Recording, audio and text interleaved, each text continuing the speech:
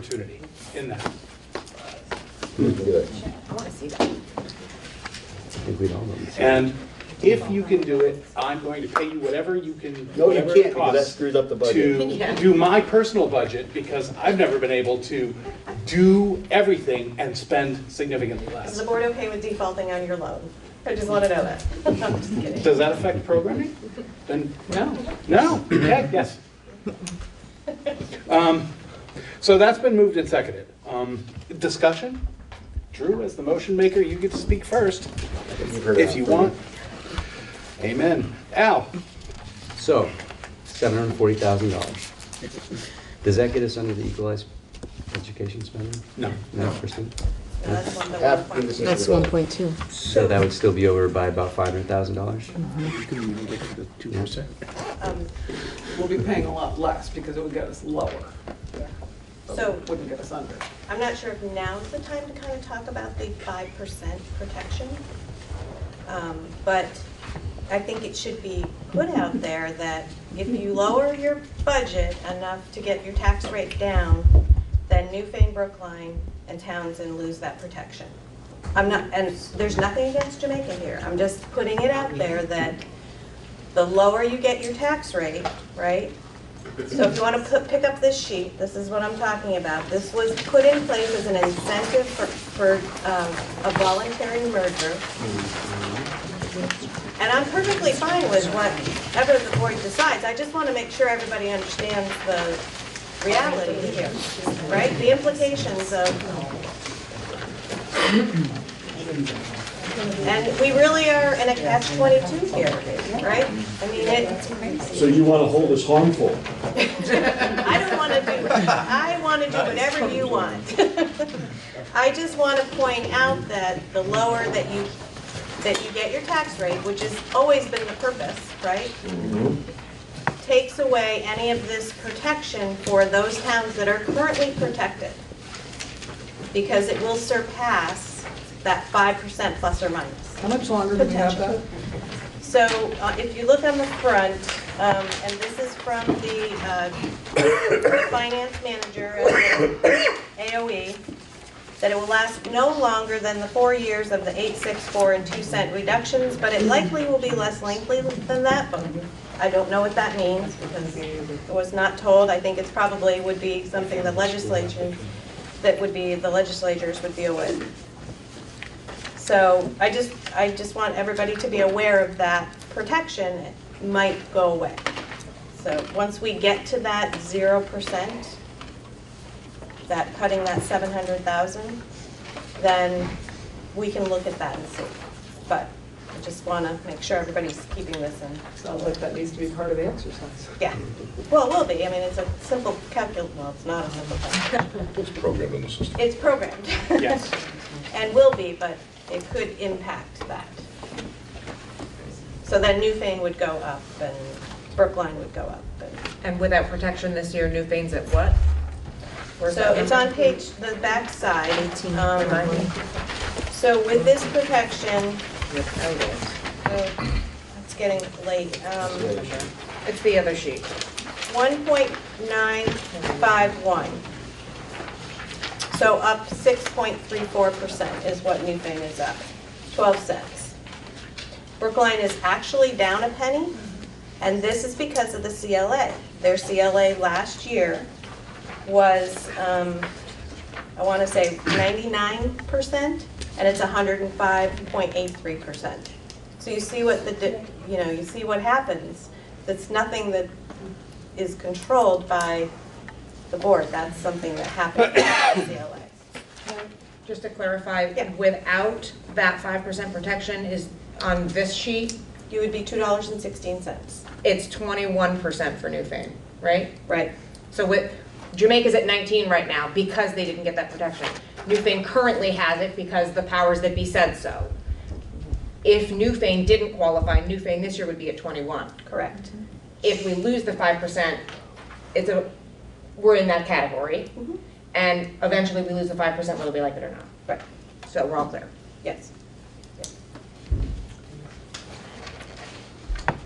Mike? Just wanted to relay something that I heard recently. just so everybody knows, it's not just our district. Grafton, what I heard was they did cut their budget 100,000 below last year, and they're still looking at a double-digit tax increase. So it really comes back to the convoluted state funding formula. But I mean, I'm all for reducing where we can reduce, and you know, it's just letting you guys know it's not just this district. And even when you cut below last year's, you might still find you're not happy with what you get. So.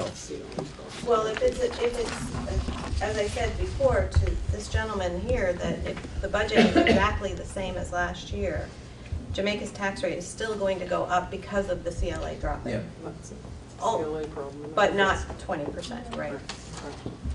And we're fighting two things here, so it's not just the $700,000 increase, it's also $100,000 of decrease of revenue based on loss of tuition students. So, You're it's talking about cutting 8.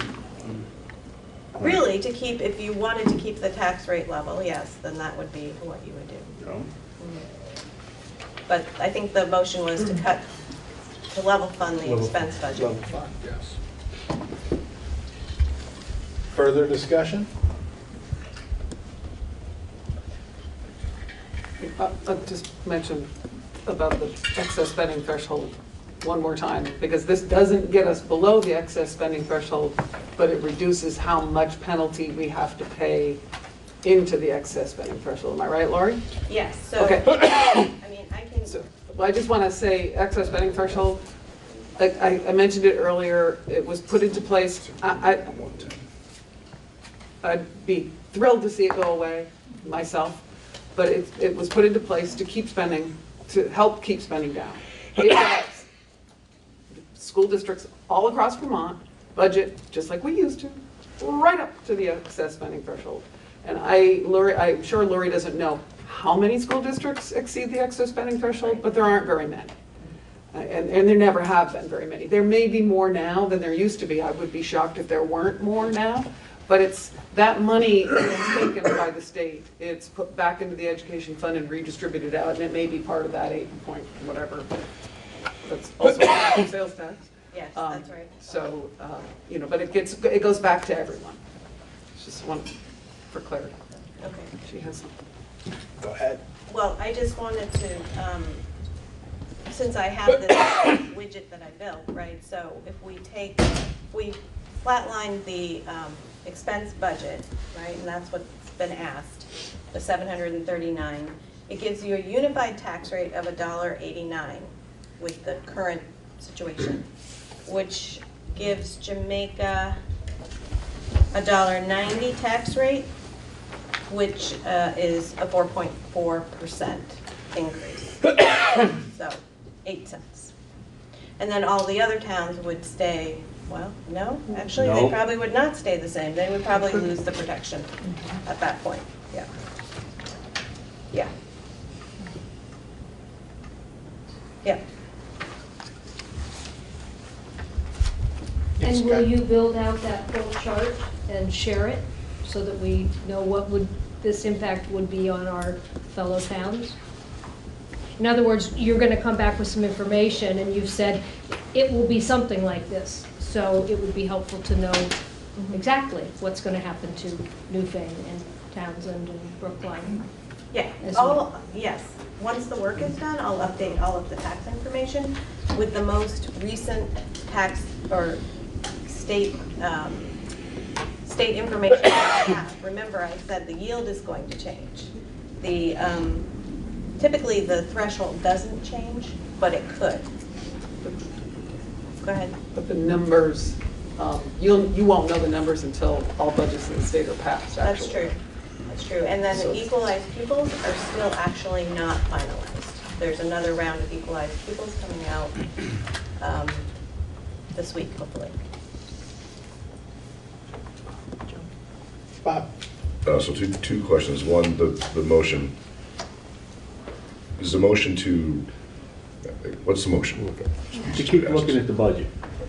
Right, No, but was there a it wasn't. specific, there was a specific Yeah, dollar That amount, wasn't the motion. target? And if that, I guess my question is that what you want for a motion, or do you want a motion to see how close you can get to that point without reducing programming? Just a language difference, but I'm wondering if that, because what if, what if you can't get to that point without reducing programming for kids, then we will have failed that directive from the board. But do you want to know how far we can get, if that's the case? Can I answer it? Sure. So, I don't want it to be an easy exercise. Last time we asked for 2%, and the board, you came back and said no more than 1.7 or 1.3 or whatever it was. So, I think, adding language that says, go as close as you think you can go, doesn't kind of get the creative mind that I know you have working. Well, I guess my point is, like, do you want to know what it would look like at that, or do you want to know how much you can reduce without reducing programming? Because they're two very different things.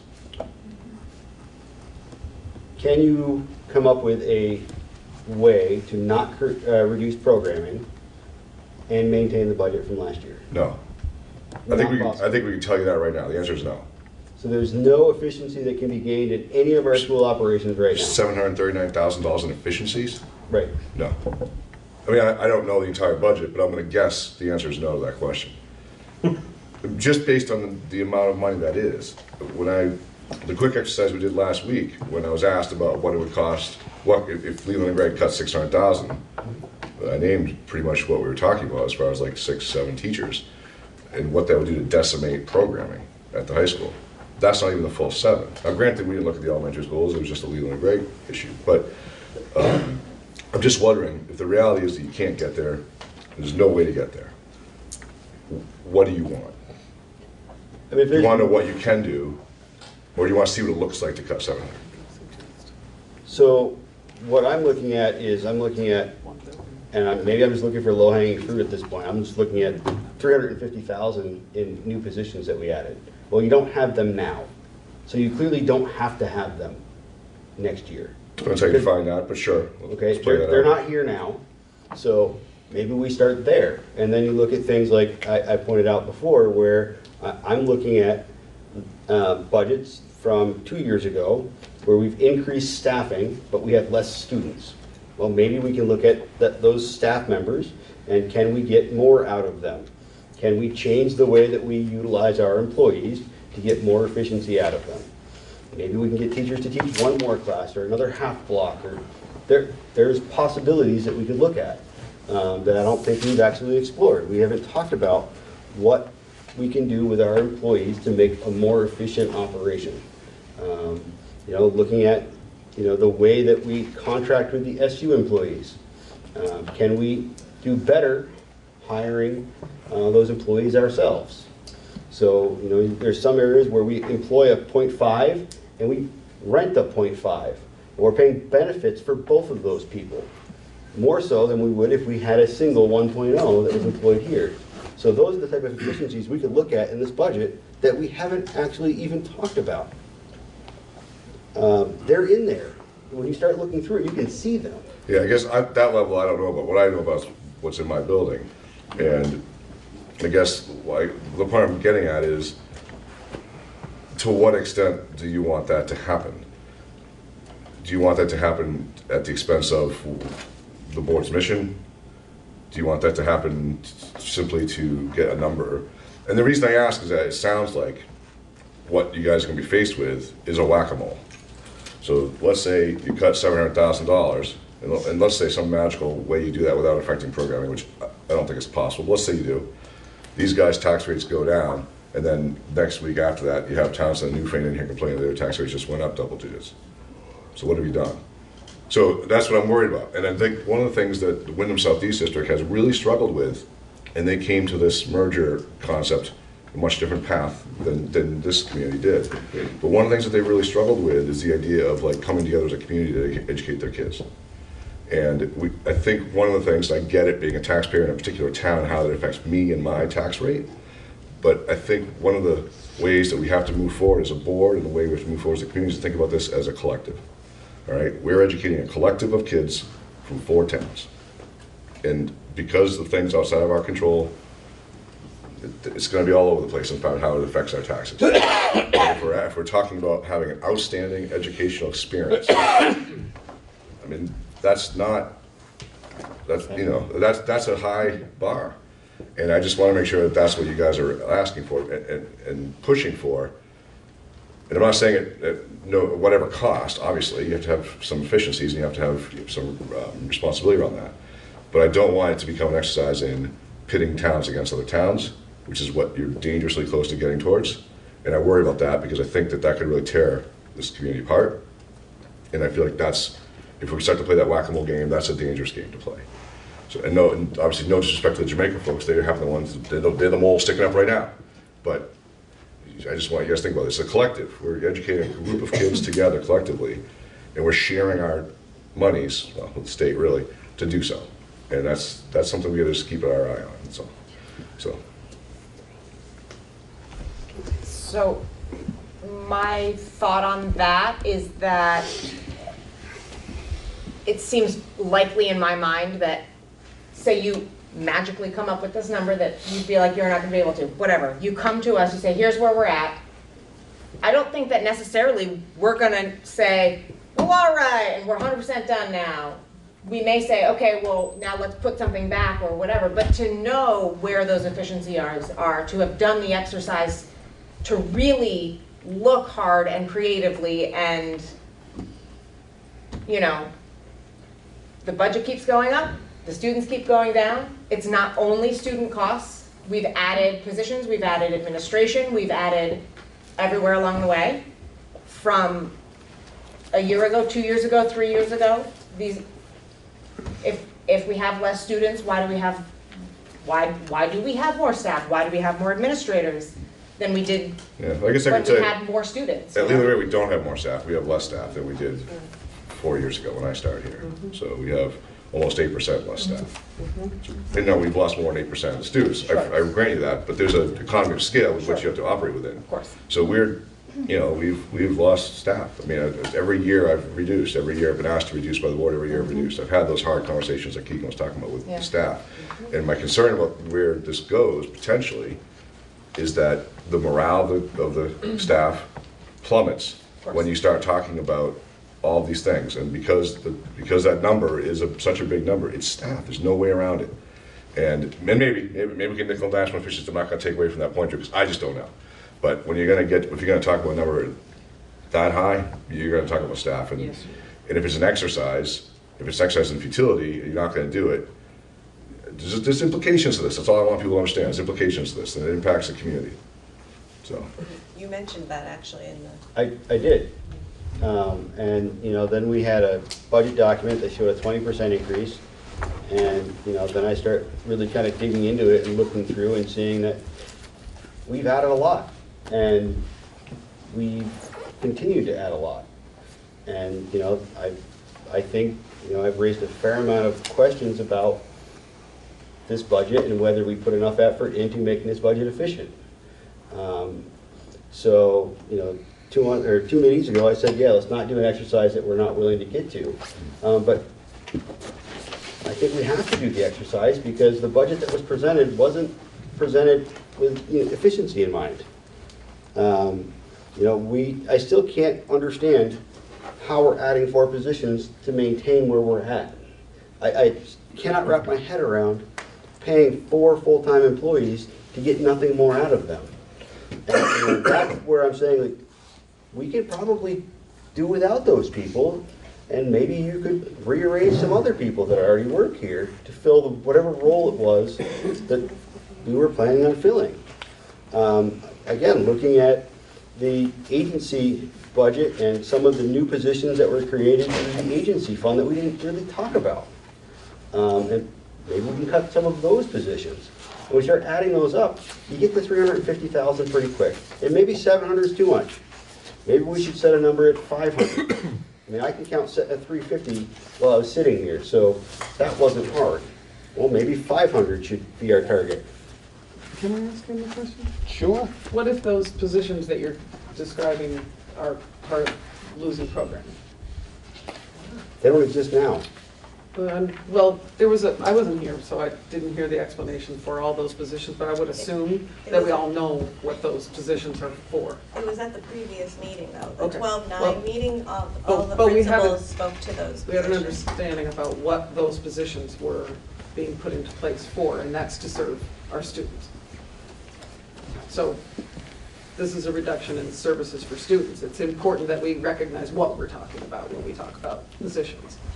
Now, I don't know if, if you could cut an administrative assistant or something like that, that you might not apply to that, but I don't think those 4 positions were, I think they were services for students in one way or another. Future services for Future students. But not current. So is our budget future. I get you. In some cases, they were increasing services, right? Yeah, but based on need. Based on need of a building. And, I mean, maybe the principals could talk about that. I'm just, We've got the written documentation, too. Howie, go ahead.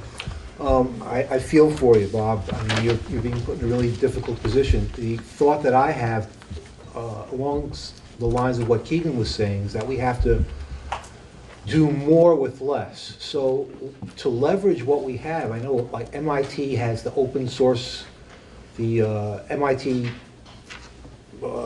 college program online, open source, multiple classes where kids are, people can take MIT level technology classes online.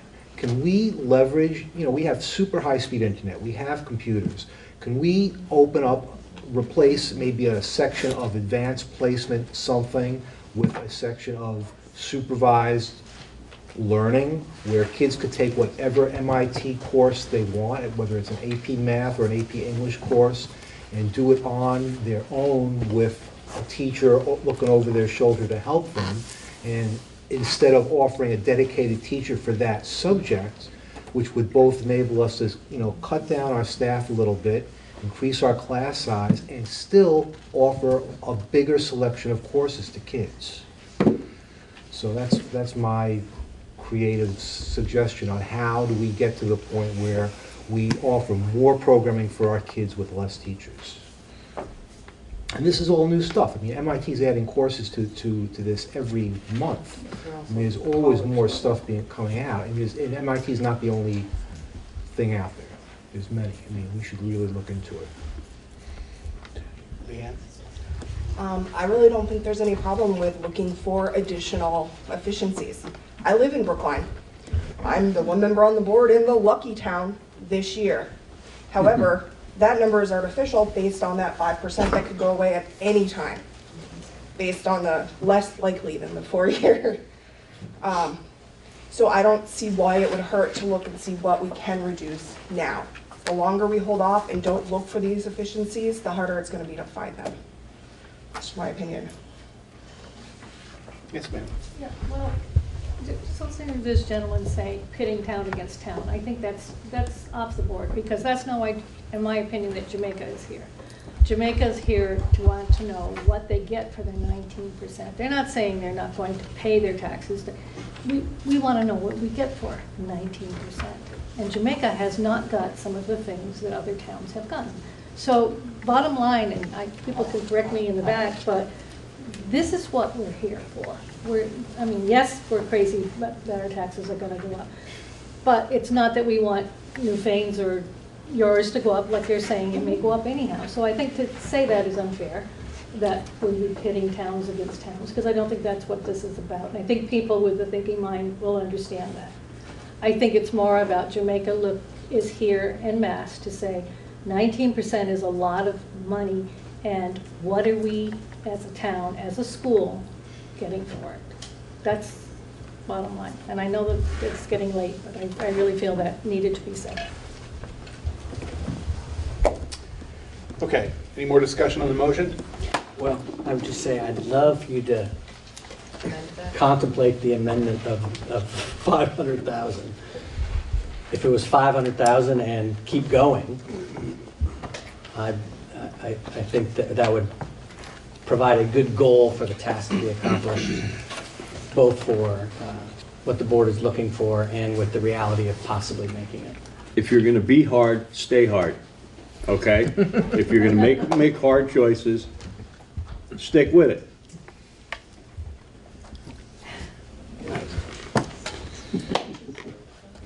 Can you be successful at 500, Bill? 'Cause, I think we can do better than this, I really do. I think that we can would, do better. I think if the motion was, find us 500, but don't stop, if you can keep finding efficiencies to get to the 739, I'm not gonna get to 501 and say, "Doop, done." If we're rolling and we got creative juices flowing, I mean, I wanna be realistic about what we can bring back to you, and I wanna be challenged to dive deep. And I think that $500,000 would be a good place to start. And if on the 27th, that is not good to go, we can go till the 3rd. And, you know, it'll be tight on publishing, but if we need to go to February 10th, we can do that as well. So I would appreciate it in working with my colleagues if the number 500,000 was the direction of the board. Al? Lori, are there any efficiencies that you did not look at in the last 3 or 4 months that we've actually been working on the budget? I mean, we looked at a lot of different efficiencies, and, you know, clarification is custodial, is that considered programming? I mean, so I just need some clarification on, you know, is that what you're talking about for efficiencies, if we cut all the custodial staff? Because that doesn't involve programming. So I just, you know, clarify a little bit more about programming, I guess, would be helpful for me personally. So, I guess, can I answer that? Sure. So maybe, have you looked at contracting that service? I'm not saying to you, but that would be a way that you may be able to say, well, maybe we can contract custodial services and save money. I don't know if you can or not, but those are the type of things, yes, you should have that conversation, because we haven't done anything with our custodial services, so maybe we should look at something like that. So it's exactly the places where you should be looking for efficiencies. Okay.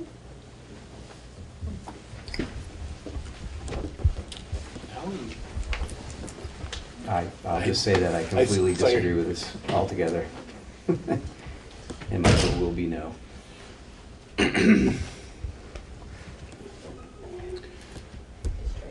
No, sorry. Oh, I thought you had something to say. No, sorry. Yell it out.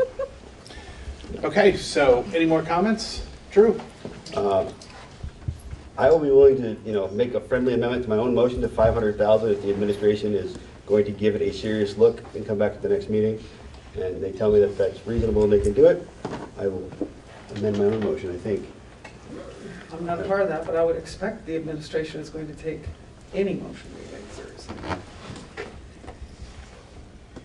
All right, so who seconded that motion? Now we do. I do.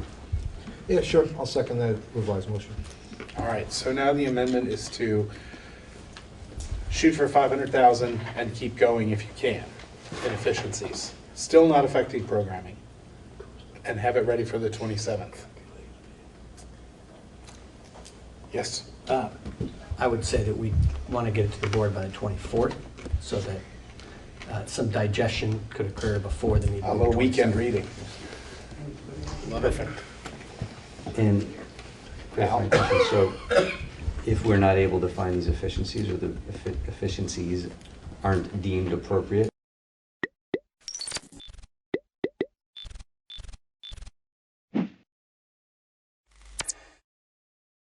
I'm Maya Hasagawa, I'm the vice chair of the Development Review Board, and I'm calling the meeting to order at 7:01. And I have some opening remarks. I don't know if you guys have heard these before or not, but anyway, I have to read them, so here we go.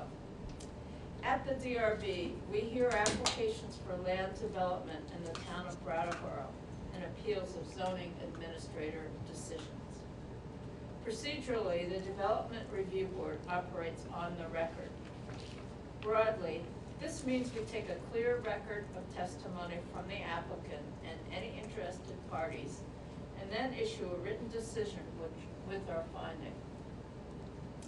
Applicants and members of the public should be aware that as we are on the record, this is your opportunity to comment on and provide evidence regarding an application.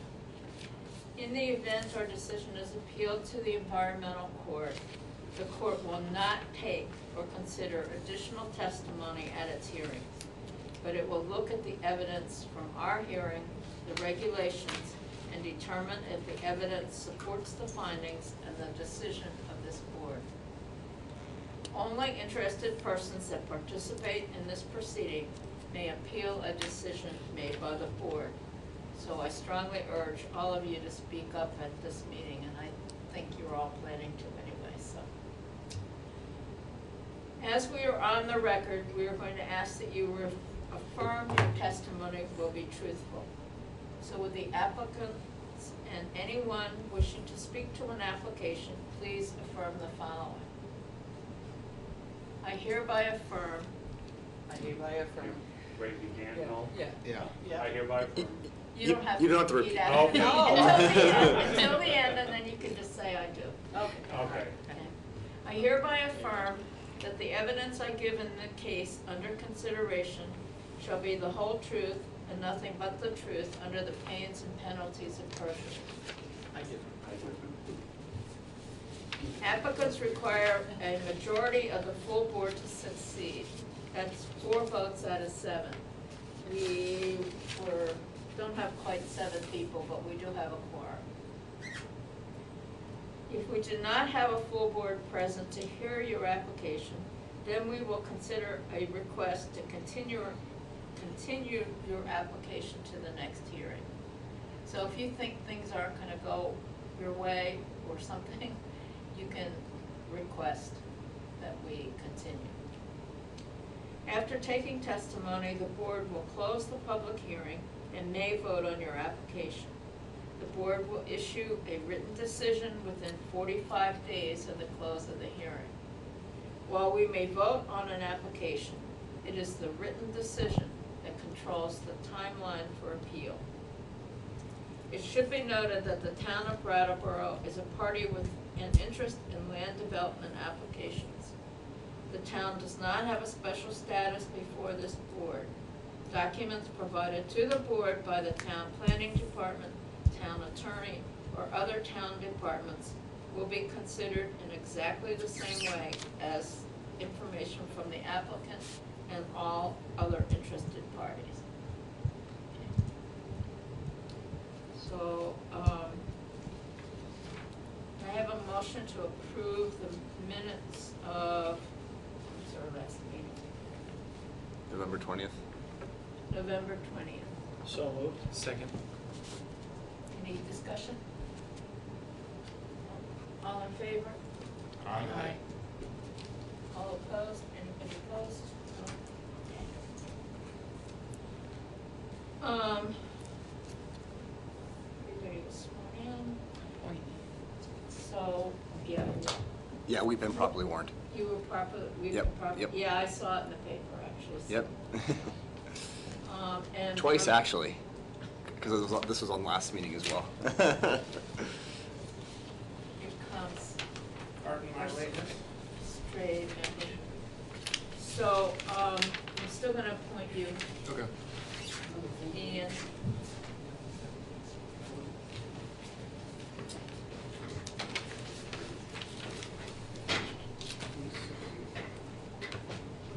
okay, does anybody have any conflicts of interest or had any ex parte communications?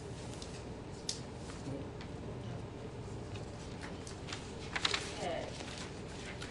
So, the first case on the agenda is 2019-156, Timothy Kavanaugh and Diane Leary. Do you want to come and take a seat there? That microphone is only for the television, so you have to speak up so Oh, we can, okay. so we can hear you. Oh, okay. Yeah.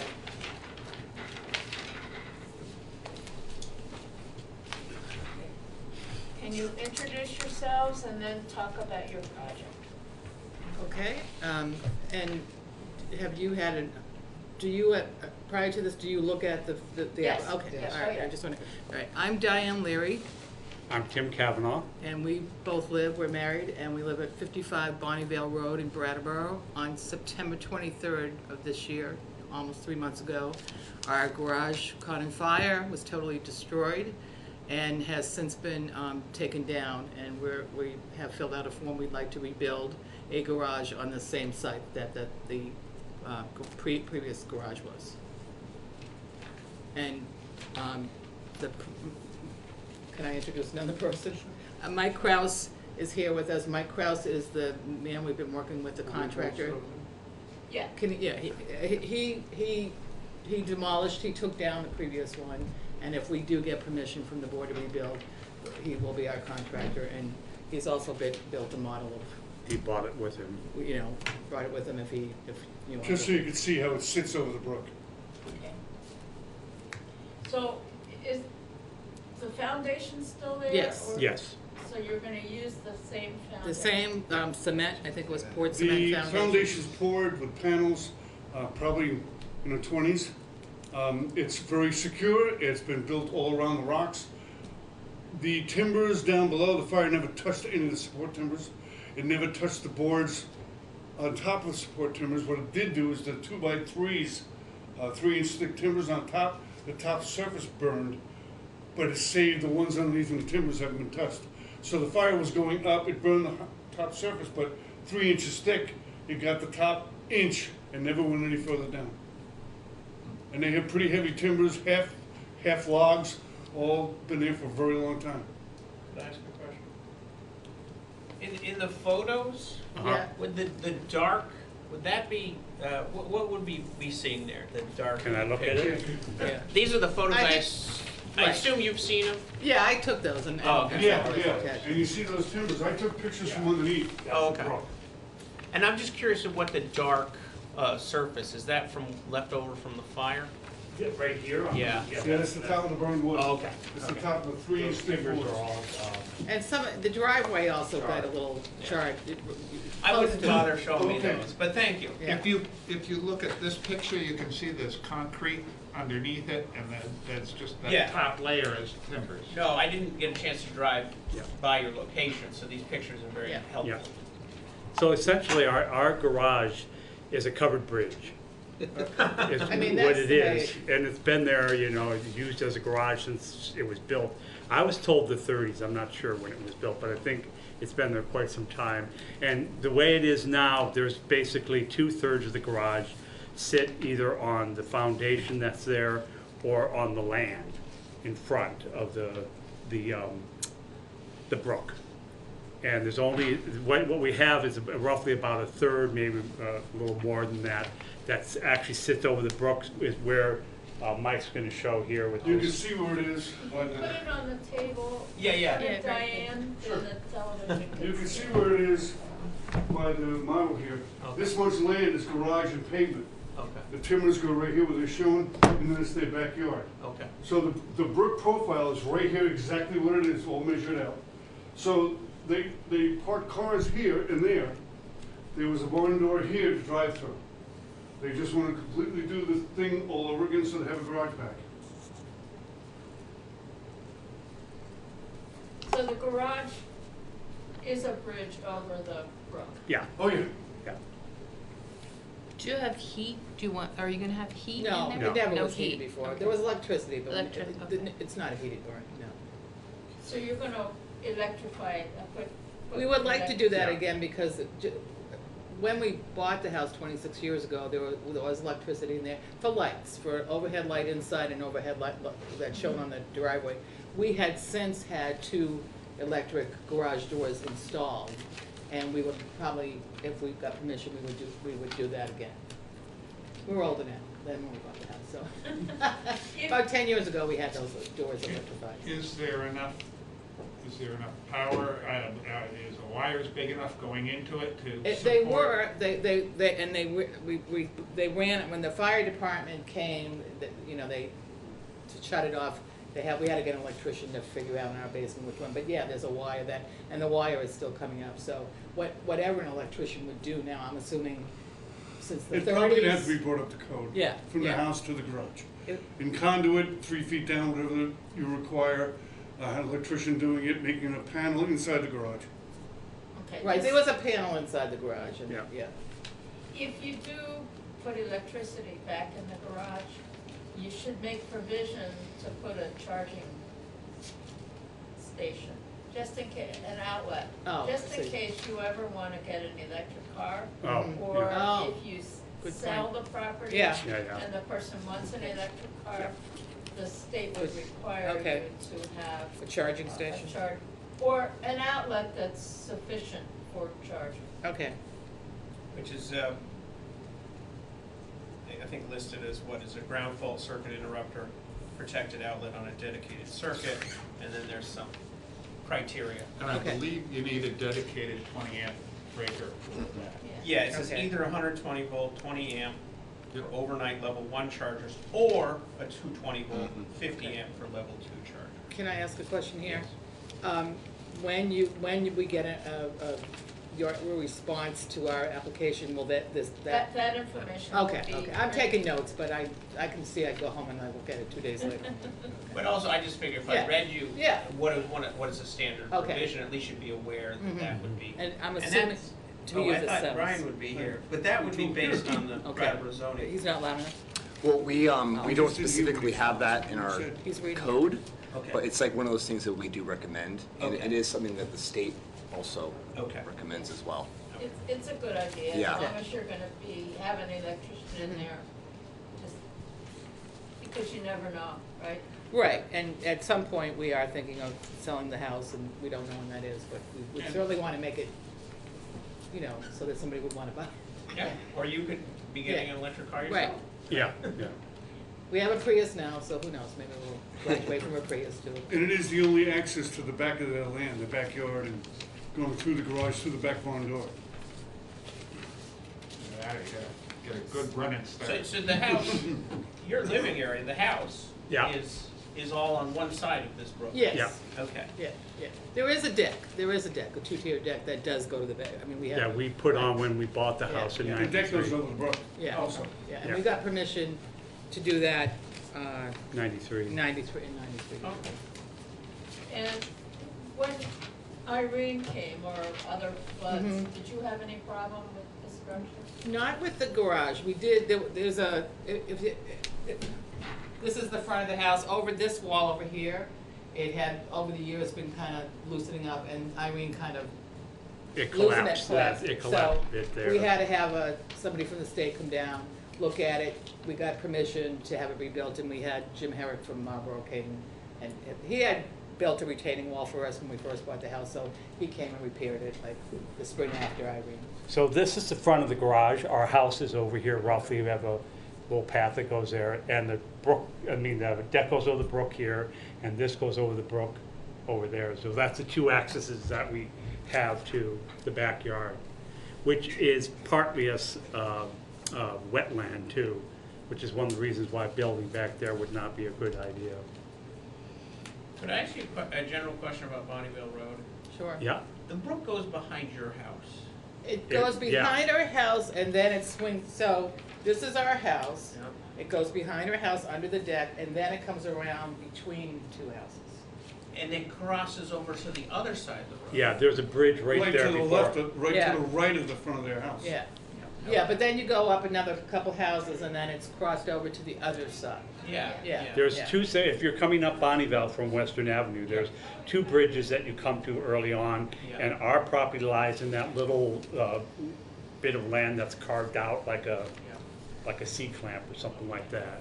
So that's my understanding, is that this brook crosses Yeah. over Bonneville a number of times. Yes, in it does. In its route. Yeah, it snakes, there's kind a- of snakes. I believe there's a property further up Bonneville, if you're traveling up Bonneville, further up that has, I believe their house is off to the left behind a brook, and they actually have a little private bridge to get to That's their just house. below them.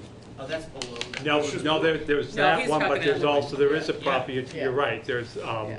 And there is a property below you. there's that- there's two bridges that, at least for Yeah. Brattleboro side of Bonneville. The brook only has two places where it crosses, where it needs a bridge. And that's just like a few hundred yards up the road from where we live and just right next to our property. So as I said, it's sort of like a C shape, and our property kind of saddles that area, that corner where one of the bridges is. And this brook, of course, then, trying to picture orientation, but closer to the entrance of Bonnyvale, it actually goes under Western Avenue. It does. Yeah. And then goes on to join the Whetstone. Yeah. Yeah, Okay. yeah, it feeds into the Whetstone. I used to play in that brook a lot. Yeah. So Glen Street. when Irene came, the water rose up very high. Okay. But I think it must have been when it flooded downtown. Later on, we were able to see that when it flooded downtown, that the water went down dramatically at about 12:30 that afternoon when Irene hit. And we're actually where the property is. It's a slow slab. The land goes incline, going down to Western Avenue. Not drastic, but enough that we're kind of above the flooding that you get in the Whetstone that we saw further on where the Diamond Stone property was. Well, and then where Glen, across from us on the other side of Western Ave, is It's Glen Street. Yeah. They were, so because we were on a very slight incline, the water went down like this, and they got much more damage than Bonnyville did. Go ahead. My only other question is, you say you're gonna put an outdoor light to light up your driveway. Yeah. Right now, we try to get at least partially, either fully shielded or partially shielded lights. Okay. And, and have them pointed no Down. more than 45 degrees. Preferably, what you want is a light that lights up the area on the ground that you're shooting for, and not that doesn't point out to the street. We had a light right here. Yep. In the garage that burned down, that we would use for shoveling snow or something, like when we had to get out or something like that. And that's what we'd probably do, put a light that just lights up that driveway area. Okay, but yeah, it's kind of like you don't really want to see it from the road. They have a good section in the book, in this Okay. book, the planning book, that shows. They have 2 full-size parking spaces. Yeah. Right here. So Yeah. any light that went down, just shine on that, not get Bonnyville Road blinded. That's. Yeah, it wasn't, the previous light wasn't like that. It was really our driveway. Yeah. Yeah, a lot of people Yeah. like to just screw in the floodlights Yeah. and let it go. Yeah. Yeah. When your driveway parallels the brook for a while, right? No. It runs, if it. No, the driveway is, the brook's here, the driveway's here. This is probably the The best. brook's right in here, Bonnyville Road's right here. Can you So- visualize? So it's that? not parallel, it's more like a T to it. So this is the So- brook, this is the driveway. So from the driveway, do you have any runoff into the brook? No, because here, if this is the driveway, there's all this land over here and here. No, there isn't any. So when you, Is that wetland on the On side? the far side. The wetland is kind of where the rock wall is, I guess, is where. I kind of drew a map of this years ago. It's not really the scale, it kind of gives you an idea of how Yeah, this is we a have brook. it. We have- Oh, you have that? Yeah. Okay, all right. Yeah, but the driveway is not, it's not parallel to the brook. And this end of the property too is higher than this end. So the brook is actually running a little bit down from us. It runs down grade under the garage. Yeah, And if you actually go uphill from the garage, it's you see it coming down quite a bit. Because I was worrying, I was thinking that runoff from, I The don't road? know, oil spill or It's not, grease it's or not any, the anything driveway that really was- isn't near the brook. There's all kinds of land on either sides and there's a perennial. There's no drain hole in the middle of the. No, but it doesn't, On the opposite side of Bonnyville Road, here's Bonnyville Road, on this side, there's a trench for water to run on that side. yeah. Okay. So as Yeah. they're plowing, whatever they do, it runs off that way. Yeah. Yeah. They're making sure it doesn't go into the brook. yeah. Yeah, which I think the town maintains that trench across from Yeah. this. This property, there's a house up in the hill, but the town comes in the summer and cuts down goes along with that, whatever that thing is. It would probably be, not a culvert. Do you want to answer? It's not quite a culvert, but it's. Swale. Well, it's- We'll just- Swale, is that what it is? Swale. Swale. Can you just elaborate on the Pitch. stormwater management?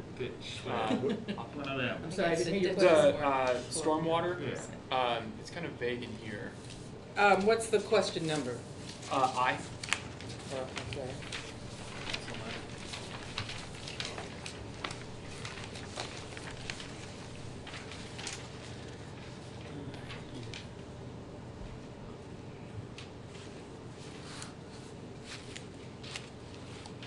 So what is it that you would want, how can I'm we just curious elaborate? where is it being run off to?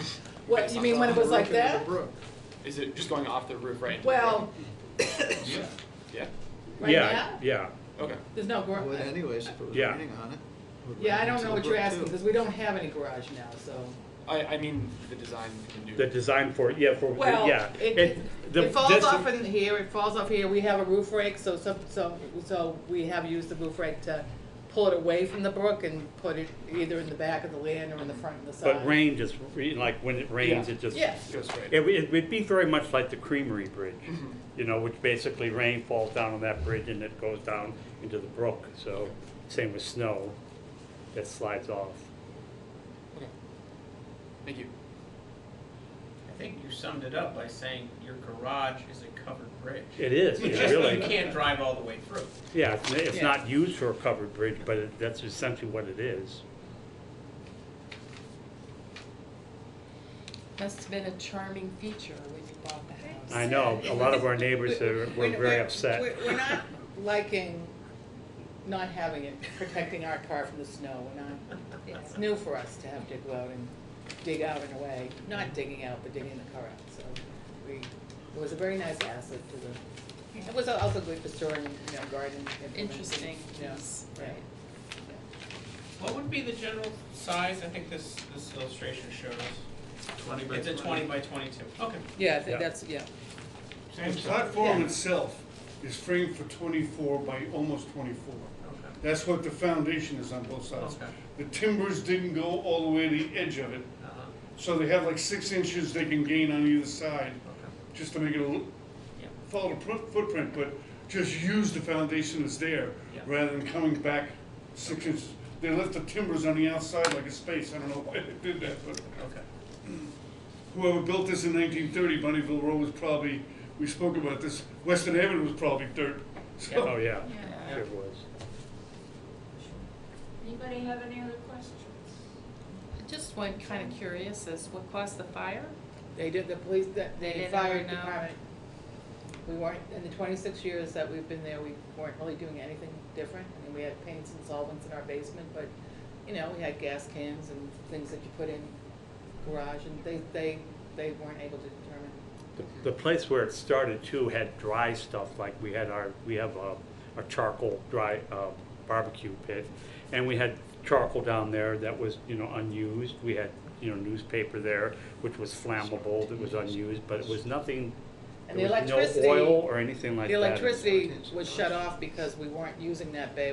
We used to have 2 cars, we were down to 1 car, so that bay, we actually were starting to store things, so we didn't need to be opening the garage door, so the electricity was off, so, on that side too, so. Yeah. So the fire department, their final report was undetermined. Anything else? They managed to rescue move we the car approve. out of the burning garage. Well, That's what I was wondering. Yeah, well, this side was on fire, the car was over here, so we got it out in a couple of things. Anybody like to make a motion? I was starting to. I move we approve it with no additional conditions. Second? Any more discussion? All in favor? Aye. Opposed? Where's the mouse? You're good. Okay. So, do we understand you approved us Yeah. rebuilding this? Yeah. Okay, I just want to say personally, I love the model. It's Yeah. Because it makes it very Mike's- clear. It's the Mike's best is- one I we do ever this, I do a lot of timber framing, Yeah. Yeah, and I do this for, yeah. I have built models which help sell the work when you Yeah, see a yeah. model, full model of it. Because when you do a blueprint, Yeah. I do that also, but people are like, I don't get it. When they see the model, they go, oh, I absolutely get it now. Well, I think it gets very clear Yeah. what it is we're approving. When we Yeah, first, you could have when we weddings first there. lived there was an old man who used to go for a walk. I haven't seen him in probably 20 years, but he, in the summer, he'd stop and he'd look at me and he'd say, I never saw the like of it, a garage over the brook. And he said it every time, he just was, you know, anyway. So you've approved it, but do we have to wait for the 45 days to? Until you get it. Until you get a written. Okay. Okay. So you have up to And- 45 days, but you won't necessarily take 45 days? to- I'm not sure how long it takes, usually a week or so, Okay. but we have Christmas next Yeah, yeah. week. Yeah, so, yeah, we understand that.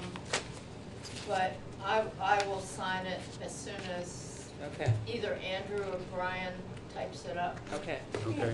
Thank you very much for your time. So then, do we use this as the permit that we put on it when, or, I believe so, yes. okay. Yeah. Do, You'll get notification from okay, our all department. right, okay. Yeah, But with that's the with notice that directions. that's the notice we would put up on the Yep. site, okay. And all right. anything else that we need to know will be in that package that we received. Yep. as- You Yeah, got it'll it. have, Stuff like that. it'll Yep. have the information about the charging, and it'll have information about, Mhm. The design of the light. the Okay. light. Okay, All right, yes. that will be helpful because, All of that will yeah, be in. that would have definitely changed since the 30s, so. In the conditions. Okay, thank you very much. You're welcome. Thank you. Yeah, thank you. Thanks for your time. Any other business? I move we adjourn. Second. I second All in it. favor of adjourning? Aye. Opposed? Looks right there. We did a good job. We had one thing to decide, and we did it.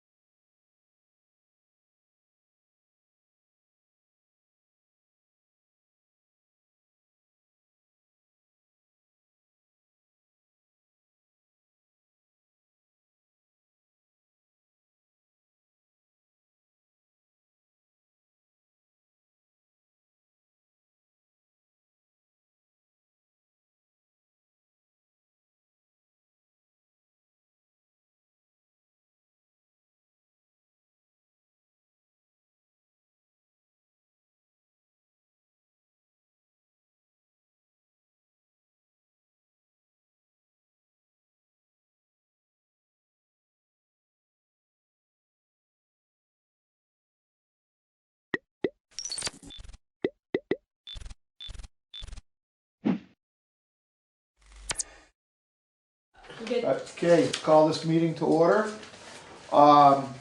We've got minutes for December 18th. If I can get a motion for that. I'll move that we approve the minutes from December 18th. I'll second that. Discussion on those minutes? All those in favor? Aye. Aye. I'll abstain. Okay, minutes for January 8th. I'll move that we approve the minutes for the select board meeting of January 8th. I'll second that. Discussion on those? All those in favor? Aye. Aye. Okay, we've got warrants 15, 15P, Energy Committee 1, ratify 14, 14B, Conservation Commission 5, Reappraisal Fund 6, and Payroll Correction 13A. Anybody want to re-say those? Okay, That's I'll move fine. that we approve warrants 15, 15P, Energy Committee number 1, and that we ratify warrants 14, 14P, Conservation Commission number 5, the Reappraisal Fund number 6, and the Payroll Correction 13A. Excellent. I'll second that. Discussion on those? All those in, did I add a second? Yeah, all those in favor? Aye. And now, somebody just reminded me before the meeting even started that we had two things we wanted to add to the agenda, and I didn't do that, but I'd like to do that now. We're gonna have a curb cut, we'll do under the highway, and a resignation that we can do down under New business. new business. Okay, so let's go, no visitors here today.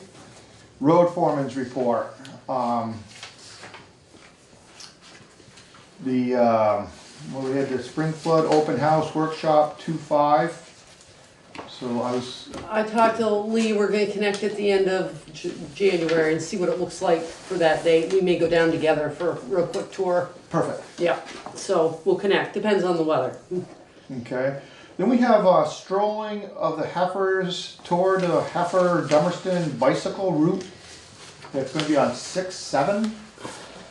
Yeah, so they always do that bicycle tour on the Sunday after the strolling of the heifers. Sunday is, they have like 3 or 4 different routes, they're different lengths for different skill sets of people. And I guess they changed one of the routes so that it goes through Dummerston. They're all originating at the Bunker Farm. Oh, they're all originating? They're all originating at the Okay. Bunker Farm. So I spoke with Roger, Roger's connected with them. They're coming in to meet with Roger on that aspect of it for Roger. conditional use. Our zoning administrator. Oh, okay. Okay, so then, because of the safety issue on this, I sent it around to Mark Anderson. That's new to him about this route change. And he has some concerns on Middle Road. So, I mean, it's up to the board, but we might wanna ask this lady to come in so we can, cause they're gonna need a liquor permit too. Because if you look at the thing, they're having alcohol at the Bunker Farm, which would be under our auspices. I would have thought they would have contacted the select board before they Exactly. Yeah, I came was a up little with these. surprised. Came up with these routes that were going through the town and basically all in town. They have done them in Guilford before, right? Guilford and up to Marlboro. Halifax, Marlboro. But that's a little more remote. I mean, Yeah. Yeah, What do you Middle mean? Road's, Middle Road, Yeah. Well, going up Middle Road is, Yeah. Have you looked at the map? It goes actually through the Scott Farm, through your orchard. No, it doesn't. It doesn't? Well, it looks like it on the It map. looks like it on the map. Yeah, but it's going up. yeah, it would have been, I think it would have been nice for somebody to come in and just give an update. Or, Yeah. talk to the town about it, or the select board about it, before they just sent out a map and Well, here it they've is. already- And it's all advertised. It's already on their website and Right. everything. Right. So, I mean, I would have thought, Yeah. courtesy would have been to come in here and at I least. would have thought Well, so not as well. just courtesy, but, really asking permission. I Well- mean, I think it's been the same for many years, so they haven't had a process, it's all volunteers. They're having to think about what, and probably they were talking to people at Bunker Farm and had this great idea and then planned their routes and stuff, but, they missed a step. Yeah, big a step. big step, a serious one, yeah. Yeah. So I think it'd be a good idea to contact, is that something you do, Terry? Yeah, I'll contact her. You wanna see if she can come in at the next And meeting? who is she? Her name is Cicely Eastman, is the one that's heading this up. That sent us the original email to say they were coming. Yeah, I'd like to, I don't know how long Cicely's been doing this, but in addition to her, if she hasn't been doing it for a long time, I'd like someone to come with her that has some longevity with the Tour de Heifer. Okay. Because I'm gonna, we're gonna ask questions that I would like to have answered at that meeting, as opposed to things that she says, well, I have to go back and ask so-and-so. I'd like her to Okay. come with, if she can't answer Sure, questions questions. about the history, that she has somebody with her who can. Okay, so I'll try to get her in for the next meeting, For the 29th? for the 29th, Yep. and I'll let everybody know. Okay. That'd be Okay. great. Thanks, Terry. Okay. Sign the certificate of mileage. Everybody see that? That's what, we do that once a year. Of our dirt roads, of our Our paved and unpaved roads. I'll move that we sign a certificate of mileage. I'll second that. discussion? All those in favor? Aye. Okay, and then we had the curb cut that's on Fish Road, that's on, what is it, 856 Fish Road. Lee's gone over this, and he thinks it's in a real good spot. It doesn't even need a culvert, so he was happy with this. Okay, I'll make a motion to approve the curb cut for Daniel Kipp at 856 Fish Road. I'll second it. Discussion? Again, Lee thought it was good, so. All those in favor? Aye. Alright. Correspondence for information. Anybody see anything? This is, I had a phone call, I've got a phone call about this. I think this is, we have BCTV here, and I think a lot of people, watch these shows. And so we don't get the people to come into the meetings. And I let the person that called me today know that, people are welcome to come to these meetings, and we have the agenda posted. So if they see something on there that they want to discuss, I wish they'd come in and discuss it at a meeting where it's on the agenda.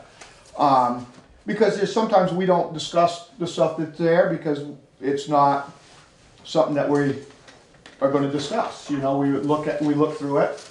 And so if you see something on the agenda, if you look at the agenda and there's something that you really are interested in, please come in and discuss it with us. This isn't just for the select board to discuss, this is for the public to discuss. So one of the things that somebody wanted to discuss was the Wyndham Regional Commission meeting at Newfane tomorrow evening. Right. And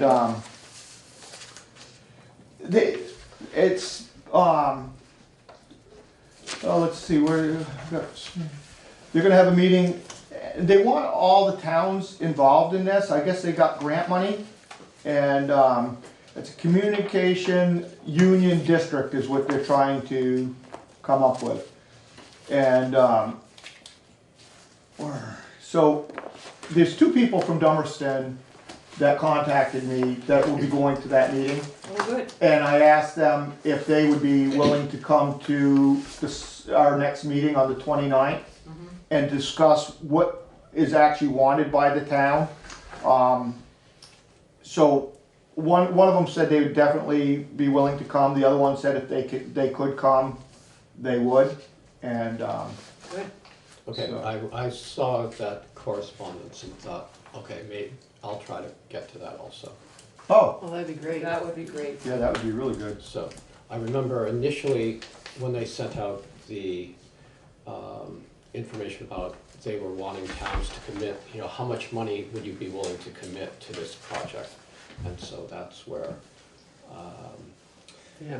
I thought, Yeah, they see, because they're asking us to pass a simple resolution as soon as possible, whether we'll commit the town of Dummerston to participate in the effort to investigate the feasibility of forming a local CUD. And and part of it's doing a survey. I was just gonna say, I thought part of it was they were coming up with a survey Right. before we make a resolution. Cause if there is only a handful of people that are even interested, then, right. Right, and Right. what's the cost going to be for the right, town? right, Exactly. before we, How many people before we are going to commit, be we, served? yeah. And Roger Turner's actually going to write an article for the Views for this, so that'll be in there. So yeah, it's. But I agree with you, Louis, in inviting people to come into the select board for the things that are under correspondence for information, because that's where we can read something like this, but if someone feels strongly about it and they want to advocate for it, they can give us more information, they can advocate for it. We might be more likely to go to a meeting because of them coming to the meeting. I think in terms of this broadband meeting, we've been in discussions on different topics about the importance of internet access in rural areas, and that's a very key piece for towns and for residents. So, but the more we hear from people in the town, the better we know what to where to put our efforts. So. Right. I'd let this go until I saw the couple of letters that came in. Right. And I misread one of the emails. I was thinking it was more information on it. And then when I reread it, I've talked to the gentleman, and I was like, apologize to him, because I read it as he was sending me the same information that I had gotten. But he was actually asking about this, and he had everything written out. And I'm like, well, you've got as much information as I do because you wrote it all out. Same thing I would have known, so. And he's one of the gentlemen that's gonna go to that meeting tomorrow. And he's the one that said he'd be willing to come on the 29th. So if you went to Zeke, that'd be great. So, but yeah, by all means, we would love to have people come to our meetings, to discuss these things if it's interest them. Okay. So now we've got correspondence for discussion and or action. We don't have anything under there. New business. Conservation Commission appointment. What was Jesse's last name? Wampler, I think.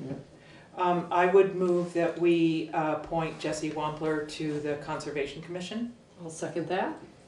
And is he filling? He would be doing Bill Johnson. He moved to Keene, so he'd be taking that spot. Okay.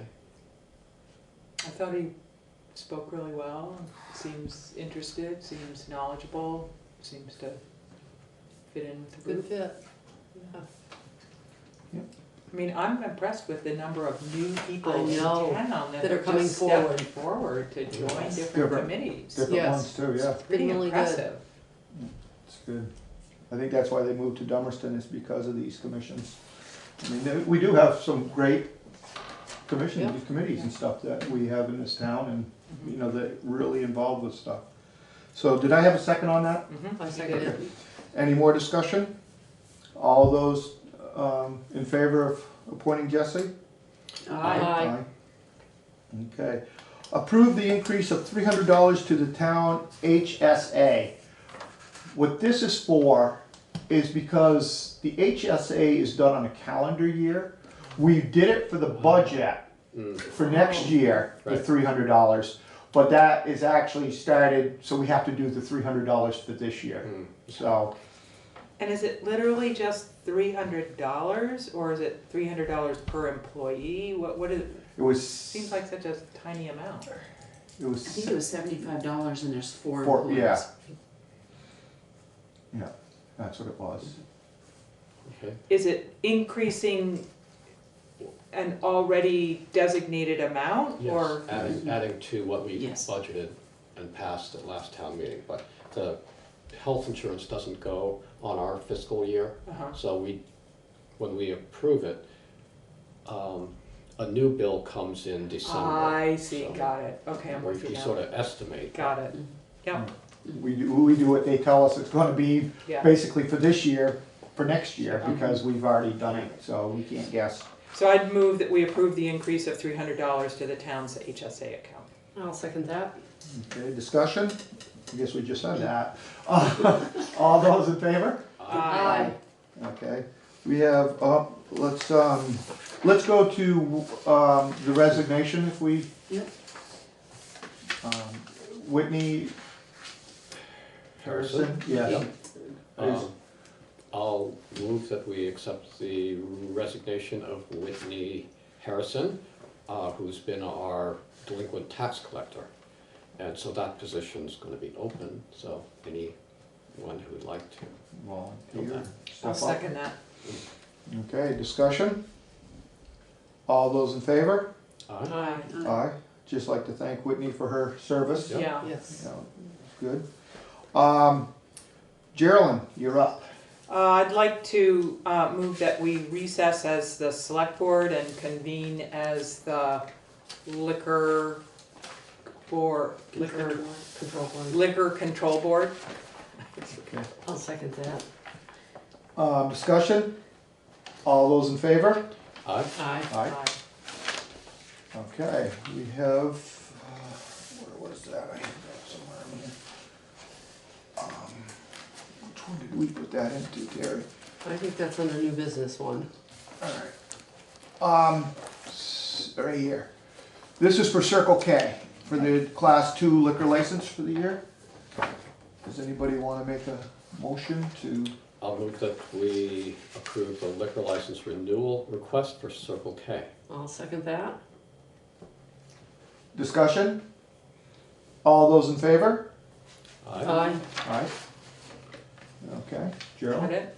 So I would move that we disband as the liquor control board and reconvene as the select board. I'll second that. Discussion? All those in favor? Aye. Aye. What's the usual word for? Adjourn.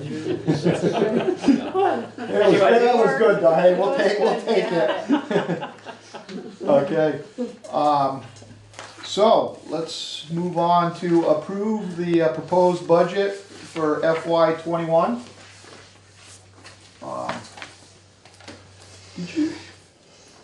You didn't hand out, did you hand out? Yes, I did. Yes, you did, right here. Okay, well, just so we can discuss if you want, I'll move that we approve the proposed budget for fiscal year '21. I'll second that. Okay, discussion. Yeah, let's have some discussion. So Maria, can you point out what's different about this, what you've added since the last copy?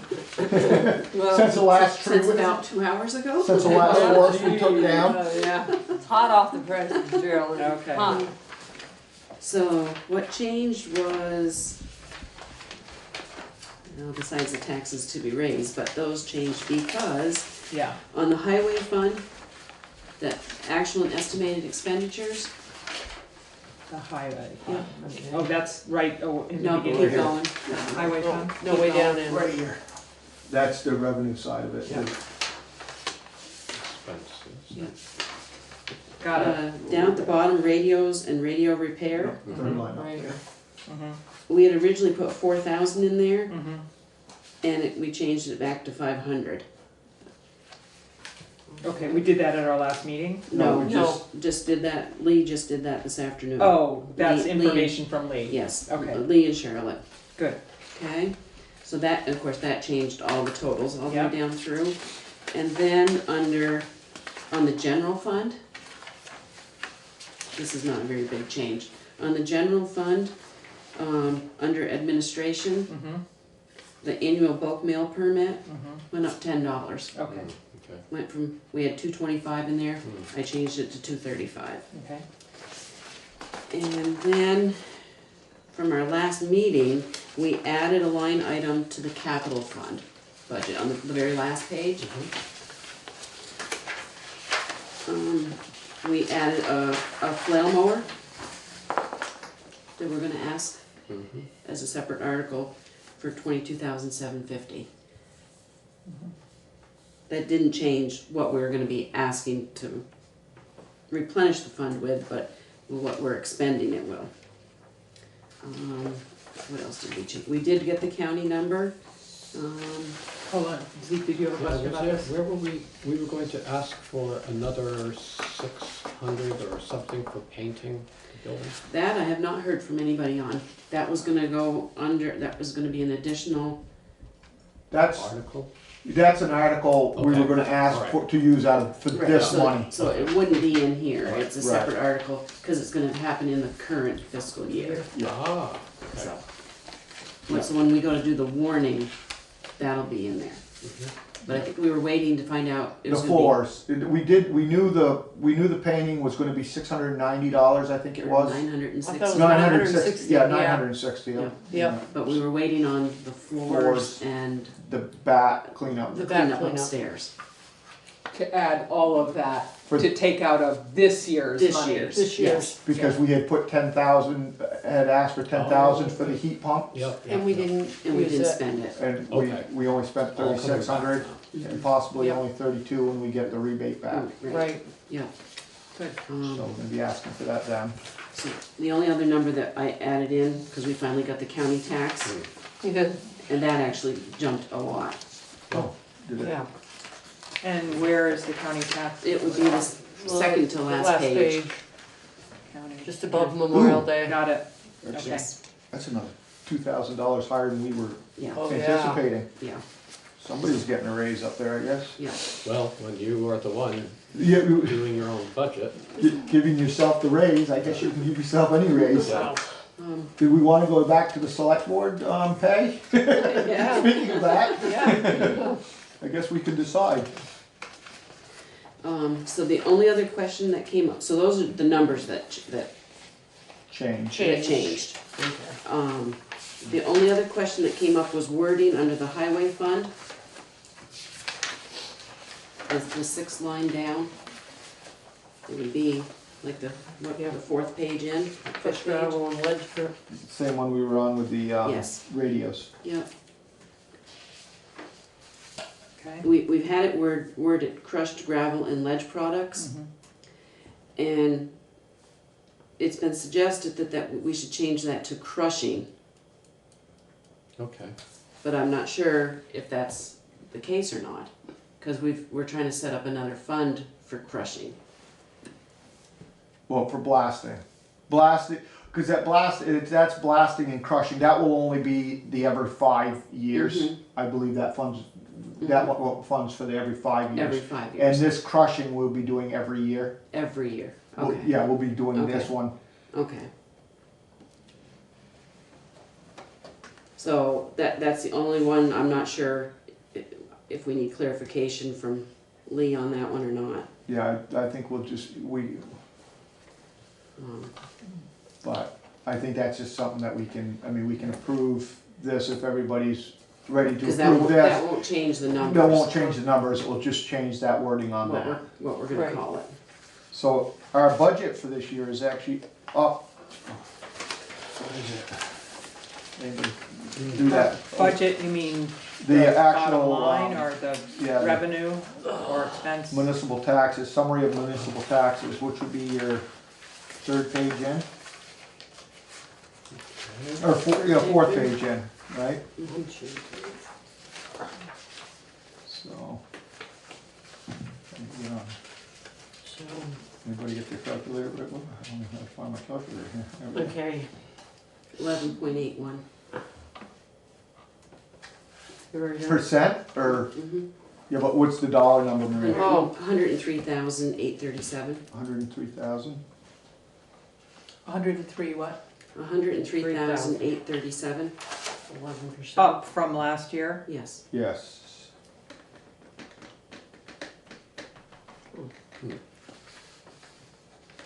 And we gotta look at that as the gravel pit Yes. was one of the big increases, and then the capital fund, we increased 40,000. Yes. And how much, what did I figure out, $32,000 was the between what we paid last year for gravel and what we're Yes. paying this year. So that's about 80,000 of it right there. What's 80,000 is gravel? Well, no, would be, the capital fund is 40,000. Uh-huh. We raised that 40,000. And then the gravel is probably the bond payment. The bond payment is 65,600, but we also lowered the crushing from 50,000 down to 17. But then we put 18,000 back in to the blasting. Right. Put 18 back into the blasting. So if you took that 50,000 and added the 10,000, so there would be 60,000 for that, and then the 40,000 for the capital fund. Capital fund. There's 100,000. So the budget is $3,000 more, and then we've got, what is it? SEPCA, is that the name of it? That's probably going to ask for Sevens.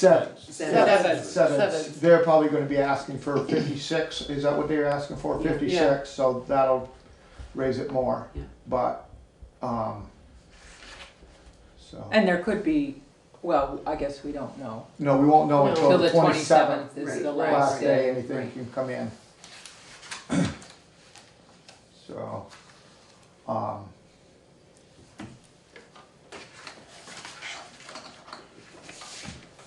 how do people feel about that? Should we start over? No. There's a motion that's been seconded Yeah. to approve it. Any more discussion? All those in favor? Aye. Aye. With just the wording being the only thing that Yes. we'll Yeah. check on. Yeah. But the numbers, Yeah. Yeah, even though it was higher, it was nice that we got the county tax, so, you Yes. know. Yeah. Yeah, I'm So glad we having know yes that on one. it. Yeah. Yeah, because we definitely weren't gonna estimate that high. No. no, we were going, No. we were going, I mean, They like I were said, saying it wasn't going up much, Yeah. Yeah. so Yeah. you got the number, it's like, Yeah. wow, okay. Yeah. yeah, it was 2,000 more than we thought, and how many more thousand than, it's 5,000 more than it was last year. Mm-hmm. Yeah. 5,000 more? Four something. Four something, yeah. Four close to- something, Yeah. Yeah. yep. All right, so as soon as I can clarify with Lee what he wants to call that line item, then I'll send this off to the auditors to include in the town report. Great work, Maria. Thank you, Maria. Yeah, thank you, It really Maria. is, it's a lot. Thank you. So, is there any other business that we would like to? Our next meeting is gonna be on the 29th. Can we approve the articles, or the warning, I should say, at the 29th? The last of the articles would have to be in on the Yes. 27th. Can we Yes. wait till the 29th, or do we have to have a special meeting right after that? Is it 45 days or Oh, we 40 did it. days, not more than, not Right. less than 30? 30, but not more than 40? 5. Wait a minute, I think it had to be the, oh shoot, hold on, wait, I might still have that. Terry knows. Yeah, well, I thought, I had it on a note. It would look Hold like, on. it would look like we would be all set to do it on the 29th then. I think so. would think so, but let me see if I kept the note here. Oh boy.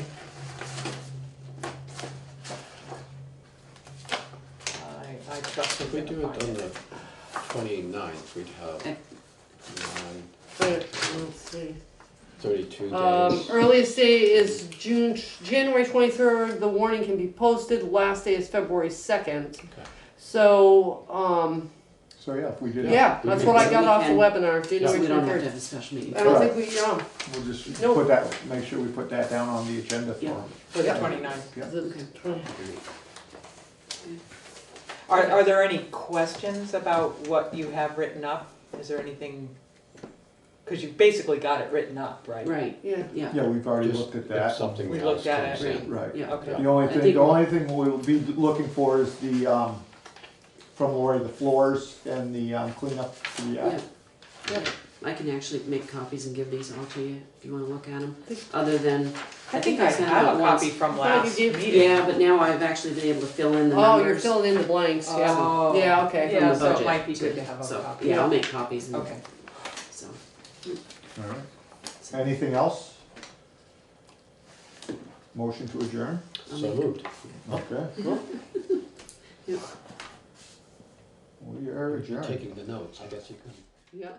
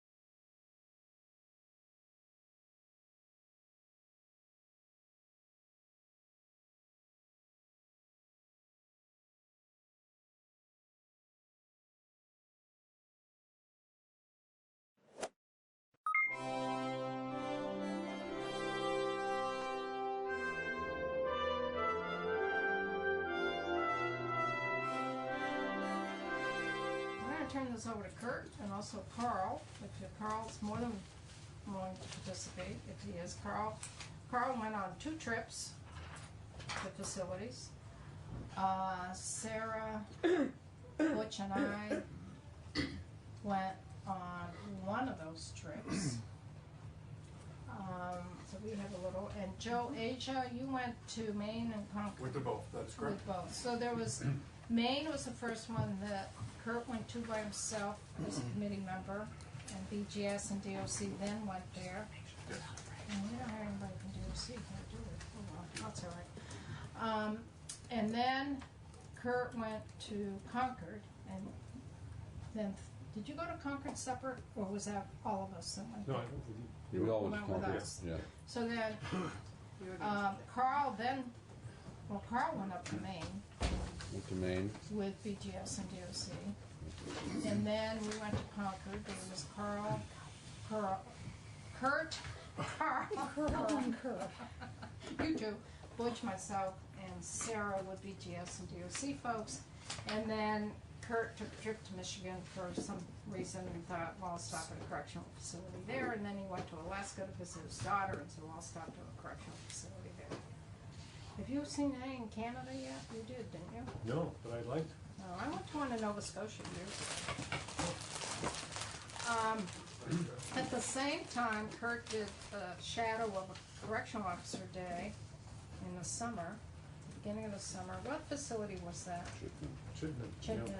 Yeah. And then Carl has been working a lot on, was it more MAT or was it more just?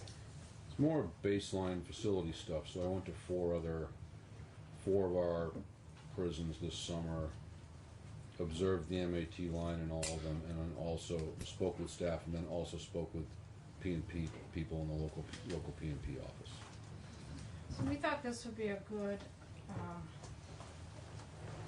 way for the committee to kind of catch up on some of this and put in perspective maybe what's out there, what people were finding and seeing, and a little overview of what's going on in corrections.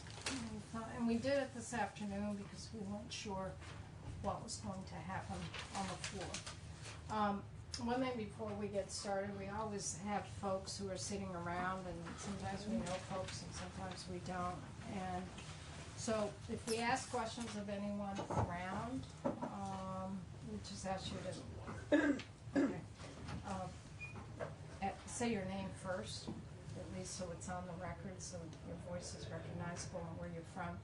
And we're gonna work, Phil's gonna be at some point setting up a clipboard to send around so you can just sign up so that we know who's here for the items for that. Okie dokie. So we went out to get water. Questions? Yeah? Yeah? I would like to introduce one of our new employees with Building and Journal Services, if I may. Oh, good. So We're you gonna can have a mind- day to introduce all your new folks too, at some point. I don't wanna lose that. Okay. Okay? Well, Yeah. No, but this is good. this is Jeremy Stevens. Hey, Jeremy. Hey, Jeremy. Jeremy's my new program chief.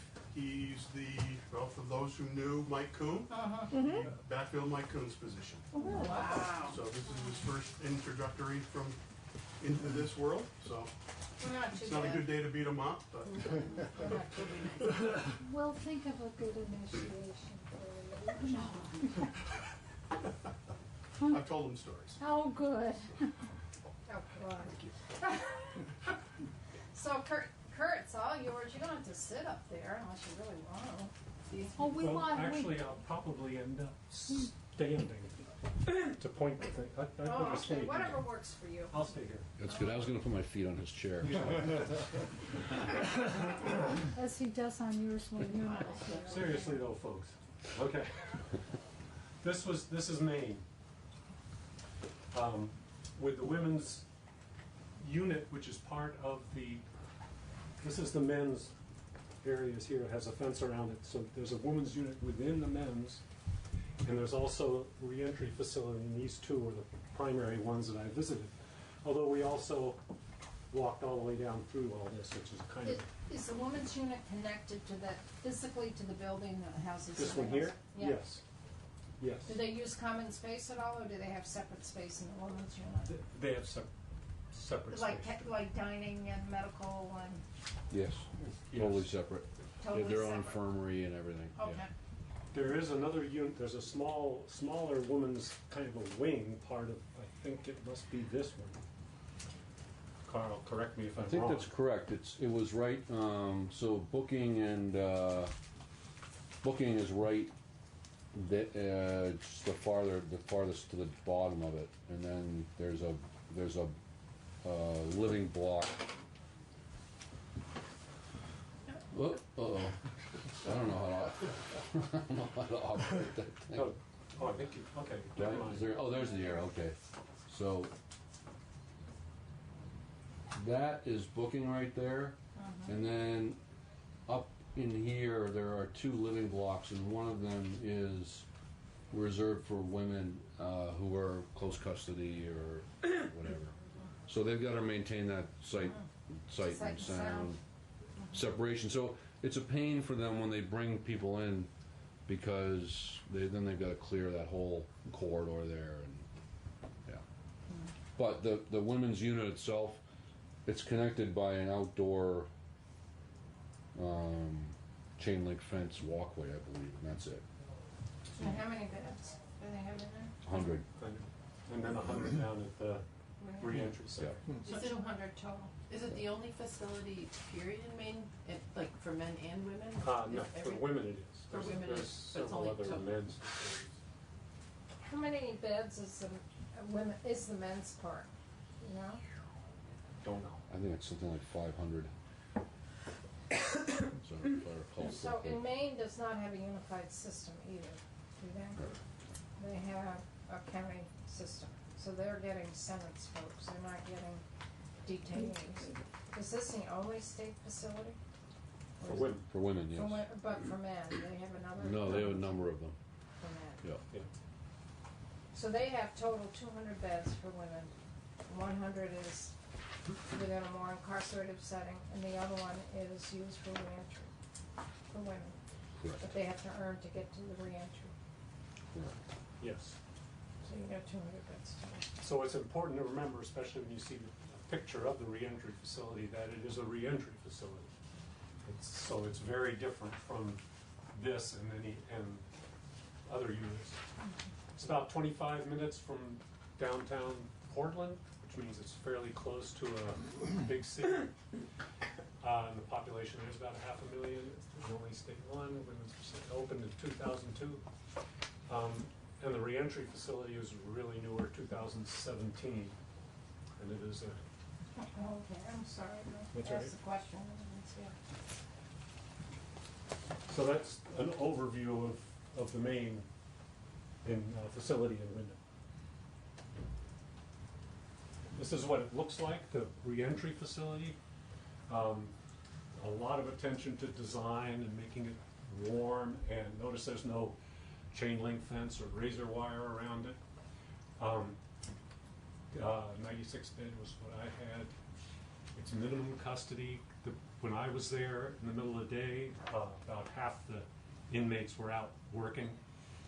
Off campus? Off campus, yep. How did they get to their jobs? Do you know, was their transportation provided by DOC or? That I'm not sure. I believe so. They have a bunch of vans that get the women to work. And where would they work mostly?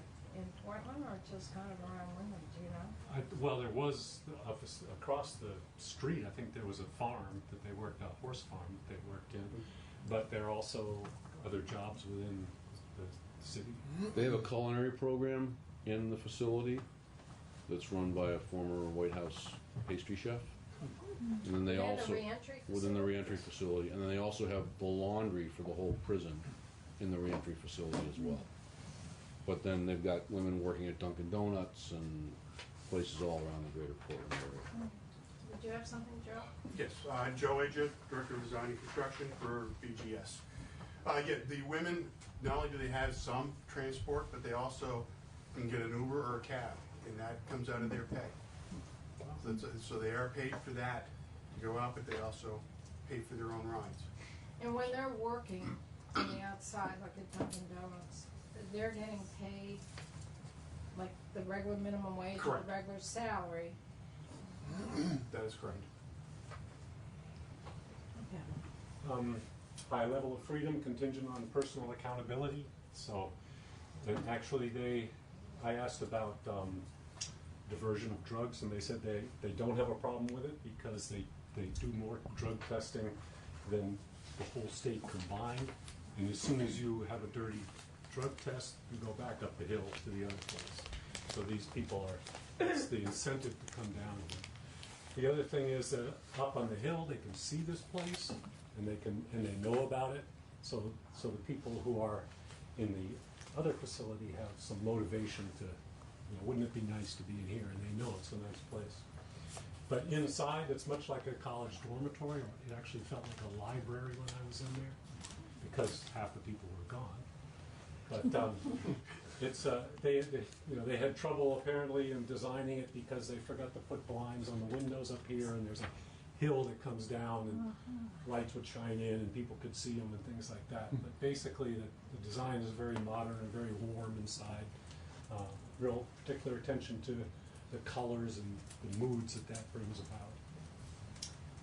So that's the women's reentry facility in Maine. So Kurt, before we move on, for the drug testing, were the women,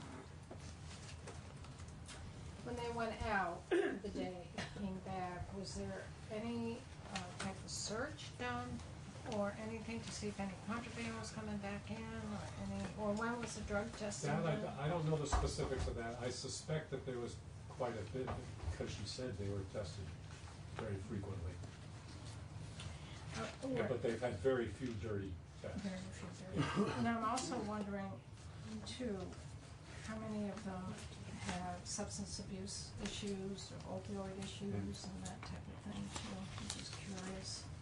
Well, they did say the woman said she'd be very happy to come over and testify and get all the real specifics of it. But, I mean, those are the layers that we deal with, Yeah, and that's what we hear. Well, they go out and they're going to bring all this contraband in, and on and on and on. So it'd be nice to know sort of what their process. They are searched on the way back in. They are. There's Strip, an area where they have to get processed coming in. strip or pat. It was at least pat, but I think it's still a strip. But I'm not 100% sure. Joe, don't hesitate to jump in. No, I understand. It's just that, when they come back in, they do have one process point that they are brought into.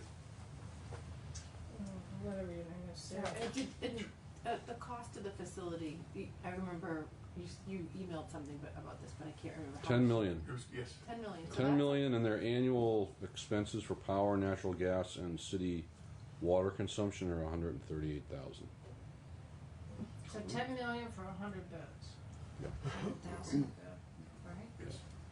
And a lot of that construction, the outside is a processed wood product with, it's open vented. You really can't see the vents in there, so it's a nice rain screen behind it. So it is potentially a very durable product. And then it's insulated, and on the inside is regular sheetrock. No holes in the sheetrock? There's no holes. As Kurt said, it was like the library. It was a college dorm walking in there, very open, and it's because of their freedom. They are allowed to, like on the right-hand side of the photo that you're looking at, it's sort of like a low, 3-foot high gate. They're allowed out in there. The day we showed up, they were out raking and cleaning, mowing the lawn, and they're free to come and go when they're on that campus right there. So it's not as hard. Right. Correct. And it seems like I saw some pictures of it inside that were, it's very open, airy, That's light. right, there's that pamphlet. Yeah, there is a I pamphlet. have a copy, but I can email it to you. You go down a corridor and it opens up. Connor? Sorry, Connor, Agency of Human Services, Cognitive. We have like 35 photos that we took and we could share with the group that shows different areas of the building, if that's helpful. I think Mike Touchette showed me a few of those, and he was really pumped up about it when he came back and said, this is the direction we really need to go in. I'll send Phil the PDF of the pamphlet they give out. Because it's part of the issue is putting it in an environment that is very calming, natural light, and I think that's true for both men and women. And I think it's true for the staff as well as the kids. But it's important to remember, it's a reentry facility. It's Right. Right. Transitional housing type Yeah, stuff. yeah. I mean, they have irons, knives, things like that. It's not unlike Connor? I just wanted to reiterate a point that Representative Taylor made is the having that other facility so close by, and the conversations we had was a very significant part of that whole process. They call it, I'm finally going downhill, was something that a lot of the women spoke about, the ability to go down, and then, as you indicated, you did not want to go back uphill. So that incentive alone, they said was, the personal responsibility was pretty huge. So why did Maine do it just for the women and not the men? They have 2 reentry facilities for men. For men? Yes. Not on that No, site? no, they have Bolduc and Mountain View. So do they go from this site to those? No, there are 2 regular men's prisons in Maine. There's this one in Wyndham, and then there's the Maine State Prison in Warren. And then they have 2 pre-release facilities.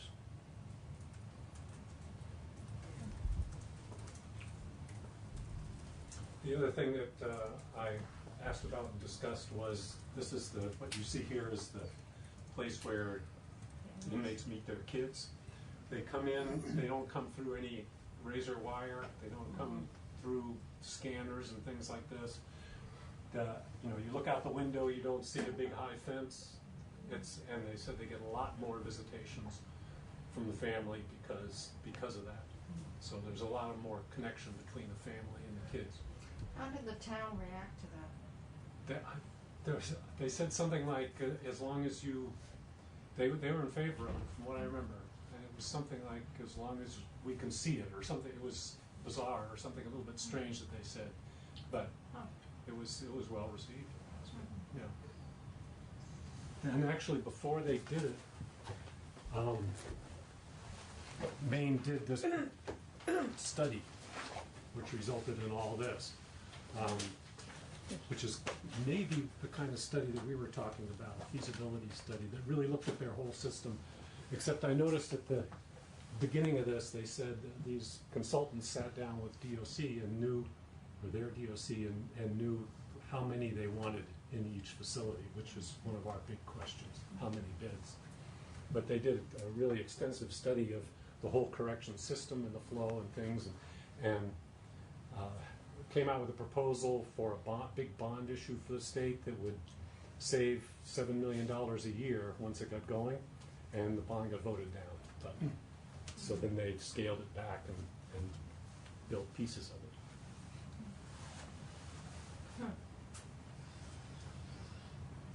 Okay, I also have some more Maine.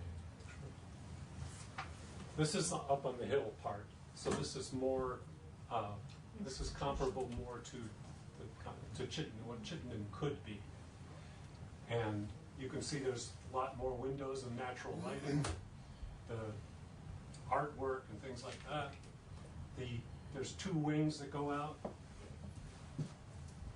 one out this way and one out that way, with the central place here where you can get line of sight out both directions. And there's 2 levels, each with, what did you say, Carl? 20, So there's 25 on each floor. So each hall, I believe, some of them are 4-person rooms, some of them are 2-person, but I think they're mostly 4. Is that right, Joe? Do you remember that? I don't, sorry. But they've got 100 there, so each corridor, I think there's 12 off of each side. And they're all dry.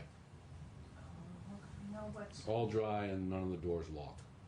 Or the doors lock. they have wooden doors.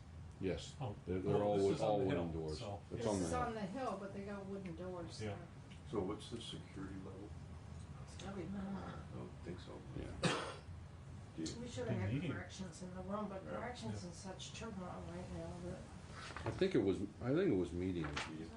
I believe it was medium because they've got. How many separations from the outside?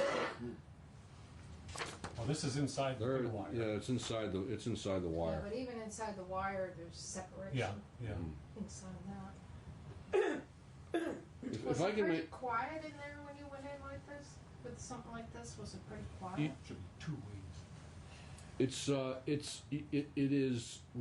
is so different from Chittenden, and you know how when you go to a prison, you get a vibe from there. This was entirely different. And what vibe were you picking up? It's just people are more relaxed there. There's not as much stress. There's not as much anxiety. There's not as much. You don't get that. But I think the main point to make about this is you're seeing. So this is the main guard station. Is it the men's facility that we're looking at? Women's portion. We're not doing anything with men's. This is Good, just the I women's. want to be sure what I was looking at. But. If you look at it, you see the main guard station there, and then there are two levels there. It's sort of split level with the guard station and the mid level. Upper level is all common area. Bottom level is more common area, but with desks and tables. And then you have the living wings right off of that. All the services are behind. They're sort of was taken. That photo was taken with the services to your back. You see the gigantic windows there. Tons and tons of natural light, and that common area up there it's just all couches. It's built with it's gender informed. It's built for a relational style facility.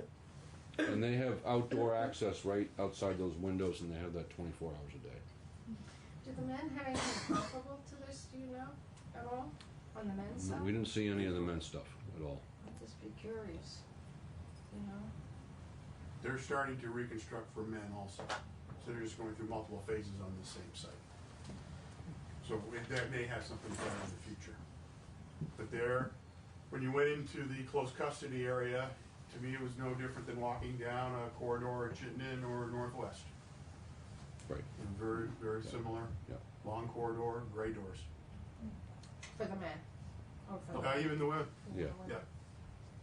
That was very traditional, but this is it's night and day. Can you go back to the first slide with the aerial view? But this is not the reentry place. No, this is the prison. This is a So if I can get, all right, so if you look here, this is that hall. This is the main common area right here.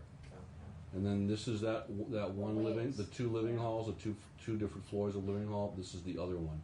Back here, you've got chow hall, infirmary, visitation, programming.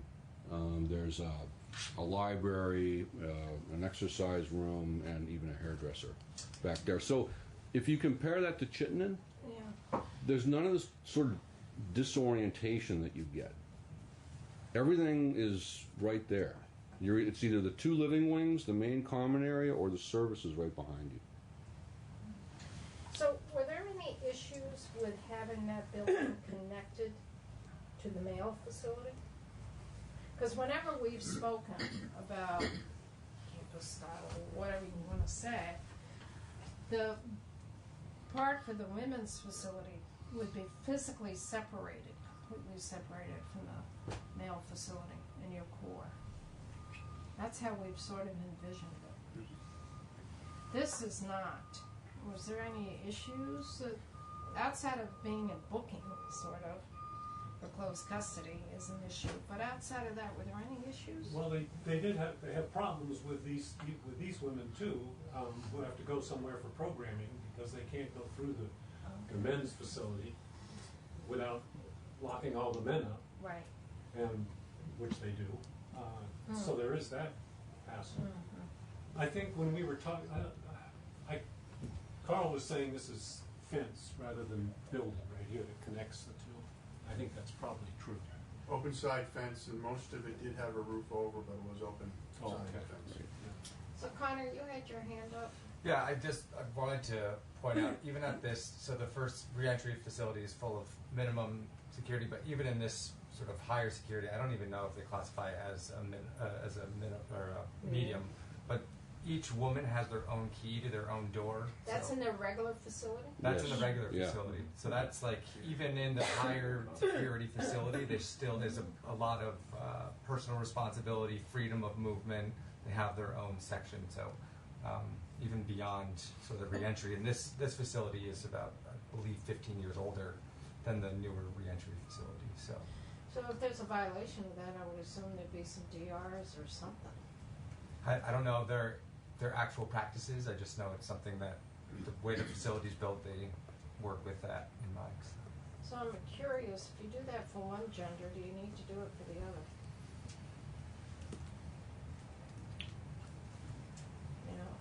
putting that on the table to think it through.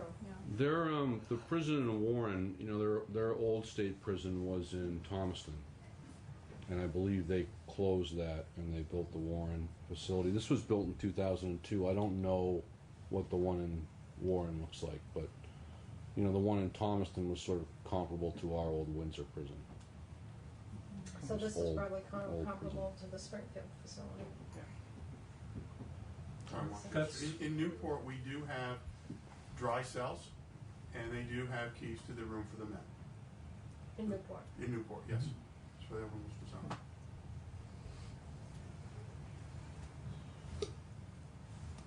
Is that more in those additional beds that we've put in, or is it just It was constructed that way originally, original? yes. And that was back in the early nineties. 86, something like that, I think was when we opened, yeah. It was in the nineties. Yeah. 93, 94, Yeah, and then in 90, almost 1999, I think we did 116 bed, and the E building was built out of poured concrete instead of concrete block, and divided into 4 units, which we cut a hole in due to staffing levels, because of the cost of having the 4 separate units as opposed to one officer being able to watch both living units. But even that building has one side, the dry side, that is, inmates have keys to their room. The day room's probably not as nice as the one that you see here, but they do have the day room. Huh. And certainly the men's in Newport's louder than this one. This one was still had that loud feeling to it, but I think due to the age, even though it was 2002, relatively new, there's still some other sound things that you could probably do for it that doesn't have that echoey sound going on in there. So from Maine you went to Concord, so here you jumped to Michigan. Yeah, they're random slides. Okay. Well, not completely random. Okay. We'll stay in one state at a time. Yeah. So this is Michigan, which I visited, and this is a considerably bigger facility. This is, for comparison, that's the size of CRCF, and this is the size of the Michigan facility with 2,400 women. Only women. Only women. 2,400? Only women, 2,400. And do they have county government there as well? I think they do. Yeah, I think they do. So these are all sentenced? I believe so. Holy mackerel. So you'll find a theme for a lot of these. Look at the configuration of these, the 2 wings in the central area, 2 wings in the central area. A lot of wings in the central area is the kind of design that I see a lot of in prisons now, wings going out from the central area. There's this one, and also Concord was the result of a lawsuit.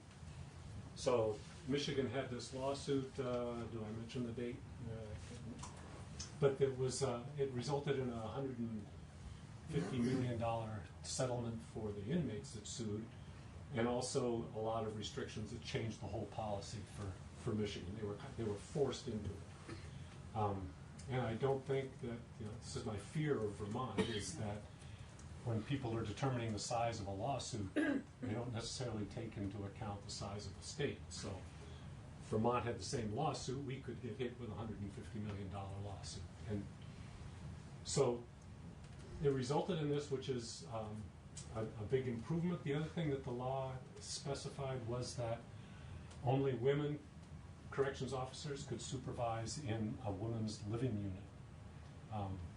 And I talked to Jen Spaffke about that, and she did point out that she doesn't think that's necessarily a good idea, and which was interesting because I assumed that would be a good idea. And she said no, that in fact, if you have a male corrections officer, it gives them a lot more potential to change the way that the women feel about men. If they're so used to domestic violence and being abused, they think all men will do this. But if you're a good corrections officer, you can change that, make that change, and that's an important change for women. So my wife and I took about a 2-hour tour of this and went around most of it. Ruth. And she liked it. It was optional. And this has the high security fence going around. The inmates do not leave the facility at all. Maybe, I think that they're allowed to supervised to go out and work around the perimeter, but only if there's corrections officers with them. It's a lot more restrictive environment. But the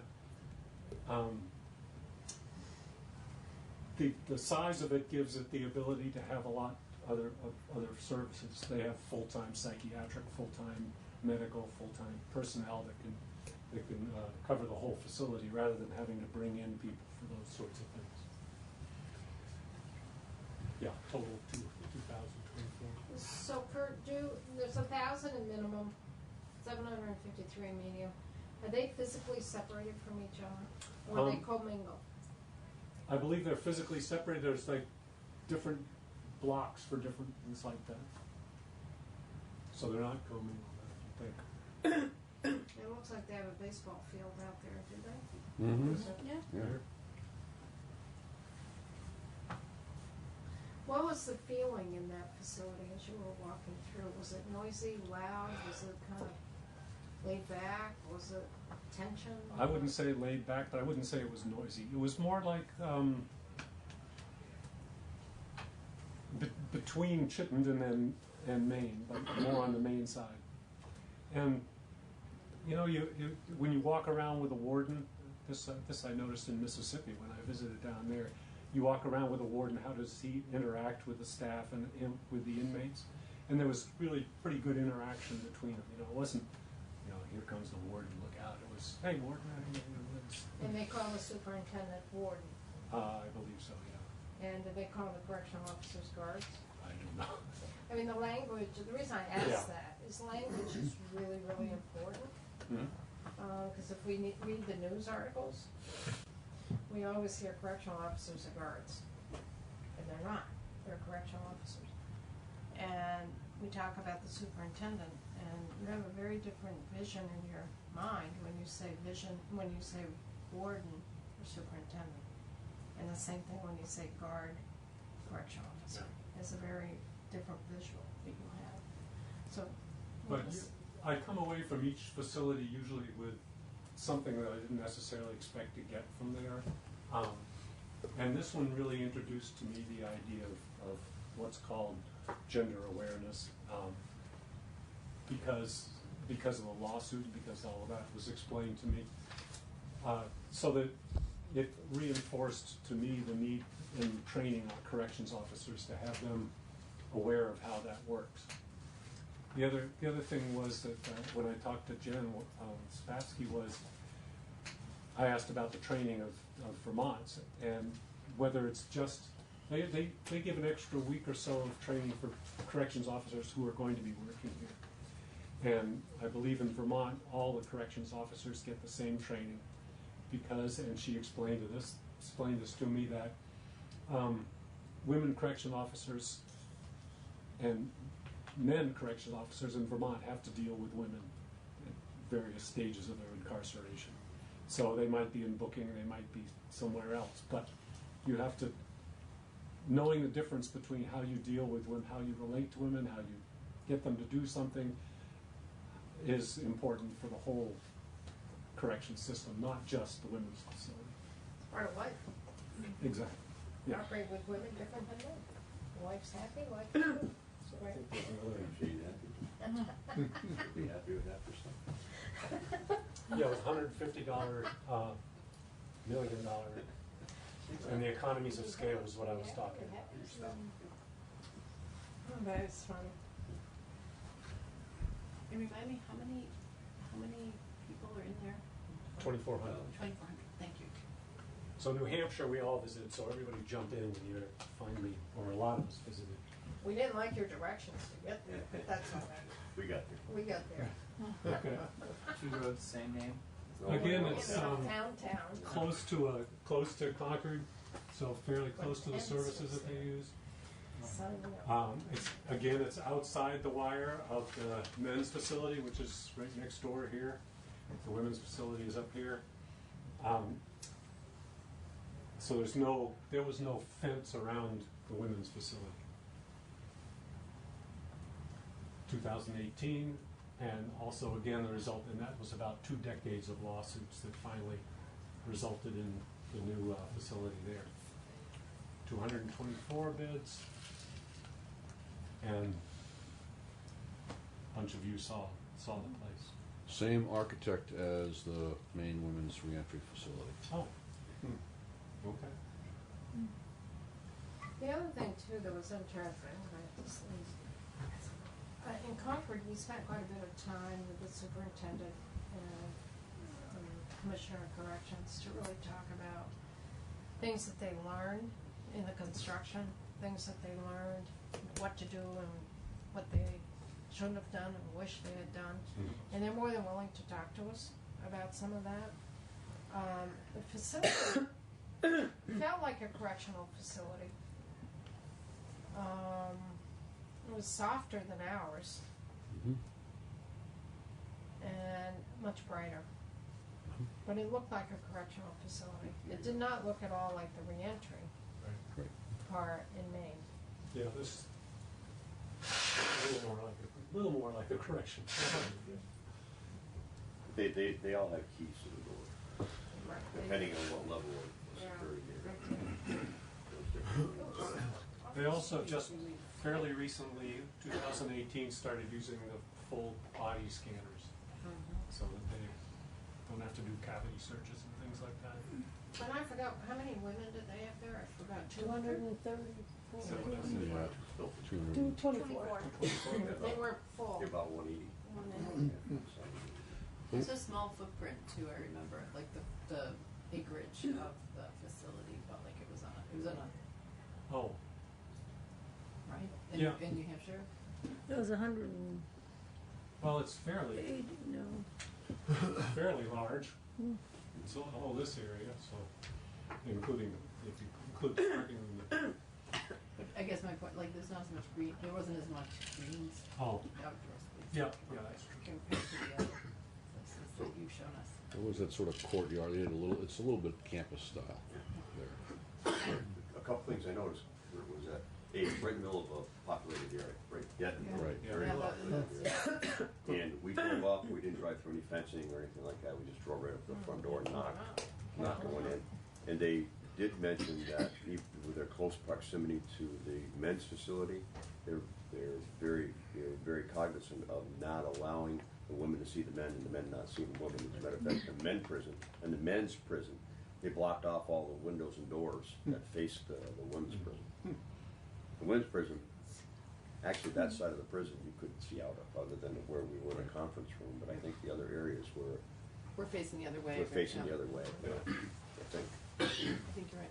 So they did separation without a physical barrier, but they did, That's where they put the windows. yeah, the way they designed the building and kept separation that way. Well, the windows were up high. And they were very high windows, yeah. They kind of did the same thing in Maine. You know, they're in the back of the prison there with one living wing set out so you can't see anything. And the other one, I think maybe they don't have windows on that one side. The thing that I think was really different about Concord and Maine is the common areas.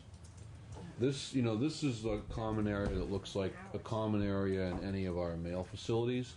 What I thought was remarkable about Maine was that's a common area for 100 women. And it's 2 levels, one's more tables, chairs, desk type stuff, the other is more couches and sort of relaxing. But I thought that was remarkable. And I wish I think if we want to get the superintendent over there on the horn at some point and ask her more questions, I think she'd be happy to talk with us. The one in Maine or The one in Maine, yeah. I'm curious, in New Hampshire, I was kind of impressed that they had a number of different kinds of programming spaces and programs. They had a culinary program, and they had, we saw scissors, right? Like in this one area where they were locked up. But I'm curious, in Maine, did you get to see the different program spaces? Because my sense was that the women they wouldn't be spending all their time in one area that they could go. There were different things happening in different parts in New Hampshire. Concord. I think the programming I don't think they had any vocational programming at the prison. I think it was only in In the community. Only in the pre-release center. Got it.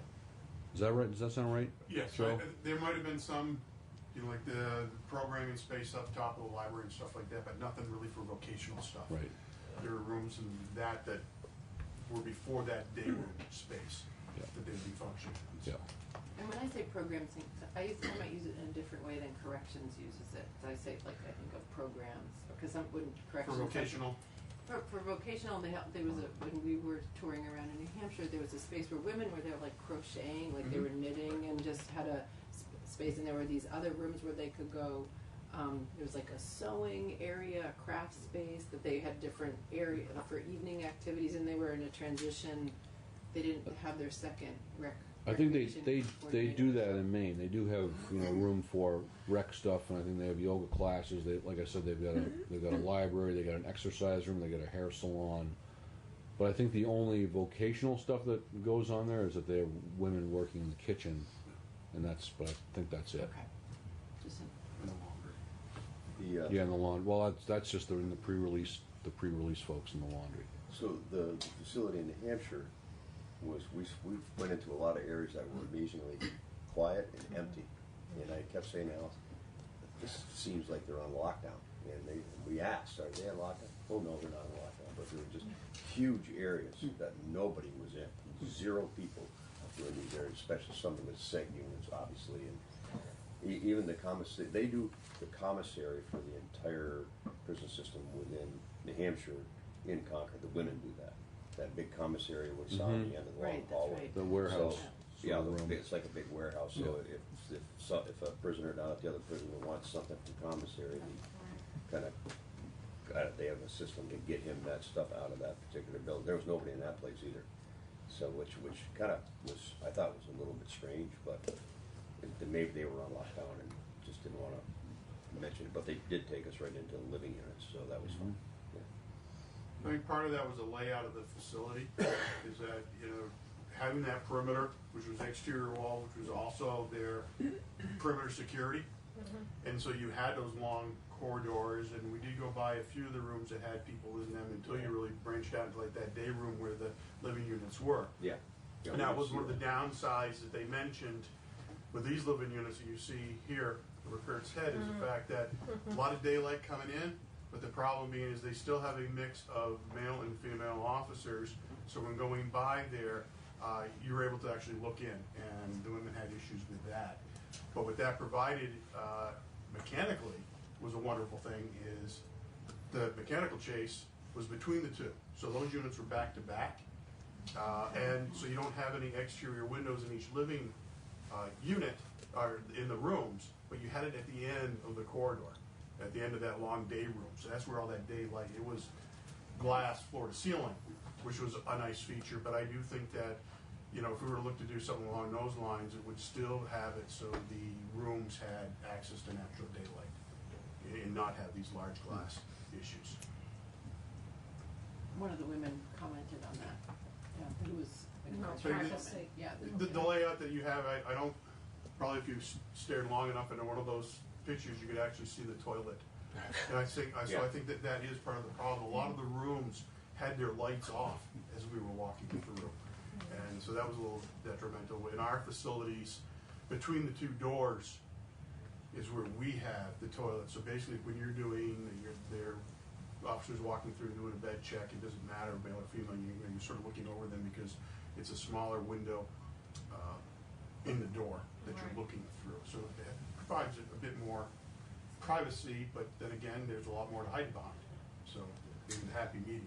Yeah, and I think, you look at this design there with the glass on the side and glass on the door. I can see in a way why they did that, so that the person wouldn't feel so cooped up. Mm-hmm.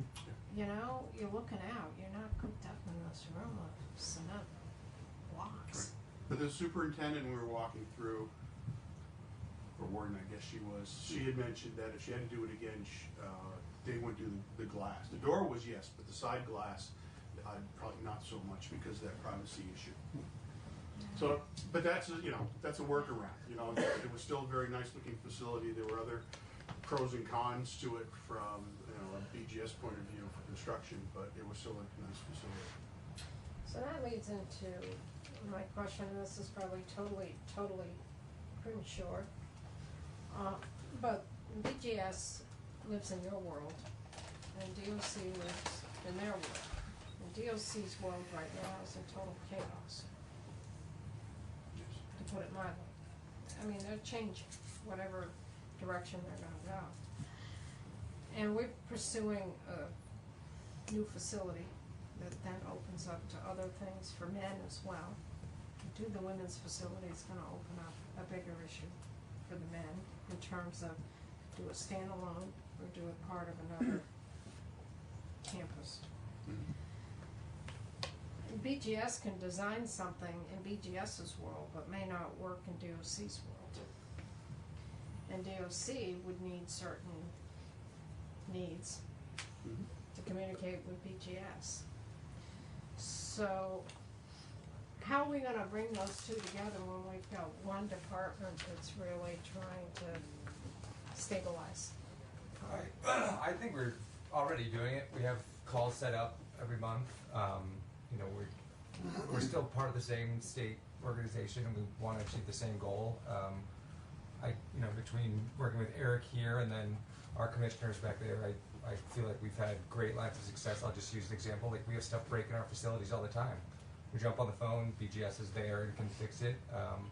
What I think we believe and what BGS will probably say is we're getting to a point where the things that are breaking are bigger and bigger, and that's more concerning, our deferred maintenance. So as far as designing it, I think between some of the experiences that legislators that we have at BGS have seen as we go to visit, but also like we're going to pull in experts and get their opinion on things as well. But Is BGS gonna be willing to listen? And I ask that because I'm concerned that BGS will be working within X number of dollars per bed. And we're gonna be within those X dollars per bed.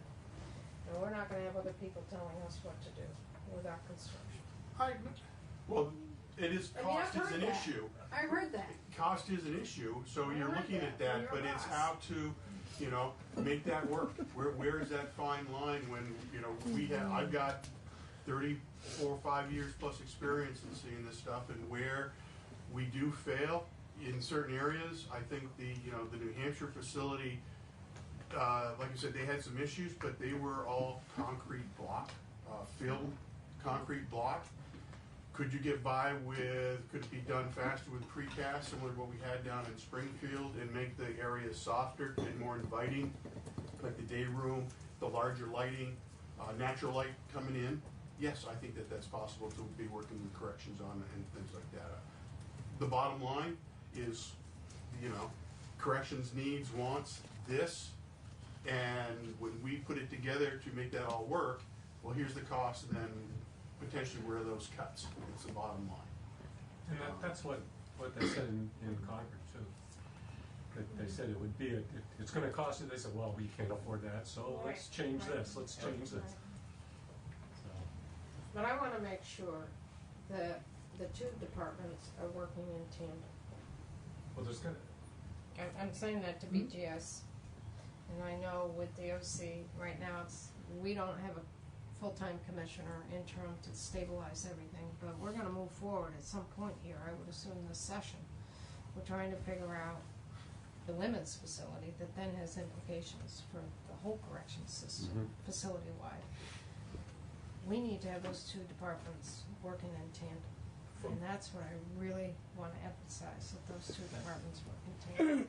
Phil, for BGS, that's pretty much standard procedure for us. I mean, we meet on a monthly basis with DOC. They come in and we discuss the issues on all the facilities, you know, and what to do better. It would be still a collaboration going forward of what type of facility to construct and how to construct it. I'm always going to argue for the, you know, heavier is better, because I can always make it a little bit prettier by painting and stuff like that, but concrete's a lot harder to kick holes into than sheetrock is. But is there a level of security, like when you go to Maine and you go to the reentry facility, that, you know, it's a college dorm and everything else, that yes, I think that works. If we had the population here for that, then it can work.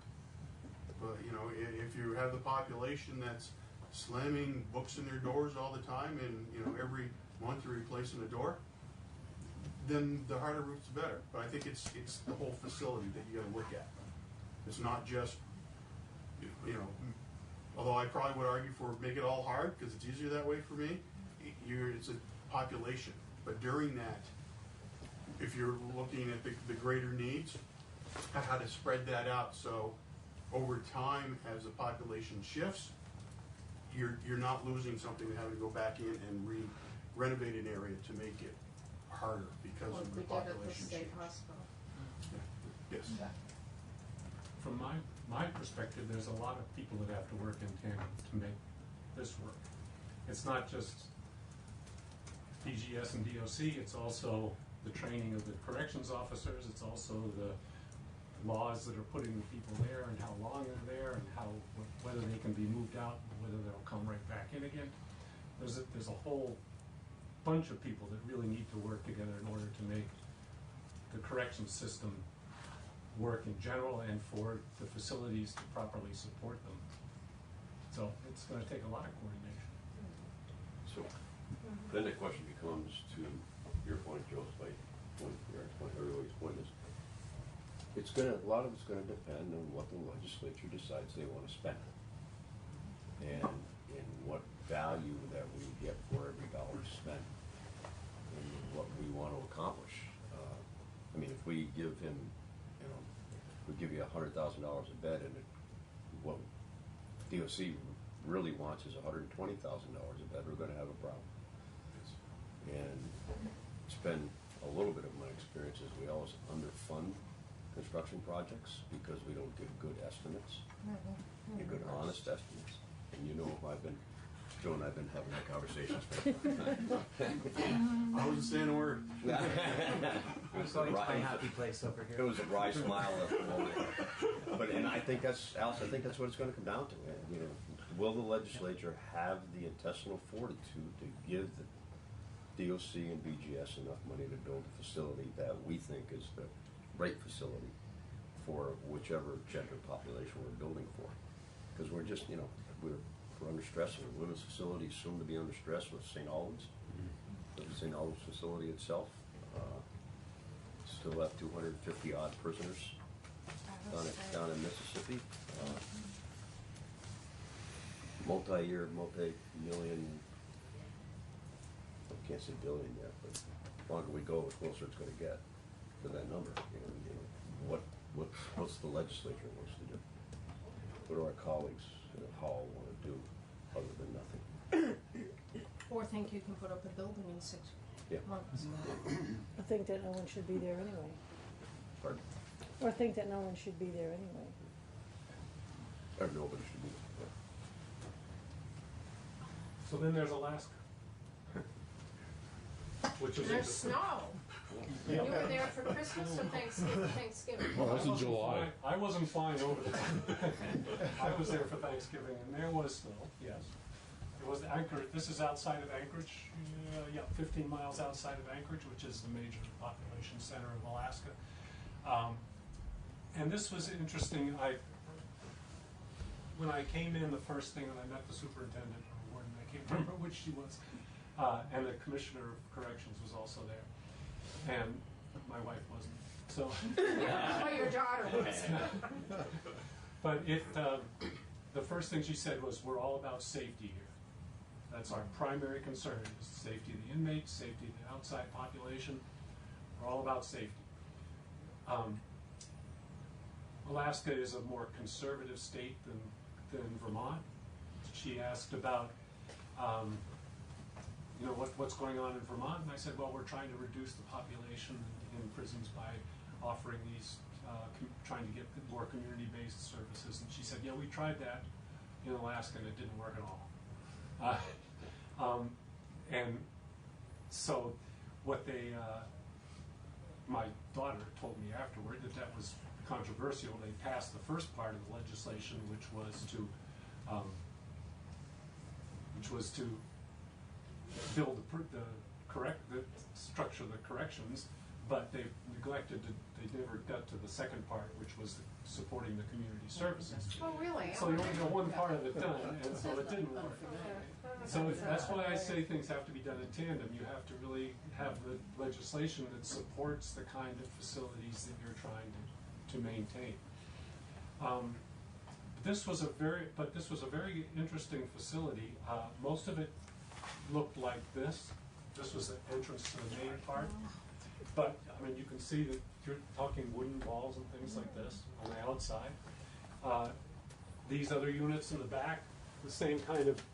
So that's a whole correctional facility there within that circle? Just for women. Yeah. Is it just for women, or are Yes. there men there too? No. They had some men there at the beginning, and they said, we got to get them out. They took them men out of there, and they said it improved it a lot. Actually, it's the other way around. I made a snide remark. The men were all right.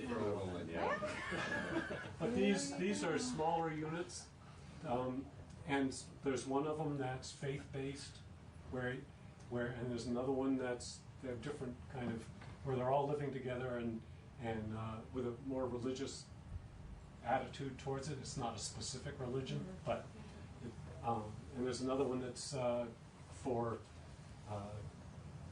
drug rehabilitation, so that everybody's a drug-free unit like that. And everything is earned in this one. They're very big on accountability and earning what you get. So you don't get a tablet.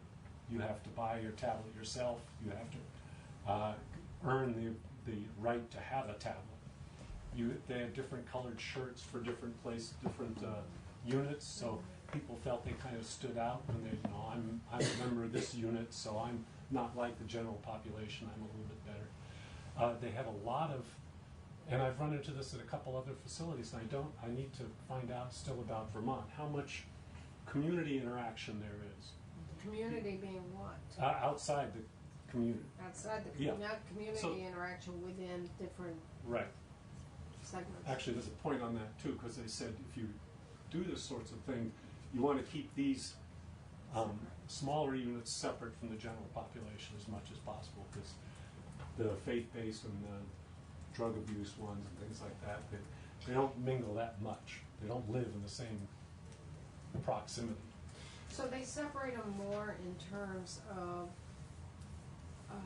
not their classification of security, but more in terms of what they're dealing with on a daily basis, or what their belief system is, or that type of thing. Program Perhaps, needs yes, but I think you still have to earn to get there. the right to live in one of those. So do they have minimum security and medium security in this facility? Do you know? I would say not. I Is didn't this see a their big only- separation. Is this the only women's facility? Yes, yeah. So they would have both Yes. classification. The community interaction, like they grow flowers and have a flower sale out in the community. They have concerts in here. They bring the community in for concerts. In Mississippi, the warden there said that they have the prisoners pay for a McDonald's meal. Mississippi or Yeah, Michigan? Mississippi. They pay for McDonald's comes and delivers, and the money that goes to that bought the meals that the prisoners buy goes to the community. There's a lot. I've run into this a lot in places where they're trying to improve the relationships between the outside community and corrections. And I haven't seen that yet in Vermont. For all I know, it exists that we do that sort of outreach in the community. But Well, we used to a little bit with some of the agriculture growing. Mhm. I think up in St. Albans they did a little bit, particularly when we had Teresa Snow with Salvation Farms. That went to your food banks and family centers and all of that. they also had a big craft sale where they would make things for kids. They that have would that in sell. Maine. They Yeah. have that in Maine, 'cause it's, And this was built in 1974, which is quite a while ago. But it still looks, see, yeah. No, let's go back. Yeah. So it still looks very modern for having been built. It's But the other interesting. thing to remember is that Alaska in 1974 had a lot of money. Yeah, with the oil. They had the oil money and they also had a fairly good budget. Now the oil has dropped, their budget's dropped, their ability to finance something like this has probably been limited, much more limited now. But all of our correctional facilities, when you approach them, you know it's a correctional facility. Yeah. They're all concrete, you know that. This does not give you the impression at all. It gives you an impression, it could be a library, it could be a campus building, could be anything, but not a correctional facility. It doesn't give you that And I impression believe at all. this does have a wire perimeter, but see, you drive up here, yeah, the entrance to the facility actually is over here, so the wire's more around here, so you don't see it coming up as much. So you're right, it doesn't look like a prison. I mean, all of our prisons look like prisons when you're driving up to them. Yeah, yeah. And those are the ones that I visited. Which one of those four did you as a person feel the most comfortable with? Well, in the reentry facility in Maine. But that's what, because that's what we're used Yeah. to being free. But that's the big, that difference is important when you're talking medium and higher security versus. Did you pick up any difference in the staff and how the staff, They said any that, tension or between the four facilities? I've asked, do people want to work here? Do you have trouble getting staff? And the people in Alaska said, we have no, all the corrections officers want to work here, here. Partially because it's close to Anchorage. It's not often the real boonies of Alaska. But they also like the atmosphere and the people in it, things like that. Michigan had some very interesting problems I found with, they had, because they had the restriction of only women could supervise women, they also then were confronted with another lawsuit by women who said they couldn't advance in corrections because they were stuck in that facility. They couldn't, they wanted to be able to get out and experience the other, and get the experience necessary and increase in job responsibility that they could get at other facilities. So they were suing. So it's hard, it's hard to tell what happens there. Maine, there was one that they said that the men don't, I think it was Chittenden said that the men don't necessarily like to work there. They don't want to deal with women. They didn't go into corrections in order to deal with women. They like things cut and dry, and it's a different attitude. Women are not cut and dry. You Exactly. get more than a couple of women together, and you got a handful. Yeah. I mean, I'm saying that bluntly as a woman. They're very different to work with than full men. But the big thing that I got out of shadowing the What'd you say? I said, yeah, we get things done. And we do, but there's a different way of working. I think we have to be careful not to speak in stereotypes. Right, but there is different issues and different interactions there for that. Connor? And I forget if we spoke about this last year, but to your question about sort of these, let's call them more new age or progressive thinking facilities in higher, North Dakota has done it across their prison system, including their maximum security. So if that's something that interests you, you can look at that system as well. They had visited Norway.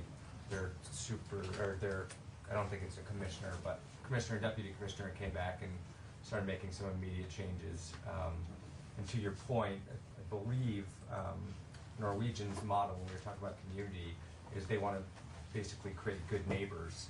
So when you leave, it's part of that community again. You can be a neighbor, and they have a much different system. I'm not trying to compare the U.S.'s system in Norway, but I know that North Dakota has taken some steps after what they saw there. A lot of it's programming, and it's great for our correctional officers too. You know, once you have options where tensions are a lot lower, it's a lot. You know, it helps everybody. Maine's also sending their staff to Norway too. They're rotating people in and out of there. Yeah.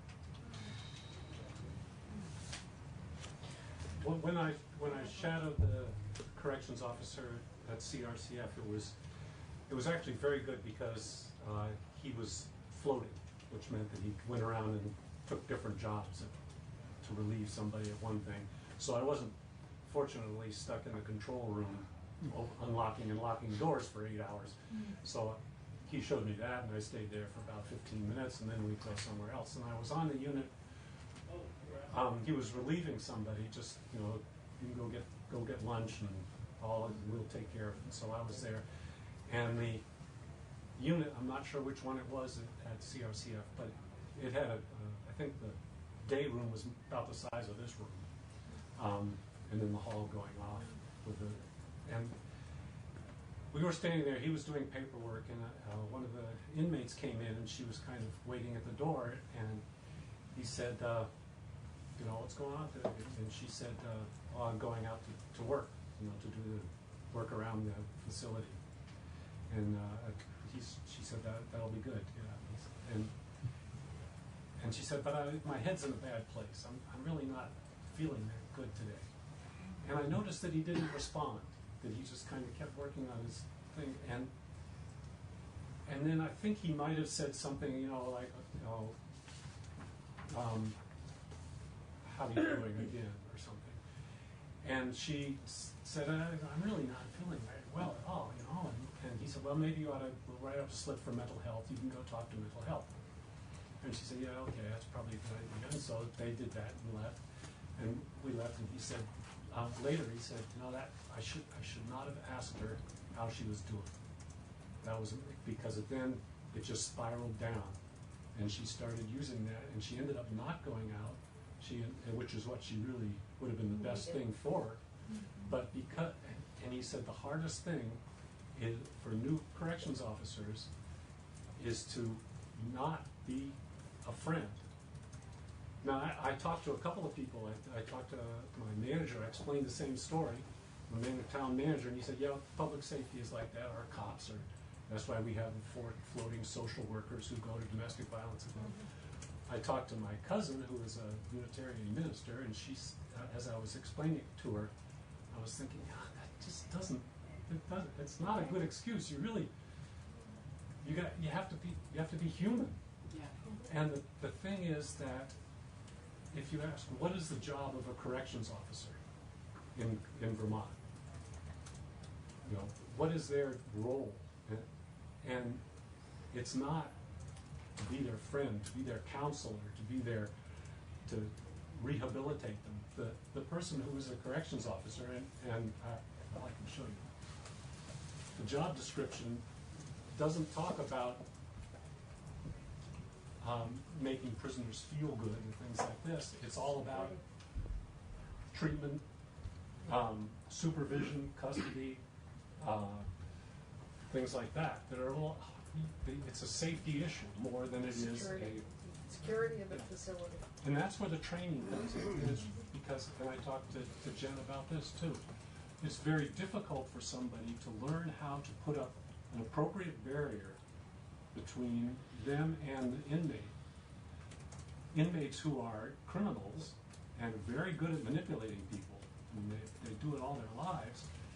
So you don't want to get sucked into something that's going to cause you problems down the way, but you also have to be human and be able to help them out.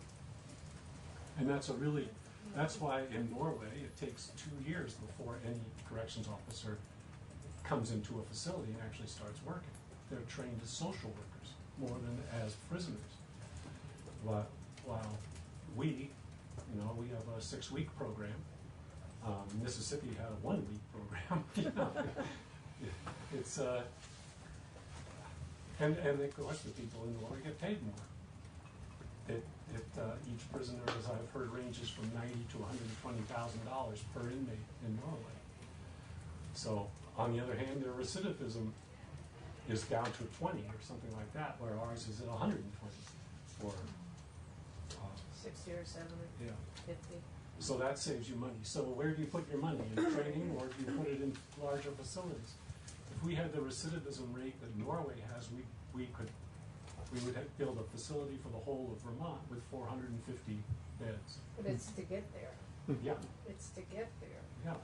Is And to not. a 10-year lag to get there. It's a 10-year lag to get there by the time you start seeing in terms of the recidivism rate. Oh, That's what I'm we're saying. gonna work on that. So everybody's got ideas about how their particular idea saves money, but it takes a coordination of all those to really make it work. Yeah, the best way is Andy Donahue said, don't arrest people. Remember Andy saying that? Yeah. Don't arrest people. One arrest anybody from Andy. Did you have something? I do. So Kurt, I'm kind of fooling around here with the internet a little bit, looking at Alaska DOC website and all that kind of cool stuff. And it looks like they have about 12 men's facilities and one women's facility. Some are better than others. Do you have any feel for how many, and I understand why they have so many facilities, they're just huge state. But some of the facilities are really big, really, really big. In Alaska? Yeah. They don't have that much population. Yeah, I think it's- Population's about the same as Vermont. Yeah. They get some big, huge facilities. Yeah, but that's what I'm saying, they don't have much population in terms of people in Yeah. the state. Oh, I'm gonna show you. So anyway, so I guess my question is, did you ever even think about it? Trying to find out how many total people they have incarcerated in Alaska? No. No.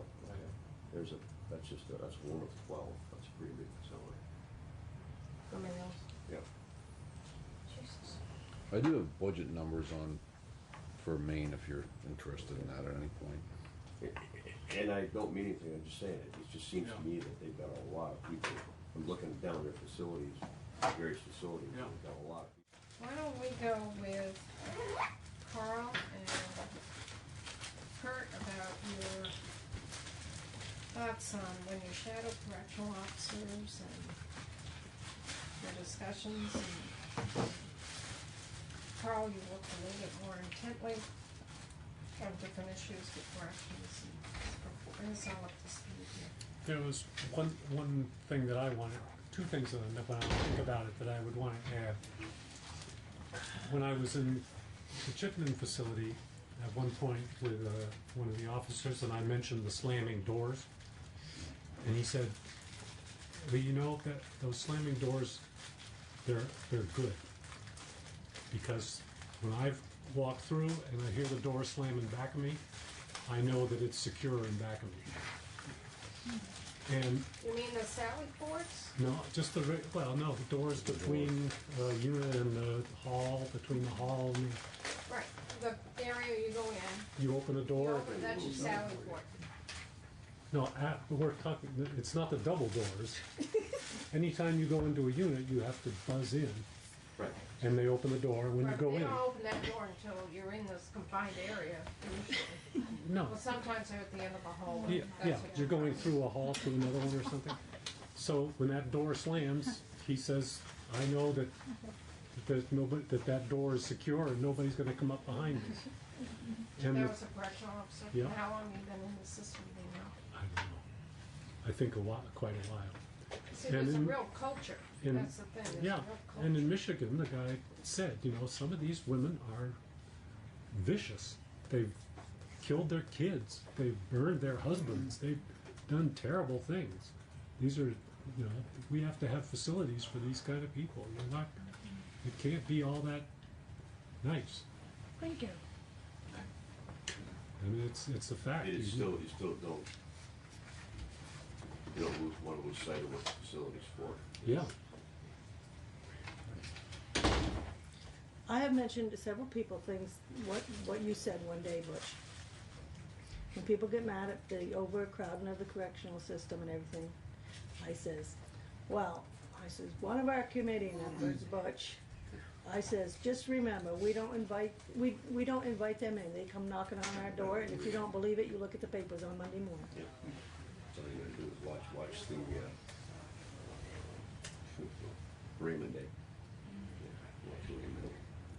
Yeah, because they had legislative visiting the courtroom, and I did. So, what were you picking up, Carl, on your? I know that, well, when I went to Maine, the superintendent there talked about how they didn't have slamming doors there.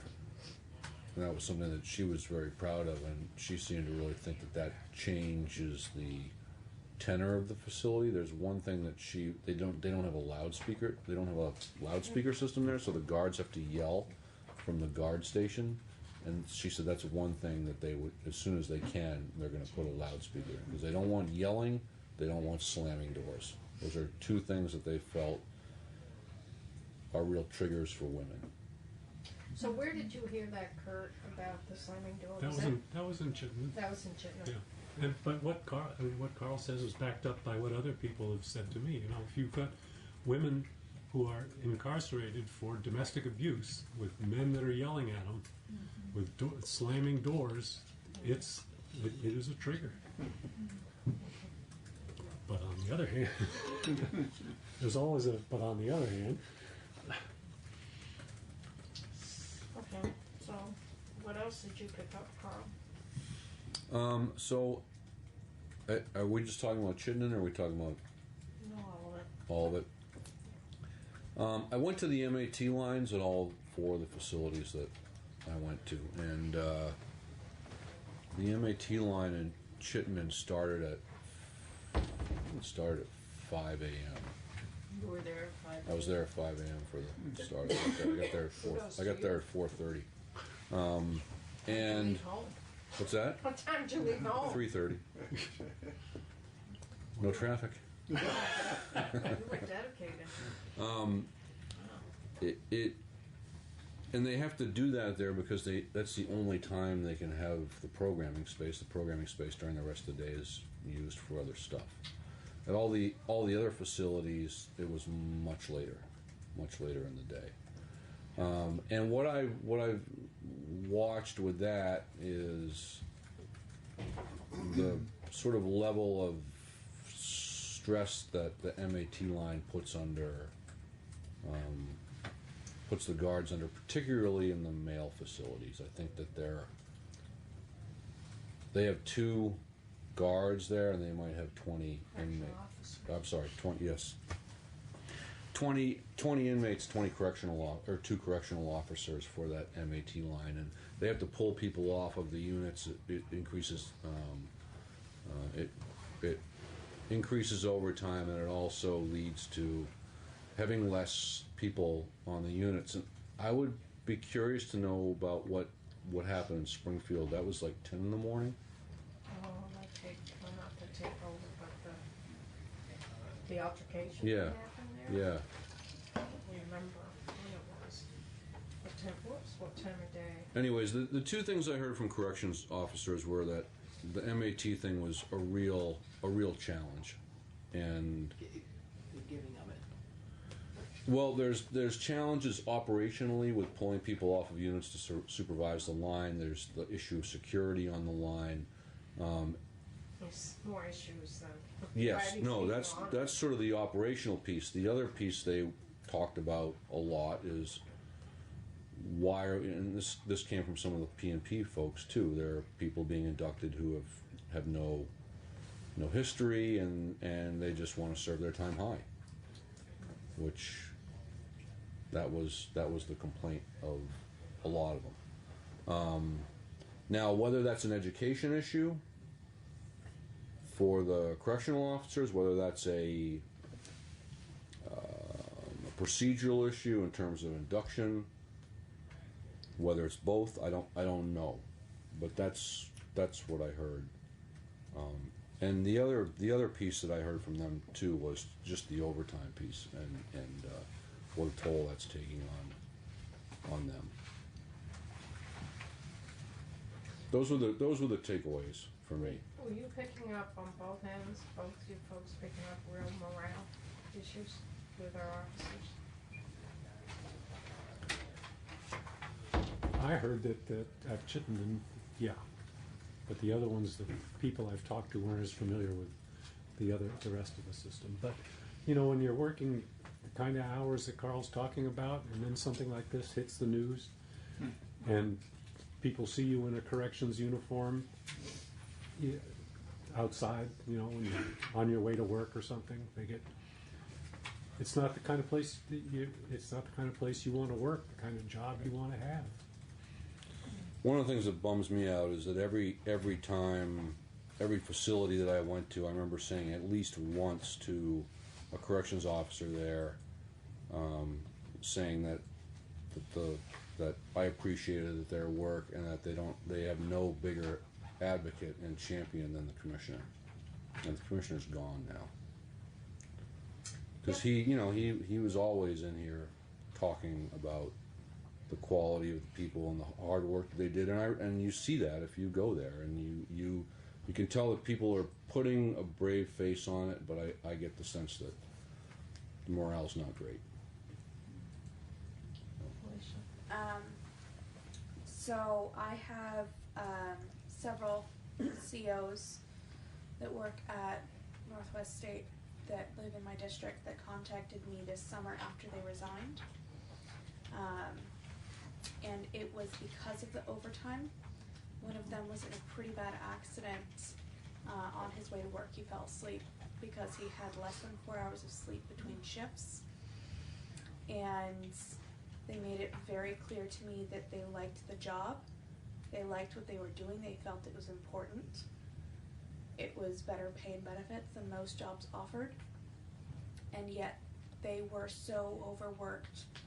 One of them just about died on his way in because of the overtime. So I really think it goes beyond morale. These people are seriously afraid that even getting to and from work, it was a 15-minute drive from where he lived.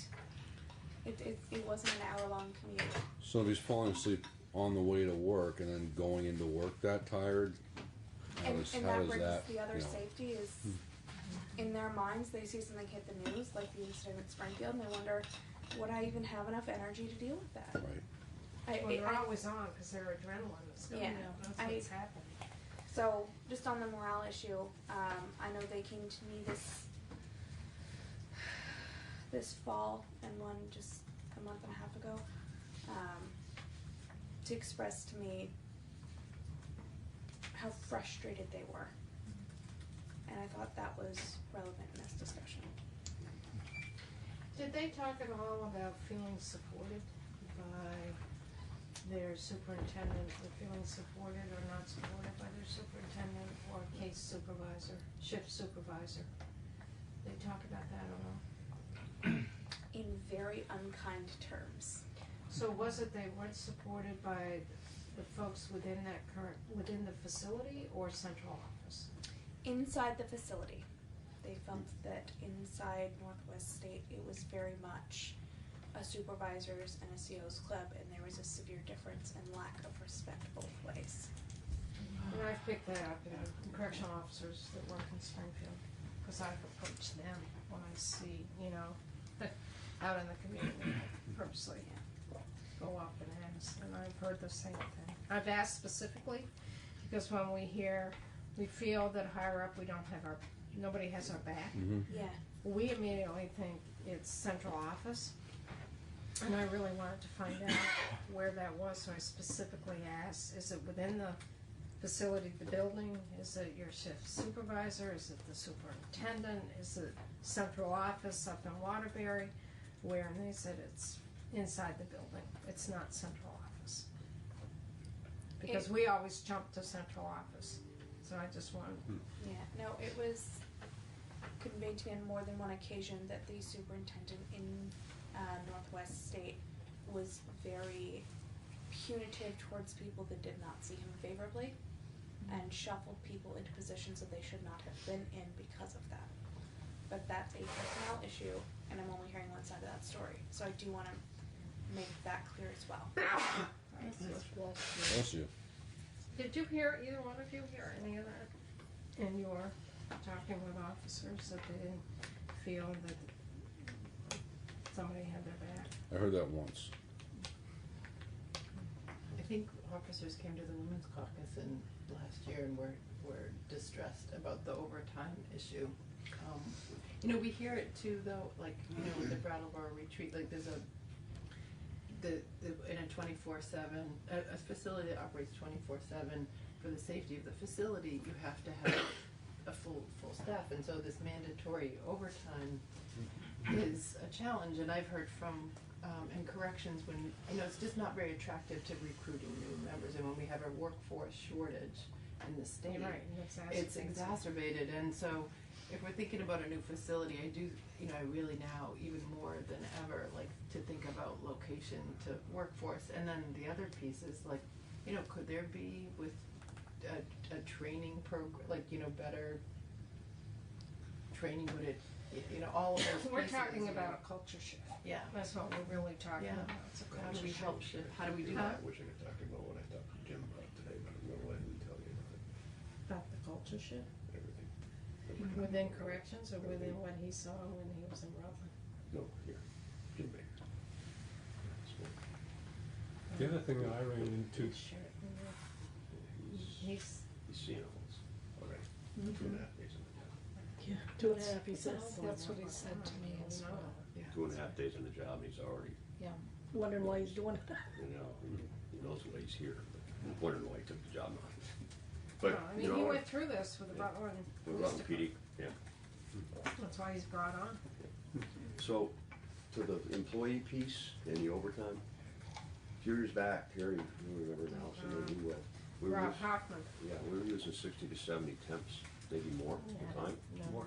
And, yeah, it might have been a lot more than that. And there was a lot of discussion about why are we hiring temps and not full-time COs. So work was done as a position pilot or something, I don't remember. It was $1 million extra. Yeah, to do away with temps and hire more full-time COs. And I think that's right. I mean, I think we're probably better served with full-time corrections officers and not using temporary COs. But the problem then became, you know, you can't hire a CO. We have 60 positions open or 50 positions open and can't fill them. So I don't know where we are on the temp level, but I think our temp level is still down. I think it is also, which creates more of a problem because of the overtime. Yeah, now we have no employees, which now is boosting the overtime, and which they didn't have before. Of course, overtime's really great until you have to work, Yeah. you know, 3 8s in a row or Overtime. something. Double shifts. Yeah, it gets to be a real, now that's become a real big problem. So Gets we're old kinda- fast. Kind of in a catch-22 situation that's been created by good intentions. The problem is I think I never realized that our employment situation would look like it is today on the dearth of people looking for jobs. I think we might find, and Alice just said, I think we might find that the new interim commissioner may have some innovative ideas on how to solve some of those problems. Yeah, they might not be accepted. They might not be accepted. They may not be accepted, but you'll have some innovative ideas. You're not gonna listen to the guy you hired to fix the problem, then maybe you shouldn't hire the guy. I mean, the way that I see it, being on the outside, and it's a very simplistic way of looking at it, but I think the MAT shows, is an example of this, that one thing we've heard from correctional officers is, well, we're here for the security, we're not here to be social workers. And I think you look at the level of pay, and then you look at you need to have a high school diploma or equivalent GED. And, you know, you look at that, and you know, 30 years ago, fine. I don't know when was the last time we really looked at the credentials of a correctional officer. And that's not to negate who's there now by any means, but I think we've come to a point in our culture And also, with all the initiatives that we've done within corrections, the folks who are now being incarcerated are a very different group of folks than they were incarcerated 15 years ago. Mhm. You're dealing with much more severe issues, you're dealing with more mental health issues, you're dealing with much more social issues than you were before. And that changes the culture within a facility, and your correctional officer, your frontline people, they interact with the offender. And I think there needs, we struggled with this with the mental health piece back in the 90s, that correctional officers really needed more help in their training for understanding and working with mental health folks. Correctional officers aren't going to be therapists, but there needs to be an understanding that if someone's in a mental health crisis, you don't slam a door or yell at them. That makes it worse. But if you're coming from a point of security, it's a whole different mode of reacting.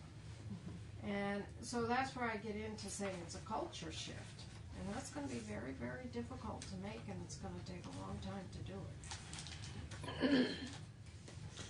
The other thing that I ran into, or was mentioned to me, was that the corrections officers might move from being corrections officers to probation and parole. And the two jobs are very different. And inside and there isn't, from what I understand, there isn't a lot of training to move you to that.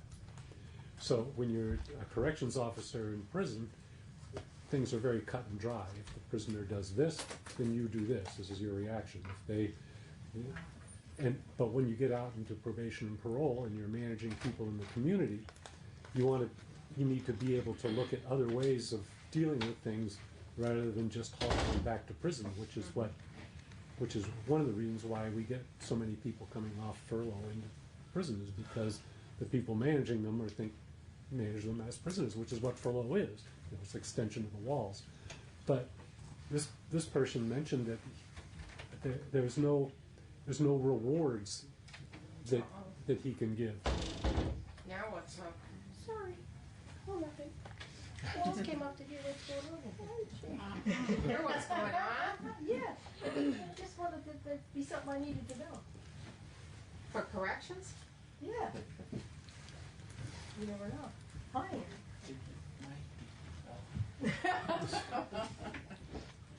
want to be a correctional officer? She already is. Yeah. I was going to say she has. She's got 180 inmates. So the problem was this person thought that the people he was managing, a couple of them, were doing a really good job and wanted to reward him. So he said, it would be nice to be able to say, well, let's go down Church Street and get a cup of coffee. You can't do that. You can't start, you don't give anything to somebody you're managing, and you don't receive anything from somebody you're managing. Because then you get into this gray area. Transactional gray area. And so that's what, they need to be trained for some way of managing that. We need to be able to come up with ways of rewarding good behavior, or not rewarding it, short of bringing them back into prison. So what were you picking up, Carl?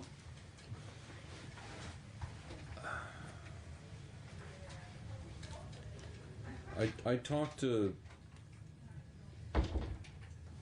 P&P folks, mostly about MAT, about security, where they were, and that seemed to be for the most part good, with the exception of Newport. Newport P&P is in the courthouse, and it's they have all sorts of public walking through there. Their security is kind of, they've got a sheriff's deputy there at the front door and a metal detector, but it's not ideal. I think that probably I think the MAT situation made the sort of hiring and workforce challenges, and probably those things were happening or had started when MAT came on, but MAT probably just made it worse. Yeah. Just highlighted. Yeah, it just took, yeah. And I'm not saying that because I disagree with MAT at all. I mean, I think MAT is, it's the right thing to be doing, but it just came at an opportune time for where we are with hiring and workforce development. So, did you hear anything from the correctional officers in terms of how they are kept abreast of changes that might be coming down from central office, such as MAT raises to that level where there's a new program or new institution of policy or something? How does that get transferred or translated to the correctional officers? How are they made aware of it, and what support are they given? I didn't hear anything about that. I did hear concern about the time frame with which MAT was developed and then implemented. That was sort of rushed and out of the blue and really. But has that settled? I think it's settled, but I think there's some lingering bad feelings about it, and then it continues to add to the overtime burden. So I think that might be part of that. Well, that's a real concern that we've had because MAT got away from us. We're short When of money wise. we passed the bill, we expected 200 or less, and now we're up 750, 800 because of change in the federal rules. And I just reread the bill and the medically necessary thing and all that stuff. The rules that were in place when we passed it, there would have been only about 200 people. But the big but is now we have 750 or so, I guess. So they really got away from us. I mean, we were told it was going to cost $800,000 to $900,000, and it's how many millions now? 2, 3. 2 point some million. I think it's 2.7. Yeah, we're in millions now. Yeah. And the whole bill is based around those facts. Right. So, and I understand what we're saying. Yeah, this is not out of control, but we're starting to see actually the numbers we saw this summer. We're starting to see that taper back down. The diversion numbers and diversion numbers are higher than ever. That's what I was hearing too when I was there. But And the were num- officers talking about that, the diversion piece, or where were you hearing that? I think I'm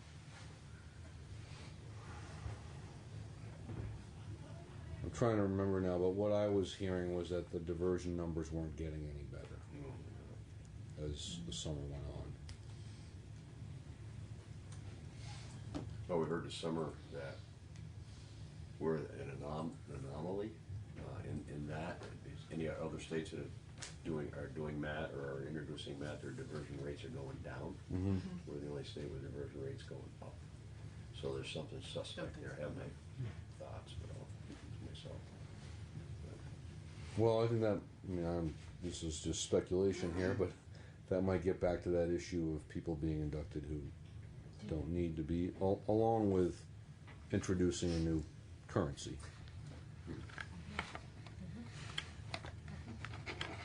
But Well, I spoke to a constituents who had a big brother, big sister, who had been in our direct facilities, and he said that people were going on MAT because when they wanted to stay in Vermont. Because then right, that's another. Right, so reason. it's another, but my point is only that there's a little bit of an incentive to go on it. I know you're supposed to be, You're supposed to be screened and assessed for and substance use disorder. I think I wonder if that's a factor. Did you say, I'm sorry, I might have missed it. Did You know, say so a woman some- wanted to stay in Vermont? So No, they want to stay in Vermont, not go to Mississippi. Women? No, men. No, this is a Okay. man, yeah. I didn't hear that. Yeah.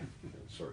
So, yeah, so if you wanted She to mumbled. stay, I mumbled, so if you wanted to stay in Vermont, Yeah. you MAT get on was that, a yeah. way to do that. I spent a lot of time in St. Johnsbury talking to Centurion folks. The next facility I went to, I don't remember which one it was, I was told that the Centurion people were told specifically not to talk to me. They called ahead. Yeah. That was not made clear, but the Centurion people were not going to talk to me. And who told them not to? I don't know. I don't know. One of the COs. It's St. Johnsbury? No, at St. No, Johnsbury, St. I spent quite a bit of time with the Centurion folks talking about MAT. You should let me know you're there. I would have come down. Well, what was the next facility you went to? I think it was either Newport or Chittenden. I think it was Newport. I say Newport would be most likely. Yeah, it was Newport. Yeah, because that's where they had the most problems Right. in terms of. And there was a fight there that day during Yeah. with people who had just come off the MAT line. And did you do any other work with DOC off session? Is that summing up pretty much what you did? Just those 4 in-state visits, and then with the PNP folks after the facility visits, and then the 2 out-of-state visits. And this all finished before the Chittenden article appeared. Yes. Oh yeah. I was at Chittenden, I think, early September.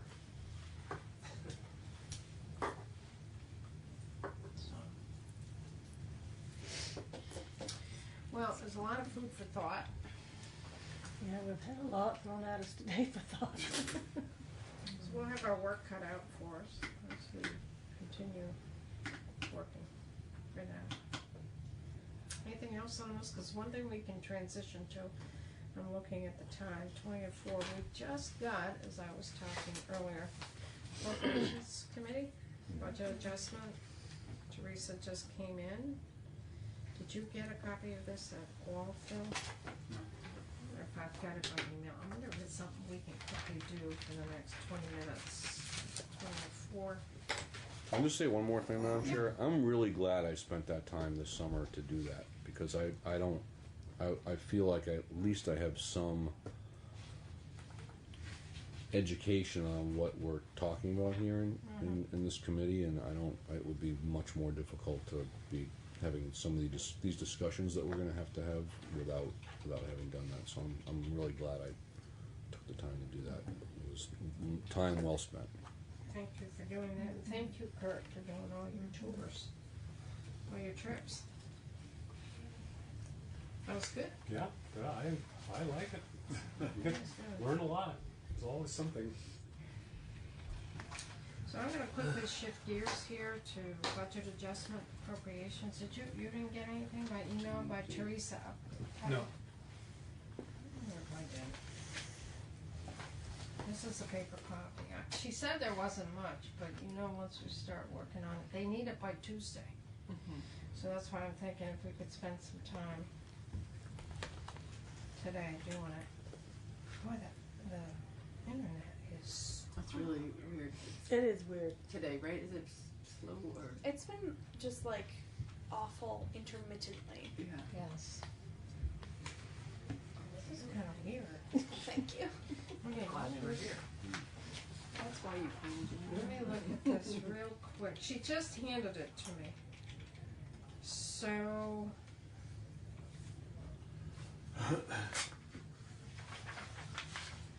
Equipment revolving fund. Is that in your bailiwick? Is equipment revolving fund in your BGS, or is that, no, I don't know. The revolving fund, capital expenses, I'm just curious, I don't know. What's the They highlight, information technology needs and shall be tracked and reported separately from other equipment. So that's IT issues for us. That's the start of something great. Are they putting IT in there? Will No. you give them integrated eligibility?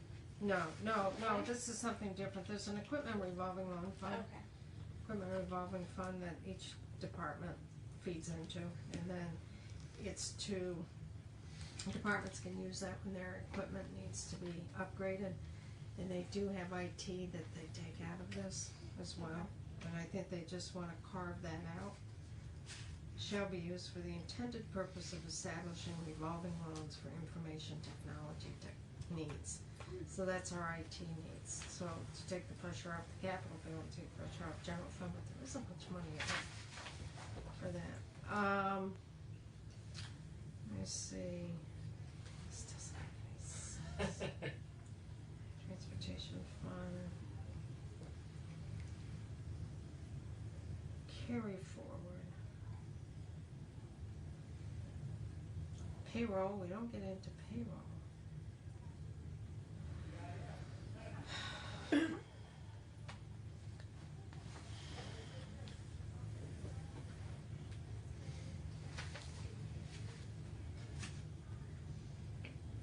Tyrese, I don't know why they've highlighted, where was our stuff? Probably gave you the wrong packet. Well, I was kinda wondering, what's going, no, it's addressed to me.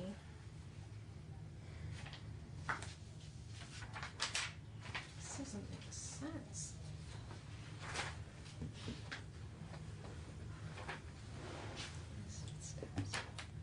Kurt, what were you mentioning yesterday that you thought there was monies in for for Supreme Court? yeah. I'm working on that.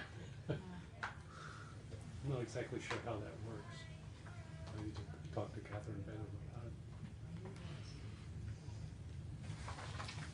I don't see,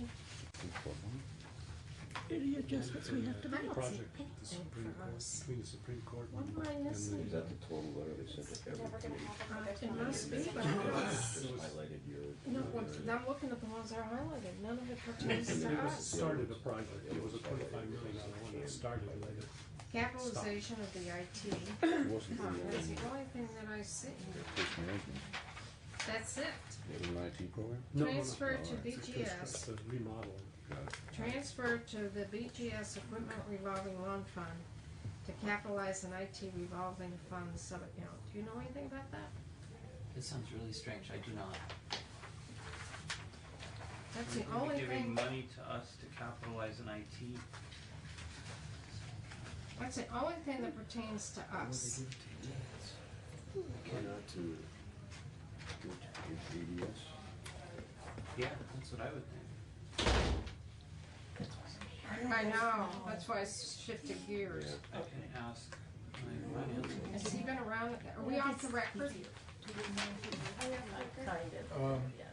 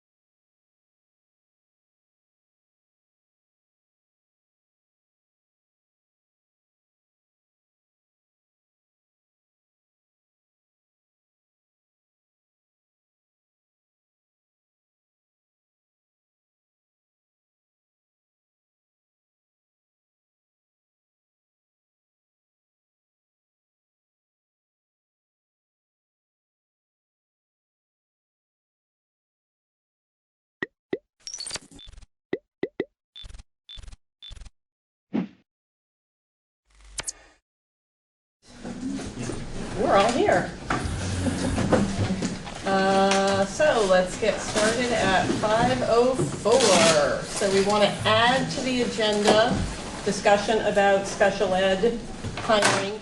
Was there anything else? Oh, retirement. So, anyone care where we put them?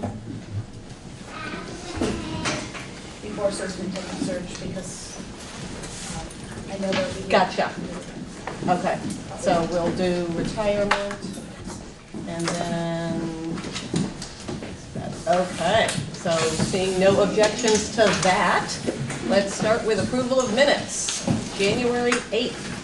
Everybody get a chance? I move we approve the minutes of January 8th. Is there a second? Second.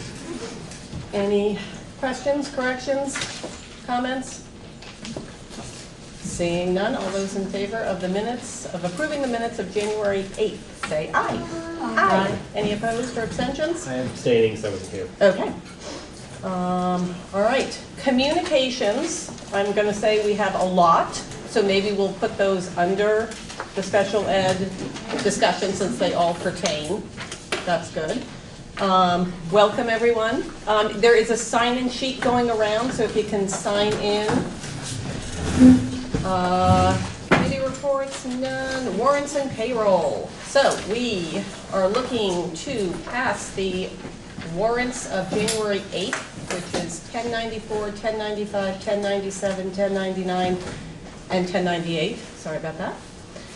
In the amount of $576,804.95, and the payroll of January 3rd in the amount of $449,815.35. Do we have a motion? So moved. Is there a second? Second. Any questions on them? Anything we need to shoot an email to Frank, or? I have some questions I'll send to Frank. Okay. Are you okay if we move ahead with a vote? Okay. They're just questions. Just questions, okay. So all those in favor of passing the warrants as moved, say aye. Aye. Aye. Any opposed or abstentions? Okay. No unfinished business, so new business, retirement. So, dear Lila, please consider this letter my notification that I will retire from my full-time position as speech-language pathologist for the Wyndham Southeast Supervisory Union, Wyndham Southeast School District, upon completion of this school year. It's been an honor to serve the families of the school district and to work with our fine staff. Thank you for your attention. Patrice Murray. So I ask that you accept. I move that we accept with regret the retirement of Patrice Murphy. Murray. Sorry. Murray. Trying to grab it. Is there a second? I'll second. All right, all those in favor? Aye. Any opposed? All right. Special Education Director Search. So, you want to tell us where we're at right now? Sure. So we posted internally. We have no candidates that have applied as of now. I have put together a team that includes, at this point, confirmed 4 parents, 2 administrators, teacher, a colleague, and central office personnel. Still waiting to hear from 2 other parents that I've reached out to. That's a good question. What's the difference between a teacher and a colleague? Or like, why the term colleague? Colleague is the special ed department has a person in charge of the high school special ed, a person in charge of elementary ed, special ed, and a director. So it's one of those. It's one of those people. Okay. Okay. All right. For everyone coming in, there's a sign-in sheet if you want to sign in. You may have to go to the back Yeah. of the sheet. No. I've got more paper if we need it. So maybe now is a good time to do some of the communications. Do you think I should read this entire letter? I can. It was asked to be shared. Okay. So Was asked to be kept anonymous, however. Yes, so that I will do. I just want to make sure I'm bringing up the right one, and then I will read this letter. Here we go. All right, so I can share this with you guys. Let's see, need one more down that way. There's that one. Okay, to Superintendent Search Committee and the WSESU School Board in regards to the hiring of a new district special education director. I believe that the district has an opportunity to look beyond the local area and search for an individual who has a different approach to special education, one that is more open to exploring alternative options that can help support individual students' learning styles and needs. It is time to clear the deck and create a new culture and a more student-centered approach and attitude towards the special education system in WSESU, I believe I meant to say. The current system has been a challenge for over 20 years. While there has been a change in administration, there really has not been a change in attitude or a desire to seek creative solutions. Is it okay to read the next part? Yeah. Yeah. I think edit as you see fit. Okay, okay. Given your position. Okay, my child was part of the district during a time period, from the family infant toddler program through high school, ending at the age of 21. Early intervention went well. Things changed when we entered early essential education, EEE. The model was good with special needs children dominating the curriculum and typical children as role models, yet the focus was still a one-size-fits-all model, not an opportunity to assess each child, learn what they needed, and design a curriculum that would address the needs of each student and the group as a whole.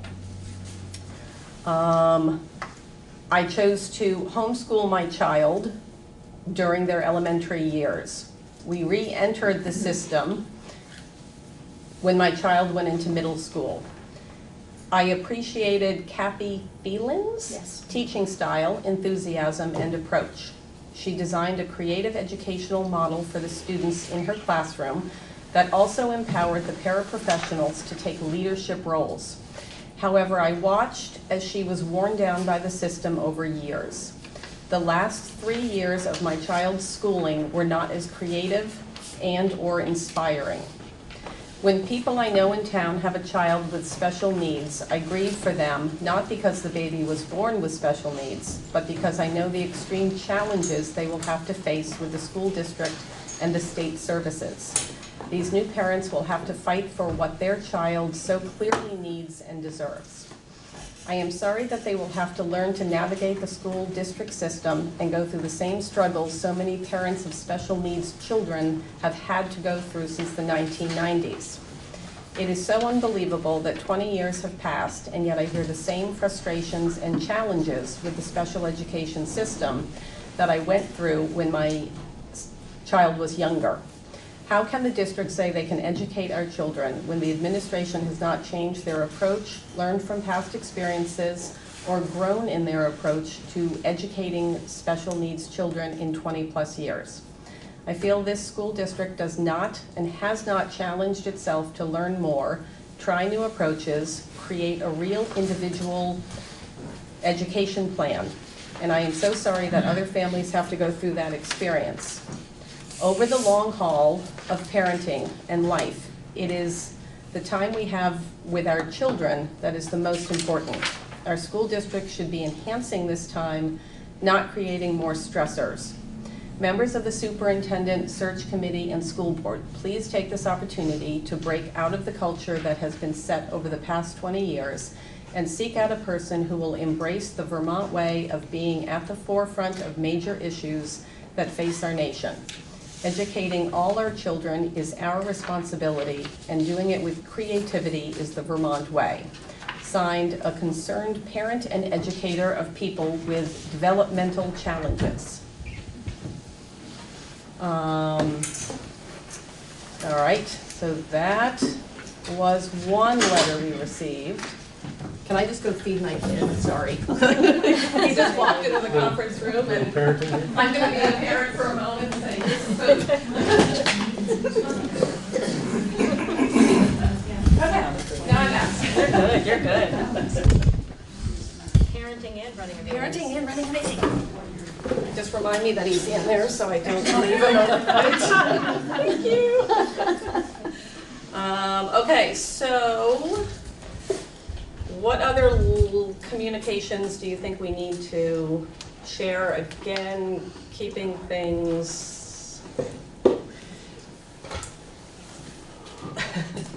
Yeah, the only other one I got was to the board, was no request to have it. Okay, and that is, I believe, the one I shared with Tim and Kelly this afternoon. So it might be in your inbox. I had already gotten that one. Okay, yes, Okay. you had already gotten that one. Okay. It was sent Yes, directly I know. to, I think, you, myself, and David. So then I forwarded it because it was clearly meant for Gotcha. board. Gotcha. So I did that. All right. Would anyone from the public like to speak? You can identify yourself. I sure will. For those who don't know me, my name is Jackie Reynolds. I'm a Brattleboro resident, local business owner, and mother of 2 young children. My son is currently attending kindergarten at Green Street School and is having what I would describe as a stellar experience there. Communication with the school has been incredible. Support has been given to my family during difficult times, and he's very happy to be there, most importantly. Unfortunately, this isn't the case for every student in our district, and I also have a 10-month-old daughter who has Down syndrome. Prior to her birth, I had certainly heard negative stories from friends and community members about their experiences with special education within our district. I will admit that I did not give these stories the level of attention they deserved at the time. It can be difficult to insert yourself into a scenario that is not directly applicable to you, but that all changed when we received her diagnosis. All of a sudden, these stories became extremely important to me. I had concerns for my daughter's educational future, so I took it upon myself to connect with other local families of children with varying abilities, both in Brattleboro and the surrounding towns, Dummerston, Guilford, Putney, Marlboro.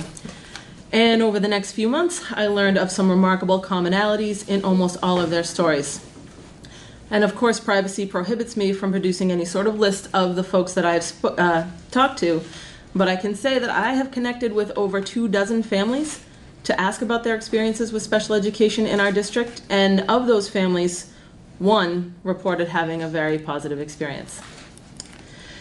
The remainder of the stories I've heard range from troubling to honestly harrowing. Students have been isolated, restrained, punished for behaviors that are out of their control, excluded from activities that their typical peers enjoy, forced to leave their home school, forced to leave their friends behind, labeled as problem kids, suspended from school, expelled. And none of these are things that I would categorize as a positive school experience.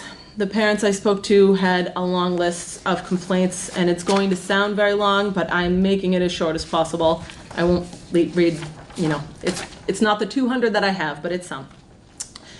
I'm not a valued member of my child's IEP team. I've been labeled as a problem when I speak up. Communication has been poor.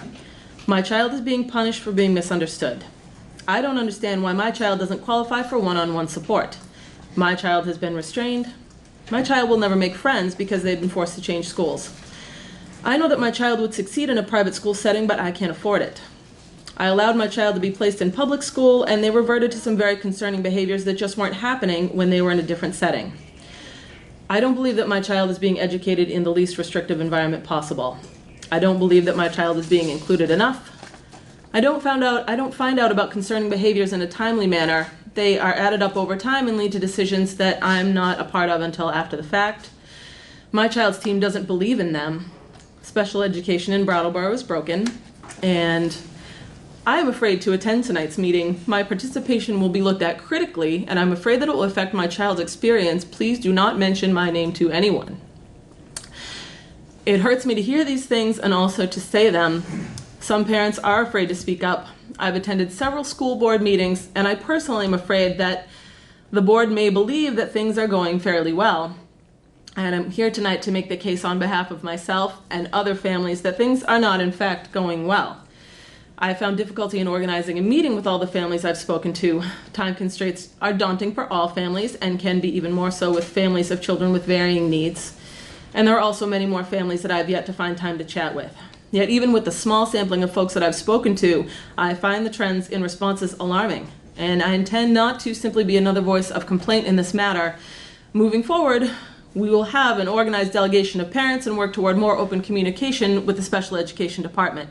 I volunteer my time in the hopes that I may be a part of the solution and create a better situation for my daughter in the coming years. Recently, it was announced that our district would hire a new director of special education, which I thought was fantastic news. And I certainly don't know enough about the ins and outs of the department at this point to point the finger at any one person. But when a train derails, it's rarely the doing of just one person. Systems have broken down along the way to contribute to the overall disaster, and failing to overhaul those systems only guarantees a repeat incident. And I also think that a changing of the guard is rarely a bad thing in a department that is struggling. However, my excitement about this development dwindled quickly when I learned that the search for a new director might be limited to internal candidates. I find this simply unacceptable. Our kids deserve the absolute best, most innovative director the school board can find. I know I speak for others when I say that anything less than an extensive, thoughtful, and fully open candidate search feels like a tacit endorsement of the current situation that so many of us object to. I'm here tonight to ask, on behalf of the families of children enrolled in special education in this district, to open up the search for a new director of special education to any and all qualified candidates far and wide. It is our sincere belief that a fresh outside perspective could be just what is needed. Parents should feel included in their children's education, and currently many of us don't feel that way. You have the power to change that by granting this request, and thank you so much for your time and consideration.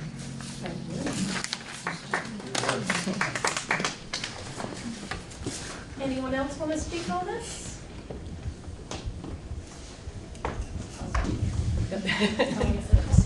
My name is Hannah Neff. I am a parent of 2 children, school-age children. Neither of them have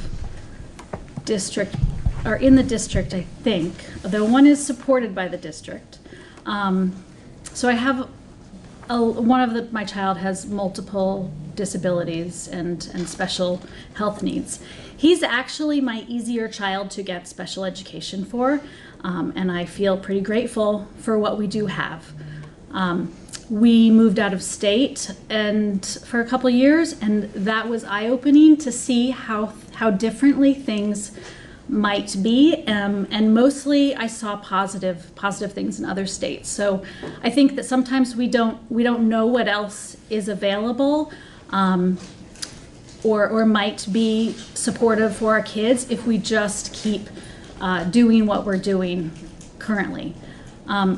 I have another child who we withdrew from public school because his disability is less visible, and I didn't see him getting the support that he needed and the support that we needed. We're already a family in crisis every day because of our older child, so having another child who's not supported by the school was just a disaster. So we were fortunate to be able to put him into an alternative setting. I am a healthcare provider. I should have multiple degrees by now for how much research I do for both of my kids and my patients. And I think that there is more information out there that we're not looking at in supporting our kids, and especially our kids with, behavioral problems. I know there are a lot of families at the school where my younger child goes that have pulled their kids out of public school or been kicked out of public school. Whatever, it hasn't worked for their families and their children. A lot of people don't have that option. They don't have the financial resources or even know what else is out there. But why do our kids have to be pulled out of school to have their needs met? I think so there's 2 things that I want to raise. Is one, yes, I think that we need to open up this search and ask what's the best way to replace this position. And also, this is an opportunity to listen to parents and have parents included in the special education programs and policies. In other states, they have special education parent advisory committees or councils, CPACs. And why don't we have something like that? It's not a support group, it's not an advocacy group, it's a group of parents that are supported by the school district to give input and collaborate to meet our children's needs, and so we can all work together to improve the system, because the system is broken in many ways, and we have an opportunity to intervene. So I think that's all I have to say for now. So thank you for inviting us. And also, wait, I have one little thing. So I'm on the Vermont Disabilities Council for Developmental Disabilities Council, and I'm learning a lot about meetings being accessible. I think that's something that we all need to check ourselves about. Is this meeting accessible to everyone? And there are a lot of things that you could do, but one of them is the agenda didn't have the actual location. It just said the conference room on it. And I don't know, I went to 53 Green Street because that was the address on the agenda. So, it's a simple thing that we just make sure that we're making these meetings accessible to anyone that wants to be here. Thank you. You're not the only one who has gone to 53 Green Street before.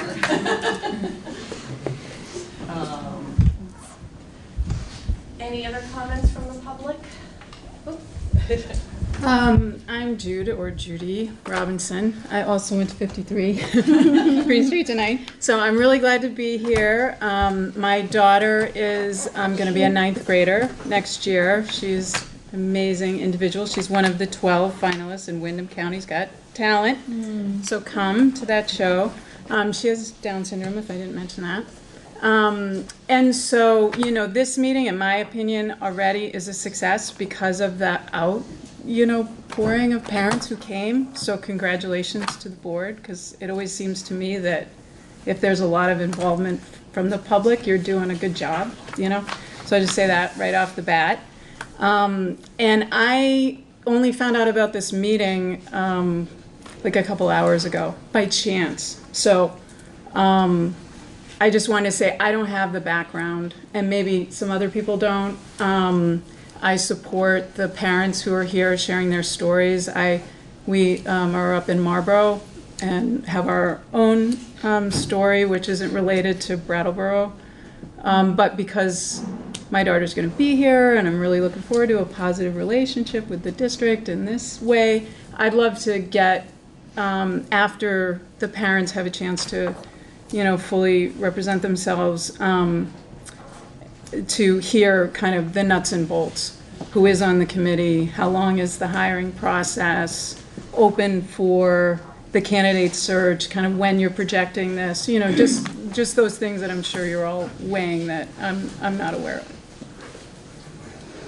How many people might want to talk on this, just so we can get a sense of, okay, so we've got 3. Anyone else? And I'm not saying we won't open it up more if something comes up, but that way at least we've got a concept. So, Can I just yeah. I have it on my mind, is under where it says notice of board meeting, it says the board will meet at 5 p.m. and then it says in the WRCC CUSIC conference room, which is our lingo, we know what that means, but don't look at the top for that address, that's the address of the everybody. You gotta look at it a little bit, that's what I do before I race out, am I driving in the right direction? Just so next time if you're heading for a meeting, that's where it's listed. Yeah, and maybe we just spell out instead of WRCC, we all know it. We all know it's what like that when is, we all yeah. start doing our alphabet soup of AOE and this and yeah. I went to the wrong building, I was like, that's the career center, I'm there. Oh, my first meeting ever, I went up there. I totally did it. The address, this address is that word. Is it, okay. So maybe we put corner of or. And having a sign on the door also would be really helpful. Because I went to that building, then I came here, and it was only by chance that somebody was working downstairs that I could ask. Otherwise, I wouldn't have known. Yeah.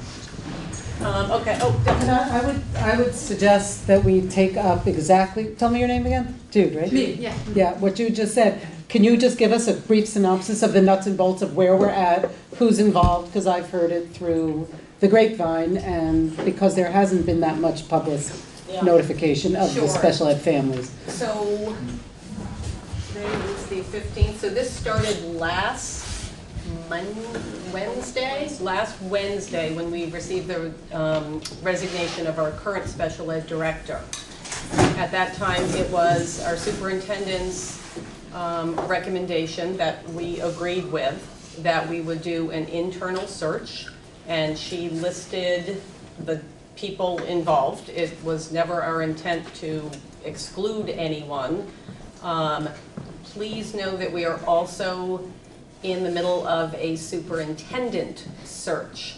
And so the thought was, given that we are doing a pretty extensive superintendent search, to have a new person come in to the special ed role at the same time that a new superintendent is coming in could be problematic. So we listened to the recommendation, and it made sense, at least to me, and I think it made sense to the rest of us, that this was a good way to go. We quickly got comments from parents saying there are no parents involved. And we all went, I think we all went, oh yeah. And at that point, the superintendent said, we'll get some parents involved. So if I wrote this down correctly, there are 4 parents, 2 administrators, a teacher, a colleague, and a member of the central office staff. Did I get all of that? Those are confirmed. Those are confirmed. And so that's the first round. Mhm. And then for all administrative positions, we always do focus groups, which is a group of teachers, a group of parents, community members, and a group of board members, administrators, and in that format, candidates, finalists cycle through all the groups. Each group asks questions, and then there's a member from each of those groups that goes to the board, and the board listens to recommendations from those groups and then come to a consensus.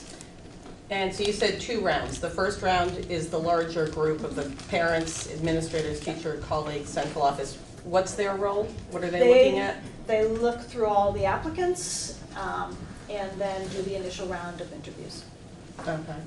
Determine who to go to the focus groups. Questions? I just want to clarify also that the motion, I just looked it up, the motion was to first do an internal search and then we would do an external search if that was not. I'm sorry, I didn't hear that last part. The motion was to do an internal search first, and then if that was not fruitful, to move forward and do an external search. How would you define it being fruitful? If we didn't have a candidate that was going to move, yeah, if we didn't have that. So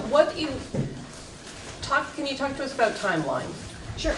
So right now for the internal, I can pull up my calendar, the internal posting, if there are any candidates interested, they would have to submit by January 29th. And then that initial group is confirmed to meet on the 31st. And then after that, it would be probably the week of the 10th, maybe the end of the week of the 6th, if we can pull it together. The week of the 3rd of February, if we can pull it together, but likely the week of the 10th for focus groups. However, if we have no internal candidates, we would extend we'd have to extend the timeline. So we would put that ad into national places, databases. And then I would likely want that to go for at least 4 weeks, and maybe even through February break, and then everything will get pushed back a whole month. Questions? Thoughts? Question. Are the parents on your committee for that? Are they parents of children with IEPs? Yes. All of them? Yes. Question from the board? How much is it to do a national search? Is it? So we would automatically do School Spring because we have a subscription with them, but we'd also do the Council for Exceptional Children. I don't know how much that is. I have also used the National Council of Black Educators, but I would also reach out to the state level and find out if there are statewide organizations, like the VCSEA may have recommendations for us of where we would want to post a director's opening. Other questions, thoughts?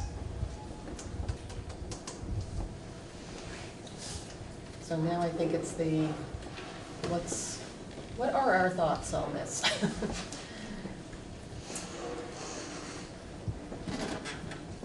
Do you want to hear from other parents, the other yes. parents? Yeah, actually there were two more, I think, over here, if I'm remembering correctly. Oh, okay. Just introduce yourself. I'm Jennifer Bayless-Hart. I'm a parent of 2 children who are not currently involved in the district. We were part of special education for my older child, who's now 11 and a half. His needs weren't able to be met, and we had some challenges in creating a productive collaboration, and I wanted to just kind of speak to the importance of the open search, and I just wrote a couple things that I wanted to say. So, the need to hire a new director of special education services presents Wyndham Southeast School District with a unique opportunity. Rather than offering the position to an internal candidate in a closed process, best practice would indicate an open search to create an opportunity for fresh practices and fresh perspectives to inform and shape service delivery for our district. Additionally, parent participation in the search process is both necessary and appropriate. Special education services require collaboration with parents and families, so best practice would indicate intentionally creating a viable means for parents to be included in the search process. Going forward, it is also extremely important for there to be a venue for parent feedback about current and past services in the interest of reflection and refinement. This feedback should lead to a commitment to action informed by a collaborative, respectful approach and best conceptualization and implementation practices. Truly helpful and meaningful services to support children's educational experiences can only be successfully created in good faith collaboration with families. This collaboration grows best from an attitude anchored in curiosity, compassion, creativity, and respectful connection. These qualities of thought and relationship are as important as up-to-the-minute knowledges and skills in the field of special education. In this collaborative context, the district could deliver more meaningful and useful services to support students and families, and thereby our whole community. I hope the district will leverage this opportunity presented in hiring of a new director of special education to strengthen its commitment to parent and family involvement in providing meaningful services to better support our whole community and help all students thrive. Thank you. Thank you. I'm Krista Yagdin. I reside in Guilford. I'm a longtime educator. I worked in the supervisory union for 8 years. I spent some of my best teaching time, my beloved teaching time at Guilford Central School with Principal John Gagnon over there. My son, Nate, was a student at Guilford for some time. He also, it looks like there are several of us here of parents who have children who have Down syndrome. He also has Down syndrome, and over time we experienced some difficulty in the collaboration with the school district, and have, like some other parents, have resolved to keep him home in order to reduce the stress in our lives, not because we don't want him in school, but because the experience that we had was so difficult and challenging on us personally. But that's not why I'm here. I'm here to ask you to consider doing an open search for the special education director. When I think about this position and the importance of it, in the advertisement, and I think the posting that I saw on the SU site, it's 500 students. I don't know what the current percentage of that our student population is, but it has to be between 15 and 20%. I bet Dr. Paul over here probably knows the number. 17, I don't know, I'm taking a gander, but 23. So it's a huge percentage of our student population. So second to the superintendent, I almost wonder if this is one of our most important positions in our school districts. Because of that, I feel like we also, as many of the other parents here, we need to find the best candidate. Something that I appreciate greatly in this district is the commitment to expanding our thoughts about equity and cultural diversity and racial diversity. I am concerned when we have internal searches that the message is to people of color or people with differences who have disabilities that there is no way that they would live up or have the same skill set as somebody in our district who would be more qualified. It's just what the message is when you do something like this. I would encourage you, because of that and our commitment to recruit more people of color and people from out of our community, people who have different states, from different states, who have different perspectives to our community. I think that's the message that we want to promote in our district. Second, I just want to say that, because of my challenges in the district, I feel like there is opportunity to hear from parents about what is and isn't working. I'm not here to just say that to talk about my struggles. I know as a special educator, there are many children in the supervisory union who are having successes, but there's really no venue for us to talk or have feedback from parents because special education comes under the SU board and it only meets 4 to 5 times a year. There isn't really an opportunity for us to have that conversation, and I appreciate that this is an incredibly challenging time, and you all are working. I mean, my heart literally, it goes out to you. The last week when there were endless hours of meetings, but that being said, I still can't set aside that this is an important decision for our community, for our children, and not only for children who receive special education. This position partners with a lot of programs in our school. It's a huge and valuable position. So I'm asking you to do 2 things, which is 1, consider doing an open search, an outside search, and 2, thinking about finding a way to have more parents' involvement and perspective on what is and isn't working in our district.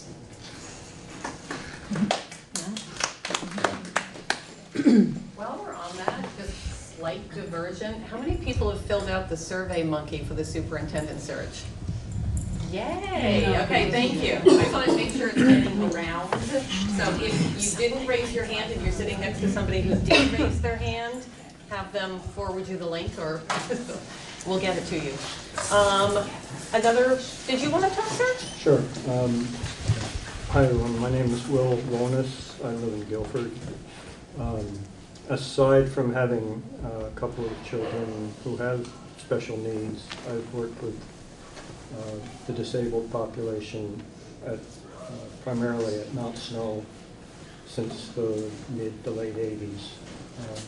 And I'm often struck by the dedication of the people who are volunteers who do that work with the disabled population. They are there because of their often connection with people with special needs, having had children with special needs, or just by chance have come to the program and find it a rewarding experience to work with that population. What I hope that you would consider is a director who has had the experience of managing a large group of dedicated individuals, or who has had to retrain individuals to have the empathy and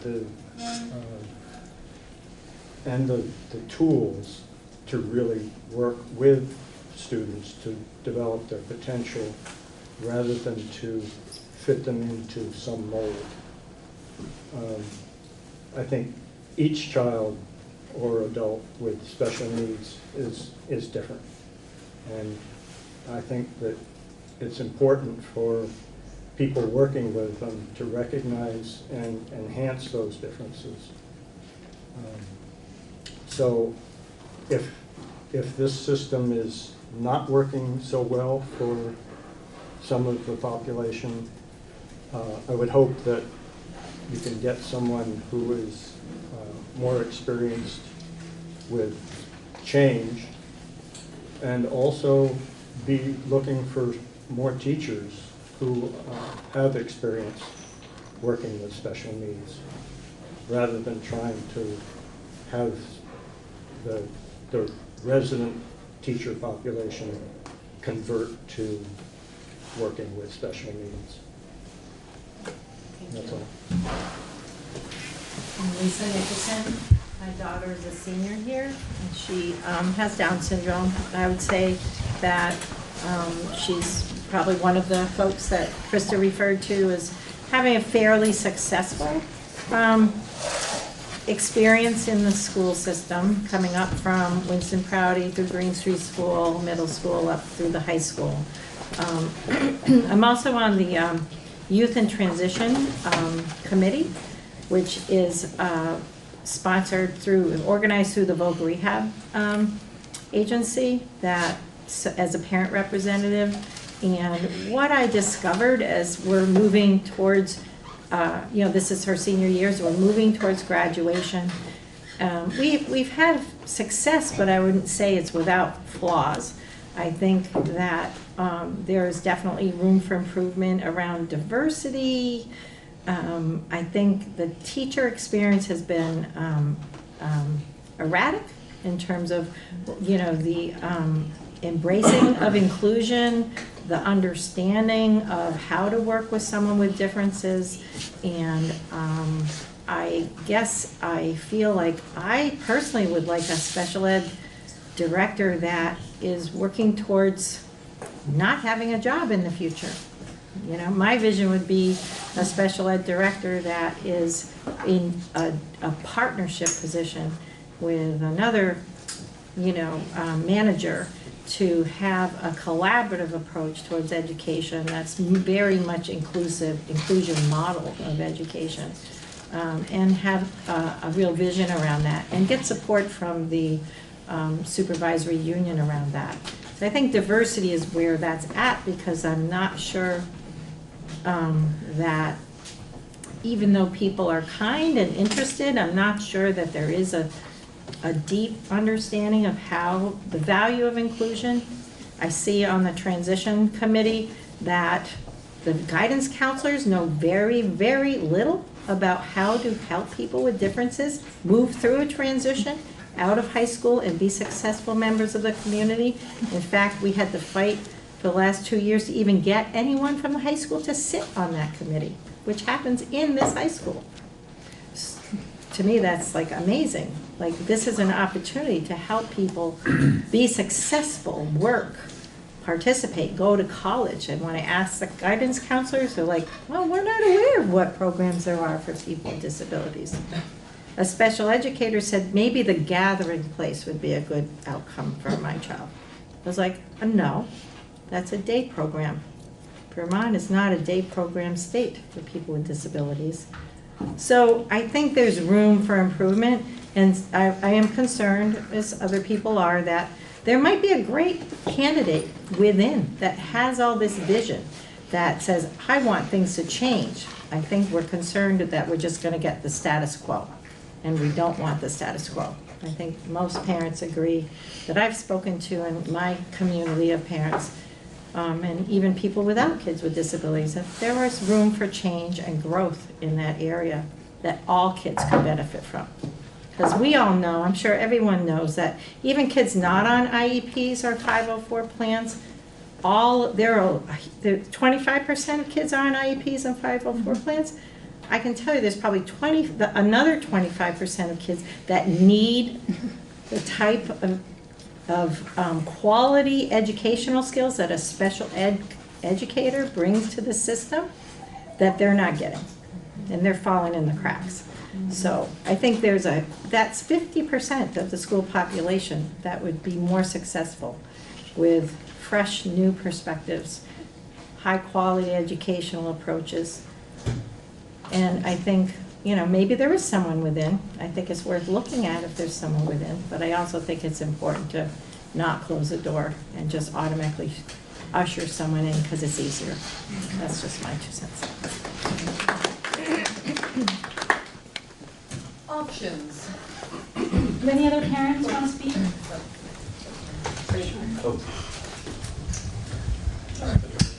Hi, I'm Corey DeMario from Brattleboro. I have a son in school here, and he does receive special education services. I actually just wanted to note, I forget who it was who was asking about the process. I just wanted to say that I was on a hiring committee. I was a parent on a hiring committee last year for a position, an administrative position in the school district, and I was completely impressed with how well the process was run by Lyle and by the depth that we the depth that we went to find the right candidate, but also the amount that the process was directed by the parents that were involved. It was beyond what I would have considered appropriate for my involvement. So that was I just wanted to add that. Thanks, Lyle. That was great. I have a question about some of the process question. I'm the parent of an 11th grader who has an IEP, and I think it's every year, I get a paper survey in the mail from, is that a Vermont, is that a state? I believe it special? is a state. David, it's the state. Is it the special ed report that we get back? Yeah. You just sent that around to us, right? The states. I didn't send it around. No, didn't you send us a report, special ed results from our district or something? I sent it to you. I think Chris, nobody in the district, when I requested it, could find it, so I found it. You sent it to, okay. I feel like it's either the Agency of Education. I'm just wondering if there's a district survey monkey or anything that would be helpful, because, a situation with, as you were reading about what your experience has been with talking to that many parents, it would be such helpful information for all of you to really have your finger on the pulse of what families are feeling. I think everybody is sort of treading water, both parents and administrators and people in the special ed department, and with funding, that I understand, but I think it's crucial information to find out directly how is the system working for you, what is working, what isn't working, and to have it in a more open-ended format, because that state one is not that great. I don't think the data that survey derives is enough to portray the picture of what is actually going on in the day-to-day when we're trying to get our child's services. So we don't do anything on our level. The state is doing theirs, but okay. We got Paul. He knows how to set up surveys.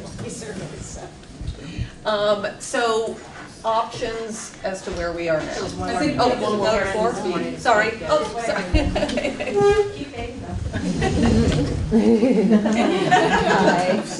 Future administrator.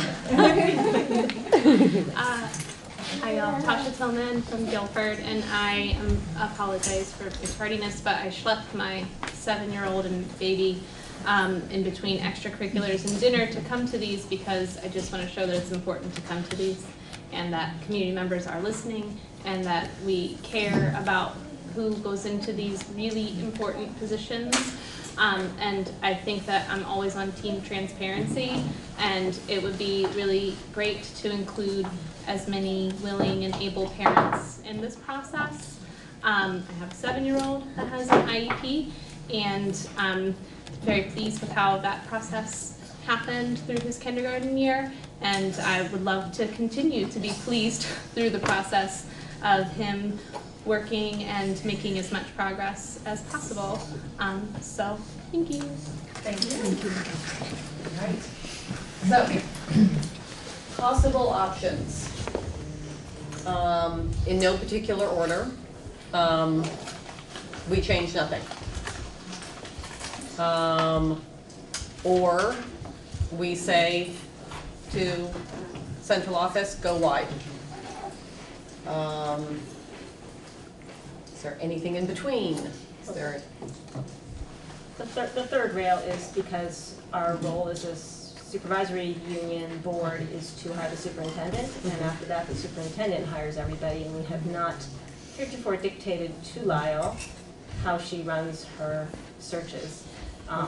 So I think the third rail is that we ask Lyle what her thought is. She may prefer that I don't have that question. And she might fall off her chair as soon as I'm saying that, because I have been very vocal about open searches for the superintendent search position, but also people like to pick their team, and so trying to sort of manage what statutorily is our role and what is Lyle's role. And so, I think even before this, I sent an email to Carrie today saying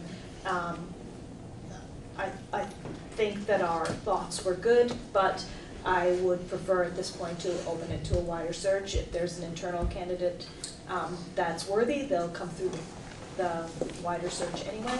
So I will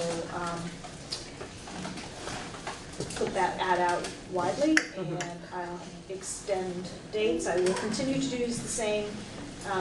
Everyone that I talked with recently was interested no matter what, so I will continue to use the same parents in the first round, and then of course for the next rounds we'll expand it for others. So you had said that you were posting internally until January 29th. Correct. But we are now, I don't even know what day it is, January 15th. So would we now go Feb 15th? I would Would we go probably 2 go, weeks? I would want it widely at minimally for 4 weeks for a month. Okay. So it would probably be around the 14th, but even into the next week. Okay. Depending upon. Well, that gets because us into school vacation. Yeah, So. and that's just when applications are due. Okay. I still need to contact VCSEA and see what they recommend for posting. Sorry, which is? It's the statewide special education. Okay.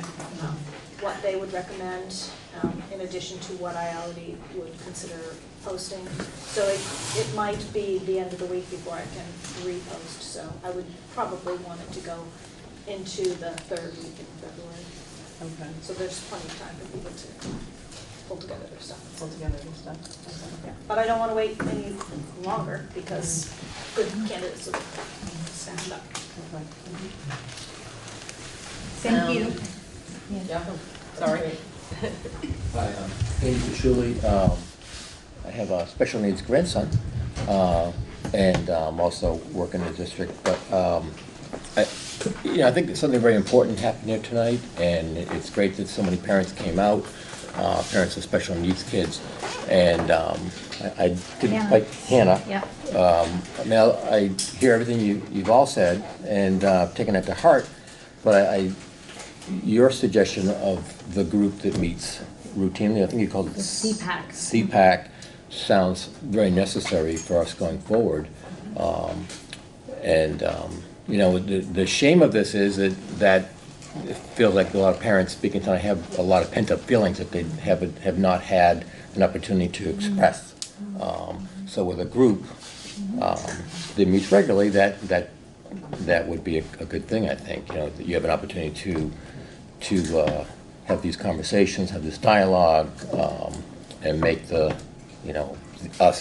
we administrators more aware of your perspectives and your situations and so forth. And that dialogue would be very healthy moving forward.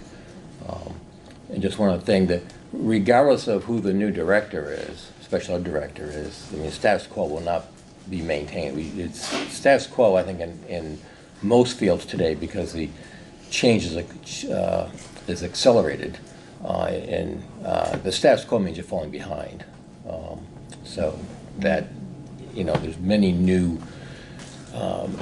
issues to be addressed in education and in special ed. So that regardless of who the special educator director is, that all the schools, the principals, the superintendent, teachers, we have to continue to grow and look for ways to continuously improve to better serve our young learners. And we have a meeting with Superintendent search at 6 in those schools, so I'm going to excuse myself. So So, do you need us to do anything, or are you just happy with this new direction? You're happy with this new direction, okay. All right. Just a couple of questions, and I need to write them down because otherwise I forget. I know the feeling. Again, remind me of my kids in the country. We engaged the Vermont Partnership for Diversity and Equity last year to work in a lot of our materials and the website and stuff like that. I'm wondering, would it be, I'm recommending that we engage with Curtis again to have a look at the ad and to look at the materials we're sending out and help develop the questions for the interview and stuff. It's obviously been helpful in the past. He might even have some ideas about where to send it. Yeah, I've used his recommendations for sending. And I don't know if we're up to speed now, we don't need to consult anymore or not, but just in I'll give case. him a call. Great. You might see him tonight. Other comments, questions? Or are we good to, okay. Actually, let Mary go. Okay. I do have to go to another meeting, but I just wanted to say, kind of seconded what Andy said, and I appreciate Mary Kaufman Guilford, but also I work in the district, and it's really nice to hear what everybody has to say. I think we see that there's an opportunity now for people to come together, and I think I can speak only for myself, but that's always the goal, and it really hurts as an administrator that people don't feel that way, so I think while it's not wonderful what we're hearing, it's good to know so that we can change our practices, right? And we can look at different things. And I think that there are people that work in our district that work really hard. And so to keep working hard, but then to also look at areas of change and improvement is always my goal, and hopefully everyone else's goal. I can only speak for myself. So I do appreciate hearing from everybody tonight, and I hope that we can all move forward positively. Dave wanted to say something? I will say wonderful. And it really is it's a wonder to have this many people at a school board meeting. It really is. And considering that the two parents came to the public forum on the hiring of the superintendent, but for the special ed director. And I think it's also wonderful that people care so much about the kids and the school district. And at the same time, there are concerns. Every one of you talked about some really positive things in the strength of the district. And I'm really grateful. I just wanted to share a quick note, follow-up to Hannah, that CPACs are actually in state legislation in two states that we have. One is a close neighbor, and one that we looked at when we were considering the changes to special education funding in a census-based model. And so having a CPAC was actually written into statute. And it's something that I would love to see our whole state do. And I always think of the supervisory union as wanting to be cutting edge and on the forefront of practices that really that are progressive. And I think having a CPEC is a great opportunity. I would encourage all of you to look at the some of the research and what is out there in Massachusetts and New Jersey. I would say those two states specifically that have really active, successful CPECs that work with their supervisory union. So hopefully on a future agenda, that can be something that we talk about. Really quick process, and you can tell me if there's someone else you should follow up or go to this website, and that's totally fine with me. But so one is, are the hiring committee members confidential? Or yes. Okay. Because knowing the parent means you know the child. That's Yeah, that's fine. And is it 4, 2, 1, and 1? Are you set with those numbers? I still have 2 parents that I reached out to and have not heard back from yet, so it's possible that there'll be 2 additional parents. Okay. I'm trying to make sure that it's representative of in-town, outlying town, BU6, elementary, so that there's a wide range of people represented on there. Yeah, that sounds great. And so the focus groups that you do that, or you? Generally, what I have done in the past is ask principals for suggestions of people that they think might be interested. Gotcha. And then sometimes those people give me other names of people, or give me names of people, so. Jackie? My question is in the exact same line. Lyle, how do we communicate to you that we're interested in being a part of a focus group? Yeah. Just send me an email. Great. All right. I think we have direction. So next up, superintendent search update. So Paul's staying. Paul is staying, okay, you're leaving for that. All right, so it's been a little bit of a wild week, so I'm not sure I've done much on this, if anything. So I think we've got to figure out where we're at and what we have to do next as far as the superintendent search goes. So tonight, who went? Did anyone go Monday? What day is it? It's Wednesday. Did anyone go Monday? Yeah. Krista, I think Krista went. Oh, so there were 2 people? 2 parents? 4 of us. There were 2 parents and 2 board members. Okay. Well, apparently the survey is doing well. How many you heard?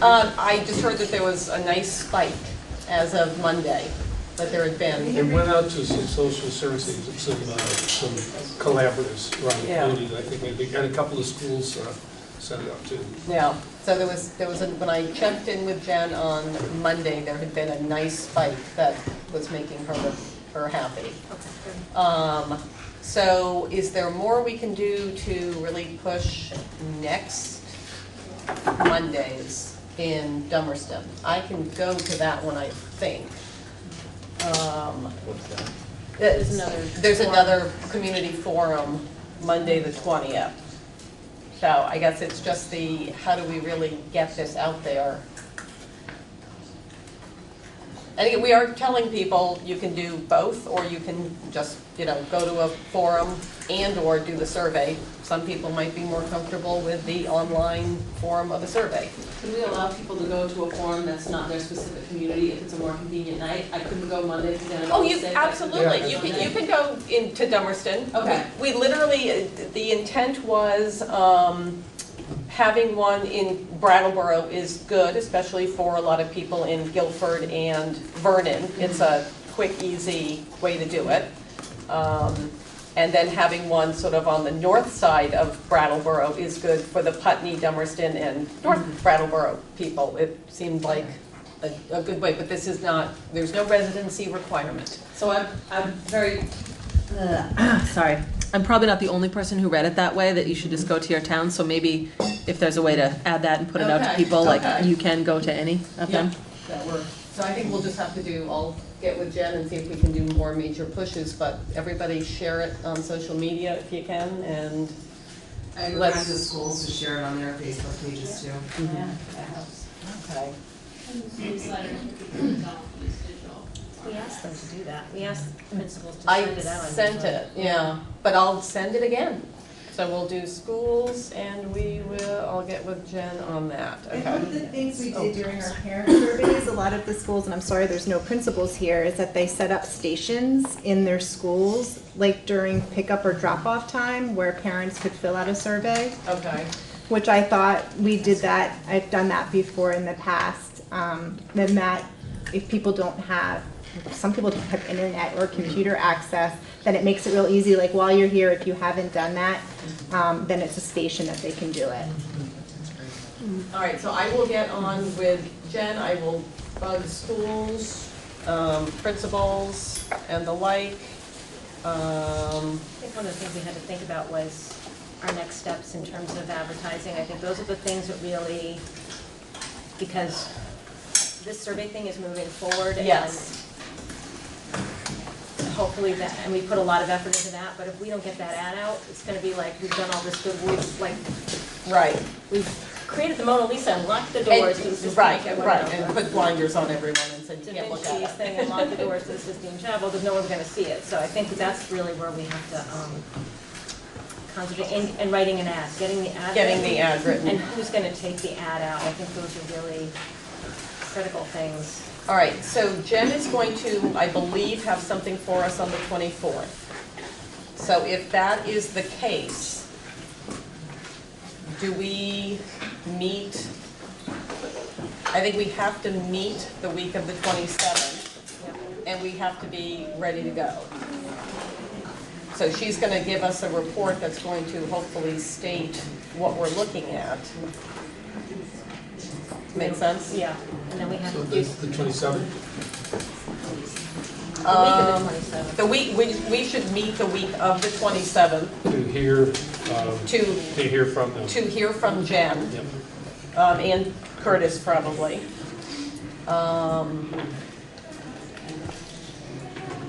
And then we need to be prepared to move forward. So the tasks are, who's writing the ad, right? And our contenders are, I'm gonna get his name wrong. I'm gonna call him Anderson, is it Anderson? Mark Andrews. Mark Andrews. Is he still willing to do that? Well, for us? that's the thing, I haven't done my final reach outs, which I just Okay. have to do. So do we Okay. think he might be? Can I just back up yeah. a second? I mean, these people might still be available, but I'm wondering if we really need to contact them. And Okay. ask them again, would you be interested? We So don't we have can to. then tell them that we're going to get somebody else to do it. Okay. But, and since they've said they can't, there are parts that they can't help with. Well, I'm just wondering if you need to contact all of them Okay. again, or if we should Or if we just consider just- moving forward with Thrive this part. Okay. Strive to write the ad? Is that Yeah, what you're saying? and with, collaboration with Curtis. With Curtis. People comfortable with that? Does that seem like a more seamless process? Yeah, At that seems least like a more it's. seamless process to me. Well, they also have they'll have the survey results, so they'll be ready to present that, which Yeah. will give some indications about what we're gonna wanna emphasize in the material, so they can actually have between now and the week of the 27th, which isn't very much time. Which is to not very draft much draft materials for advertising. And start thinking about the distribution. And then we can contact NASDAQ and anybody else we can think of, including Don Collins, to help us get it out. It was my recollection that Mark Andrews said that he didn't think it would be good to, he thought it'd be better if it was more seamless, if there weren't so many cut up parts for his process. I actually think a few people said that, yeah. That you almost, you're learning about the district, and you're learning about the people, and you're learning about the current staff structure, and if one person is doing part of it, then you're gaining trust as well with all the players, and so all of a sudden have a new face come in, sometimes you might lose that. So should I start a conversation with Jen and Curtis on The ad writing? if, Yeah. first of all, when are you going, let's book a night and see if she's available. So that she can tell us what she's learned. And then we get her ready to move forward as far as the ad. But that still leaves conducting the search.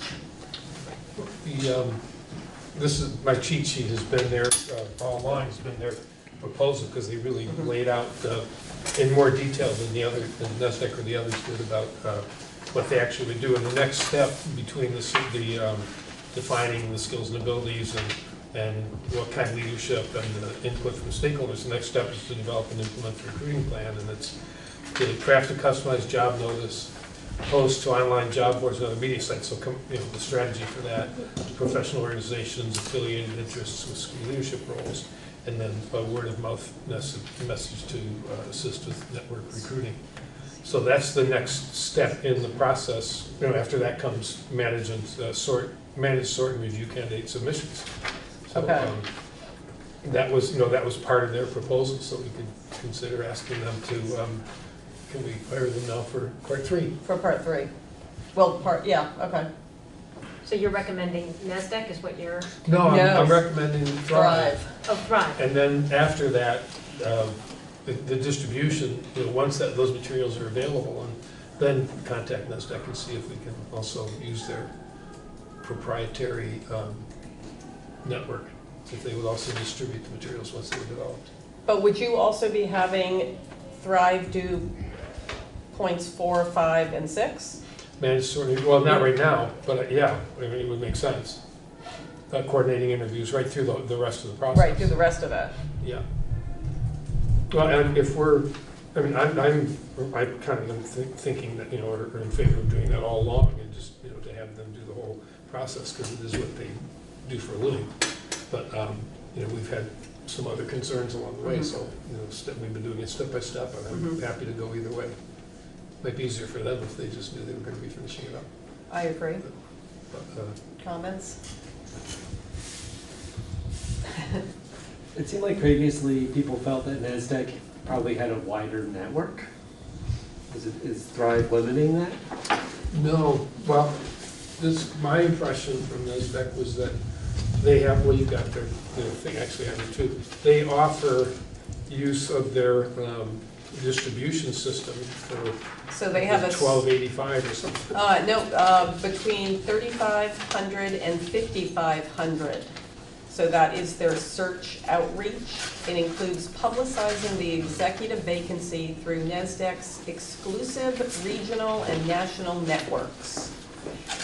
These services are designed to enhance the district's own search activities. So we could have Thrive do the bulk of the work. They would be our contact. They would write the ad. They would distribute the ad to where they can. But we could have an extra layer with NESDEC and say, here's our ad, get it out there. Gotcha. It's something that might cast the net wider if we chose to add that on. But it is an additional cost. I'm up for the wide, sorry. The, I'm up for the wide net, a wide Yeah, net. if we're going to do all of this anyway, we might as well. So I think I'm in for that. You can count my vote in unless I hear differently for that extra up to $5,500 to use their wider net, no matter how much we use them going forward. My only concern with Thrive is that I think in the Mark Andrews, in the Don Collins, in the VSBA, and in NESDEC, there are people who specialize in education recruiting and experienced in educational recruiting and educational leadership recruiting. And so, and are experienced with the job of educational leadership, which I'm telling you is a lot different than management of anything else, having worked in both realms. And I don't know why anybody becomes a superintendent. I can say that out loud. But you got it all. You got a union shop. You've got customers. You've got it all. So so I just think I'm very happy that Thrive. So there's so many things in this process. I'm very happy that Thrive understands us, gets us, understands our neck of the woods. NESDEC has never done an executive search in the state of Vermont yet, and it's different here. There's, it is. The educational landscape is different. in terms of what a superintendent's responsibilities are. Hopefully, it's not different, but I'm just trying to think of how we get the best of everything to address our need. And that's one area that I feel like if we go with Thrive for the whole thing, and the questions and the recruitment and everything, if they have what it takes to do the educational piece that a NASDAQ could maybe do, or Don Collins, or I think Mark Andrews is kind of out of the picture. Okay. I would suggest that we contact Don again and ask him if that's something he would do. I don't,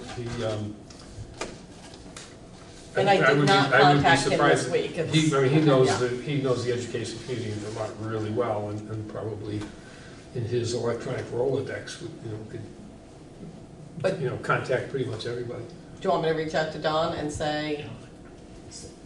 So I received an email. Don is on the executive board of the VSBA. Don Collins was a superintendent in Windham County. He's been a superintendent in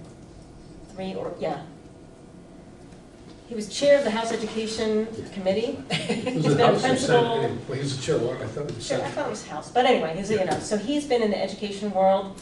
He is on the VSBA executive board, and when the whole scene went down that the VSBA wouldn't do it for non-members, they changed their policy. And I said, what was up with that? And he said, I'll do it for you. I've done a bunch of them. He's really he's an inspiring educational leader, gets along with everybody, even when you disagree with him. And he's been a principal, he's been a school board member, and he's been a superintendent. So that's a nice CV for somebody doing this search. I don't know if he's been a curriculum coordinator, but he's good at science. I know that, Paul. So. Good. But would he do, or maybe you don't know the answer to this and I just need to call him, would he do the entire search? Is he the guy who's gonna? I don't know, I think he's done searches all soup to nuts. He has, okay. Yeah. Okay. So that's why I hand it over to you. Yeah, and I just have to. No, but it's good to have a direction in our mind, like I think it's. Right. Like I like Thrive coordinating the local things and the things they're doing, but I just think having an educational leader in the process is really helpful. Yeah, I don't see any, it's be an additional cost, but we Yeah. decided we wanted to do a really broad search and we wanted to do it right, and everybody said, do it right, take your time to do it right. Take your time to do it right. Yeah, and if it costs an extra couple of $1,000, I think we should do it, we need to do it. Is there an option in which, if I talked to Don Collins and said, have you ever worked with another group?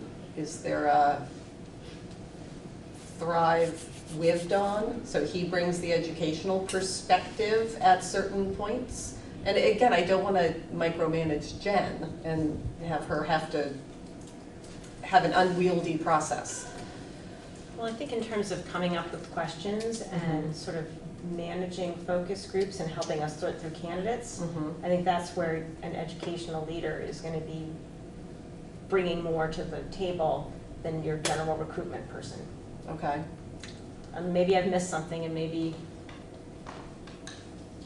somebody. I haven't ever done a superintendent search, sorry. Let's hire Paul. I hadn't thought of that, but I think you're right. I think that, and I would, if Don is, I would check with Jen first, but I would be kind of surprised if she didn't think that was a good idea too. Just. So Jen plus a little bit of Don. Yeah, to work out the things you mentioned, the describing the job and education needs, and probably helping us work on the job reviewing. description would actually be really helpful. Like when we're working on the ad, if he's worked on searches before, helping with the ad too, because he would know what would appeal to a prospective superintendent and what would be critical for us to include. So I would say helping to write the ad. Questions? In the same way that Bratt is going to help us do it in a way that would appeal to people of color. Right. My only fear is writing an ad by committee. Yeah, it's going to be. Yeah. Well, that's, I think, checking with Jen and sort of letting her know what we're thinking. And Okay. I think if you sort of ask if, say that we, because it's so different in the education world, there's someone who might be able to be really helpful. And how does she feel about working with two people on trying to get this?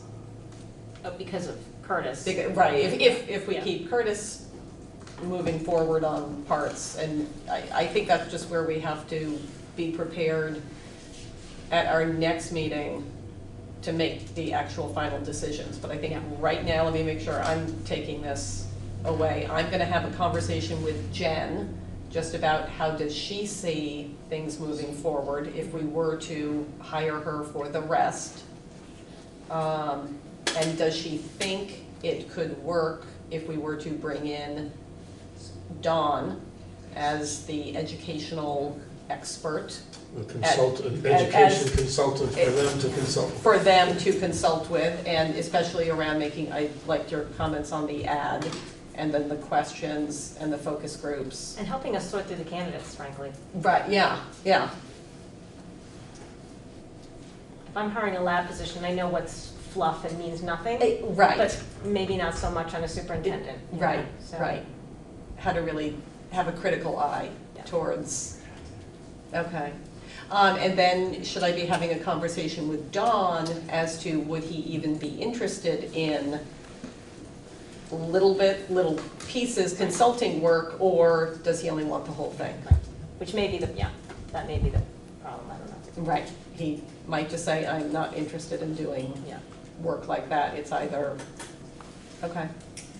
All right, I think I know where I'm going, and I'm gonna do it tomorrow, just so it does not fall off the... I'll email him and tell him you're... I will be getting in touch. And all my nothing. All right, anything else on superintendents? When can we meet next?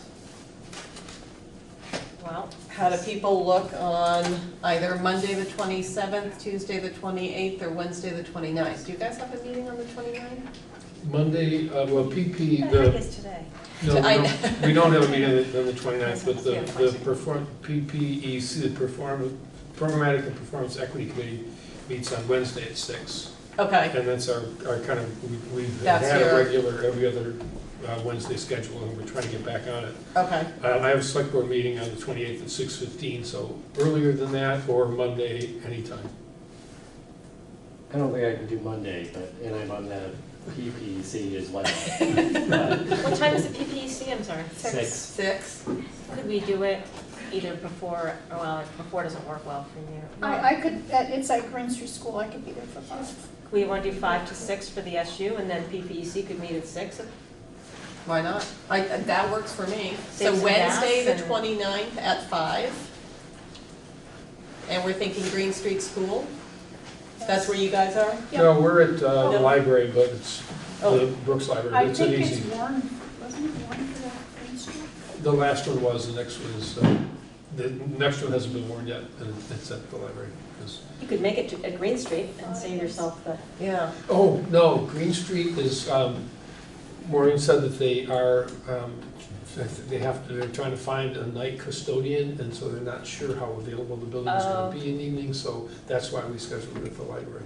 Oh, okay. I think it's on the website as Green Street School. For the 29th? Really? Oh, I'll check with Emily on that one. You could do it at Green Street. But I could ask the library if we could have that room at 5 instead. We could meet at the library. Well, we could, but if we have filming and everything, it might be easier to do it at like Green Street proper for the SU meeting. For the SU meeting. Oh, I see, yeah. And then you could have it at Green Street office, central office. Central Well, it office. couldn't get much easier than right next door to the library for It's up through the 22nd. Why don't we just come to you guys? The board They have a website lovely has the studio. personnel committee, Oh, but the okay, thing I'm is sorry. 22nd. I'm sorry. So it hasn't been posted Maybe I'm there looking at yet. my notes. I was looking at my notes. So Where's the 29th? Do you The think it's at the 29th, library? the Performance and Programmatic Equity Committee is at the meeting at the Brooks Library Community Room at 6 on the 29th.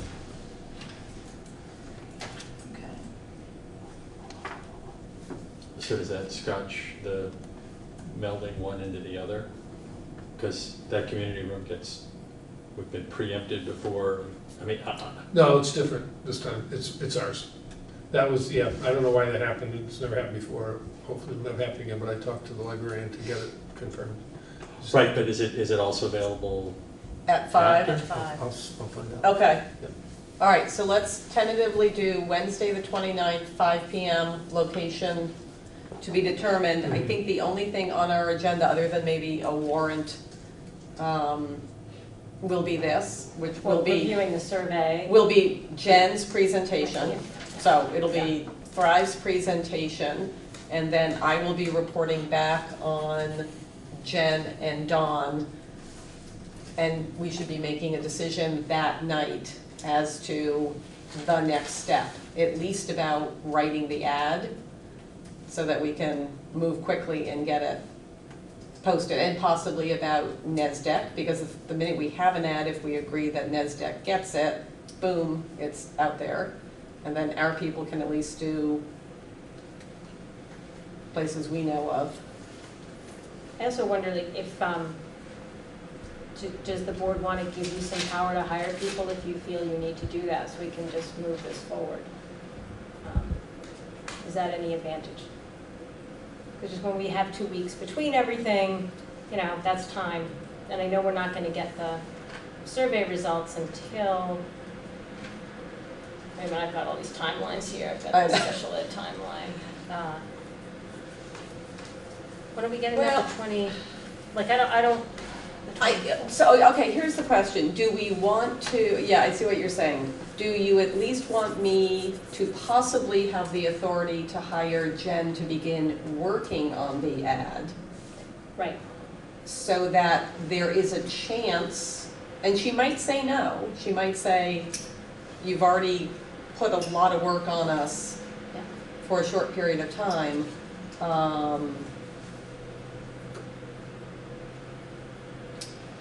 I just think if she's working on this survey and seeing results and sort of coming out with a suggestion. Right.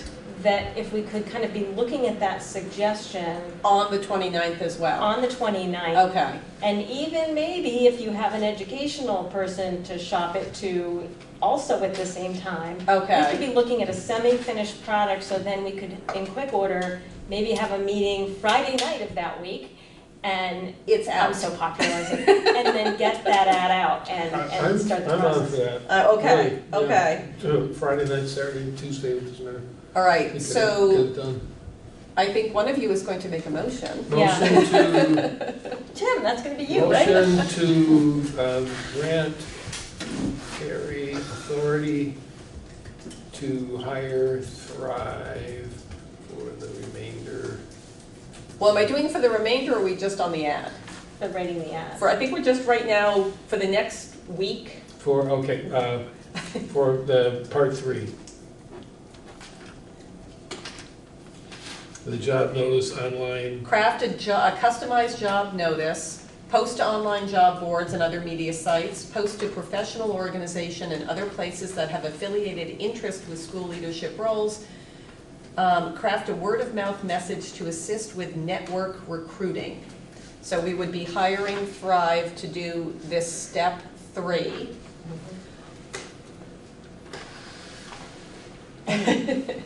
In addition, to give Carrie the power to hire Don Collins to work with Thrive on that ad if interested. If he is so interested.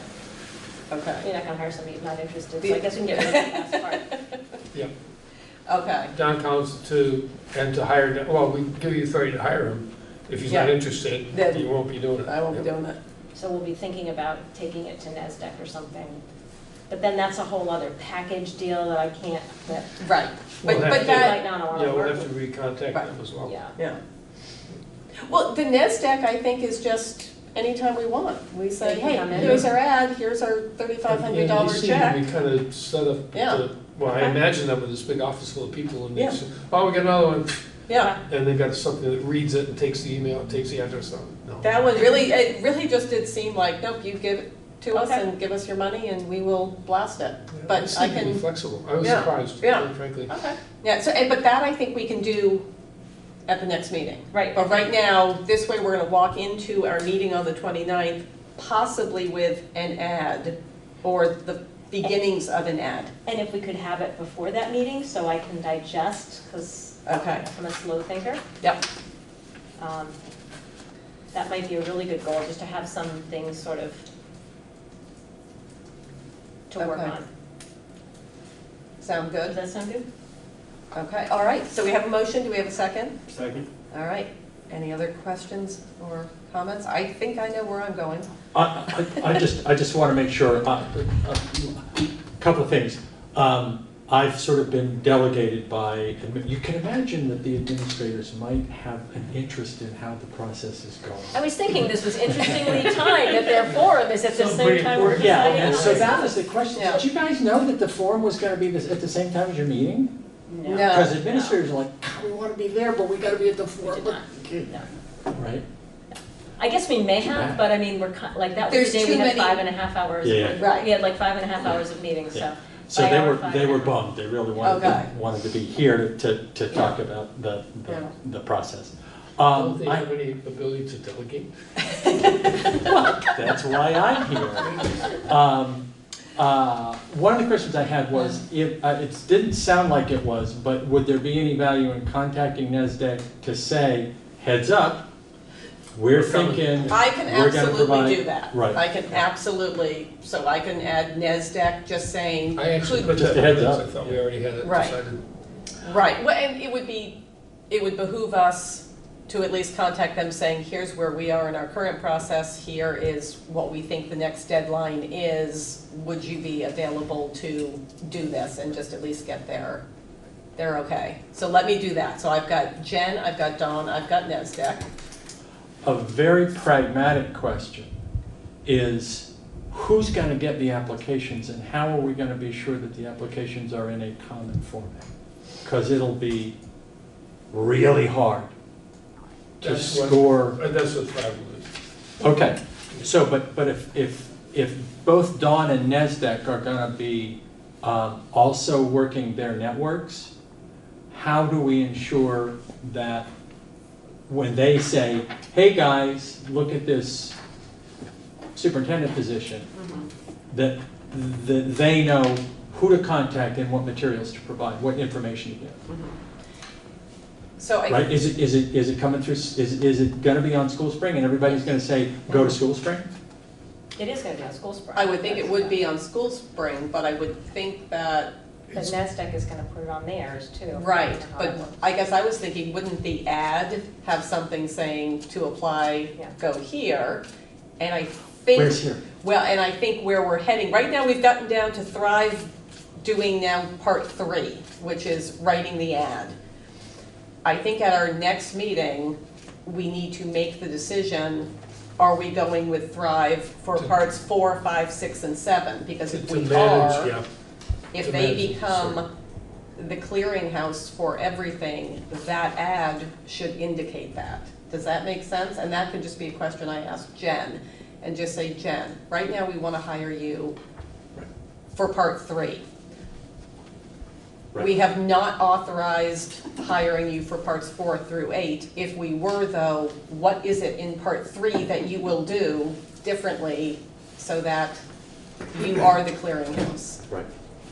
So does that, Yeah, it was just, it felt like, oh, we need to make, whoever, the royal we, whoever is being communicated with, there has to be a common location and format Right. for the, and if more than one network is gonna get worked, that's gotta be decided sometime. Yeah, I think that's what they do, what Thrive does.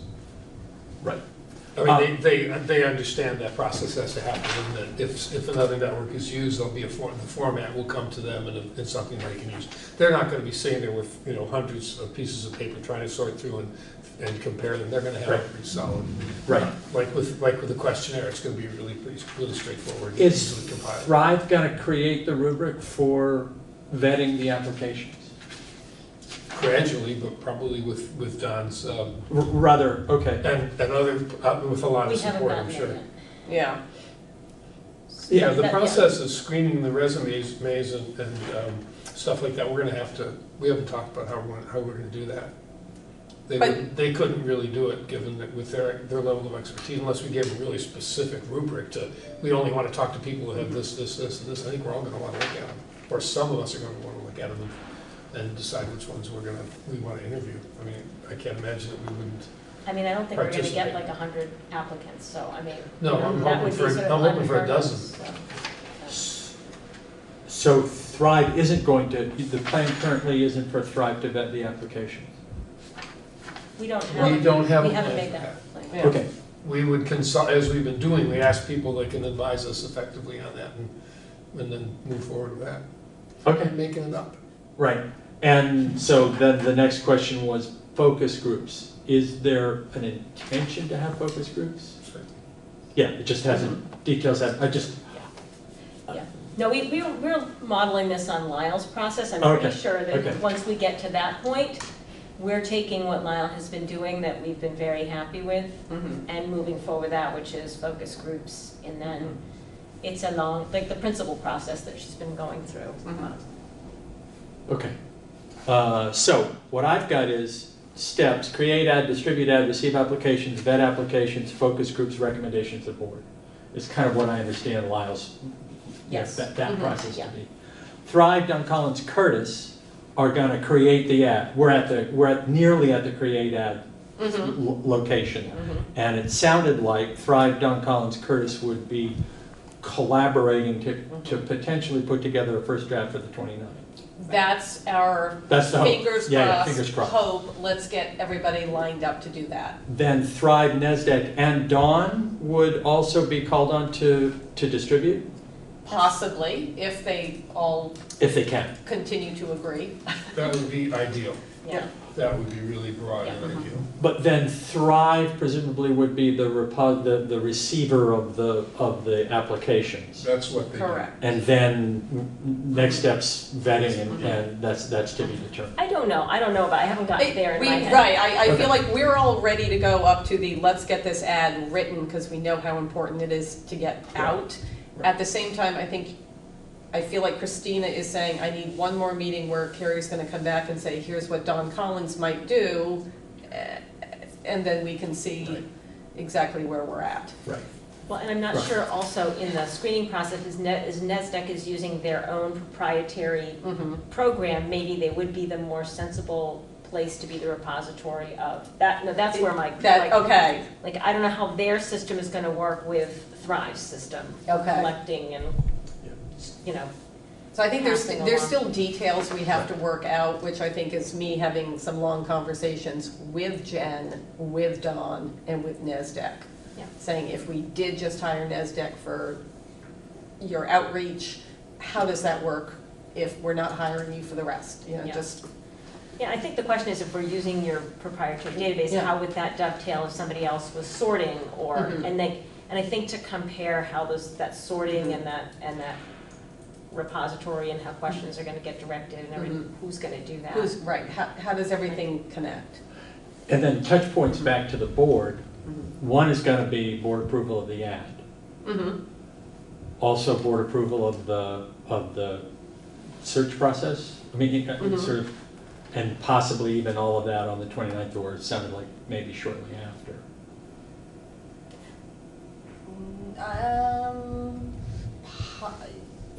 Boy, I'd love to do it on the 29th, but it might be biting off more than we can. I think it all depends on how good my questions are and how well I take notes and how well I am able to answer all of your questions and not have to go back and ask anything else. And I wonder if we had a meeting at a time when people could be on call? Okay, I can If also. when you're trying to say, hey, could you answer questions, would you be Right. available, would you Right. have somebody available to Yeah. answer questions? Yeah. I feel like that's been, like with the NESDEC thing, they couldn't answer our questions even then, it was like, Right. okay, I don't Right. even, I've had, Yeah. the full board's had no interface with them and Yeah, let's just carry that. And Yeah. so it would be great if we have a follow-up question that might get us to where we need to go quickly if people can be available by phone. I can try that. So the meeting of the 29th is a board meeting? Is the board meeting? It has to be. a board Yeah, Yeah, it will yeah. be a board meeting, yeah, an SU board meeting. But we also have to remember we've got 1 hour, because you guys are gonna have to go to your 6 o'clock. Right. So this is gonna have to be focused. I will talk to Jen too, and if I say, Jen, we've got 1 hour to do this, if she says, I can't get through my presentation in an hour, you know. Yeah. Then we'll have to then Well, I'll I'll go to the next meeting and you guys can finish it up. okay. Actually, you'll have to go somewhere else. We'll duke it out. There's a table right outside, or you can go in. Children's room's a nice place to meet. Can I ask, and sorry for all the No, questions, that's all I'm right. just trying to get my head wrapped around it. Did you folks see the survey before it went out? Yeah, I did, and Okay. We all did. think, yes, you all, okay. Okay, because I had some real concerns, I sort Yeah. of. Did you get realize- Jen's letter today? No. Oh, she emailed you today. Okay, good, I will have a look. Just some concerns about, I've heard from others, concerns about the privacy of the data, the way questions were asked. It's sort of easy to figure out who's doing the answering for some of them. So there were concerns about that. The most, I guess, for me, what stood out the most was such a strong emphasis on diversity, questions of diversity equity, that the appearance to me was that is potentially the sole or the sole focus of the board. And I don't know, is that the intention? Because it seems to me it could easily be interpreted as that. Like almost at the expense of, say, student-centered focus, right? I don't think it was our intention to skew anyone in a particular way, and yet many of those issues came up at all of the forums we had, which I think is what informed the survey. But remember, this is just a survey. You know, it's going to help us sort of take the pulse of where are people. People might come back and say, we're not worried about any of these things, and we can say, oh, okay. Right, but the way the survey was created, Mhm. it was forced choice for these issues of Mhm. diversity equity. You got to choose one of them at least. So you didn't have to Right. choose any of them. Yeah. Right, but I'm it's curious. it's a question that has the yes, you could not answer the question, but and the other questions were degree of interest, right, or this degree of importance. I'm just, it may sound disingenuous, I'm kind of worried about the appearance that the board might be putting out there that, no, this is the only thing we're concerned about. And it seems to me Okay. the public would get concerned, well, wait a minute, what about fiscal management? What about, some other stuff, right? So, and I just didn't know what the process was for the creation and vetting of the survey before it went out. So I think that Carrie said correctly that there was a lot of interest in the forums we initially had to create the survey about the diversity piece. And so that is reflected in the survey. And I get your point, because when I took the survey as a human, as a parent, I was like, and when I'm looking at it, I was like, okay, this is good, I think this reflects what we heard. And I think it's the problem, I mean, of course we're gonna get somebody who's an educational leader, there's no question, but then there's this dim sum menu of other qualities you want. So I hear what you're saying about how that survey appeared, and I think it's an artifact of the fact that we're all moving really quickly to try to get it out. Yeah. And I think if we'd had a longer vetting process and, had it go live for the board and had the full board and, the whole boards look at it and had some principals look at it, and it hadn't been New Year's week and everybody was on break and just coming back to school, Hindsight is 20/20. We would all do things. Maybe not a surprise, I have a completely different view of this. My response to seeing that was that this is the first survey I've ever seen in this community or any other education community that actually emphasizes the importance of diversity and social justice. And what that says is that this is a school district that's serious about moving in that direction. We wouldn't hire somebody that didn't emphasize that. We couldn't get a license in Vermont if you weren't competent in fiscal management and all those other things. And that accurately reflects the things that are going to get emphasis in this district outside of all the educational things that we know are going to get emphasis anyway. And I think it was it's exactly what we need to put out there so that people could articulate, could recognize that it's really important and this is going to be a part of the job.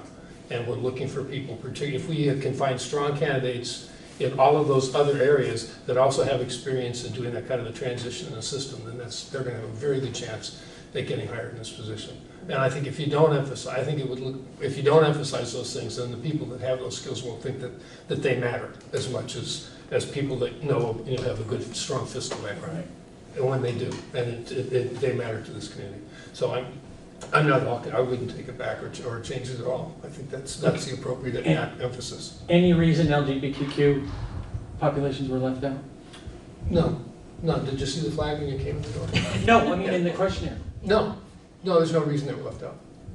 I think it's something that we really should put a focus on a little bit more, is that there's many kinds of minorities and many kinds of issues, and we should be putting the same focus on all those things that we're hoping, that embrace all, and yeah. I thought of that afterwards too, because it's a problem with getting the ad afterwards. It's something on paper, like, that's good, okay, let's go. And when I took that, I was like, there was some things You see it through a different lens when you're. We weren't specific about ability either. And anything we put out, it should mention specifically race, gender, and ability.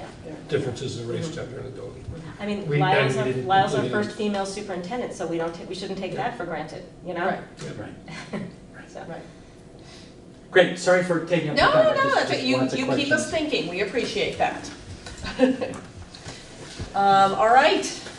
We have to vote. We have to vote. The motion to let Carrie's okay. hire everybody. All right, do we have a second? What I have here is motion to grant Carrie authority to hire Thrive for part 3 of their December proposal, and to hire Don Collins to work with Thrive. Well, we didn't vote, but I said we approved it 5-0, but we better vote first. Oh, okay. Can I put a dollar value on it? Yes. What do you think? We don't have, we've got their. I just want to put a dollar on it, because I don't like. Yeah, I agree. It's procedural, it's just a cheap human being. We're not going to know Dawn, but maybe. We had. I'm saying like 5,000. They had, what was their hourly rate? Whose? Thrives. They said we can either do 15% of the package. 15% of the package, or an hourly rate. I don't remember the hourly rate, and I wrote nothing down. 195 is Curtis. 195 an hour, something like that. That's Curtis. That's Curtis. Oh, that's Curtis. I don't know Thrives. How can I not find that? Can we just say like $6,000? Because I don't think it's going to exceed that. Well, sure. Is that for Jen and Dawn together? Jen and Dawn. Okay.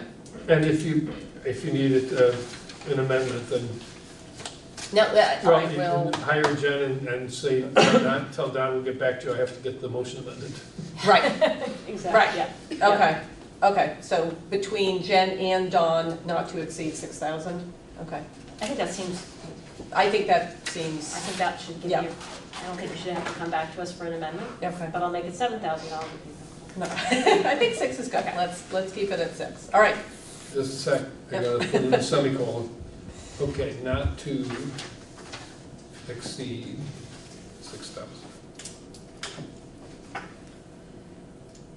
All right. All those in favor of the motion as written, say aye. Aye. Any opposed or abstentions? Okay. Okay, one more little item, which What's that? we may have more than one, but we all signed the front of this.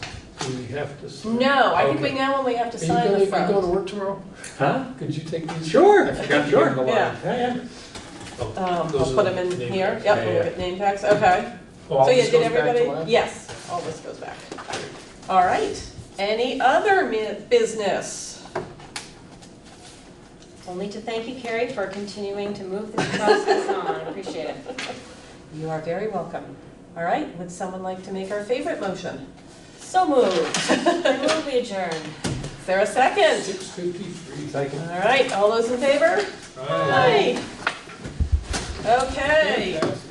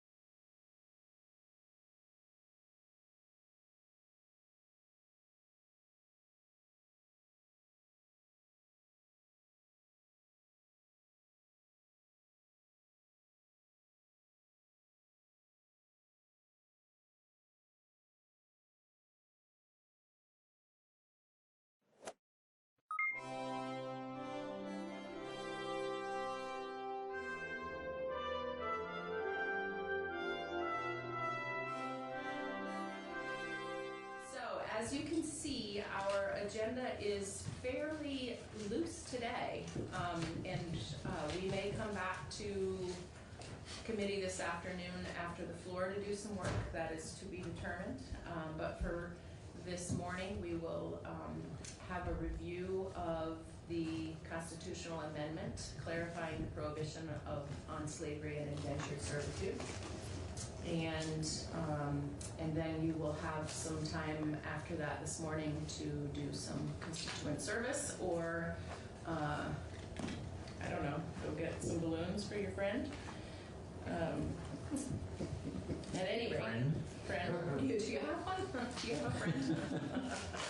If you have our cabaret sketch already. Oh, yes. It's a little early though to know exactly what's going to stick, right? Some people need a lot of practice. Ooh, look at that. Our phone is ringing. Somebody wants to say hello.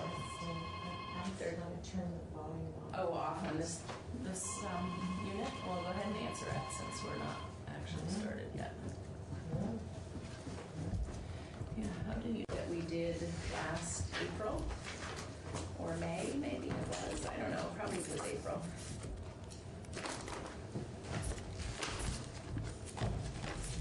Hi. Good morning. Good morning.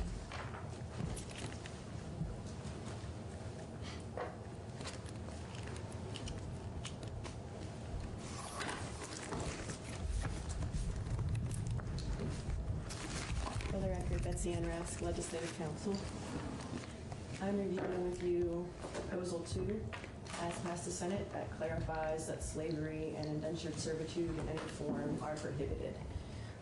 Let's just do a refresher, though, first about that constitutional amendment process. Thanks for mentioning it, Madam Chair. We do have a document. You can find it right on your homepage.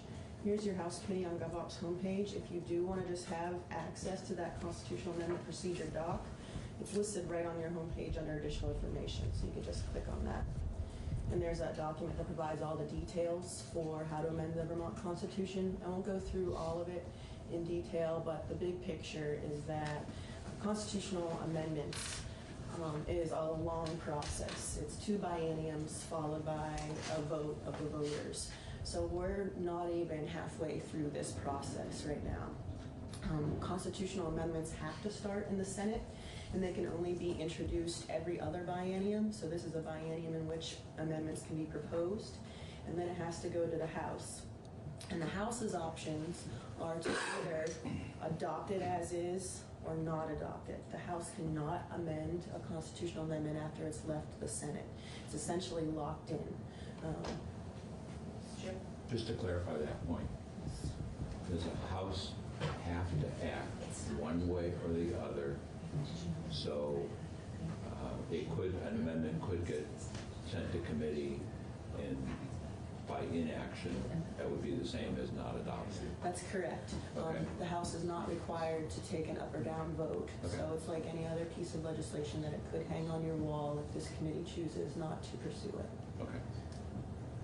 So it's either not take action or approve it as is with the language as written. The House rules do require that if you will consider a proposal, that there has to be a public hearing, and you did hold that public hearing last session. It was the after legislative hours public hearing in room 11 that you held on the issue. And as the chair had stated, there is a longer notice period for when these constitutional amendments have to be on the notice calendar. It's notice for 4 legislative days and then action on the 5th legislative day. So that's where we are right now. Your consideration of whether to vote the proposal out of committee as written by the Senate. So I'll actually go into the text of the amendment now. I do have an overview document posted here so that you can have an overview of the actual language itself and then some of the background on this issue. So I'm going to try to remember how to do this. Yay.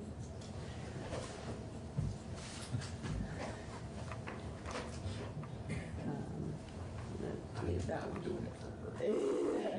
She's the teacher. So here's the overview of the amendment itself. We've already taken a look at the shoddy amendment procedure. So what this proposal would do is amend the second half of our very first article of our Vermont Constitution, Chapter 1, Article 1, to clarify that slavery and indentured servitude in any form are prohibited, which is the constitutional law by the U.S. Constitution. You can see the language of this first chapter, this first article of our Vermont Constitution begins. Now it's no. Sorry about that. So I'll back up. The language that's at issue in this Chapter 1, Article 1 currently reads that no person born in this country or brought over from sea ought to be holden by law to serve any person as a servant, slave, or apprentice after arriving to the age of 21 years, unless bound by the person's own consent after arriving to that age, or bound by law for the payment of debts, damages, fines, costs, or the like. So big picture, this proposal would strike that language and as a substitute say that slavery and indentured servitude in any form are prohibited. The way that this proposal is set up, it starts off with a Section 1 purpose section.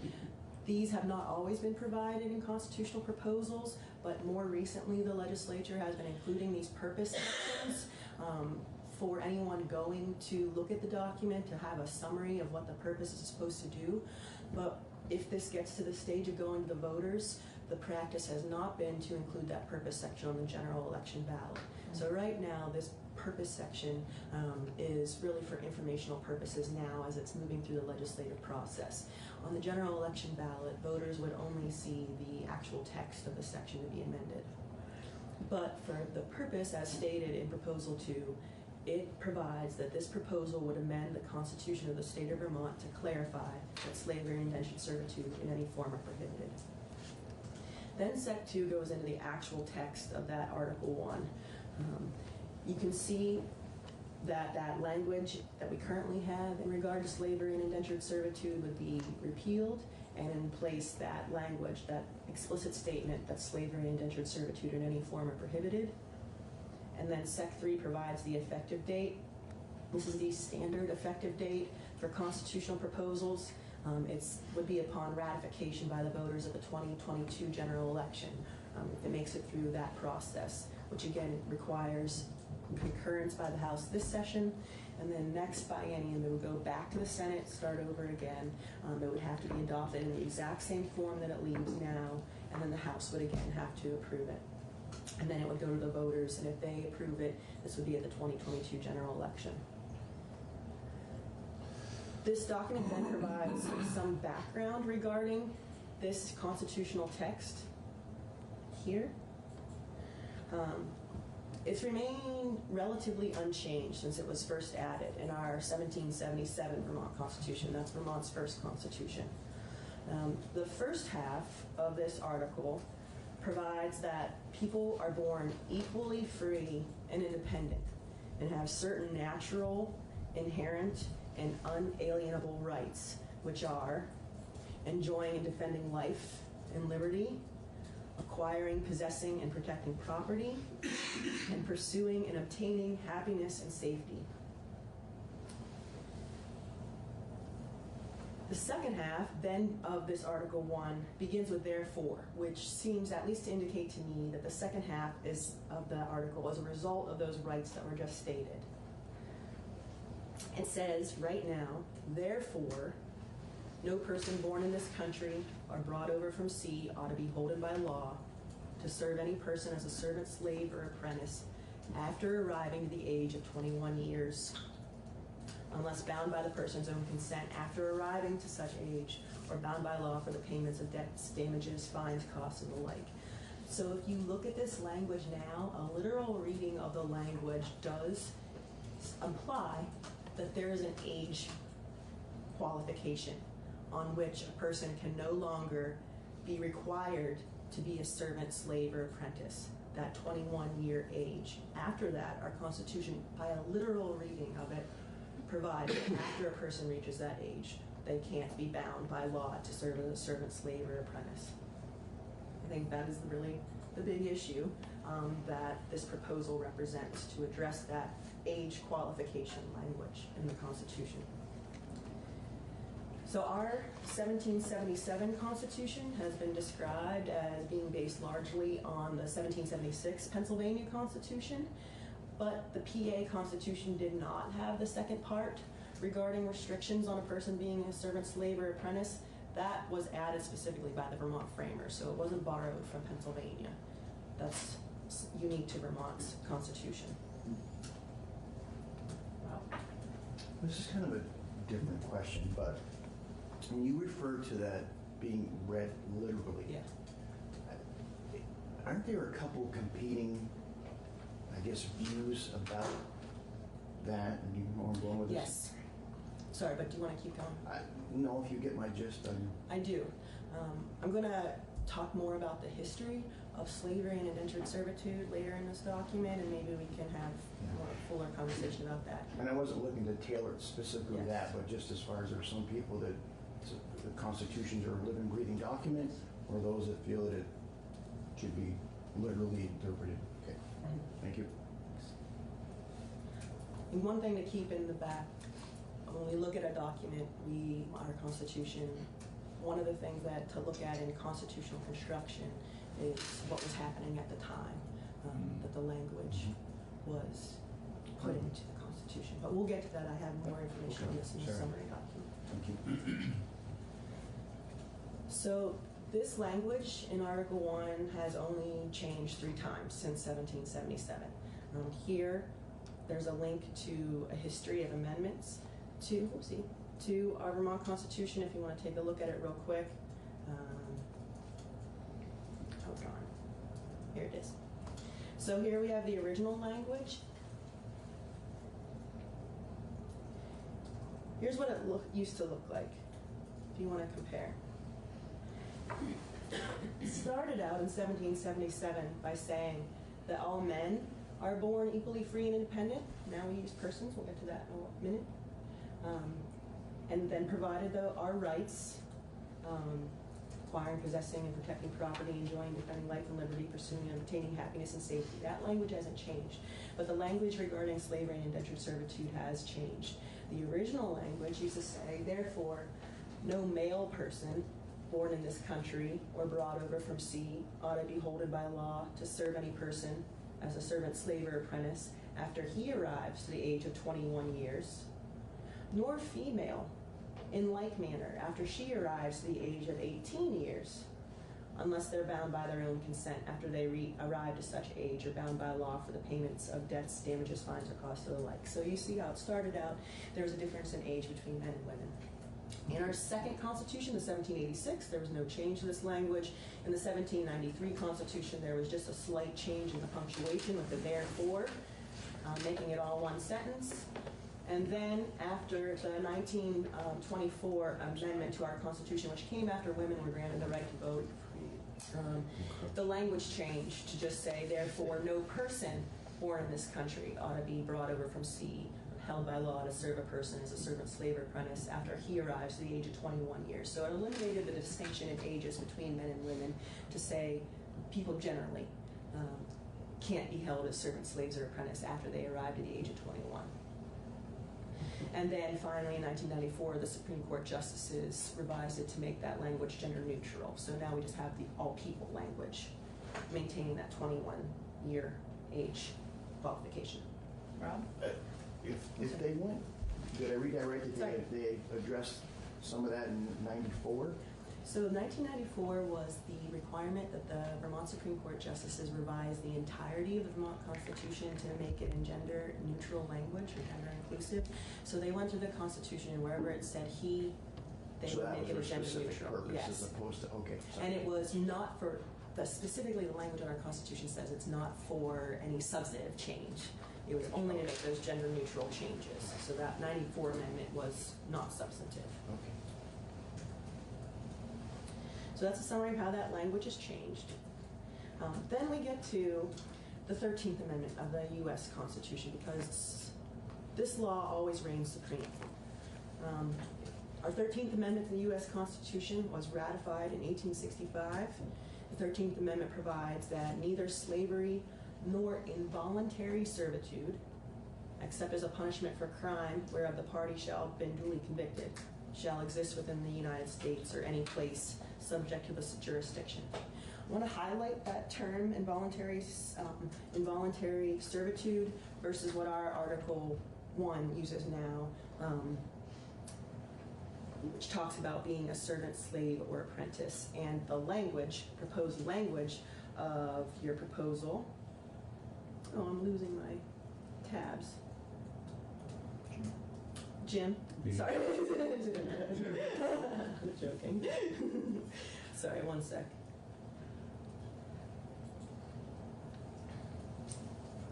The language of your proposed amendment is to say indentured servitude in any form is prohibited. I think there's an important difference between those two terms, involuntary servitude and indentured servitude. The court, U.S. Supreme Court in 1988 discussed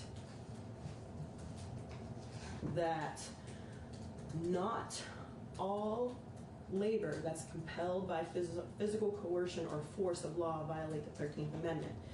The U.S. Supreme Court has stated by its terms, the 13th Amendment to the U.S. Constitution excludes involuntary servitude imposed as a legal punishment for a crime. For example, if you're required to serve, for example, in jail, you're really not, anytime not going there voluntarily, you're involuntarily serving. The court has also stated that the prohibition against involuntary servitude in the 13th Amendment doesn't prevent a state or the federal government from compelling their citizens by threat of criminal sanction to perform certain civic duties, like upholding jury service, military service, or road work. So I think there's an important distinction between involuntary servitude generally and the language that is being proposed in Proposal 2, which is indentured servitude. And we'll get back to indentured servitude in a moment and talk about the historical use of indentured servitude at the time, or how indentured servitude was actually used in practice in the late 1700s and 1800s. This summary also goes over the history, very briefly, the history of slavery in Vermont. There's an 1802 Vermont Supreme Court case that you have access to here that's been cited as a contemporary statement that Article 1 prohibited all forms of slavery. In that case, the Vermont Supreme Court stated our state constitution is express. No inhabitant of the state can hold a slave. However, on the flip side, in testimony, this case has also been criticized since it was in regard specifically to a Supreme Court justice's responsibility regarding a woman he once enslaved. Also, just historical research, if you poke around, you can find that while the Vermont Constitution specifically prohibited slavery, people of color were enslaved in the state during the time, even though we had that language in our Vermont Constitution.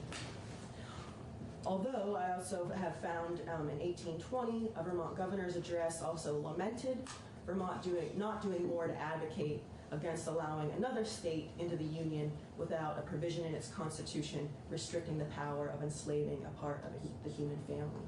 So there was the message in our Constitution and overall our public officials' statements on slavery at the time, but in practice it does seem that slavery did continue for people in this state while we had that language. Now let's get to indentured servitude. Getting back to that language in the Vermont Constitution that has that age qualification, that people can't be held as a servant, slave, or apprentice after they reach the age of 21 years.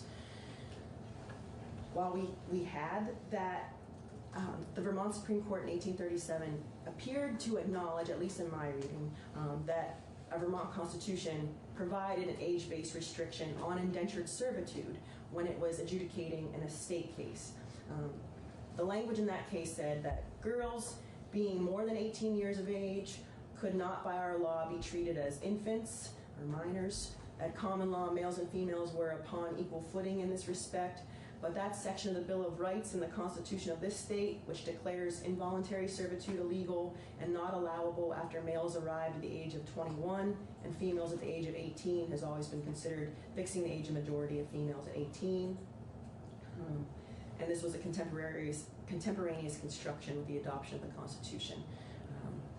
So in that reading, it seems to acknowledge that there was indentured servitude for people for minors who didn't reach the age of majority, which at the time in 1837, well, for females was 18 and males at 21. And this is consistent with some of the research that Professor Teachout provided to you on indentured servitude. He provided this handout to you that went through, he provided his own testimony on this issue, but then he actually provided, here's some ads for workers, for indentured servants. Here's a contract for indentured servitude. This is for minors. Apprentices. Here's actually a form book that he found from 1847 that presented contracts for minors to perform indentured servitude, where, and you can look back at the history that he provided about this, where people were actually, if you wanted to come over to the U.S., you could come over on this contract that you would be working for somebody, but our Constitution then said after you reached the age of majority, you couldn't be bound to that indentured servitude.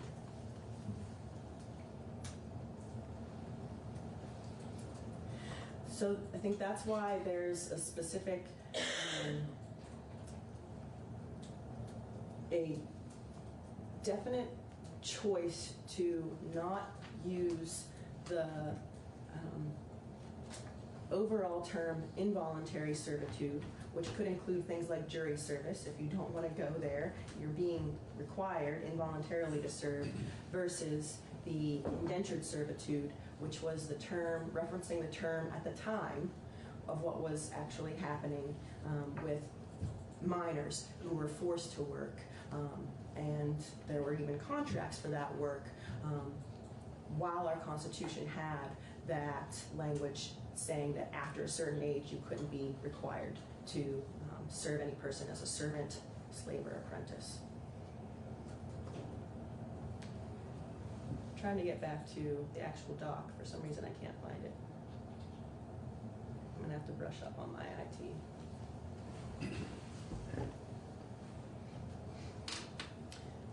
That was an overview of what I wanted to review with you, Madam Chair, but is there anything that I didn't address that you want me to discuss? Questions, committee? Jim? So from a practical standpoint, we don't allow slavery any age. So not changing the Constitution does not change the law in Vermont. That's correct. Conversely, changing it, is there anything that would, as a consequence, change practice or law in Vermont today? To not change it? To change To it? change it? With this language, I don't think so. Okay, so you mentioned It's jury substantive, service. correct. Yes, and to emphasize what I was saying, by the use of the phrase indentured servitude, that's really discussing people being indentured servants, having to work under contract against their will, under that historical phrase indentured servitude as it was known as it had been used at the time of this language when it was originally enacted. So, but making this change wouldn't impact, call to to jury duty. If the draft was reinstituted, Vermonters could still be drafted. So none of that. So this is really a perception and how one looks at it, and I get it, that it might, be interpreted that at one time we allowed slavery under certain conditions or indentured service, and the amendment would perhaps change that. Perception. Perception. Yes. Okay. The Vermont Supreme Court is the final interpreter of the Constitution. Yeah. So I know it is my belief from my handling of this and from all of the testimony to date that this is not supposed to have any sort of effect on current practice. It is not intended, as I have understood all of the testimony to date, and my understanding of this is that it is not meant to have any impact on things like jury service or require a draft or incarceration of people when they've been adjudicated of a crime. Okay.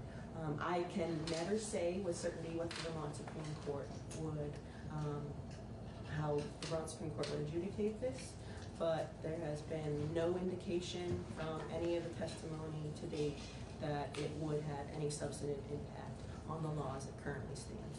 Okay, so let me pursue this a little bit.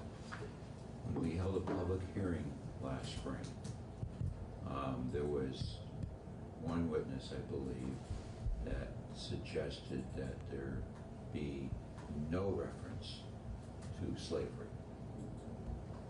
Just strike that section. And I understand that point of view as well, that it's kind of a reminder, of the past that was in place at one time. But if we struck it, would there be any practical or real, not that we can, but if the Senate gave us another option, if we struck that section, would there be any practical or real action as a result in Vermont today, Vermont law? No. Okay. So our choices are to adopt it as is, in which case there's really no change, or ask the Senate to give us another one and just take it all out and there'd be no change. Mm-hmm. Yes. Okay. All right. Thank you. Also, I just want to mention, going back to court interpretation, is that we've got our Vermont Supreme Court and we've got our U.S. Supreme Court, and just to reiterate that U.S. Supreme Court case that made clear that the state and federal governments can still be compelled to be required to compel their citizens to perform certain duties. I just wanted to emphasize that our U.S. Supreme Court has already made that statement. Any other questions for Betsy Ann? Just going back to that, our prior question there as far as the liberal interpretation. So let's just say hypothetically, and this is clearly hypothetical, but if somebody had a person that was in indentured servitude, a male under 21 now, could they literally point to that language and say it's legal? No, In today's. No, we have that it would be a crime to hold someone against their will, to perform labor against their will, unless it was incarceration or a jury service or something. Even though that the Constitution appears to say that. In other words, I mean, it's very clear that it's illegal and it's not, it's immoral and all the other stuff, but went back to the liberal interpretation of the language. No, I don't think so. By the 13th Amendment to the U.S. Constitution, it provides neither slavery nor involuntary servitude, except as a punishment for crime where the party has been duly convicted, shall exist in the U.S. or any place And that within the supersedes. jurisdiction. All right. Yes. Okay, thank you. U.S. law always controls. Thank you. Any other questions for Betsy Ann? Who knows this frontward and backward and is able to answer all sorts of questions. And I very much appreciate your thorough review for us of these various documents. I would love to take a few minutes here to offer time for questions, discussion amongst the committee so that we can decide what we need to do in advance of an anticipated vote on this on Friday. So if anyone has questions, concerns, suggestions, requests, or if you've already formed your opinion about what we're looking at in Proposition 2, open up the floor.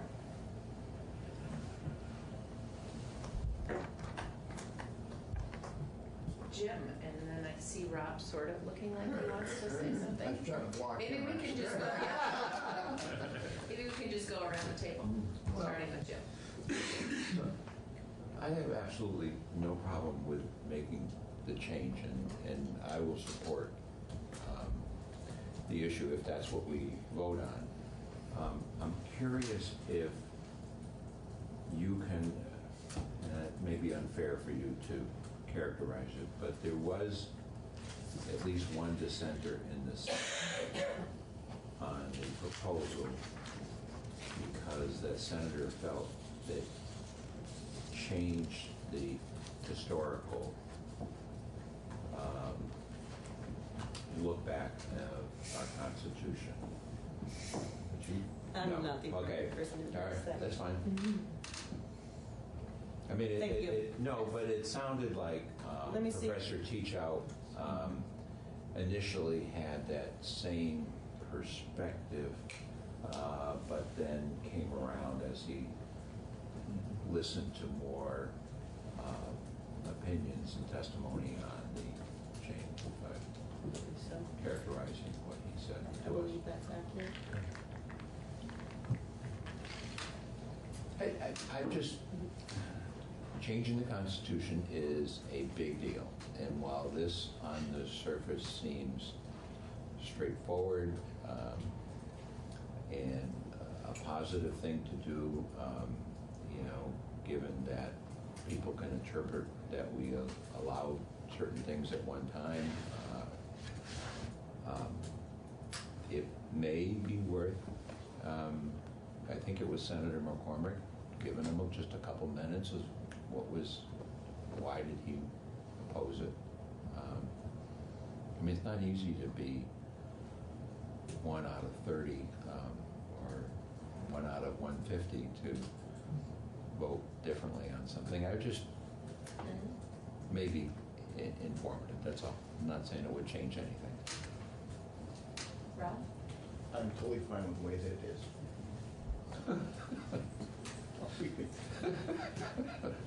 Mike?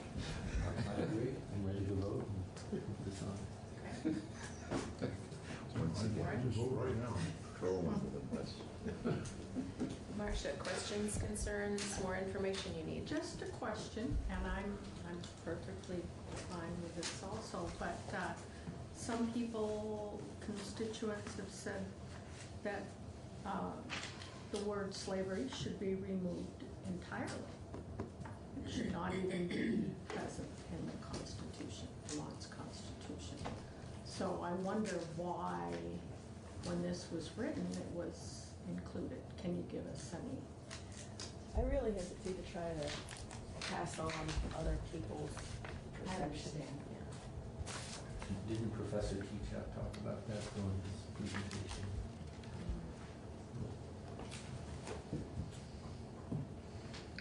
If anyone can shed light on that, I'd appreciate it. I don't know if his presentation was also written, but I think he did present written testimony.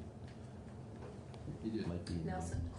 Yeah, I think his main point was that he thought something would be lost in history by making changes, but I think in the end, he turned around and felt that it wouldn't be. And my personal belief is the way data is kept today and stuff, nothing's lost in history. What ends up is you're changing history. You're making history by making the changes. And I think that's what we're here for, is to do the correct thing, and if this is the correct thing, we should be voting for it.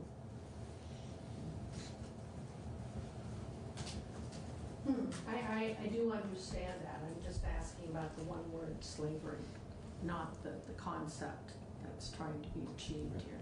Yeah, and his concern was that you're gonna erase that, which, And it has, that word has a history. yes. Thank you. John, thoughts, questions, concerns, opinions? No, I'm ready to vote. I think with respect to keeping slavery and indentured servitude in the Constitution, as this proposal would do, reminds us of our history. I think it's important to remember the history of this country. That, you know, slavery and indentured servitude existed in Vermont and the country for into the 19th century. I don't think we want to forget that. Or, you know, people, now we're sensitive to that issue, but, you know, people 100 years from now, because this is a living document, and that's important, that people may forget our discussions here. The only thing they'll have to go on is the Constitution. JP? Totally in favor of it, as proposed. We'll skip over the empty chair. Hal? Sure. I think this is an important language change in our Constitution, and for some of the reasons that John just stated. And I think it's equally important that we have clarity that once and hopefully forever, we have drawn the line as a state that, as we claim to be a state that didn't allow slavery. It's just not ambiguous anymore. And if we're going to really deal with institutional racism, we have to have a foundation in our Constitution that takes us in a different direction. So I think this is an important step for hopefully dealing with that issue as well. Nelson? I'm ready to vote. Excellent. So we will have our committee agenda reflect that Friday morning after the floor. We'll come back to this. And in the meantime, if you want to track down the lone senator and have a conversation with him, Yeah. not hearing a great cry. I support the amendment, and it actually may be a good compromise between taking it out altogether and those who want to preserve some sense of history in our Constitution.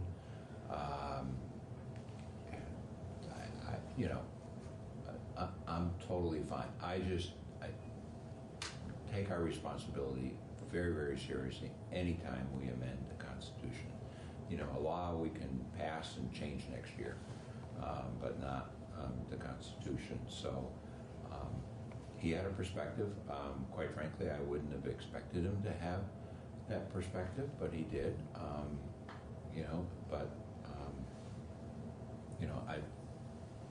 Maybe there's nothing to be gained. I don't know. I just throw it out there. That's all. All right. We will come back to this on Friday. Okay. Thank you, Betsy Ann.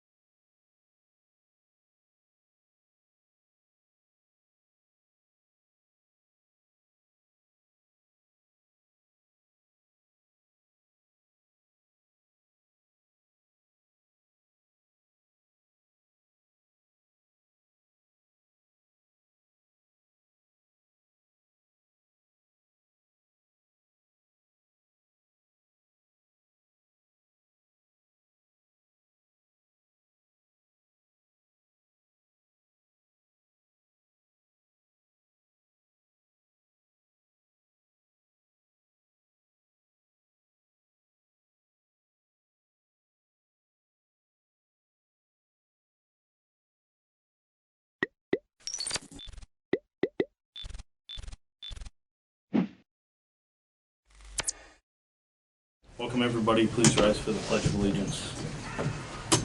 Pledge of allegiance to the flag of the United States of America and to the republic for which it stands, one nation, under God, indivisible, with liberty and justice for all.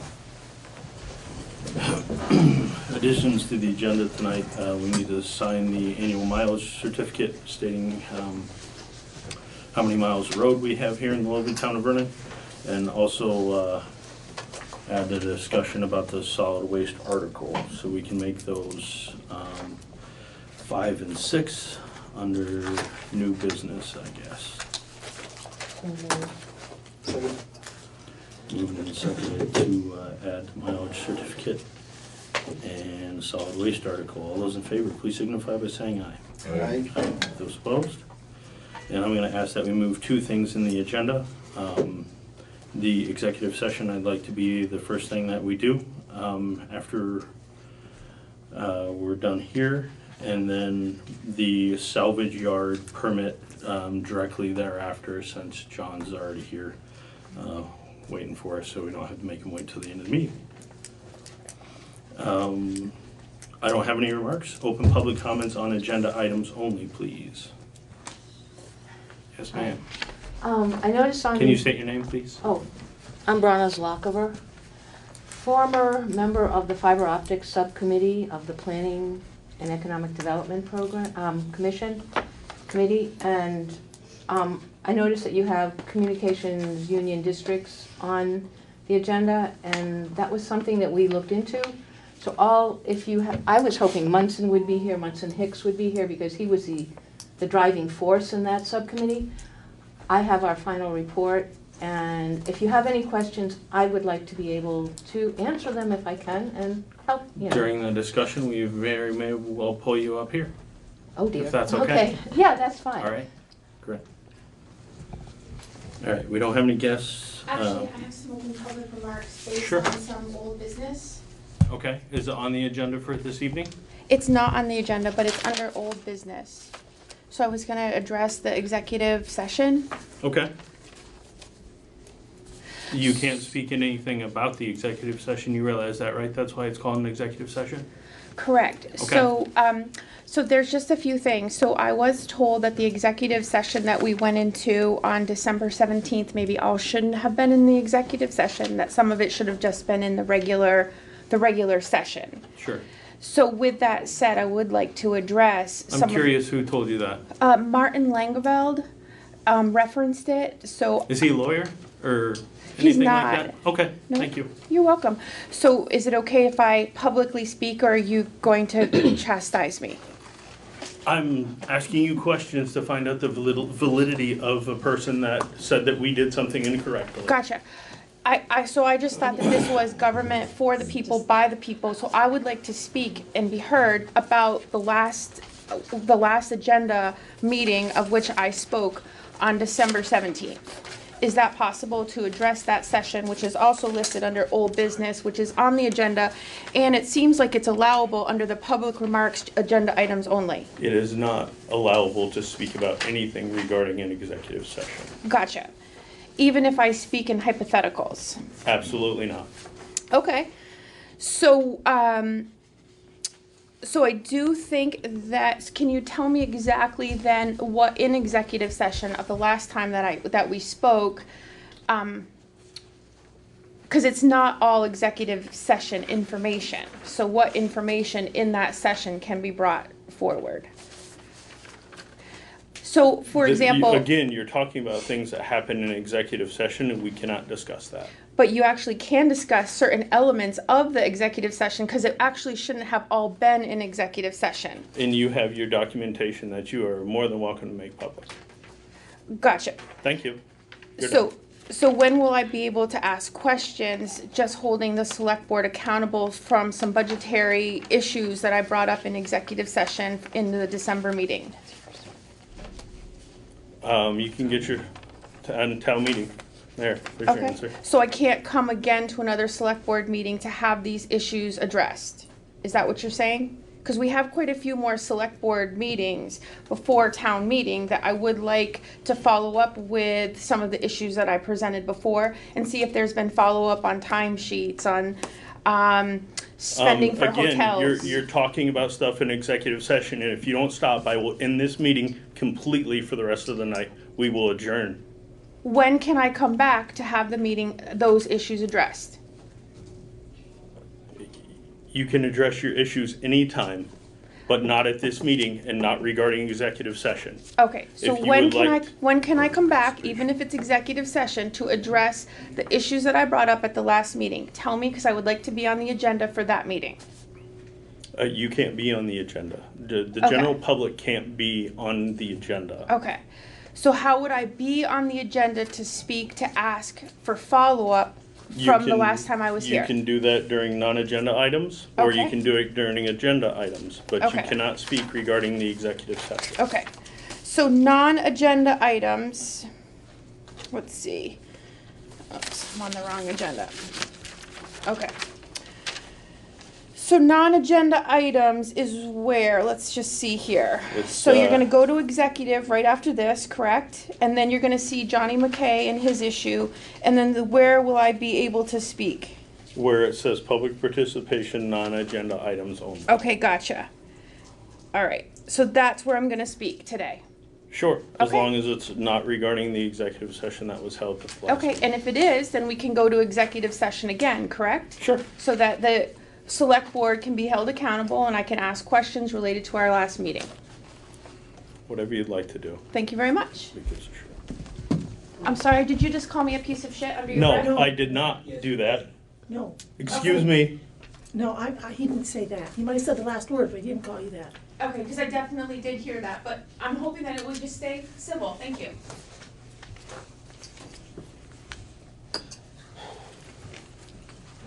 Department and committee reports.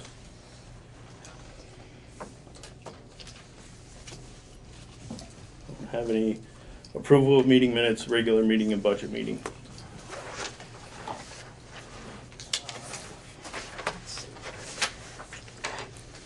I have a correction on the December 17th regular meeting. Page 2. Yeah, you got it. Under guests, when the auditors were speaking, the second to last line there, it says town clerk and it should be treasurer.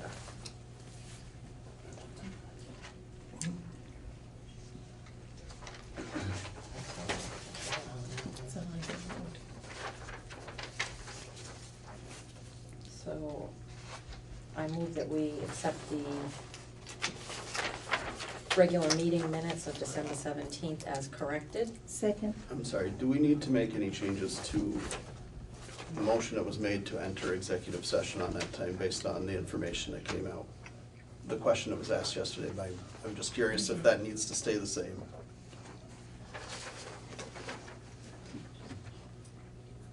You can't change what was said, right?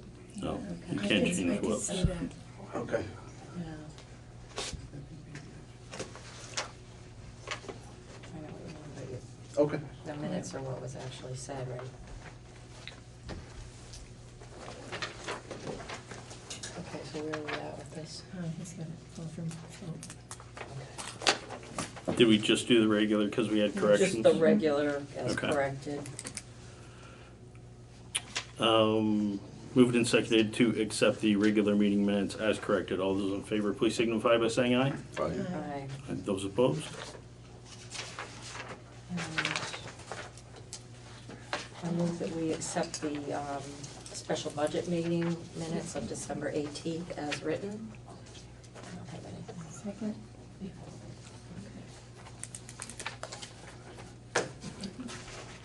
Did you second that? I did. Okay. Moved and seconded to accept the the budget meeting minutes from December 18th. All those in favor, please signify by saying aye. Aye. Those opposed? Bills and warrants, please. I move that we approve payment of the following warrant. 14T accounts payable, $39,588.79. 50S payroll, $8,630.45. 51S payroll, $8,780.97. And 52S payroll, $8,159.09. Second. Moved and seconded to accept the bills and warrants as read. All those in favor, please signify by saying aye. Aye. Aye. Those opposed? Okay. We are going into our executive session for an employee-related issue.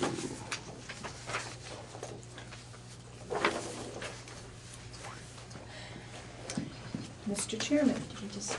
Yes. I move that we go into executive session with who? Just the town With administrator. the town administrator on appointment or employment or evaluation of a public officer or employee. 1 VSA 3133A3.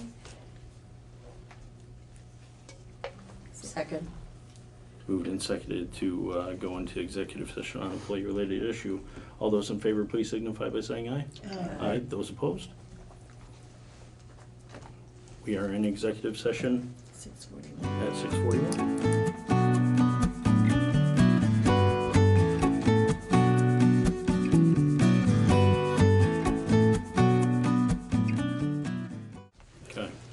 We went in at an executive session at 6:41 p.m., out at 7:23 p.m. No action was taken. Mr. Chairman, Yes. I move that we accept with regrets the resignation of Michelle Pong as town administrator and thank her for all her accomplishments on behalf of the town of Reading. Second. Moved and seconded to accept the resignation of our town administrator. All those in favor, please signify by saying aye. Aye. Aye. Those opposed? Okay. Salvage yard permit. Come on up, mister.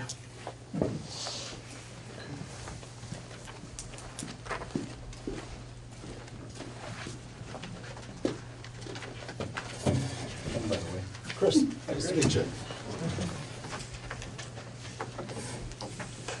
How you doing, Ken? Hi to the How you doing, John?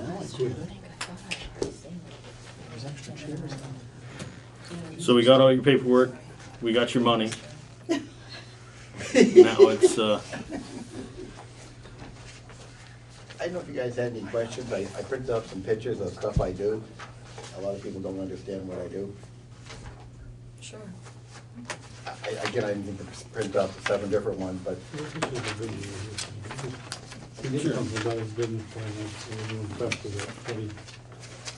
I should have printed up 7 of them, that's what we would have been. no, you're right. But what I usually do is I'll buy probably 2015 and newer vehicles from insurance companies. Mostly pickup trucks and cargo vans. And then I usually, if someone wants to buy one damaged, great. I don't have to do anything. If someone wants, have it done, I usually find someone that can do the body work, but I don't do body work. And then most of them have low miles and then I sell them. I've been doing it for 40 years.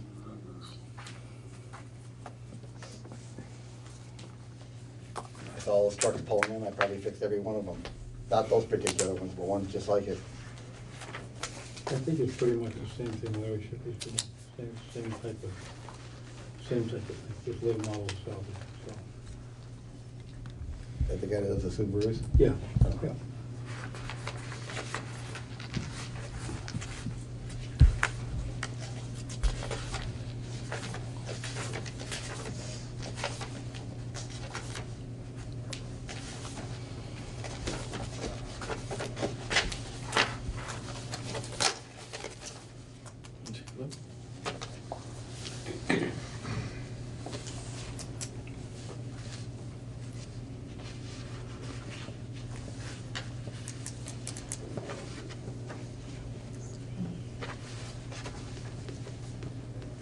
I tell people what I do all the time, and they just don't get it. I took my preacher to an auction one time, and he couldn't understand what I do for a living.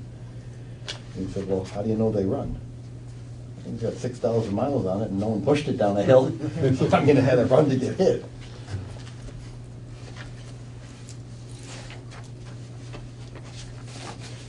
So refresh me, who owns the land or, and you're like on a lease type Yeah. of thing to do this? Yeah, if Is things that work right? out well, I'd like to buy it. eventually buy Put a, it. put a home on it. Yeah.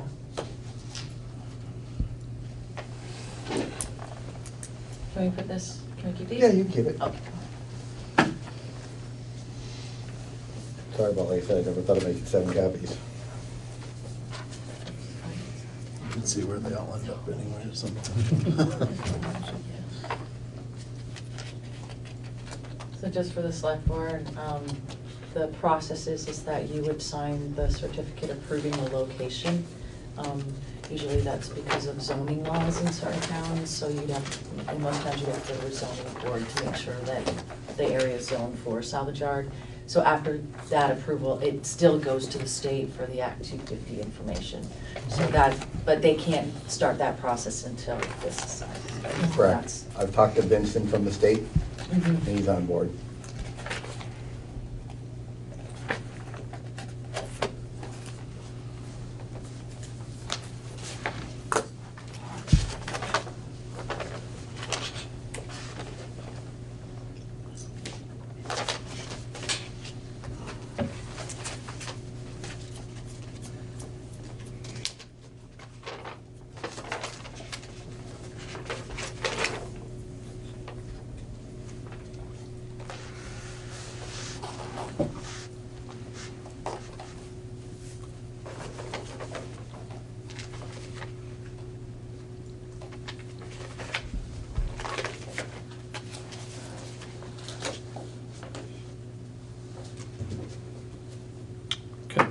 So we need to determine a number of years that we approve this for, is that correct?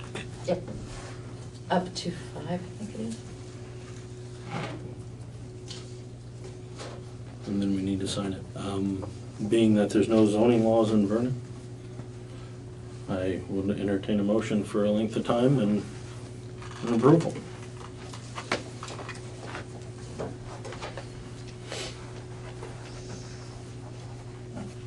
Don't everybody jump at once.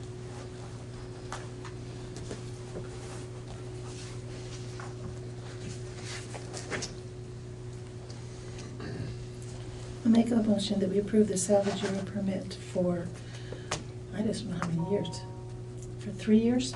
And revisit it? Yeah, 5 probably would be. 5 for 5 years. What is Larry Shippey operating on right now? You know what Larry's is? He, I don't know what Larry's is. This is not a perpetual renewal though, as far as I'm aware.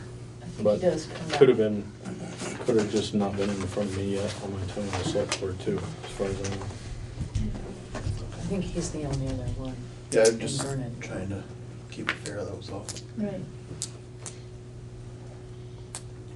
Well, I've been on for 3 or 4 years, so my guess So is that this his should is be 5. probably the max of 5. Would be my guess is what he receives as well. So what you're saying, we have to come back in 5 years, Josh? Yeah, that's not our, that's a max that we can do. So John, you'll be gone by then. I'll be gone, yeah. And I'm 60, I only need 1 renewal. But is there any reason why it wouldn't renew, is what I'm saying, Josh? What's that? Is there any reason why it wouldn't renew as long as it was in fine standing? I can't speak for a select board 5 years from now, but as long as there's no zoning, there would be no grounds to not renew. So if for some reason going to get zoning and decide that they don't want a salvage yard, they could, Absolutely, you could deny your license in 5 years, absolutely. If there becomes zoning laws in Vernon, sure. That's a possibility. Hmm? That's horrible. well, it is, that's what I'm thinking. I don't know if you want to do it, so. Yeah, I talked to Shippey, I thought his was a ongoing thing. He didn't mention 5 years, but if you think it's 5 years, is all Shippey got too?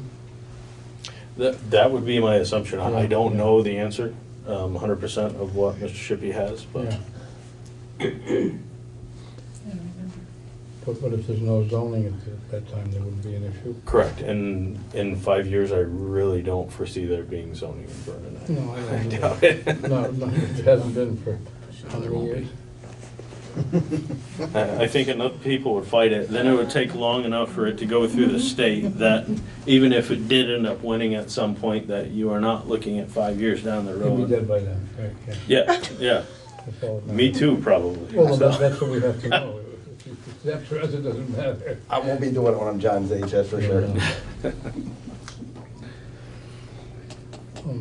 So, no, that's not so bad. I don't think it was gonna change either, but I don't wanna see you build your dream and have it go away either, so that's up to you. So it really doesn't matter what we do here tonight. I mean, the state's still got to approve it. You're getting the first step of, everything through us. Mhm. So from here, it goes to the state, and what they do with you is what they do with you, so. Yeah. So would you accept Jeff's friendly amendment to your motion of 5 years? Mhm. Okay, can I get a second on that motion, please? Second. Thank you. So moved and seconded to grant the permit for the salvage yard for 5 years. All those in favor, please signify by saying aye. Aye. Those opposed? Okay, you are all set. Signature lines are on the bottom, those 6 lines. No, super friendly.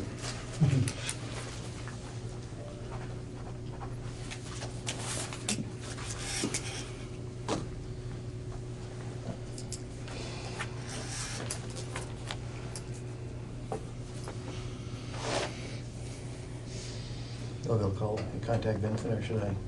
You can. I think it's a shame that we can't release the yard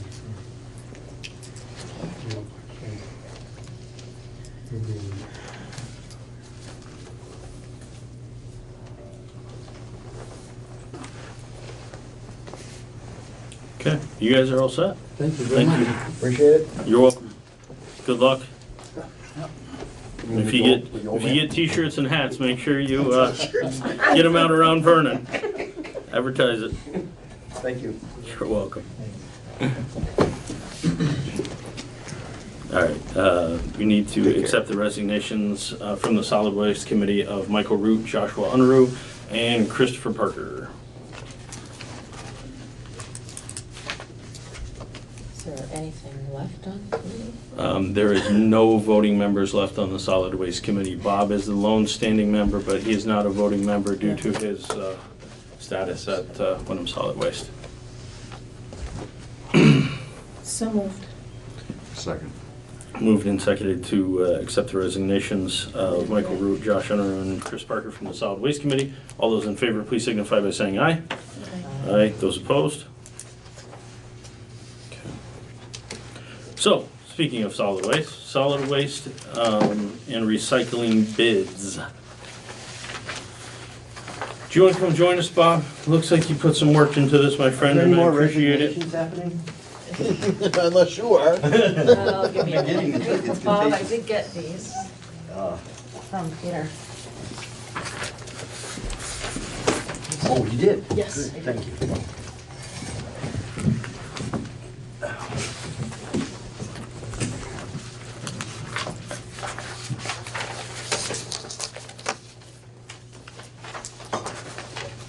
So, does everybody have the 2 spreadsheets, and the contract we just kind of put aside for now, but the big thing, I think, is these 2. So, Bob, Which two? Yeah. you are the trash man, and you are also took a lot of time to do these spreadsheets. Please run it through us to help us understand it. Sure. Well, we started this through the Solid Waste Committee to look at what the town was currently paying for all the solid waste. Our pay-as-you-throw program under the statute, Act 148, it has to cover the bag price, the cost of collection and disposal, but not necessarily recycling. So we had never really just looked at what the cost of, I know Cindy had done some analysis, so my role was not to evaluate the pay-as-you-throw numbers. It was to help Michelle do a request for proposals for a contract. But I thought it would be useful to see what we spent And I started this back in the summer, and I didn't have all of 2019, so I had used 2018.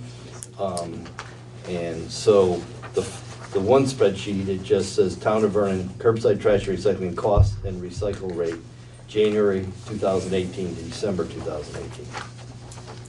And that was based on going through the invoices. And you get 2 different invoices, one from Triple T Trucking Corp., which is for the collection of recycling and collection of trash.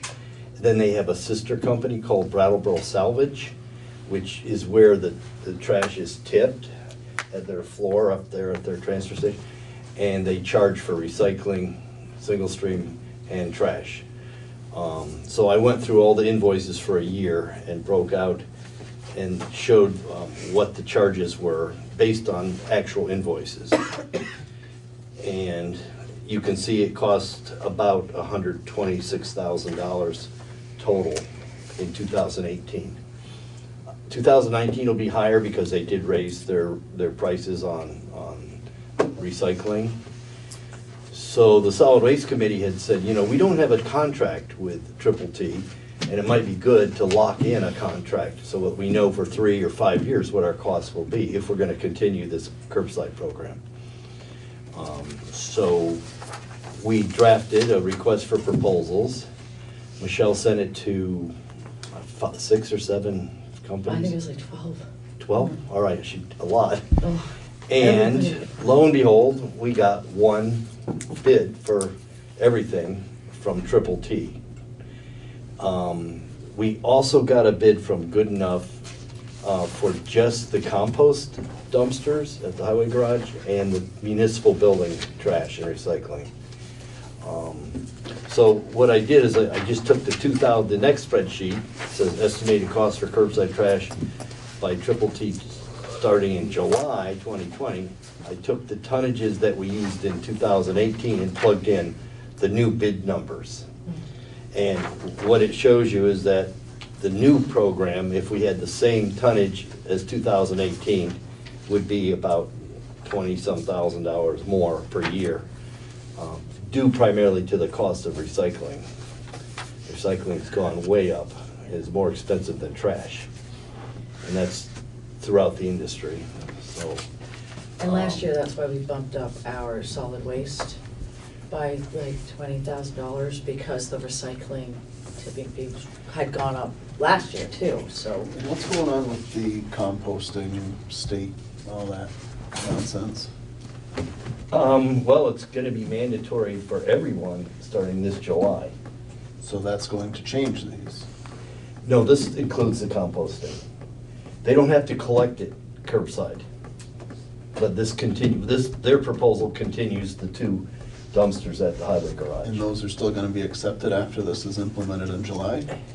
Those dumpsters are in a gray area that's considered a pilot by the state. Correct. So it's possible they could say that we can't continue that. At which point this would change? Yes, then that item, says hauling fees, 4 yards food, the 3rd column from the right.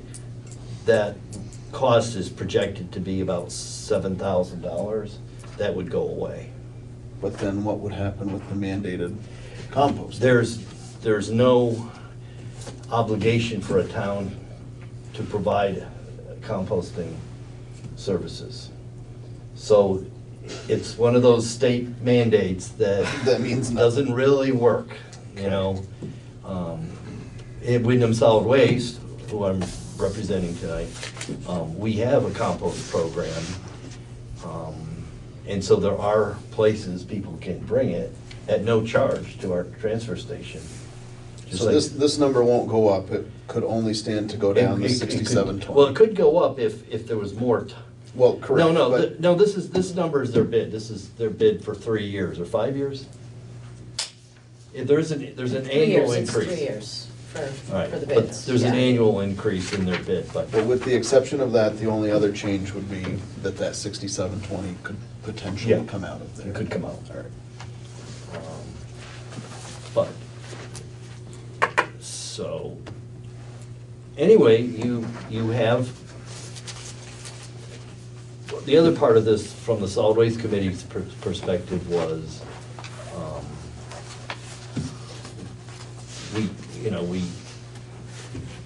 we can have to have a pay-as-you-throw program that covers the costs of the trash portion. And that, I don't know where that stands as far as adjusting the bag price, and I have not been involved with trying to set a new rate. That was something that the select board tasked the solid waste committee to do. Now that the solid waste committee doesn't exist, that becomes a task of the select. Which you would have had to approve it anyways. Correct. So it falls right back on your. Yes, sir. As Josh once said, my eyes glaze over when I start talking pay-as-you-throw. So it is kind of complicated. So I dug up, and Michelle has a copy from 5 years ago, the Solid Waste Committee actually drafted a contract with Triple T. And Peter Gaskell from Triple T came to a number of meetings. Heather Frost was on the committee then, Mike, but it never went anywhere as far as the town signing the contract, so. And it's possible that you could just continue as you are now and not have a written contract. So this was gonna be put out at town meeting to discuss whether we were gonna continue the pay-as-you-throw? Is that where we left this? Correct, but for purposes of budgeting, we gotta kind of. No, I get that. I'm Yeah. just curious if we could invite Bob to speak on behalf of this at town meeting, since he's the only one that knows the numbers in and out. Absolutely. I don't know the pay-as-you-throw numbers. I don't know. But as far as the breakdown of Oh, these as far as numbers, the- I mean, the the bid, pay-as-you-throw, we can get that figured out. Yeah. So the pay-as-you-throw numbers, if you chose to delve into that at all, Cindy obviously holds the key to those. Well, the pay-as-you-throw would be the disposal and haul, pretty much on there, right? Yes. And then the recycling, though, that's tax dollars for the curbside collection. So we'd have to take, if we had the same amount of trash as 2018, and the disposal and hauling cost in the first column at the bottom was $56,720, based on the new prices. In theory, the pay-as-you-throw per bag cost should cover that, if enough people buy the bags. Sure. This is becoming more of an issue as people, as they recycle more and they generate less trash. So it's kind of there's a inherent flaw in pay-as-you-throw, that the more you recycle, the less you generate revenue from trash, from selling bags, so. This is the song that never ends. Yes, so the town, and I didn't share this with Michelle, but I've been compiling a summary of what all the towns in Wyndham Solid Waste, we have 19 towns, do for trash services. And there's about 5 different approaches. 3 of them, Vernon, Brattleboro, and Westminster, have the curbside collection. There's about 6 that have transfer stations, no, 8 that have transfer stations, like Jamaica and Reedsboro, and those were the hill towns that were too far from the Brattleboro landfill traditionally. There's a number of towns that do nothing, like Guilford and Putney, and quite a few towns that just have no service. They just say, hey, you're on your own, resident. You can buy stickers, you can drive to Triple T, you can hire a hauler. And then there's 3 towns that still have the recycling boxes like we had here, but they're not at a transfer station. They're just like at the highway garage, and they have a private hauler collecting those. So if the town wanted to offer recycling boxes, the district would loan you boxes, and then you would hire another company to haul them away. So you're talking about like the metal bins that used to be at the town. But I'm saying, so Brookline, Marlboro, and Halifax continue those boxes, but it's expensive. Do those have to be manned?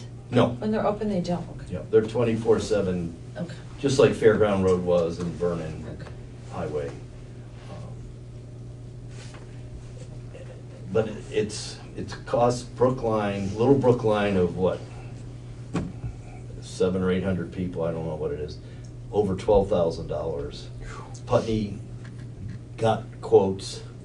I met with the Putney Select Board 2 weeks ago, and it would be $40,000 just to do recycling, because Putney was an avid recycling town.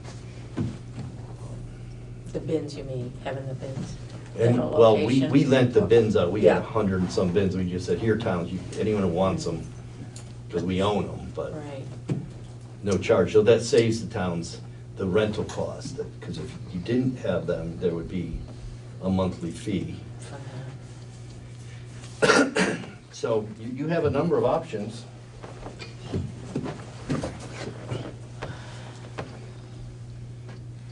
I like how Guilford does it. I think that's, a lot of us are in that boat at this point with that particular program. I imagine this would be a legal question for our attorney, is you could probably negotiate a contract with Triple T, but I don't know how close it would have to match their bid. Because,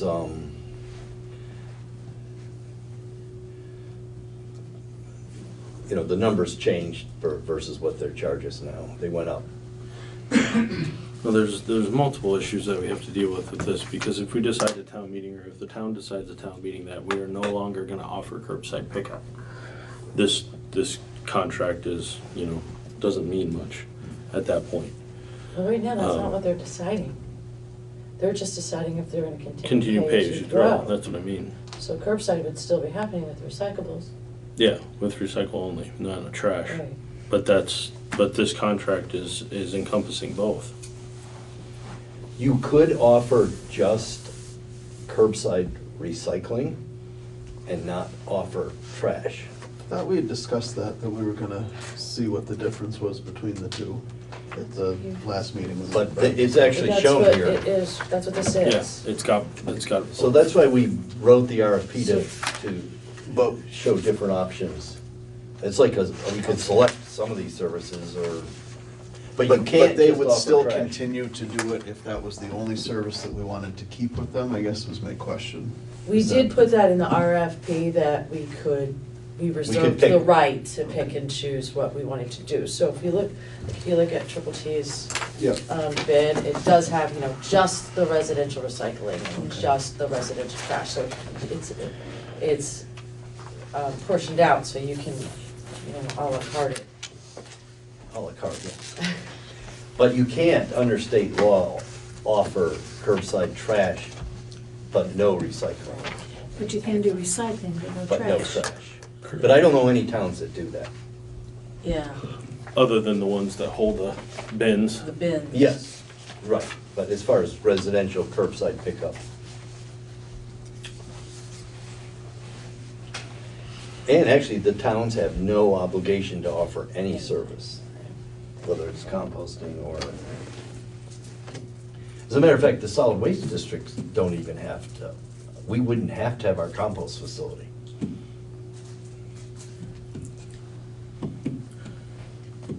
So where would, to be in compliance with state law, would people compost if they didn't have animals? What is, What would they do with their compost? backyard bins, backyard composting, that's the state's answer. If you don't have a backyard. A lot of people don't have State, not space. figure that out. If they're in an apartment or, Yeah. Don't get any ideas there, right? yeah. Throw it in the trash. Over the fence it Bins goes. can take a lot more stuff than you would put in your backyard, just Put the composting. dead cat. I mean, one thing that Vernon has is it's meeting the state's recycling goals ahead of schedule. I mean, maybe it's very expensive, but Vernon is leading and Brattleboro are leading the state because they have comprehensive solid waste recycling and composting programs. But they still don't know where we are. But it's expensive.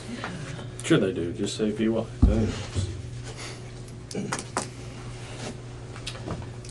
So anyways, this was just, gives you the tools to decide if you want to continue with a contract with Triple T.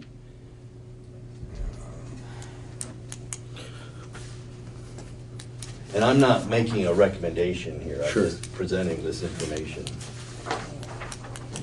Chris, I guess we'll start with you. What's your thoughts? My thoughts haven't really changed as far as what I think we should be doing here. Okay. Jeff? Same? So this was a 3-year contract, or are we not on contract, or? We are not currently. Currently. Mm-mm. So the decision is just, do we want to go under contract? No. Sandy? I agree with Jeff. Gene? No. So I guess this kind of blossoms into a bigger discussion when we get to town meeting and we're talking about specifically the one article that we put out as pay as you throw. Is the recommendation from the select board going to be to eliminate all trash and recycle pickup? And Well, that would be 2 separate questions on there though, wouldn't it? correct. Yeah, you could make it one. Do you want to eliminate curbside pickup? If somebody wants to buy it, then there's no reason to buy the bag. But can we, aren't those 2 separate things completely as far as funding and all of that on there? Can Well, that be the one? bags are supposed to fund themselves. If you So want they're trash. not as part, they're not funded by anything. The Yeah. only thing that we had added to the article was if they do vote to continue it, and I'm talking to Larry about this, there should probably be a provision somewhere of when it runs in the red, where are we gonna pull that money from? So, cause you could come up with a scenario that a year from now, you have 2 people on pay-as-you-throw buying bags. So now you're literally making $20 a month from pay-as-you-throw. You're still paying all of the hauling fee, because that doesn't change. The town's the same size. So in that event, where's that money gonna come from? Because now you have to schedule another town meeting to get rid of, to change it, because it's not a town meeting. It makes me nervous to put pay-as-you-throw on town meeting for that reason. But you're gonna wanna put a line item somewhere. I think you know that if you have curbside trash, it has to be pay as you throw. Right. So it By isn't itself. an option that you want pay as you throw or not. No, if you have curbside, or even a transfer station, any place there's a disposal site, it has to be based on the volume, the price on the volume of what you get rid of. But you can't pay it with tax, pay our money. No. Just the trash side.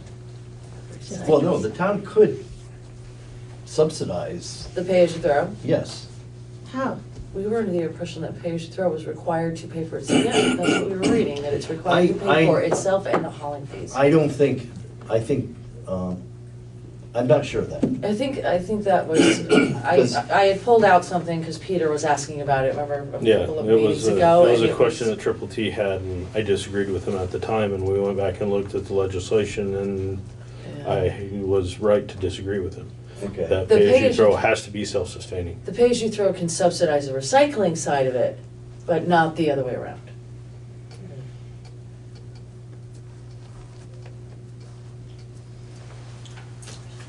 I think the question should just be if we wanna get rid of the pay-as-you-throw and leave the recycling alone. It seems to be that more and more people are recycling. And I don't think that that's going to do anything good for us to get rid of that one. Well, we can't get rid of recycling. Well, we could curbside recycling. Yeah, well, we can get rid of everything and not offer any service at all, legally.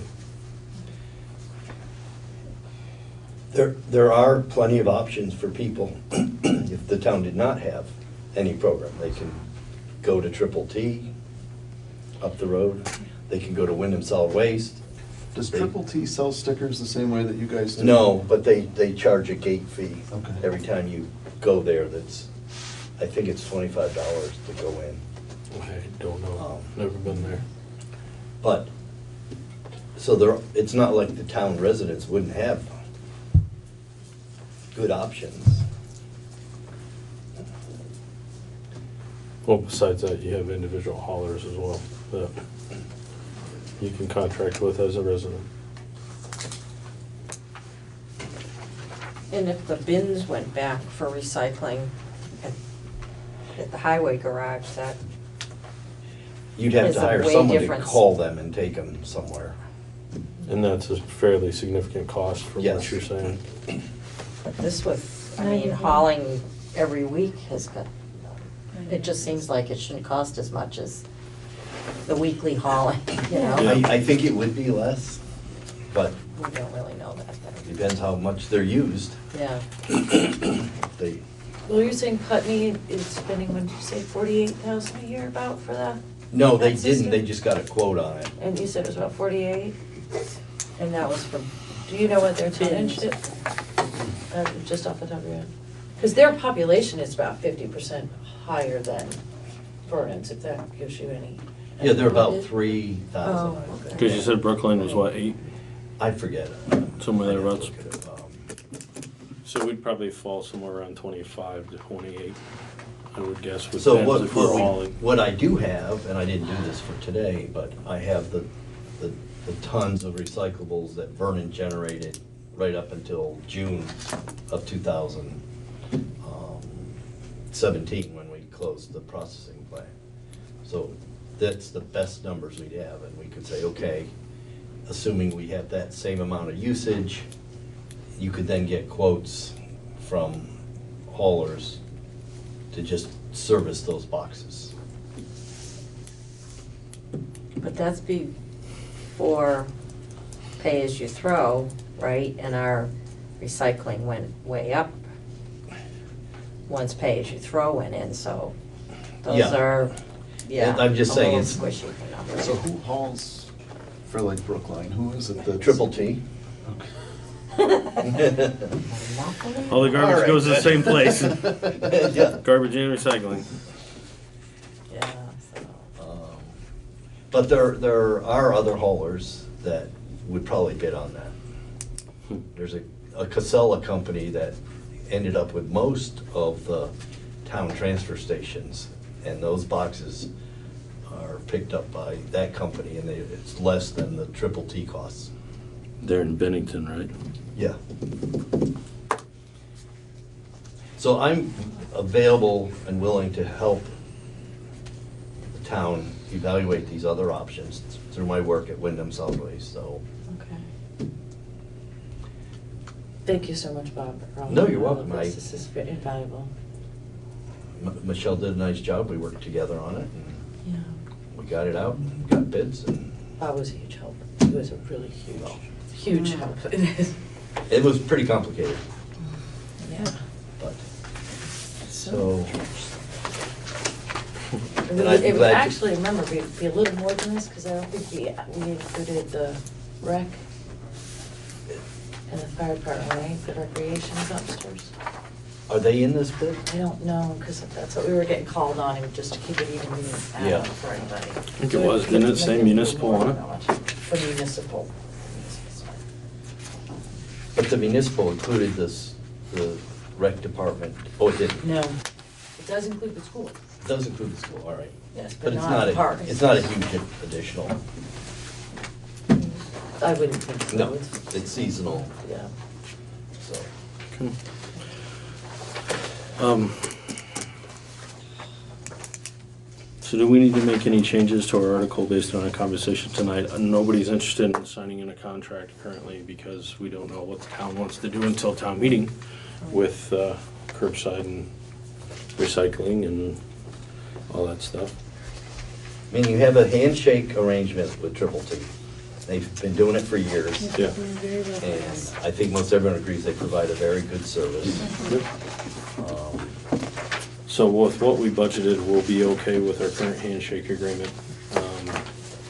And then then from town meeting, we can Well, decide whether we want to move forward with the No, we won't, contract. because we haven't done, that's the only article that we haven't done yet. Last year, we did $63,000 for the solid waste fund. Well, I'm looking at an estimate of 91,000 right here. And unfortunately, we jumped that about 20,000 last year. As a So this is a contingency, big we- fight. So that's probably the number you might wanna discuss, is what do you want that article? And then, cause I was kinda waiting to get here, and then so I can ship it off to legal, or all of your articles, that's the last one. I would guess we would, I mean, We have to put that amount in anyway. Plus what we didn't put in last year. well, I mean, we got two different options. We can put in this estimate at 91, or we can put in the article to defund everything and just shut it all down. Yes, but you have to have something in the budget Yeah. to fund it, Yep. just in case that one doesn't pass. Yeah. And that was really the purpose of this from the solid waste committee. Let's get some numbers so we can put a good Right, Yeah. estimate for our own town budget. right. And I think, and Bob and I were talking, because the recycling went up last year and it's gone up again. I would have a buffer, I'd make that 100,000, because if they get rid of pay as you throw and people do start recycling more, It's gonna this cost number us more. could even go up even higher, so I mean, it's, the recycling costs are just climbing so fast.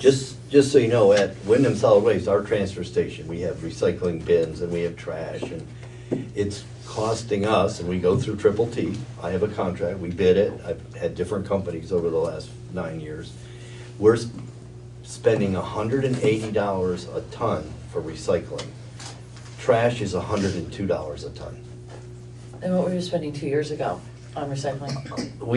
There were times we were getting paid. It's- The market is totally upside down. Yeah. Because these were commodities, and paper and cardboard and different plastics had value.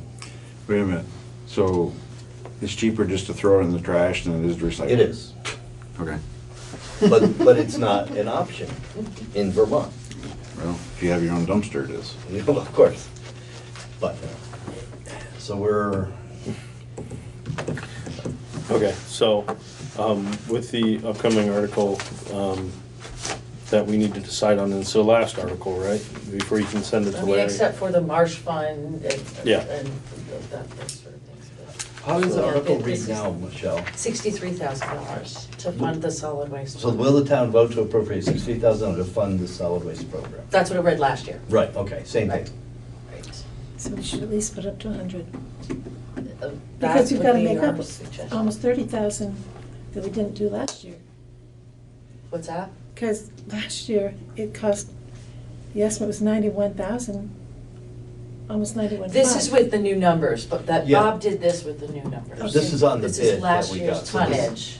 So this based is, on these are pretty the good new numbers about what you would spend in 2020. Okay, I thought this was last year. It's the best we can do. Okay. So is everybody in agreement with that $100,000 number for the sake of the article? Yes. Yes. Okay. Okay, I will do that. Yikes. And then what will there be how will a decision be made about whether or not to even continue curbside Have a trash and separate recycling? article. It will be a separate article. So that's another article that has. Do you want me to add recycling to that article? Yes. Or, I don't know, I think those need to stay separate. No, I think Just for they do. cleanliness. It'll get very confusing if you don't, I think. so we'll keep the administer, pay as you throw, and then, do you want, I'll figure out how to word the article, to put in curbside recycling or curbside trash and recycling in a separate article? Or we could do 3 articles. But the pay as you throw is curbside. It is. Trash. Right. So then now then another one that's recycling. Well, the first one is for the town to administer the pay as you throw program. Oh. So do you want to put, should the town eliminate or continue curbside recycling? I would think we'd do that one first, because if they eliminate the curbside trash, then you don't need that. Then the next one would be it. Well, they could still keep curbside recycling. Yeah. So do you want to make those two separate articles, recycling and trash? Yes. Yep. Okay. So then the voters could decide to just have curbside recycling. And that's what the $100,000 is for, would just be the recycling? Yep. Yes. Because I know, and you're right, Jean, I don't think that we're gonna need the curbside trash pickup and the pay-as-you-throw, but we may. So I'll ask Mary. The town has clearly benefited from this bundled services from Triple T. Yes. And now that we ask them to break down prices, they have to price it as if they did not have a package. It would be à la carte. All right. Anything else on that one? Okay, thank you, Bob. You're welcome. Appreciate the time and effort. Yep. Thank you. Request from the Girl Scouts to set up a booth on Election Day. Mr. Chair, I move to allow the Girl Scouts to set up a booth like they have years past on Election Day here in the basement. Second. Moved and seconded to allow the Girl Scouts to set up a booth on Election Day. All those in favor, please signify by saying aye. Aye. Those opposed? Chris, are you gonna get back in touch with me? Yeah. Because I got that through you. Yep, that's fine. Okay, Communications Union District. This is the broadband discussion. So did everybody get a chance to read Sarah Coffey's email? Okay, so that pretty much lays it out for you. I did give you all a, another email talking about the first meeting. So just, I just laid a copy of it in the paperwork from this evening. So as Brian pointed out at the beginning of the meeting, we've walked down this road before. Had a committee that spent a lot of time and energy in seeing the viability of bringing it here. And even as Sarah Coffey mentioned, we are covered fairly well by Comcast, monopoly or not, as far as our internet service goes. And I think that's, when was it, probably 2 or 3 years ago, the select board decided not to go forward with bringing broadband in because of that fact, with Browner's committee at the time. So I guess we have the same question arise again a couple of years later, and see if it's something that, you know, we would like to explore or be part of exploring for Vernon, or whether we're happy with the service that we have currently. Well, and that was kind of the way that Sarah had explained it the other day when we were speaking, that we're not making a decision. Yeah. We're just saying that we'd kind of like to sit at the table and hear what's going on, so. Right. I don't see any harm in somebody sitting at that table. Yeah, I mean, you're talking about. Like Bronna, I kind mean, of- I just heard her volunteer. She Yeah. said she would be Heard the right sound of there. Bronna volunteering, yes. So are we in agreement, we want to at least sit at the table and hear the discussion? Yes. I think you need to for the town. So who would we like to appoint to be the point of contact for that discussion? And I would suggest Bronna, just because of her history and understanding of this particular issue, if Bronna would be so kind to accept that. No pressure, though. We're all staring. You're just on TV, don't worry about it. For me, thank you. I would accept, however, I would say Munson Hicks has, I feel like I'm a civilian compared to people like Munson. Sure. So I would give him right of first refusal, and if he says no, I will be glad to serve. How about, to make it easier on both of you, is just a suggestion, how about you guys tag team it? There's Perfectly nothing that fine. says that we can't have 2 representatives attend these meetings. So that way, if Munson's unable to attend, or you're not able to attend or fulfill a commitment, that you guys have a backup. Perfectly fine with me. Okay. I hope it's all right with him. Yeah. Well, So, he's not here, so. I guess for tonight, if you're okay with it, we'll appoint you, and then we'll reach out to Munson and appoint him as well to Good. be the point of contact, the two of you together. Okay, Thank you. you're welcome, thank you. So I'll entertain a motion to have Brun as our lead of communications Will you reach out union to district. Munson? So moved. Second. Moved and seconded to appoint Brana Zlockover as our point of contact for the Communications Union District. All those in favor, please signify by saying aye. Aye. Those opposed? So if you can you reach out to Munson and see if that's something that he wants to do with you? And Yeah. just let us know? Yeah. Shoot me an email or shoot Michelle an email, one way or the other. Thank you. Yes, thank you very much. Your guys' experience and knowledge will be invaluable to that committee, I'm sure. Mileage certificate. Oh, here, let me get.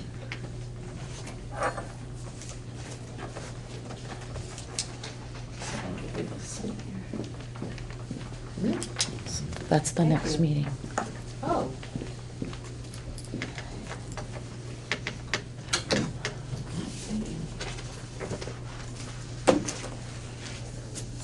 It's only has space for 3 signatures. So, I emailed Dave and there's no changes in our first refusal. Mr. Chairman, I move that we approve and sign the certificate of highway mileage for the year ending February 10th, 2020. Second. That's weird, it's 2020. Oh, is that what it says? Yeah. It must be a typo. I just got it the other day, so. For the year ending 2021. Yeah, we're done. In a month. Okay. Moved and seconded to sign the certificate of highway mileage for the year in 2021. It is 2020, it's a certificate as of this year, This current year. this current year. Before. So it would be 2020. Oh, okay, sorry. Sorry, Yep. my fault. So the year ending 2020.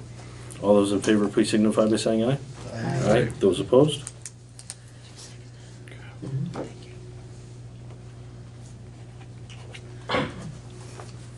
We need 2 more signatures.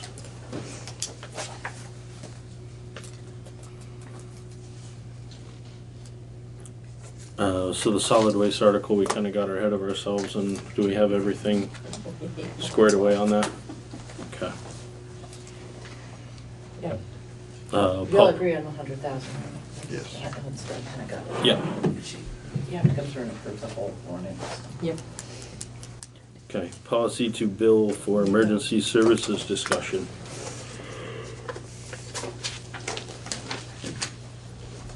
Mr. Chair, if you're all right with that, I would invite the fire chief up. He has some information that he has gathered. Absolutely, coming up.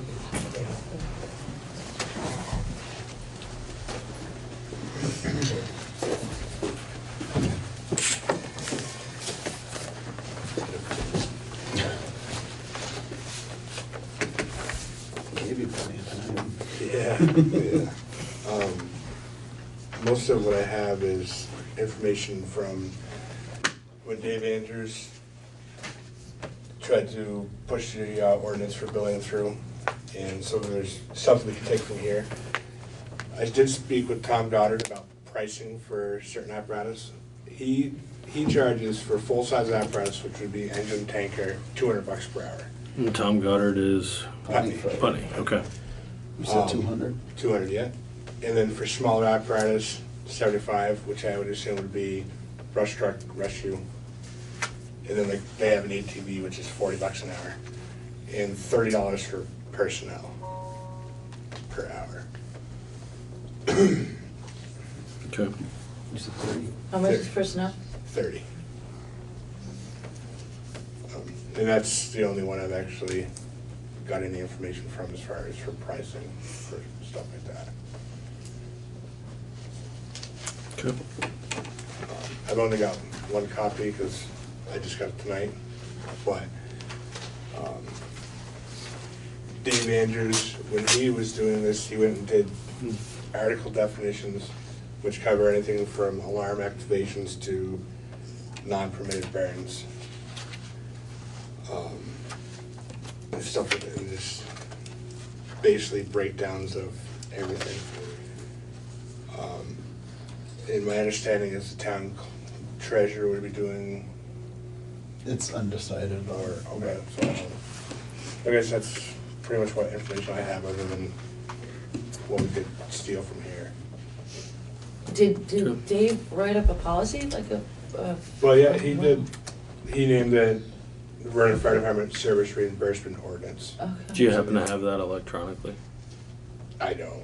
I could pass this along and Okay. make copies of it. I mean, I know obviously we're not making any decisions tonight. Yeah, it'd just be good to have that as a basis as we're reading through it. Yeah, I mean, obviously there's some stuff in here that, like, for the billing purpose that we wouldn't use, because I don't really think that I do the billing. You don't want to do the billing? Don't blame you. But yeah, certainly I can pass this along. Yep. And then make copies of it, and then, I don't know if Chris wants to meet with me or whatever, me and Keith, and we can kind of go through, throw out what we don't want, save what we want.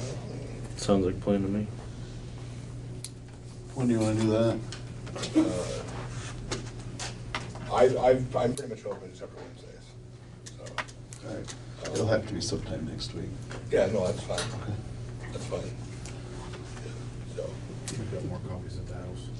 yeah, we'll just spin off copies of this. Okay. So, So we want to throw that in these guys' court and talk about it down the road? Is that where we're at? Go do that. Yeah, I'm still curious what, now you said you had spoken to Tom as, Beth, right? Beth, yeah, So, threw me over at Beth.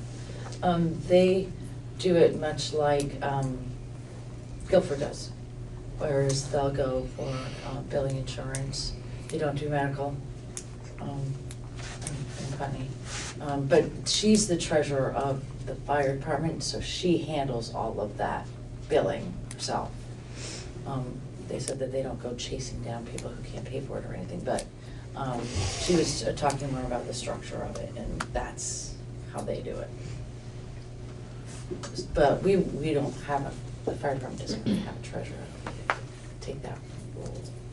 no, I don't think, which we had discussed at the last meeting, but, so I guess the first place to start would be to have you look this over and compared to the other things that you had seen or the other information, Okay, and sure. then we could certainly take it from there if you're okay with that. Absolutely. I mean, it doesn't matter, I mean, it's all, a lot of it's just, I mean, pretty much, you know, the following types of occurrences and incidents within the primary coverage area of Vernon Fire Department are eligible for reimbursement per this ordinance. Malicious incidents, nuisance incidents, motor vehicle accidents, hazardous materials, non-permitted burns, permitted burns, out of control, wildland fires caused by negligence, special events, technical rescue. And a lot of it is, it's pretty much here, we can just mold it, you know? But like the technical stuff, like the billing aspect, I forwarded you Guilford's billing form. Yeah. You know, so we just have to. Which I think I sent that over to you as well, the one from A form? the way that Guilford bills. Yeah. I believe I forwarded you that email. I think you do. Okay. So I mean, it's just, realistically, it's the money per hour of apparatus personnel. Do you want to charge higher for a piece of apparatus versus $30 an hour for personnel? It's just that stuff, right? Okay.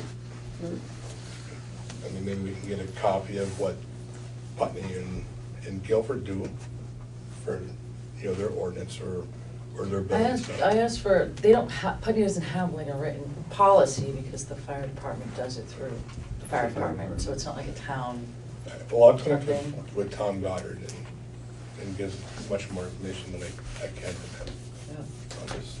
That right there sounds like a great start, because it sounds similar to everything that I've seen. So it's Okay. really a matter of deciding All right. who's gonna be responsible for billing, if, you know, what your protocol is. Are you gonna bill if they don't have insurance, that kind of thing you need to decide, and what you are actually gonna bill for, you know. and how that works. So, yeah, So we'll set those are something really up. big. Yeah, next week or so. When is our next meeting? What's the date on that? 21st. That is not gonna help me at all. No, it is not. That's the 21st. It's the The picture is there, 21st, though. right?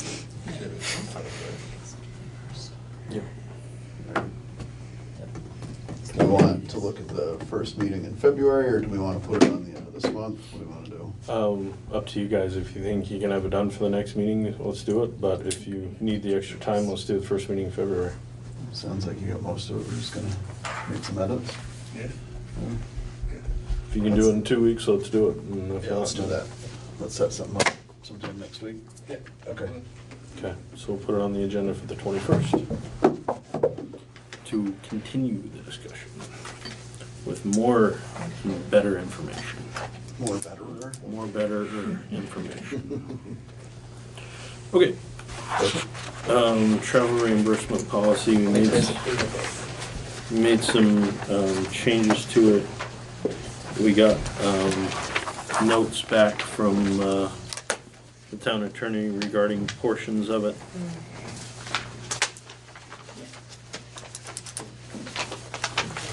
I agree with that. And it was really just that one thing that. Yeah, that was it. So, So striking C out of that travel reimbursement policy, I would accept a motion to, EC? EC. Yes. yeah, sorry, EC, yeah. Motion to accept the new travel reimbursement policy, striking EC. second? I'm Oh, I accepting thought- motions, oh, I'm sorry. so moved then. How's that? That's perfect. Now I need a second. Second. Moved and seconded to accept the travel reimbursement policy, striking letter E, letter C. All those in favor, please say aye. Aye. Aye. Those opposed? Okay. Can you make another motion, please? Sure. That this will become part of the personnel policy, that's where this is, it resides, that Sure. it's not a standalone policy. Okay. All in. Yes, make another motion to put that, that it's going to be a part of the personnel policy. I move that the new travel reimbursement policy become part of the employee Personnel policy. policies. Yep. Second. Okay. So moved and seconded to accept the new travel reimbursement policy into the personnel policy. All those in favor, please signify by saying aye. Aye. Those opposed? Okay, very good. Do you have a question, Bronna? As chair of the library board, I will see that we also vote on this. Isn't that what I have to do? You can. You guys have to, yeah, you guys make your own policy in that respect, but But some of it most of it we also go along with the towns. sure. So If you want to we will integrate have that the policy, discussion. you are more than welcome to do so. We will have And- that discussion at some point. Yeah, you can get a copy of it from excuse me, sorry, Thank from you. Michelle. Thank you. And so you guys can have it all written out. Ordinance enforcement, appoint enforcement officers. So we talked about it. We're reaching out to everybody that was on that list that we pared down. And so who do we have left? We have heard from Jesse Joven, the animal control officer, J.J. Wielden, fire marshal, Todd Capon, fire chief, and Keith Franklin Jr., the assistant fire chief. As of right now, those are the only people that have told me, yes, we want to do it. Mark Snow has not said yes or no yet. He's the last Dave one I Walker really- said no, right? He said no. Okay. I think there's four, Jesse, JJ, Todd, and Keith, right? Yes. All right. So do we want to appoint those four officials, or do we want to wait to get down through the list? It's up to you guys. I think we ought to table it and wait. Okay. Okay. All right. I'm done with that. Public participation on non-agenda items only. That's you. Do want me to come up to the microphone to speak or here? You can stand right there. Okay, great. So I have some general questions about what is required to be a select board member? You have to be 18 years old. Okay. Resident of Vernon. Okay. And you have to be I'm sorry? Resident of Vernon. Resident of Vernon. To be a resident of Vernon, what does that mean exactly? You reside here. You'd be able to vote here. You vote here. So you vote here and you reside here. So residing is sleeping in Vernon. Okay. So it wouldn't just mean paying taxes or bills in Vernon, but you actually have to sleep in the town of Vernon as one of the main requirements to be on the select board. I believe so. Okay. Just checking. So if you even have a mortgage in Vernon, but you don't live in Vernon, doesn't count. Okay. So if a select board member is currently on the board who doesn't live in Vernon, what would happen? It may be, but was living in Vernon when they were elected? Yes. Well, if they just went to Brattleboro while their new house is being built, so they plan to return, it might be something like a voter. Okay. You know, like if you go away to school and So you're it'd going be to a come back. temporary dwelling while something else is happening, but the Yeah. intent is to come back to their property in Vernon. I would think so, but I would check that. before Okay, I so you would check it. do it. So, and if that's not the case, what would happen? They would probably recuse themselves. They would recuse themselves because that would be the right thing to do? Mhm. Okay. Okay, I guess that would be my last question that I have for the select board on this. On this particular issue. Yes, I did want to follow up, however, with some questions that I have that happened during the executive session at the last meeting. So I don't know how you would like me to proceed with that part. Probably. What do you think? If there are questions regarding the executive session that we had, then we need to go back into We could go back executive into session. executive session. Okay. Do you want to do that tonight? Sure. You want to Sure, do while that I'm tonight? here. I don't care. Okay. Now I have to write this and say it too. Okay, with that. Point me, point and I'll read. Okay. Just point and I'll do it. I think this would be this one here, Okay. So, and this is just a one. just a one. Okay, so I move that we go into executive session with Melissa. Melissa Allen and the town administrator Yeah, sure. for discussion or consideration of records or documents accepted from the Access to Public Records Law, 1 Okay. VSA 313A6. Because I think that's what you were talking about, where you weren't sure if they were exempted or not. I just want to see what's being done by the select board based on what we talked about last. That's really where I'm going. So Oh. I don't know what you call that. Well, it It's still just been pertains to taken care of. records and documents. Okay. Yeah, it pertains to records and documents, so. Okay. Okay. Give Okay. me a second, give me a second. Second, sorry. So moved and seconded to go into executive session. All those in favor, please signify by saying aye. Aye. Aye. Aye. Those opposed? Okay. We are in executive session at 8:31 PM.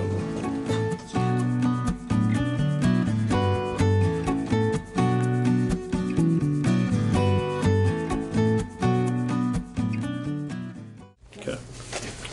We went into executive session at 8:31, out at 8:44. No action was taken. Correspondence and town admin report, please. You pretty much have all the correspondence, and we pretty much discussed everything that I've been working on the last 2 weeks. I'm in the middle of annual reports and town meeting stuff, so I won't sleep with that. Okay. Upcoming select board meeting on January 20th, 1st, meeting on February 4th, and local government day is a possible training on February 13th. You can register at vlct.org. We are adjourned. When's it? That's on the 13th.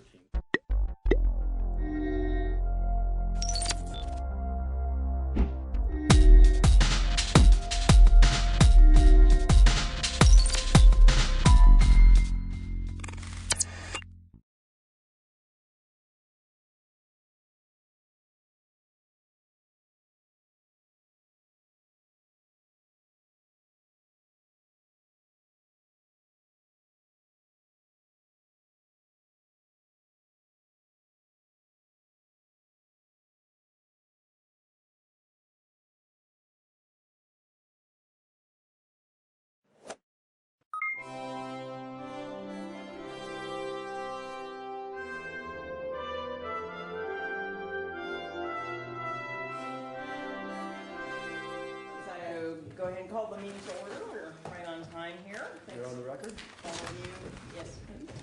Thanks to all of you for coming on this wintry morning. I myself just returned from Antarctica, where it's summer, but it's pretty much like this. Actually, it's warmer than it is today here. And I will tell you that American Airlines really treats Antarctica as the end of the world. It's very difficult to get there and really hard to come back. But I'm glad that I'm here. It's good. It's always good to come home. So anyway, thank you all, and let's start with yes. So we have the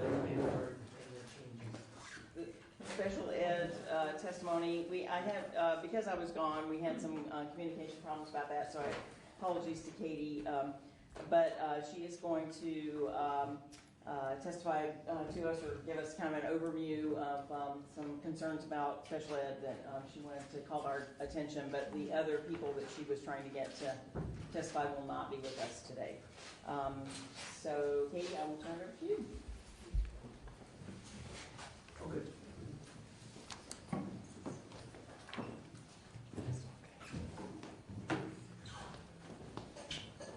Morning. Thank you, Senator Ingram, for having the time today on our agenda to talk about special ed and the impact that it can have on families, especially those living in poverty here in Vermont. I myself am a family that navigates and struggles with poverty here in Vermont, and despite a lot of really hard work by my husband and myself, who both work, we continue to struggle. And one of the things that really became apparent to me this year, listening to testimony here, is that it is really helpful to get the human aspect of it and how that actually looks for families. So today, I want to give you a little bit of my experience, both as a parent and also as a parent advocate. In the last year here in Vermont, I have decided to take on more of an active role as a parent advocate in special education. And in March, I made a public comment at my son's. I have 3 kids. I should probably back up. I have 3 kids. My daughter's 14, and she has no special needs, but has 2 younger brothers with some challenging special needs that take a lot of our attention and time to help them navigate the world, whether that's with medical providers, with other kinds of providers, and also with special education. I have a 12-year-old son who's in 7th grade and has been on an IEP since kindergarten, and I have a 6-year-old son who is now in 1st grade and has also been on IEP since he started school. My experience after I made a public comment in March was really unexpected. Since March, I've had over 100 families in Vermont who have contacted me about their experiences in special education looking for help. A large majority of them were from my school district, about 51 of them, I think. The rest of them were from many districts across the state. I've attended meetings and supported families now in 17 different schools. Most of them are in Chittenden County, but throughout some of the southern counties as well, in Grand Isle County. It was really hard, I think, at first to hear a lot of the experiences and not immediately assume that there were other places that someone could look for help.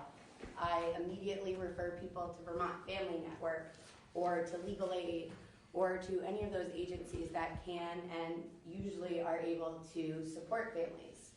Of the families that contacted me, about 75% of them had already made those contacts and were not able to get support, whether it was because the agencies already had a pretty full caseload and they just weren't going to be able to meet that family's needs in the timeline that they needed, or they didn't have the resources to take on the level of complexity that the families were dealing with.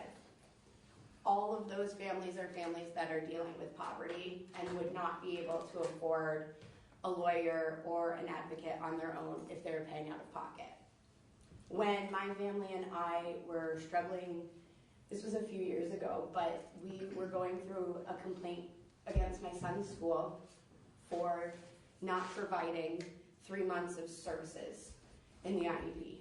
And as we went through that process, it was great to see the people who did step up. There are many amazing people in our education system, and there are many amazing and passionate people who are fighting every day for our kids. Unfortunately, sometimes there are systematic gaps where families seem to fall through the cracks. Not because people want them to, but just because sometimes it's hard to see the level of need. And sometimes it's really easy for people who haven't experienced the system to not hear how important and impacting it is on families. When you are living in poverty, you're worried about whether or not you can keep a roof over your family's head, whether or not you're going to be able to feed your kids and provide them with all of the meals that they need without having to go to the food shelf or to call somebody to see if you can get some support. And a lot of times when you're struggling in poverty, you're also struggling with an inability to access health care or other services that are really important. So you're jumping through a lot of different hoops to try and meet the requirements of every program that you're accessing. So that might be meetings, that might be providing a lot of paperwork or filling out papers. And that might seem really easy, but when you're thinking about whether or not your children are able to even attend school because there are so many challenges and you're getting 25 calls a week about something going on at the school, whether it's minor or not, that's really hard to work. And it's really hard when you don't have the job security to be taking the time off to drop everything and help navigate things at school.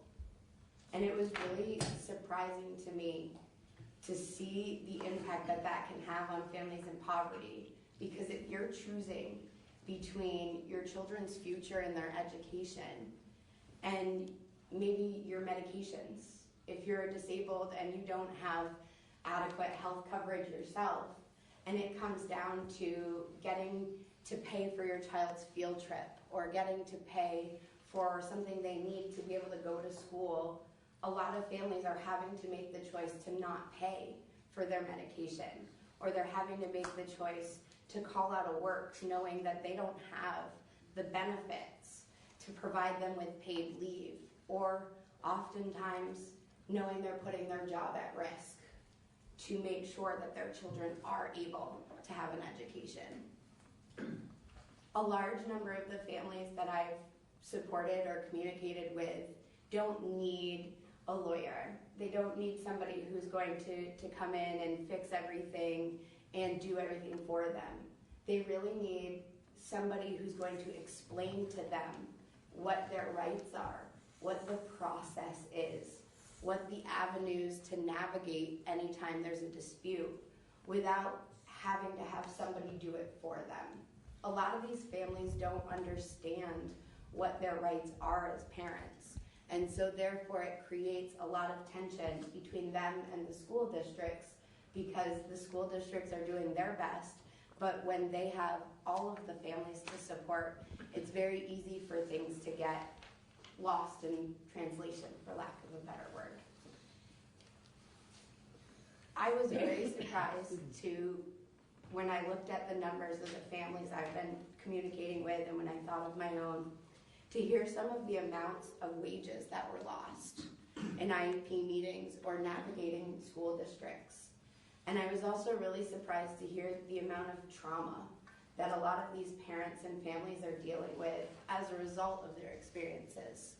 When you as a parent walk into an IEP meeting or into a meeting with all of your son's providers, and you're the only one in the room that doesn't work for the school district, and there's 8, 9 people at that table with you, it is really intimidating. And unfortunately, there are times where, despite the best interest and best efforts of everybody at the table, communication breaks down.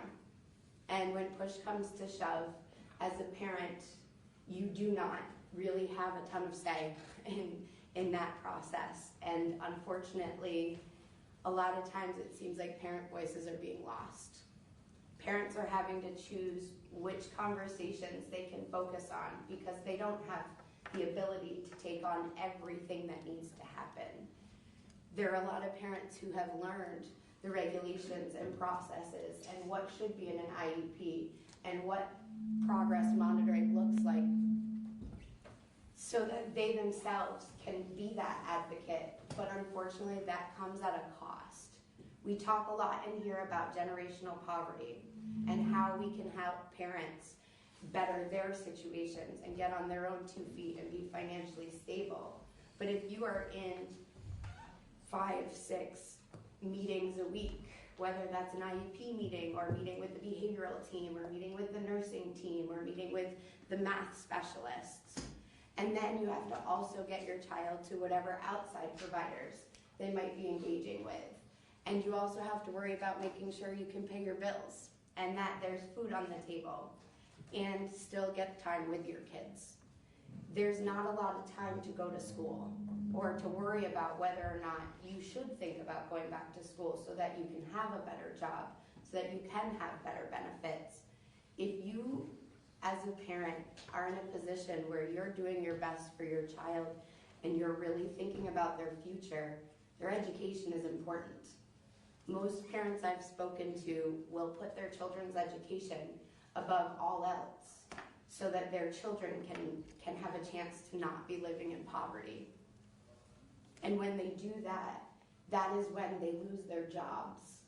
They lose their insurance because they're missing appointments, because they're dealing with school stuff so that their kid can be in school, because they're worried if their child isn't in school, they're going to get sent to truancy court because there's a law saying your kid has to be there.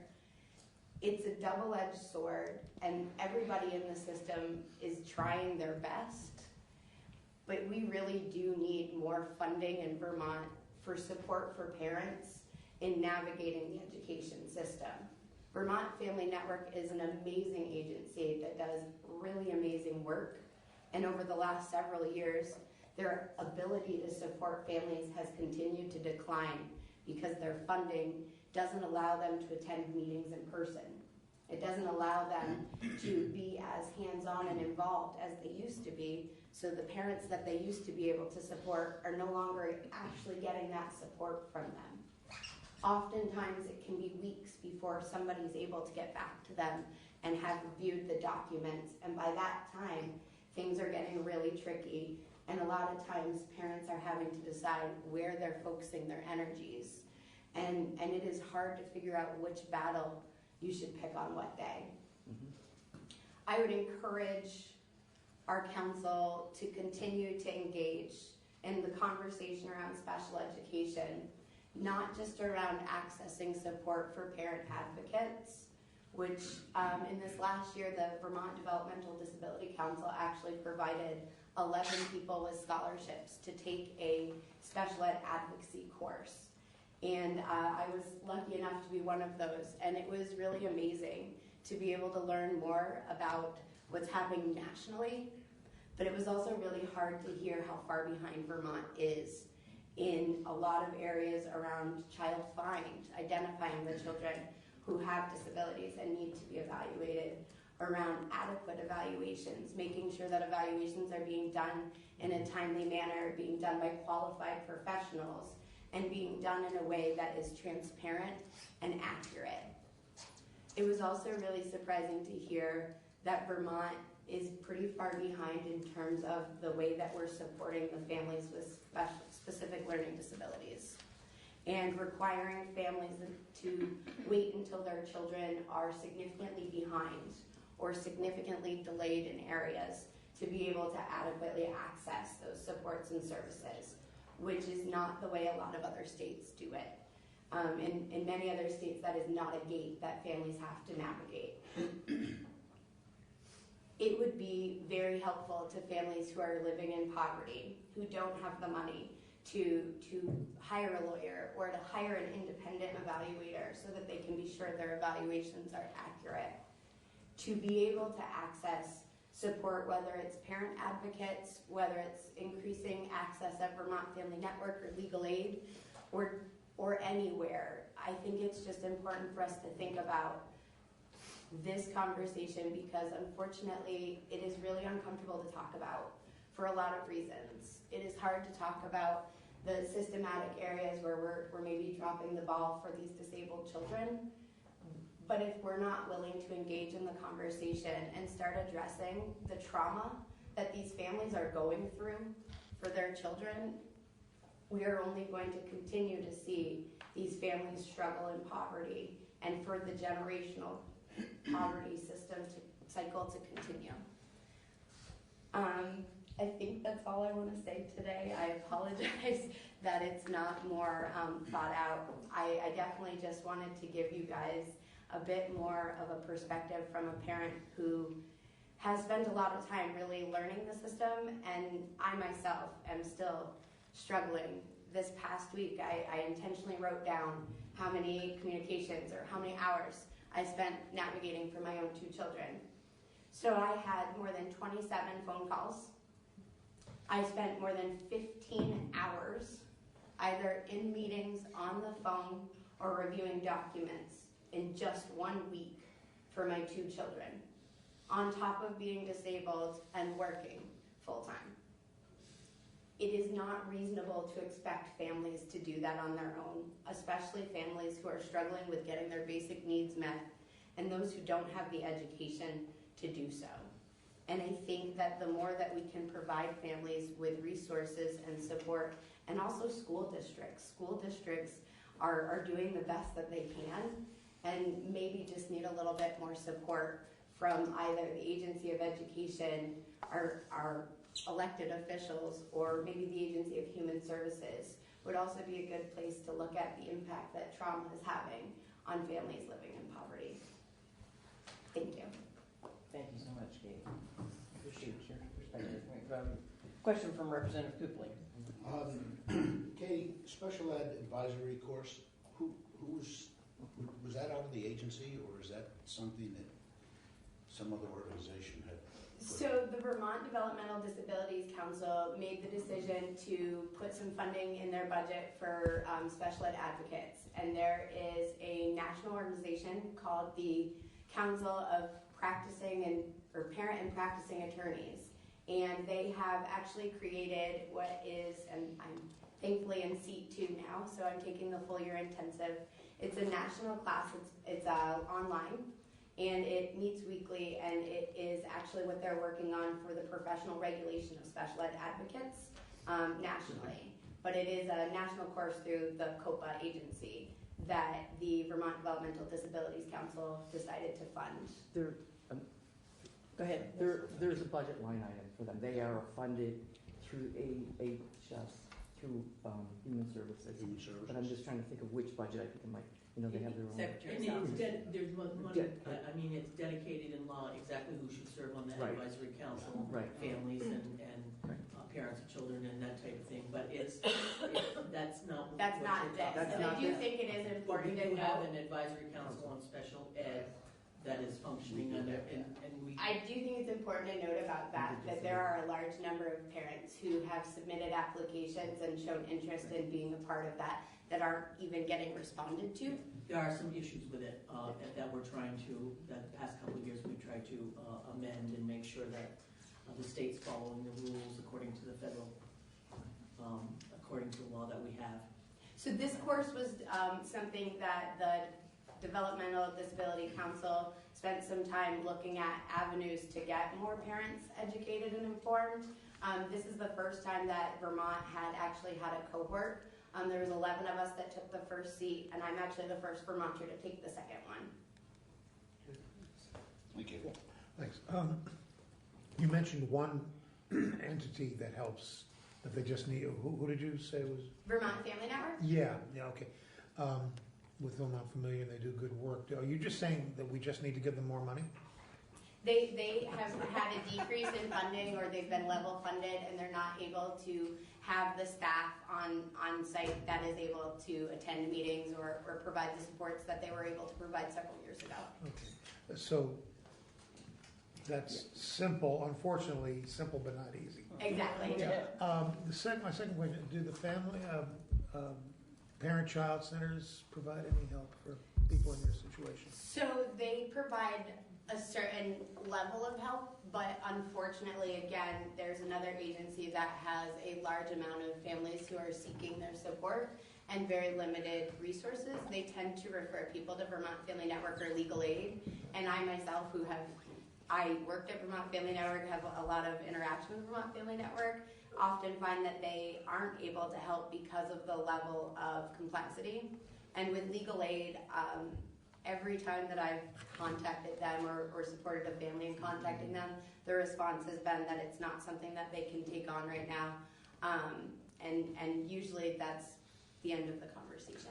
Your concerns with the education system, are you talking about kids needing particular kinds of approaches to their education that they're just not getting, or is it more subtle than that? I would advocate from my experience that there are a large number of compliance issues, whether they are intentional or unintentional. The IDA is not always followed. I actually had a reading specialist tell me that they don't know what IDA is, but they don't follow that in their district. And that's the law, right? Yes. And I would say a reading specialist who is also a part of the special education field would need to have the knowledge of what the IDA expectation is in order to actually be able to provide students with IUP services. Thank you. Thank you. I just wanted to add, I think Vermont Family Network specifically serves Chittenden County.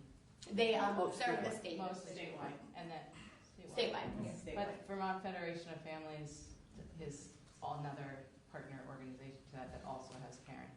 Does the same work and is statewide. And used to have peer navigators in every county, but lost that funding a number of years ago and hasn't been able to get it back. So basically it's volunteers now and it's very small. And again, even when you have a lot of really passionate, qualified volunteers or staff, unfortunately they're limited by their time and their ability to serve more families because they only have a limited amount of time. Yes, go ahead. Kara, did you have a question? No. Oh, I'm sorry. Somebody does. Somebody else says, thank you. There are clear guidelines if people are not complying with special ed law and regulations, and the Agency of Education would support those. I mean, they should be supporting those. They should, you're right. And there should be a system for reporting issues like you had with that person saying that in that district. And Help Me Grow could also be another resource if BFN, I think they can't go to meetings, but they could talk about your rights and refer you to information. Unfortunately, that then puts the expectation on a family to be able to navigate that. And when you're thinking about families who may not have an education level themselves, that is I've done it. I've gone through the administrative complaint process. I've contacted the AOE countless times, and most often you get a response, unfortunately, that just tells you to contact another person or provides you with a link with information you already know, but doesn't necessarily address it. I can't tell you how many times I've contacted the AOE and provided them with documentation showing that there is something going on and a family needs help and asked them where to go. And I got told that there was nothing that they could do or at other times didn't even get responded to. So yes, there are many great systems in place and there are many great agencies doing a lot of great work. Unfortunately, I think one of the areas that we do need to look at is accountability and transparency and ensuring that the services that are being provided and paid for already by the state are actually quality services and that they are what the children need and not just what is the norm for that district or that agency. Just a short story to punctuate what Katie is saying. I know a family very well in the southern part of the state whose son needed special education services, and not really, it wasn't any behavioral issues, it was some specialized services. And literally they were told that in order to get those services, you need to give your child up and sign him over to the state custody. And she had no assistance or parent advocate, and she did that. And for years, this then was navigating the DCF system and unfortunately her son was abused, and the trauma that it caused that whole family, because she didn't have anybody there to help her understand. She had limited education, but was a mom just trying to do what she was supposed to do for her child, and that's what she was told by the education system.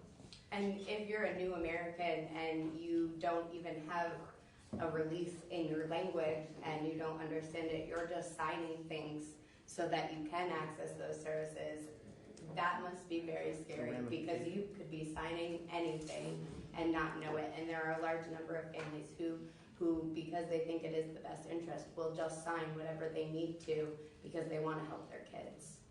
When we were really struggling with my son and we filed a complaint and we did everything right, what ended up happening was the principal in that school started calling my landlord to check to see if we still had a lease when he knew our housing was going to be in jeopardy, and actually sent a police officer when I was in the hospital to my house, and that police officer talked to my landlord and talked to my neighbors, which is a violation of McKinney-Vento. And because of all of that, my landlord ended up wanting to evict us. And we were luckily able to maintain for the remainder of the school year, but because of those actions, my family ended up homeless for 2.5 years. All because we filed a legitimate complaint in the proper channels, and there was no one. I called every lawyer's office, I called every agency, I met with the governor and many representatives in the State House, and there was no one that would help me. So unfortunately, there are many areas where families are falling through the cracks despite the best efforts, and when it is not of their doing. I just wanted to go back. Katie, thank you so much for sharing your story, first of all. I know this has been quite a road for you. I just want to go back to something that you're saying about the Vermont Family Network, and what I understand to be sort of peer navigation and peer, that kind of peer support system is what you're talking about. And when I think about the potential for trauma exposure and the complexities of toxic stress in households where there are all of these numerous issues facing them, poverty, special needs, all of those things. I'm thinking about that the challenge that it is to keep your executive functioning, online, right? And so there are times when it sounds like what you're saying is there's a definite need for someone else to kind of step in and help with that navigation, partner with you in that navigation, not make decisions, but to be someone who's that clearer thinker when you're just heaped with all of that toxic stress. And so I guess my question to you would be then, if sort of on the weight of, because some of the answers are simple but not easy, where would you place the weight of the resources? Would you want to see that more in peer navigation? Would you want to see it more with the programs, beefing up the programs? I know that ideally it's all of the above, right? But I'm just saying, like, if you had to, if somebody said to you, like, Katie, where do you weight the importance? Like, what do you? I think that, like you said, all of them would be the answer. Myself, I was diagnosed with PTSD because of the issues that I had with my son in school, and it has definitely been a hard road to figure out how to deal with my own trauma.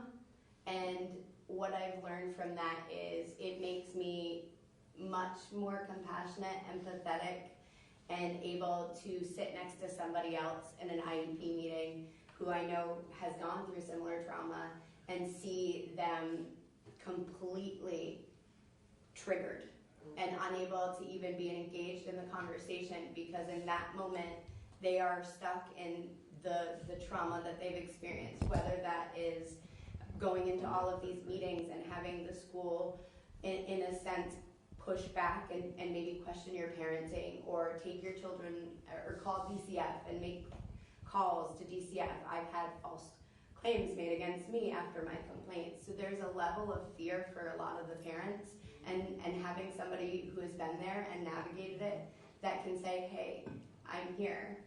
You're not alone. And I actually support a parent who is dealing with this right now. And one of the best things she said to me was, when you tap and just let me know that you're sitting next to me, it brings me back in the room. And having another parent who's there, who's a peer advocate and can say, hey, can we take a minute and actually step out with the parent, give them a minute to regain composure and to have empower them to come back in the room and not be stuck in that trauma, but be present in the conversation where it is. I would say that peer support and training for those peer advocates and that support around both trauma and the process and being a quality advocate at the same time is important. That would be an area where I would see as an important focus. Thank you. In terms of what Katie's talking about in the peer navigation, both Vermont Federation of Families and Vermont Family Network are members of Vermont Coalition Disability Rights. And in our platform, and again this year, we have 2 sections that deal with increasing funding and peer navigation. So I'll send those along to the council so you can see what we're talking about, a couple of different ways that peer navigation works to assist families. So. I think it is also important to just mention that a number of families who are navigating children with disabilities also at times have disabilities of their own, like myself, whether that's a physical disability or whether that might be their own dyslexia or other learning disability that impacts their ability to understand what's happening. Or when they're handed a ton of documents at the IEP meeting that they're supposed to be discussing those documents in, they're not able to be engaged and effective. And I would say they don't have their parental rights being met because they are not prepared for that meeting, because they can't possibly be expected to read those documents in that moment and understand them quickly enough to engage in the conversation. Okay, you have I think you have the last question.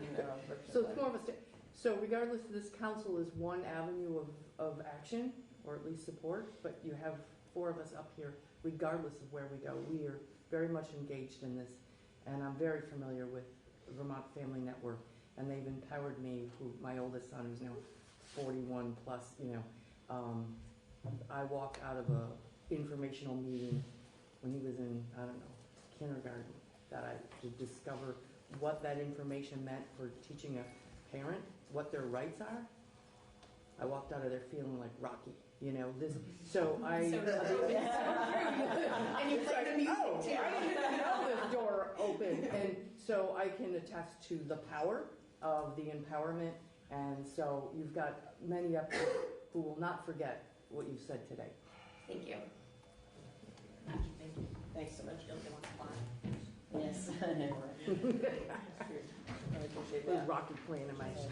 That's how you Jam I play when I go to my meetings. Okay, so moving on, we want to review the minutes of our last meeting. So we're gonna actually, it's actually the October minutes. The October. The third document in your packet. It says minutes draft with October 24th, 2019 on the top of it. The caveat to your minutes that I wrote was that I was not here. Peggy Delaney was covering for the committee services supervisor. I did the standard minutes for this committee, for this council, in that I hyperlinked committee testimony to the website where it exists. With this one, it was a little bit different because there were so many witnesses with so many different documents that this would have been a mess of hyperlinks. So what I did was I referenced, and if you can see on the screen really quick, what I basically did was each of those hyperlinks references this and goes to this. And so then you can say, okay, here's all the stuff that Auburn Watersong presented, and here's Erhard, and that was the easiest way I could do it versus person by person, document by document. The second caveat that I need your help with is the attendance. Peggy, I did not communicate to her that she was supposed to take attendance of who was here and who was not, so I left it the same as the meeting before that, and I would welcome any corrections that anyone on the council has. Sounds good. Do you see your name and were you actually here? And if you don't see your name and you weren't here, let's check your calendar. Yeah, right. We remember that. So Sandy parents. You're in and otherwise. I'll cross that out and I'll update these immediately. I also wasn't here, Karen. Okay, sure. I wasn't here. Stacy for them. So Stacy was not here? I don't think.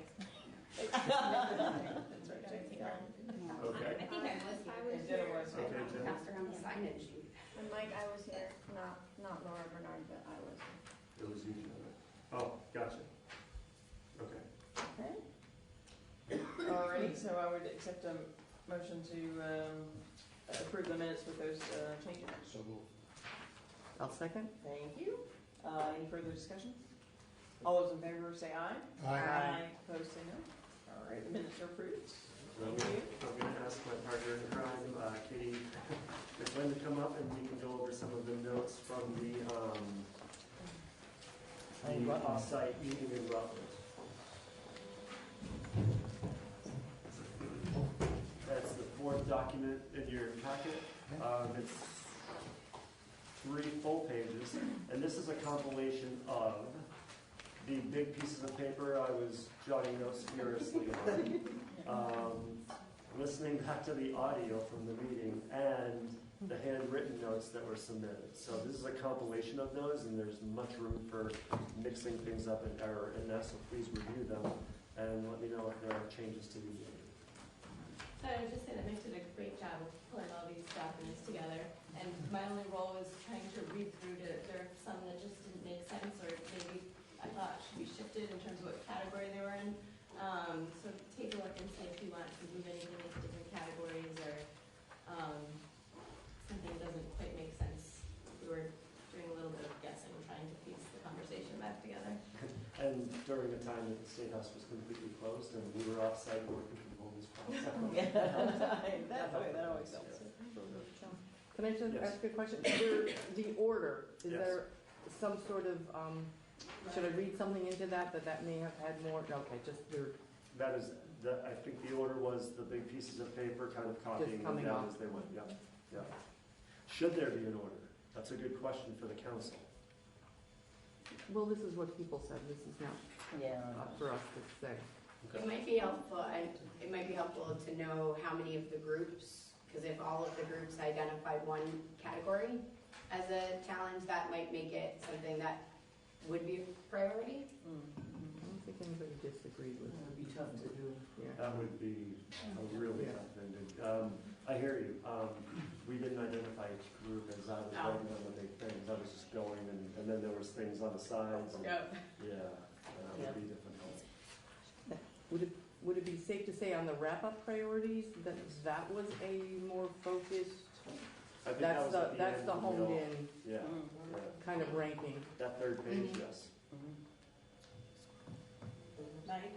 Yes. On the, under unexpected cost, down at the bottom of the second page, Yep. that in quotes, not about me, without me, it's really nothing about me, without me. Nothing, okay, I think great. that was just a shorthand. Probably was. Well, Nothing the about CBR me. is, nothing about us without us. Nothing about us without us, yeah. So me should be changed to us? Or not? That's the It's a more well-known common, sentence, that's the more common, Then people will recognize it. yeah. Nothing about us without Without us. Gotcha. And I see 2 typos, mysterious T's at the end. Yes. Queen's T. Straight catch. Right. Straight catch. Okay. Any other comments or requests for changes? Thank you for doing that. I know that was Yeah, definitely. It's not things easy. pulled together. It was a good meeting, a good. Yeah. Yeah. I think it really was. Yes, good turnout too. Yeah. Yeah, that was good. definitely, yeah, yes. Yeah, thanks to Representative Tupley and Tom. I can't take all of it. I can't take all of it. Oh, take credit. Yeah, take Go ahead, credit. take credit. It's all about your relationship and your smile. That's right. The Rutland folks were very welcome. They were. Yeah. That was really great, yeah. Good, all right, do we consider these minutes then? Should they be approved or are they? I think we were gonna treat them as minutes, at least, the minutes have to be included as part of the recommendations when we're filed, so I was gonna include that as minutes As for the offsite. November. Yeah. Okay. And I can add a header to it. That would be says nice, yeah. The date and the location and things like, it's kind of blank right now, but I can Right. add in a header. It's similar to our previous one. And should we have members who were present, at least? I can. I don't. Probably tell you now who is present. Yeah. Memory, yeah. Or we could send Are a we good? sign out sheet around for the November meeting, sign-in sheet, and if you were there, just sign your name and then Okay. write it. Email that around. Or Just just do it send right it now, right now. when you have it. Yep. Yeah. We can do that. So with those changes, I will make during this meeting. Okay, great.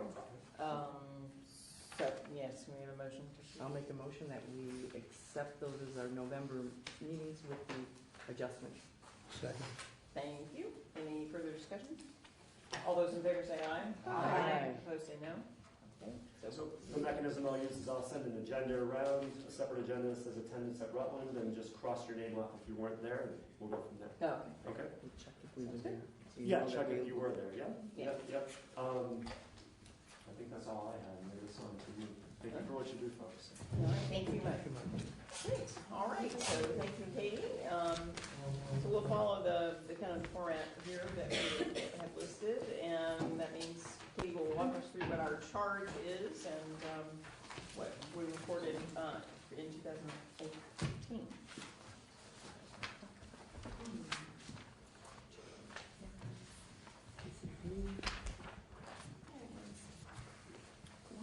I always have like paper and shuffling and moving.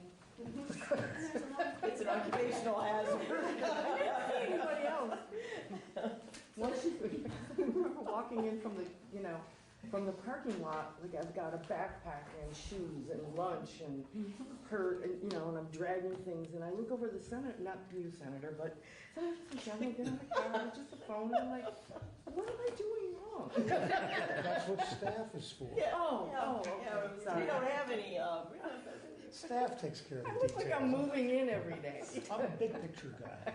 Okay, sorry, Tina. There we go. Please.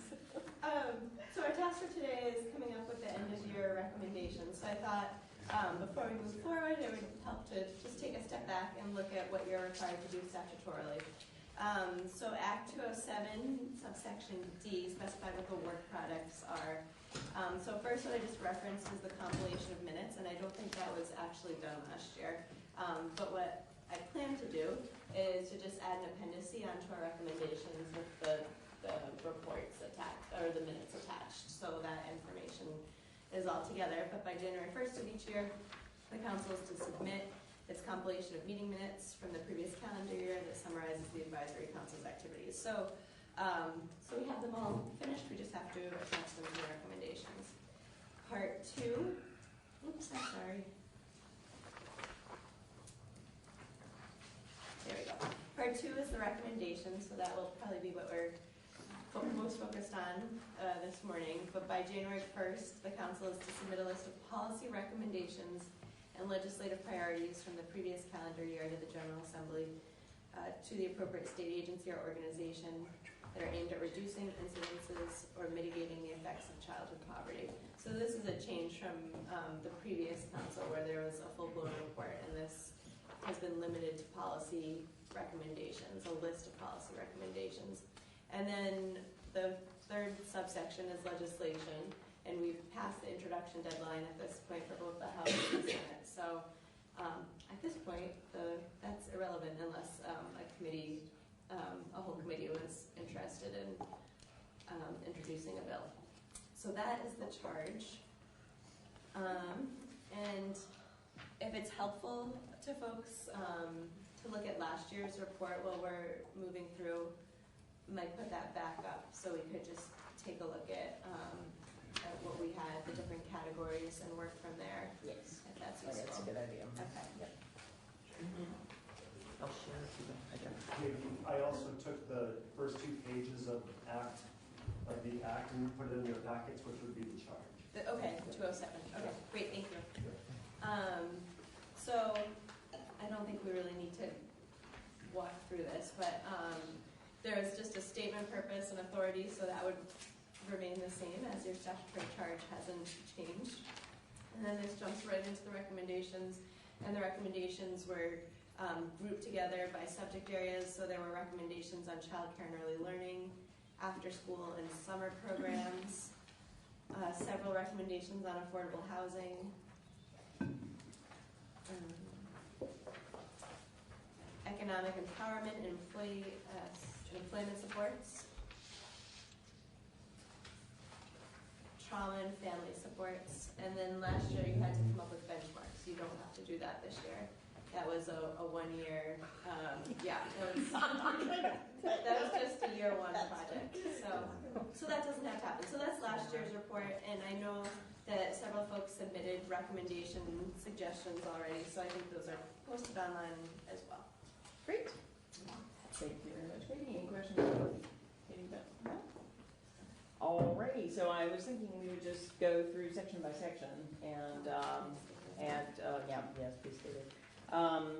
And modify or, some of these may have been sort of met, right? So you can probably help us figure out if some of them have been achieved. Okay. And then add new ones.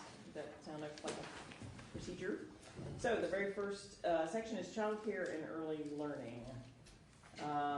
The advisory, we had 3 recommendations: increasing childcare provider reimbursement rates within the childcare financial assistance program to the most current available market rates, supporting an expansion of workforce incentives, including educational supports for childcare providers, and expanding eligibility within the CCFAP. Is there a copy of that? Or We can get get you a link, yeah, or can you just point us to the link? Yep, it's right on, go back to this page. So it's final report 2018 at the, under additional information. Are you on the page for today's date? Well, who knows? She's got staff for that, right? December 19th, yes.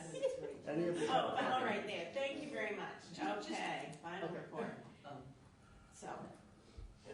Yes, I can do it when we get to the section, but the title that you have is Reach Up Recommendations, and those are not recommendations. Actually, I submitted the Reach Up report from January because there's some there's a section in that I wanted the council to take a look at when we get to the economic empowerment section. I'll change the title of that. Yeah, just the title. It's not recommendations. Of this, Karen? No. No, that came from, that's why I want to change the title of that. What I submitted was the Reach Up report, the evaluation of Reach Up that was due to the legislature January of 2019. Because there's a section in there about financial capabilities I wanted to talk about when we get I've got to your the changes. economic empowerment. Yes. Yes. Okay, yes, and I think the council should have that because there's other good things in that report you might want to look at. Oh, yeah. Yes. So since this was in our committee this year in Human Services, and since in your committee, we made significant progress on this year. However, I would keep it as a continuing recommendation. We are not yet at current available market rates. We are closing in on that. We have one-time supports for workforce incentives and professional development, but we don't have ongoing support for that. And we did expand eligibility, but we're again in process. The Child Care Financial Assistance Program, is just really in year 1 of a 5-year change process. And so I would recommend that we update this to be reflective of the legislation and the budget that passed, but that we keep it as a recommendation. Mm-hmm. Yep. So I had a very similar, thank you, Representative, because I had said, well, the most current available market rate, we're not there. We did make movement. So that still made perfect sense to me that we still need to make movement toward that most current. And it's good that you reminded that it was one-time money on those other 2. But yeah, all of those are still in flex, and that we were 1 year of a 5-year step. Yep. But we do want to acknowledge what has been achieved. Yes. Because otherwise that becomes a response. Yes. So. Yeah. If we've gone this far, we need to go further. Right, yeah, I mean, it's good. So, does that sound good, Katie? Yep. Do you- Can I just add one question or ask one question?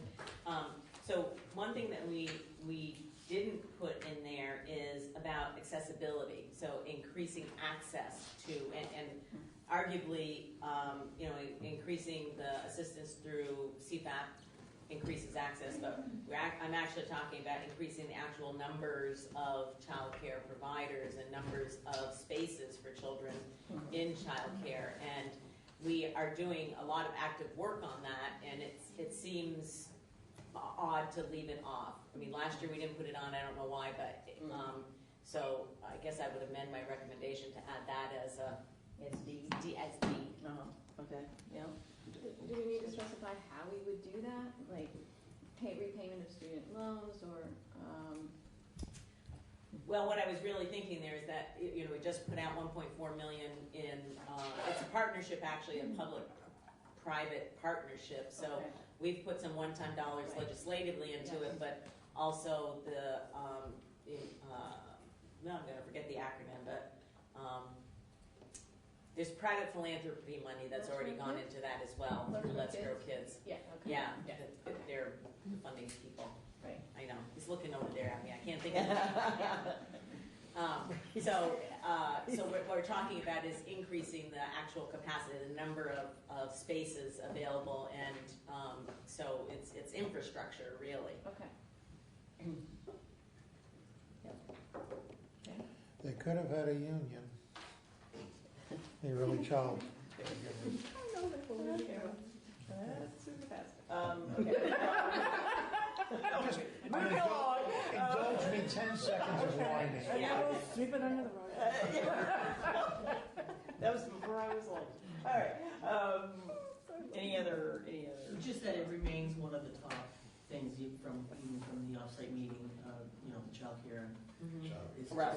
really important, so That's good, yeah. should stay on Comment there. section. Yeah, and if you think it's not important to the economy as well, the Federal Reserve Bank of Boston was here about 10 days ago and was really stressing they've taken this up as a major issue for increasing workforce and the support to the economy in our whole region. As they've identified it as a priority. Yes.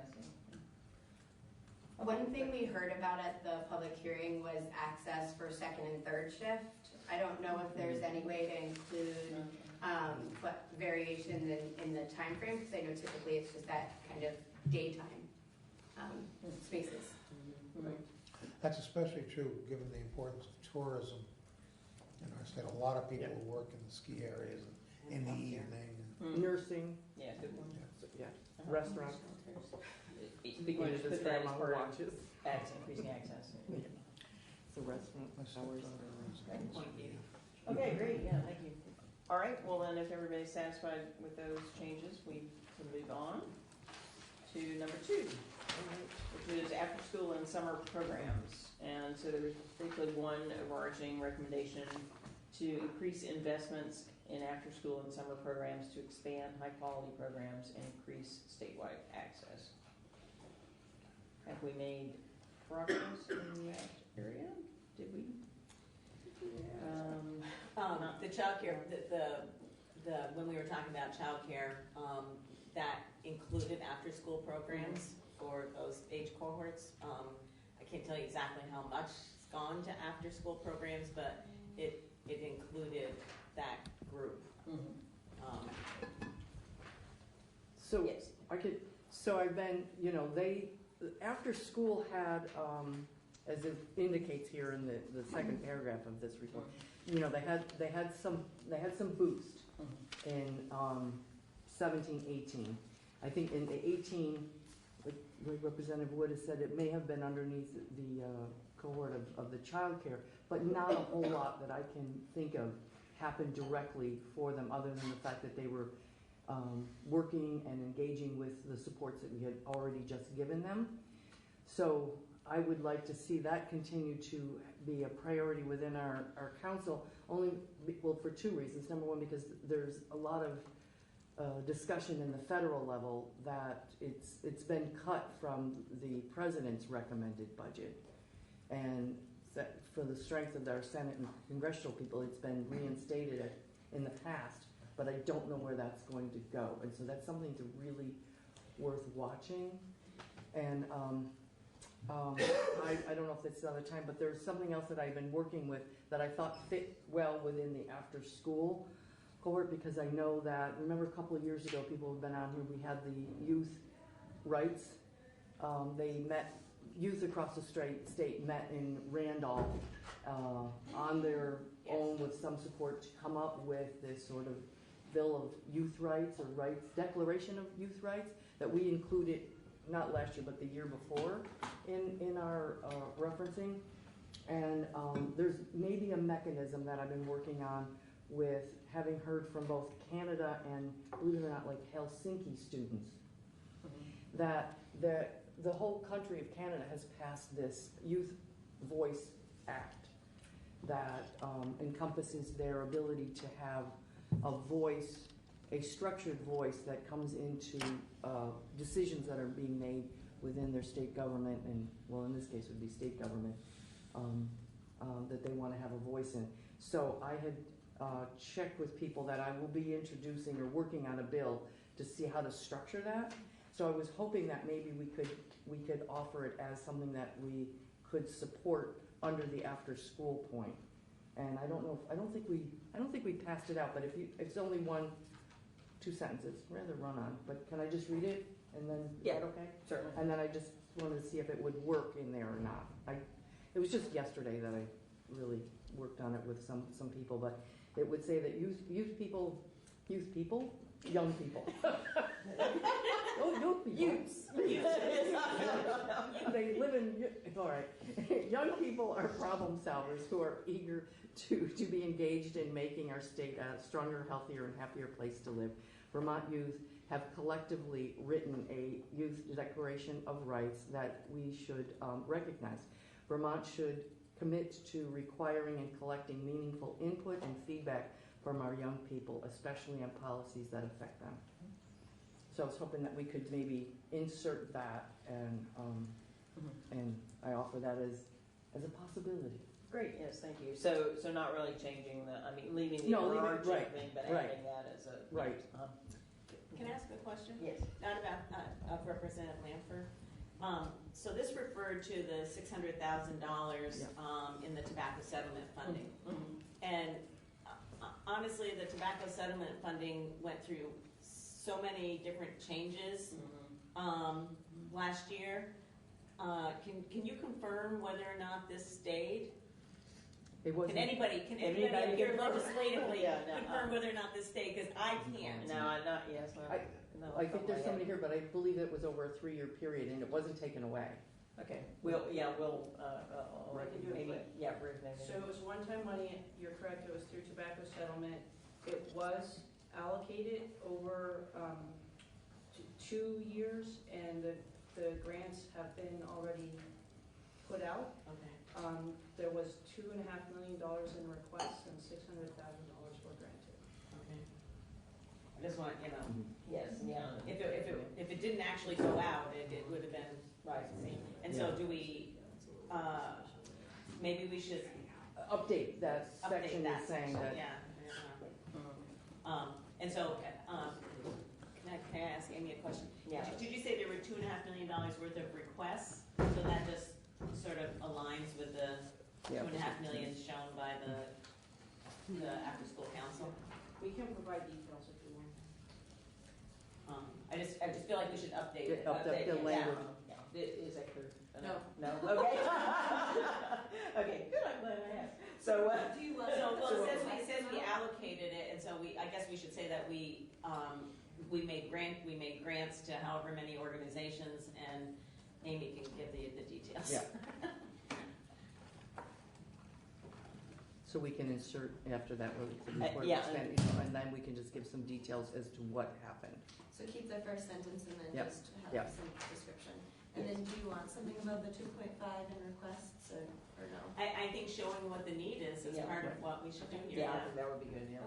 So I'll get that from you. Yes. Thank you. Okay. And then, so then, how do people feel about Representative Lanford's addition about voices for young people? Yeah, that's good too. Okay. May I Thank take you. that from you?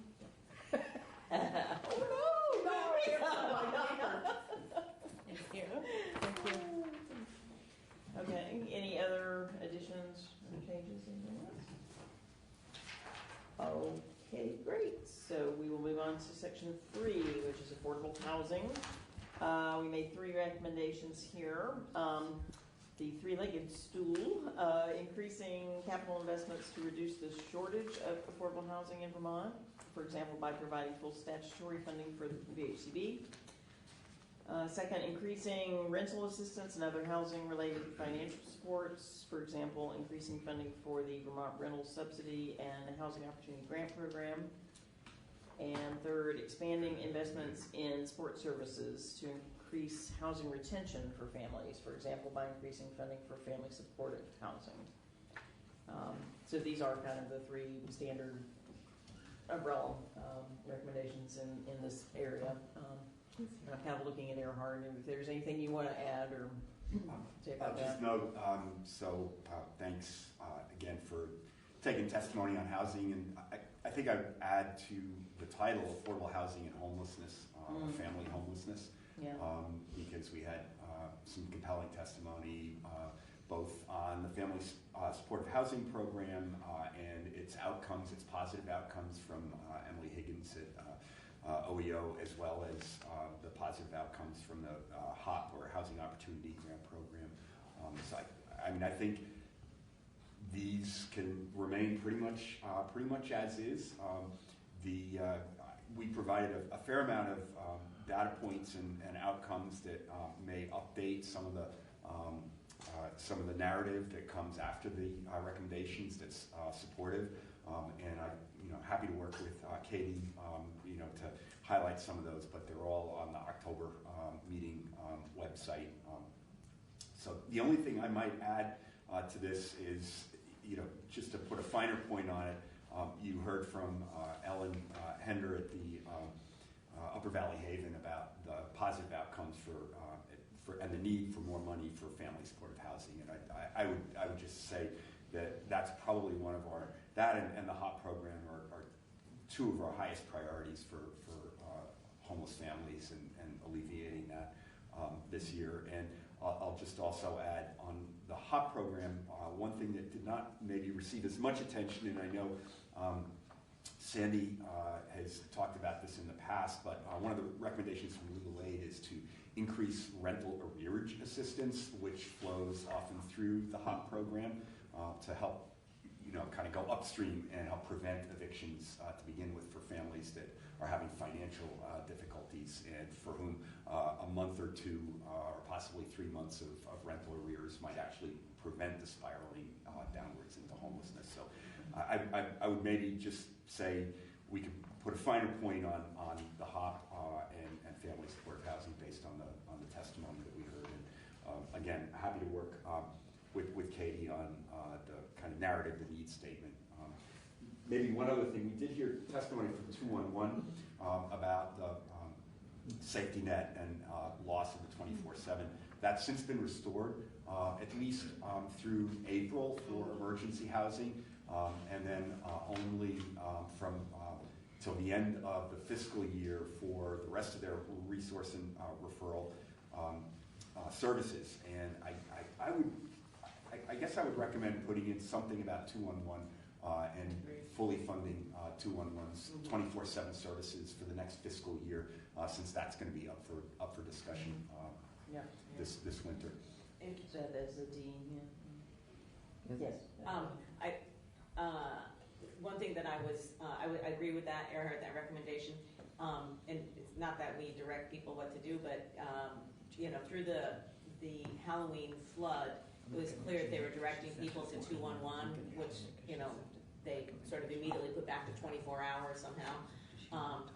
So it seems like it shouldn't just be incumbent upon the agency, Human Services, and wherever that funding comes from, it should be collaborative. So A&R or Vermont Emergency Management, it should be a more comprehensive and therefore maybe more doable to get that to an ongoing 24/7.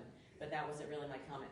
My other comment was, around the housing vouchers and the supportive services, and it feels like we should make a statement here about the lack, something more concrete, since we know how many housing vouchers have gone unused because of the lack of supportive services. So there is there is a report that came out that was required on specialized vouchers that has a series of recommendations in there.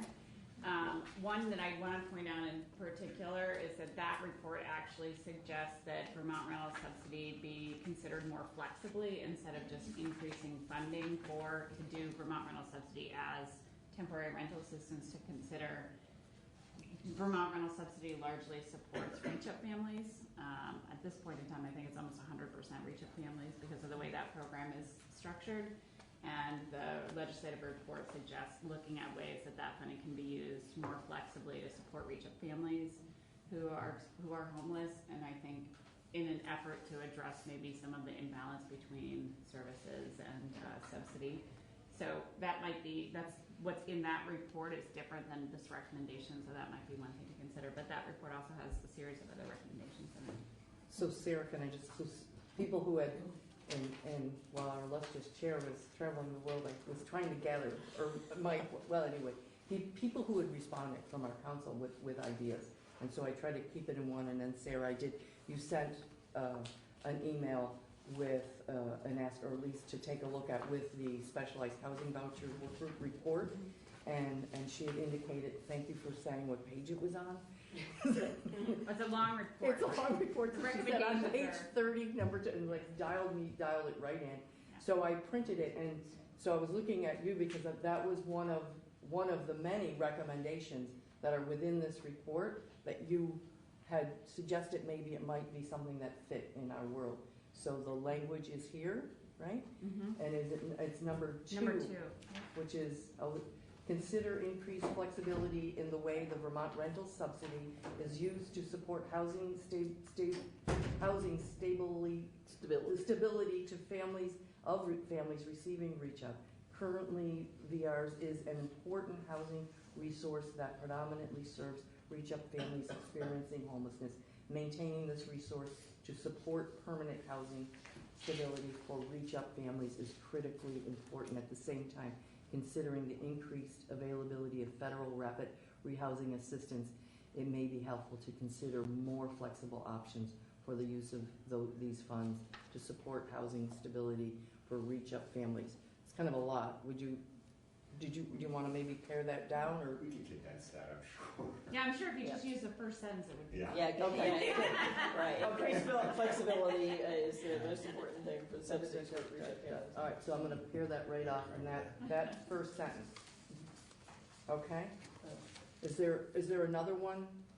It also speaks to family supportive housing, which, as you know, we testified is only in 7 counties currently, and it needs to be statewide. For folks on the council, you may recall we briefly referenced this report. It was not out yet at the October meeting, and then we met in Rutland in November, so weren't able to get a report.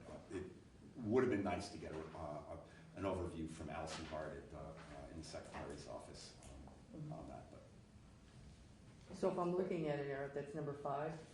Yes. Of the 5 recommendations, what you're referencing is number 5. Expand family supportive housing statewide. Yep, that's number 5. Okay. I mean, it's worth. Family supportive housing is a strong program. The agency and the department supported. This is a recommendation that was not unanimous from the work group. Hence the little asterisk. Yes, hence the asterisk. Just to point that out. And just as a note, as a side note, the work group included many officials from the administration on it, so that was one of the reasons why some of the recommendations couldn't be, that related to budget, couldn't be unanimous. We understand.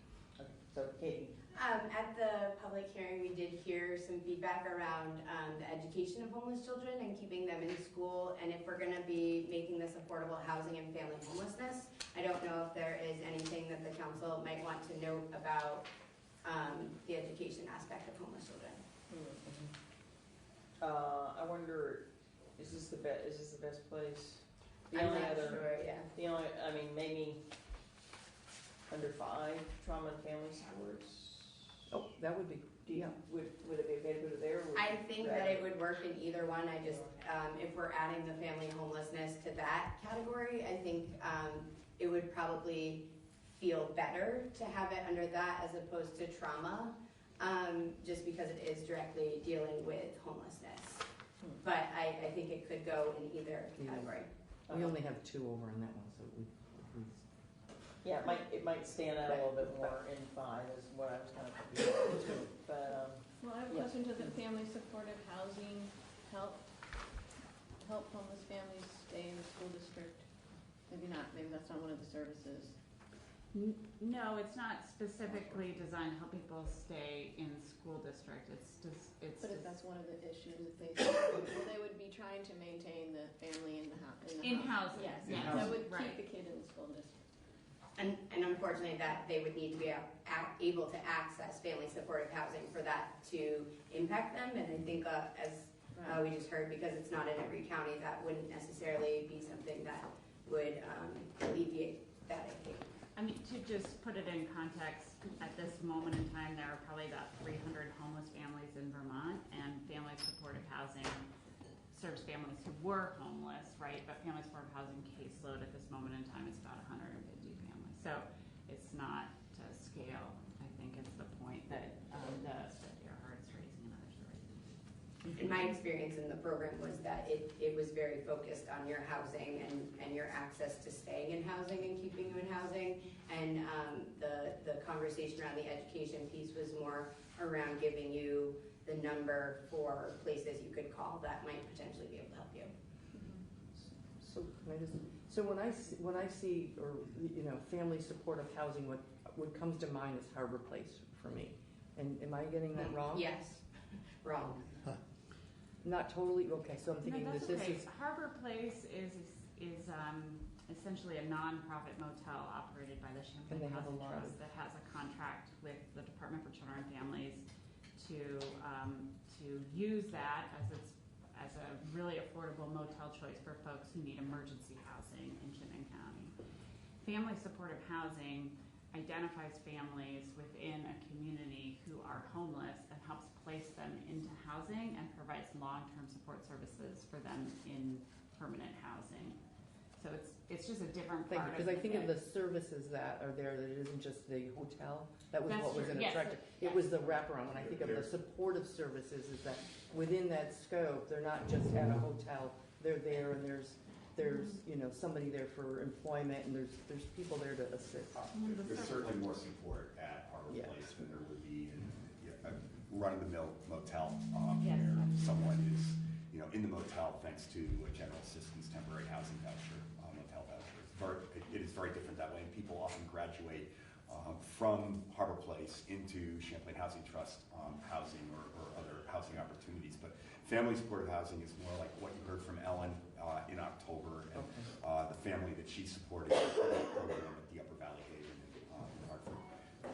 I appreciate you setting me straight, because I don't like to have a miss. Could I get just a quick review of like, what are the differences? What kind of services? If family is in a motel with a voucher, that's all they get? Or do they get other attention? Can I field that since we administer those programs? So the services at Harbor Place would be services around housing search and placement, around applying and finding for housing, around identifying what are your barriers to getting into housing and trying to address those barriers quickly, around getting connected to mainstream services like employment or mental health or substance use or whatever individualized issues are, getting those connections made. Those would be the kind of services that would be in place when people are in emergency housing or emergency shelter like Harbor Place or shelter. Family supportive housing is going to do some of the work to get people housed, which is a little bit of that same housing navigation work, and to get people connected to a range of services.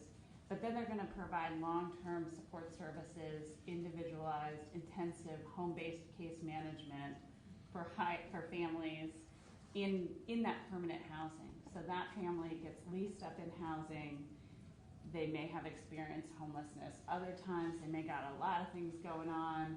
They're getting stabilized. They're going to meet with them weekly, if not more. They're going to follow up and help coordinate and connect them to other services. They're going to liaison with the landlord in an ongoing way. So it's different kind of services. It's not transition services. It's longer term services. And NECA actually administers family supportive housing. But by contrast, the family that just gets a voucher and goes into a motel, they get none of that? In a motel other than Yeah, Place? yeah. No, there other families in motels do access housing navigation support. There's limits to what's available in communities, but so family supportive housing is a different program than just housing navigation. Yeah. So and I know in our agency that person, the case manager does everything that the family identifies that they need support in. And I don't think it's like a one-size-fits-all program. It's really individualized for that family's needs. So we do a lot of advocacy for families in schools. Yeah. We help parents do nighttime routines. We offer individual and group financial literacy classes and parenting, coaching.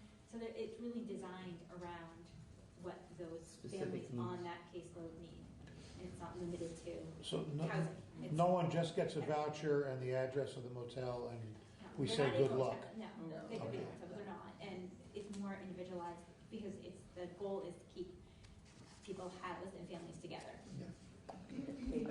I would also say that the family supportive housing program, as someone who's utilized it, they do a really great job of repairing relationships with service providers. Because a lot of times, I know for our family, we had a lot of difficult relationships prior to that.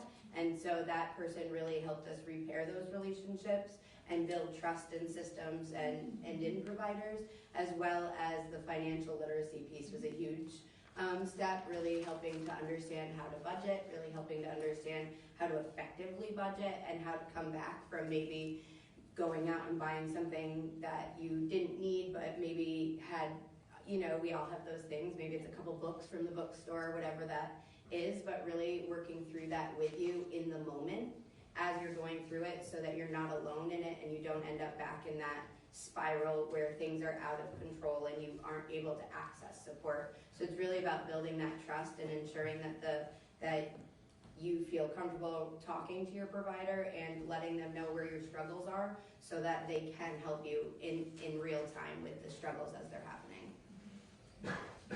Did you? So, I've come in here after 3 days in budget adjustment, so we've been upstairs, and so we heard a request to adjust the budget and for the hotel vouchers because they're up 16,000 nights so far this year, and we haven't even gotten, into where, and they're predicting a potential 25,000 more nights between now and the end of fiscal year 20, which is July. So they're asking for an additional, from what we already funded last year, an additional 1.6, 1.2 million? 1.9, so you might as well, $2 million just to get readjusted. So there's something going on again, even of all the supports that we've put into place, right? That there's that many hotel vouchers. I mean, we need to do it, but it's an indicator of where the system needs to be built on the other side stronger. I think part of it is limited bed space in shelters. I know that in Burlington, at the low barrier shelter, we're turning away anywhere from 6 to 10 people every night, and those are people who can't access 211 for a number of reasons. And so I think that is very likely to continue to increase. Yeah, and 211 was funded or recommended to be fully funded in budget adjustment for the rest of this year. So I'm going to make a very bad assumption that if the agencies are coming in with the $162,000 ask to fund 211 24/7 for the rest of 20, that when I see the budget in January, it should be fully funded, and I think we've brought enough attention to it. May I just build on that? I did attach a letter, I did send a letter tonight. Okay, great. And just to clarify, the 211 is funded through April for the 24/7. What their business plan is to be able to build capacity within the state of Vermont to provide the 365 24/7 service ongoing. That might cost a little bit more in the initial 2 years, but right now, rather than contracting out to these external contractors, which their performance is not what we can deliver in Vermont, and we can talk to Mary Ellen more about that, but that we're kind of, our money isn't going, we could better spend that money by employing people in Vermont, by building our contact center, and then we would get the contracts from the other New England states and other states. So we would potentially bring revenue in, but it might take a year or two to bring that revenue in to offset the cost. And I believe that was put forth, that plan to AHS. But I really appreciated your comments, Representative Wood, that it's all of us, it's the whole state. So should this be more of a cross-agency or cross-sector funding for 211, because there's many programs, health department included, that utilize their services, and it is essential. And I feel like this business model needs more voice and more discussion. Yeah. And the other thing I'll say is I just think Katie's right about including the homelessness and supports for kids, even if there's a lot under here, because I think the schools are bound to have an educational liaison or somebody that will do home visits when kids are homeless. And I think it is a homelessness topic. So let me just summarize what I've heard. Well, all right, I'll let Earhart say something. Let me just add one thing. Summarize for Katie. What I think I knew. Sorry. Just one addition to Representative Lanfear's point about the motel voucher overage in the budget adjustment request. So one of the things that's happening in addition to shelters, one of the reasons that shelters are full all the time is because it's hard to graduate folks out of shelter into permanent housing. If one of the data points that we provided came from Sarah's HOP report, is that the average length of stay in a shelter in Vermont is 52 days. Again, this year, it's the second year in a row where it's been the longest average shelter stay over the last 18 years. And that's an indicator of how backed up the system is, because there's not enough affordable housing for people to go to. And so that gets back to the first point of we also need more affordable housing to deal with that shortage, so that people with supports that are needed and with a voucher, if we can get it from the federal government or from a state program, together with a voucher and the supportive services, there needs to be more affordable housing for them to go to as well. Right, okay. Okay, so let me take a stab at summarizing what we have said in terms of what we would put in our recommendations. So we would keep the 3 that we already have, and then we would add a 4th one that would encourage flexible use of Vermont rental subsidies for reach-up families and reference the report of the committee. We would add one that would recommend a more comprehensive cross-sectoral funding for the 211 program to make it 365 24/7, and then we would add one that would recommend education supports for homeless children. Is that? What about the number 5 in the AHS report? Was that this one gone? here. Expanded family supported housing. Well, it's actually in there already, that you have it in there. Yes, Yeah, that's C. Yeah. Yeah, that's C. Yeah. Okay. Yeah. Thank you. Good. All right. Is that a fair summary of what we said? The only additional thing was adding homelessness to the title. Oh, and the title. Oh, and yeah. Family homelessness. So, Katie, I don't know if Katie's going to have a chance to look at the report, but recommendation number 4 is very specific also in that report, and it's broader, but it references the Housing Opportunity Grant Program. And again, it wasn't one of the unanimous recommendations, but it was a strong recommendation of those of us who were not administration officials. Invest additional funding for housing case management services and retention via the Department of Children and Families Housing Opportunity Grant Program. So I think those 2, 4 and 5, go in that report go together. One is for HOP, and the other. It kind of goes with our original. That 3B references HOP. Mm-hmm. So in the original one, the only reason I cited is because it has this, I think, kind of an overarching statement about investing additional funding for housing case management services and retention. That's sort of Well, over. maybe We can just maybe reference we the could, report. yeah, Or just including case management. including, including case management. That's what's provided both through HOP and through Family Supportive Housing. It's So we can reference. sort of binds them together. Yeah, With a link. yes, I think that would be better. Yeah. Okay, any other comments about this section? Just moving along. We're trucking along here. All right, let us move on then to section number 4, which is economic empowerment and employment supports. We had a number of recommendations. A, increasing the minimum wage in Vermont alongside corresponding adjustments in benefits eligibility to avoid a net loss to beneficiaries. B, the adoption of paid family and medical leave legislation. C, increasing funding for economic programs that create jobs and build savings and assets. For example, the Micro Business Development Program and the Vermont Match Savings Program. D, investing in workforce training and financial literacy education. E, supporting transportation-related public initiatives, including increasing public transportation options, increasing access to reliable and affordable vehicles, and providing license fee and fine remediation assistance. And F, increasing reach-up financial assistance for households to 100% of their basic needs based on the current cost of living, with automatic increases for inflation. And G, reversing the reduction in reach-up grant amounts for households where an adult with a disability is receiving supplemental security income. Okay, let's go one by one, shall we? That's a lot here.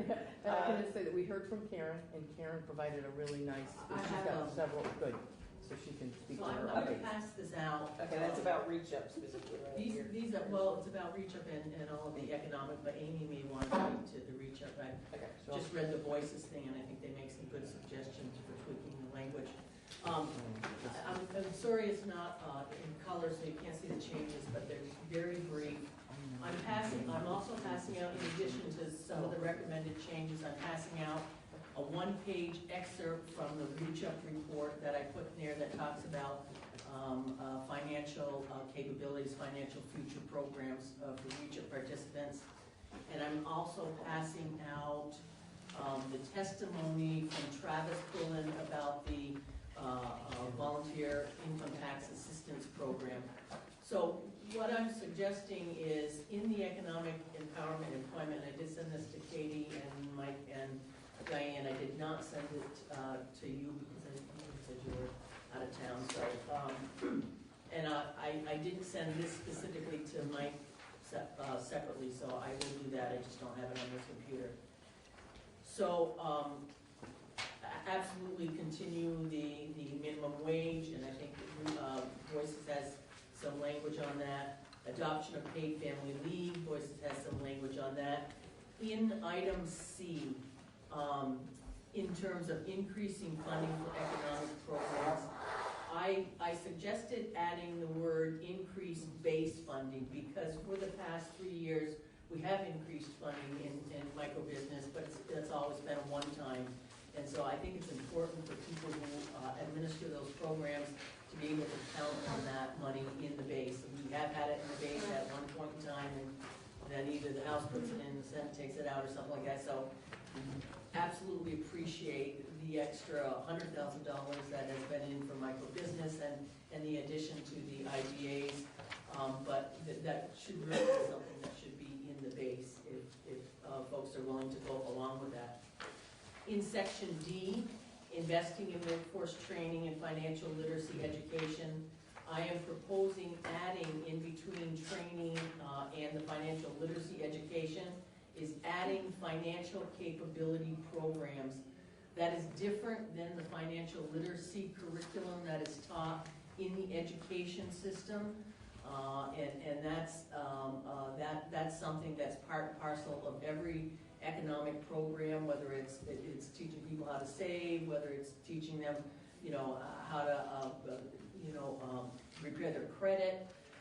But it's just a number of financial education and capabilities for adults, for programs that work part and parcel with trying to get them to financial security. And that one-page excerpt talks about the Financial Futures Program for Reach Up participants that has been really, really successful.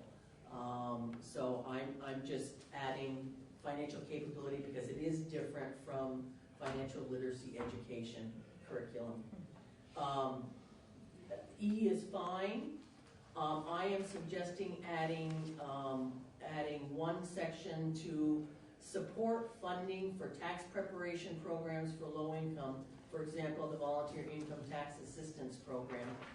You'll see in that report from Travis where the state, through OEO, did give the community action agencies and the people that administer the income tax assistance program additional monies to do that.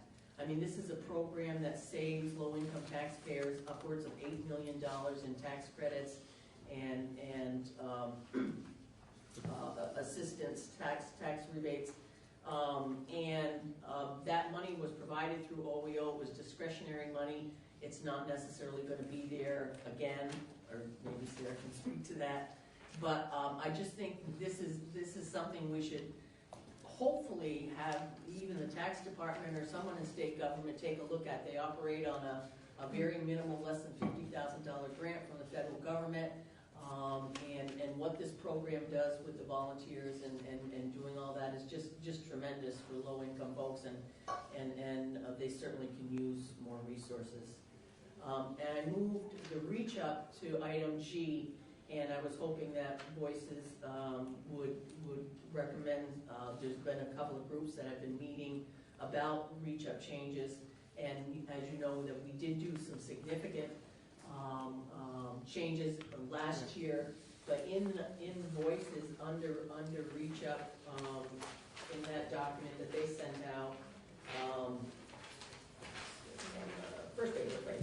So they are suggesting the language, I think, increase cash assistance to Vermont's most vulnerable families to the current basic needs standard, and eliminate the $77 a month penalty for families with an adult who has a disability. You should change that language to with disabilities instead of a disabled. We certainly would I certainly support that language. It recognizes what we have done in the legislature, but that, especially eliminating the $77 a month, that it is something that is policy that never should have been passed to begin with. But it was originally a $125 deduction in people's Reach Up benefit because they were receiving some disability income. We have finally reduced that to $77, which means that those families unfortunately don't get the benefit of the increase. Kind of brings them with par with what they received before. They don't get the benefit of the increase in Reach Up assistance while that tax still remains. So that would be my recommendation. I don't know if Amy wants to add anything to the Reach Up piece. No, I think you covered it well. Starting with the we propose would probably be the language that we would choose along with that top part. Adjusting paid leave and yeah, the language that Voices suggest is great for each of those. I think it more defines. So on that very top, this on visually, this top to replace for H.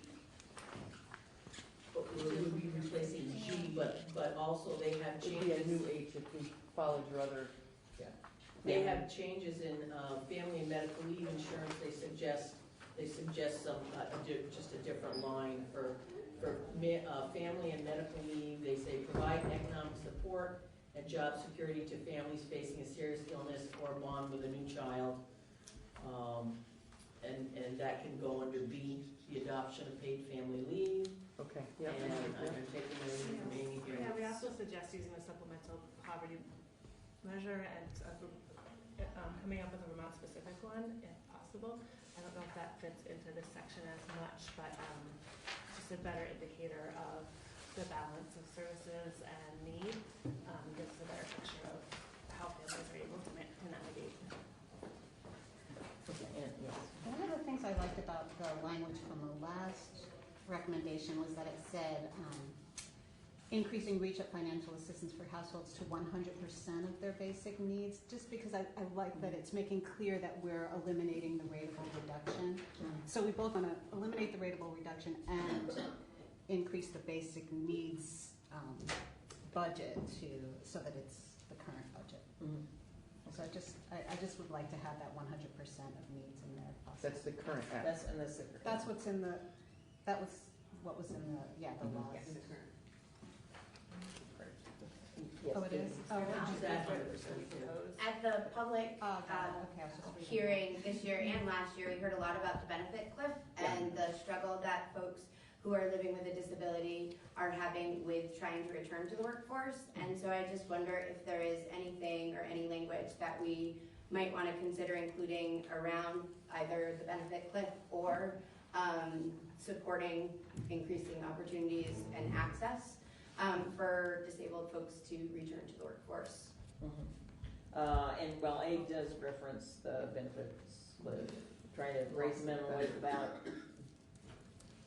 To avoid a So I think part of the benefit cliff is also losing all of your disability or your supplemental income when you're just going back into the workforce, especially because that could mean that if it doesn't work out for you or if for some reason you can't maintain that hours, you would not have the financial security and would, unless you're in the Ticket to Work program, would have to go back through the disability process or potentially get involved in a process to ensure that you have that stability again. So there's some things though that are federal that we can't change, and there's other things that are Vermont-based, which we can impact. And we have increased, we've allowed you to earn an extra $50, I think, in the last couple of years before your reach-up benefits get docked, but maybe we want to look at increasing that again. I think. Yeah. That was relating to what you just said, Karen, in terms of what we have done. I think it's in importance, especially since this is the second year of the biennium, to reflect the action that was taken in the first year. So things about like the SSI. Yeah, change. that's why I liked what Voices said, because they recognized that it was reduced to That is reduced, 77 right? hours. And we did have an increase in reach up.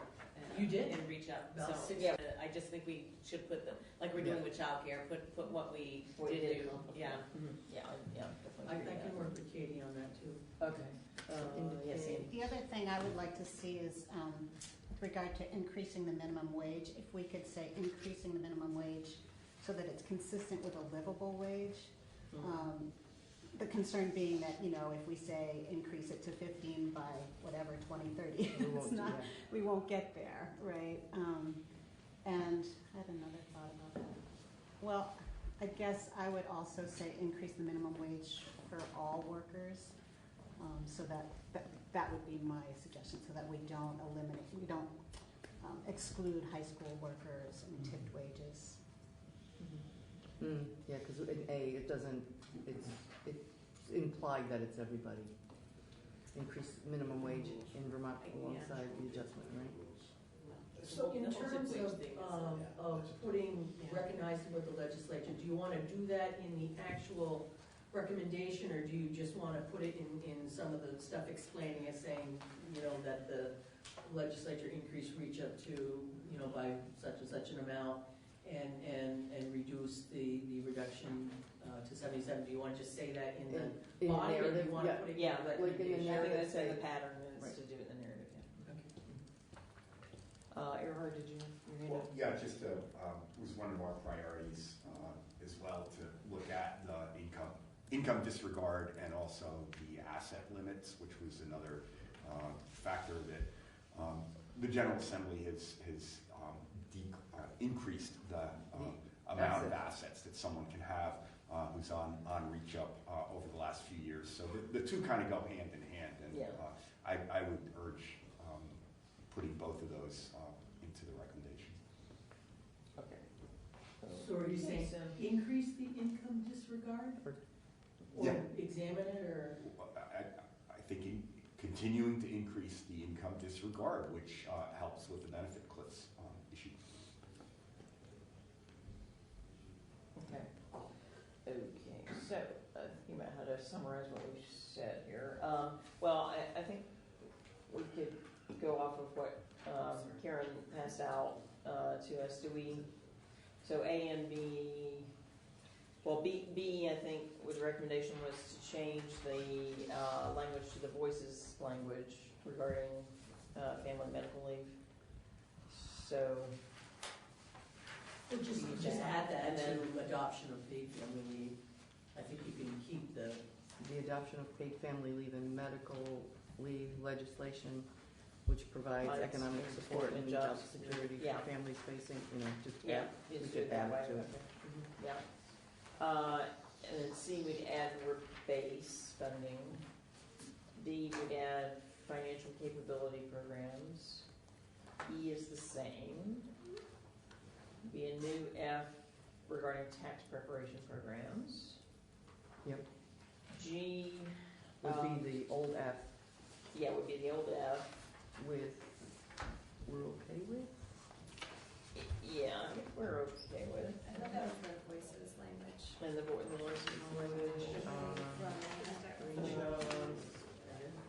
added, but Sandy wanted to keep the 100%. Yeah. That's in ours if you start. Somehow Yeah, those sorry. tied Yeah. together. Okay, so, and the new G, what was previously F, would read, increase cash assistance to Vermont's most vulnerable families to 100% of basic needs and eliminate the $77 a month penalty for families with an adult who has a disability. Is that right? Yeah. Yeah, that's good. And I was a little bit confused on A. I think I heard changes along the lines of increasing the minimum wage for all workers in Vermont to be consistent with the livable wage alongside corresponding adjustments in benefit eligibility to avoid a net loss to benefits, including loss of disability benefits. Is that accurate? No, it was more so the reach up, right? Yeah, I think not that last Okay, part, but the rest of what you said. the rest is fine. Okay. Should we somehow put the term benefits cliff in there, so that's what we're addressing there, so we're trying to, Benefits why don't we eligible just to say avoid that? the net loss of benefits. Well, Yeah, because people know the term benefits cliff, that makes sense to them. Okay, so to avoid perpetuating the benefits.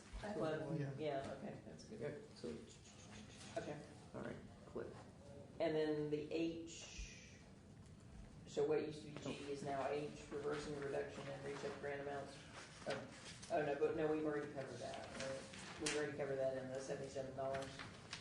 But Earhart wanted to, But then Earhart wanted to add an H, which was to, Well, it could be part of the reach up. yeah, reach up. It's a subset of the reach up piece. yeah, it might be So we could, so H is then included in, the income disregard and assets limit. that's gonna be the, Well, that makes G awfully unwieldy, I think. Can we make it a separate one? I'd rather Where, make it a I separate don't one. see any H, am I missing something? No, It it's should just- be. It should be. It should be. When you You got go- two G's, you've actually got two G's. I so- moved, I replaced that with so I got G. crossed up the G and I made it an An H, H. because you bumped in that, yeah. Yeah. I like that, yeah. Okay, Has the so does alphabet that? changed? You're right, the alphabet has been changed, yes. Yeah. Vermont will change the alphabet, that's her. There'll be no V's in Yeah, it. okay. Just one thing on the minimum wage.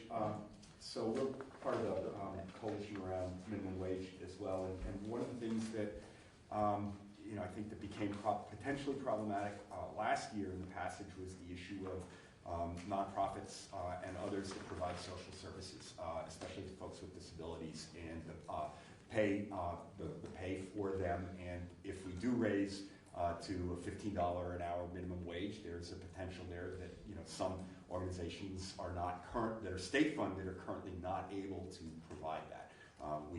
You all heard testimony from nursing homes, from community care homes, from various providers. So I think we should probably add a statement in there that the state of Vermont should pay all of its workers a livable wage without sacrificing the quality of or access to social services, and maybe also include workers that it's not just the state of Vermont, but it's also the nonprofits that are providing essential services. I don't disagree with you at all on that, having been, but I'm just, of this being the Getting poverty complicated. piece, we might be just drifting off into a little different zone, and that, the minimum wage and its impacts in those in poverty and strengthening families. I was just gonna stay in that Not that I disagree with that. Understood, Because it's of gonna course, be- folks in poverty receive some of those services, and you don't want those Yeah. services to be impacted. We're Well, good. maybe that would be something for the narrative, to Yeah. flesh out, that a little bit. And That we maybe- recognize that the increase is going to go beyond, Yeah. okay. Yeah, Without and changing people the actual recommendation. And people in poverty provide some of those services as well. Yeah. Just to, so it's not gonna benefit them if their hours get reduced. Right. Right. Okay. Okay, good point. All right, okay, are we all satisfied with that? Nice job, Karen. Ooh, that's very exciting. Yes, thank you, Karen, that was very helpful to have it written. Okay, moving on to number 5, trauma and family supports. We made 2 recommendations to support and monitor the implementation of the Agency of Human Services Act 43 Childhood Trauma Response Plan. And secondly, to support increased funding for parent-child centers and their 2-generation approach, supporting the 5 protective factors. Have we made? So Yes, what we have happened? Auburn's now. So Act 204, passed in 2018, was what followed Act 43, and the response plan included a response to Act 43, and included Act 204, which formed the role that I'm in.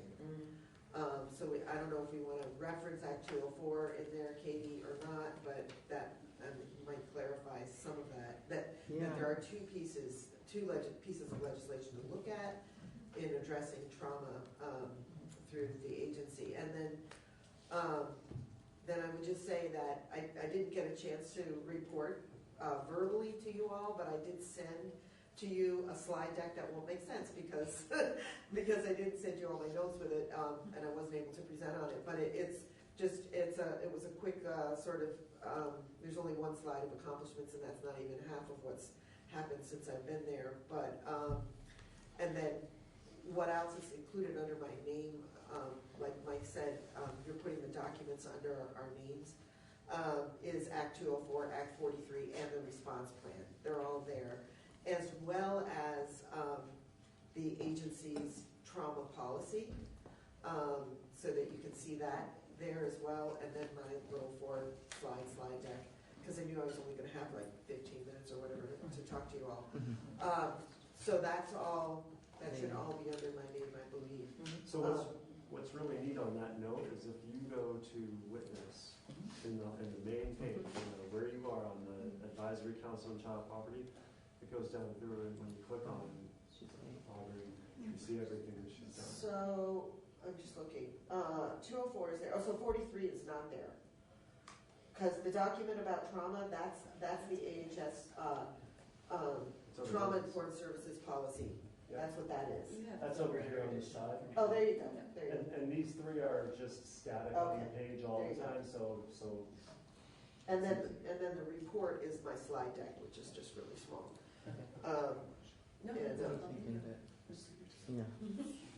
Which has some of the accomplishments since I've been there. So then that would sort of change age and support and monitor the 2 pieces of legislation. And I'd be happy to give a more detailed report at some point in the future. Like going down through that response plan, so you have a better understanding of what the agency is working on.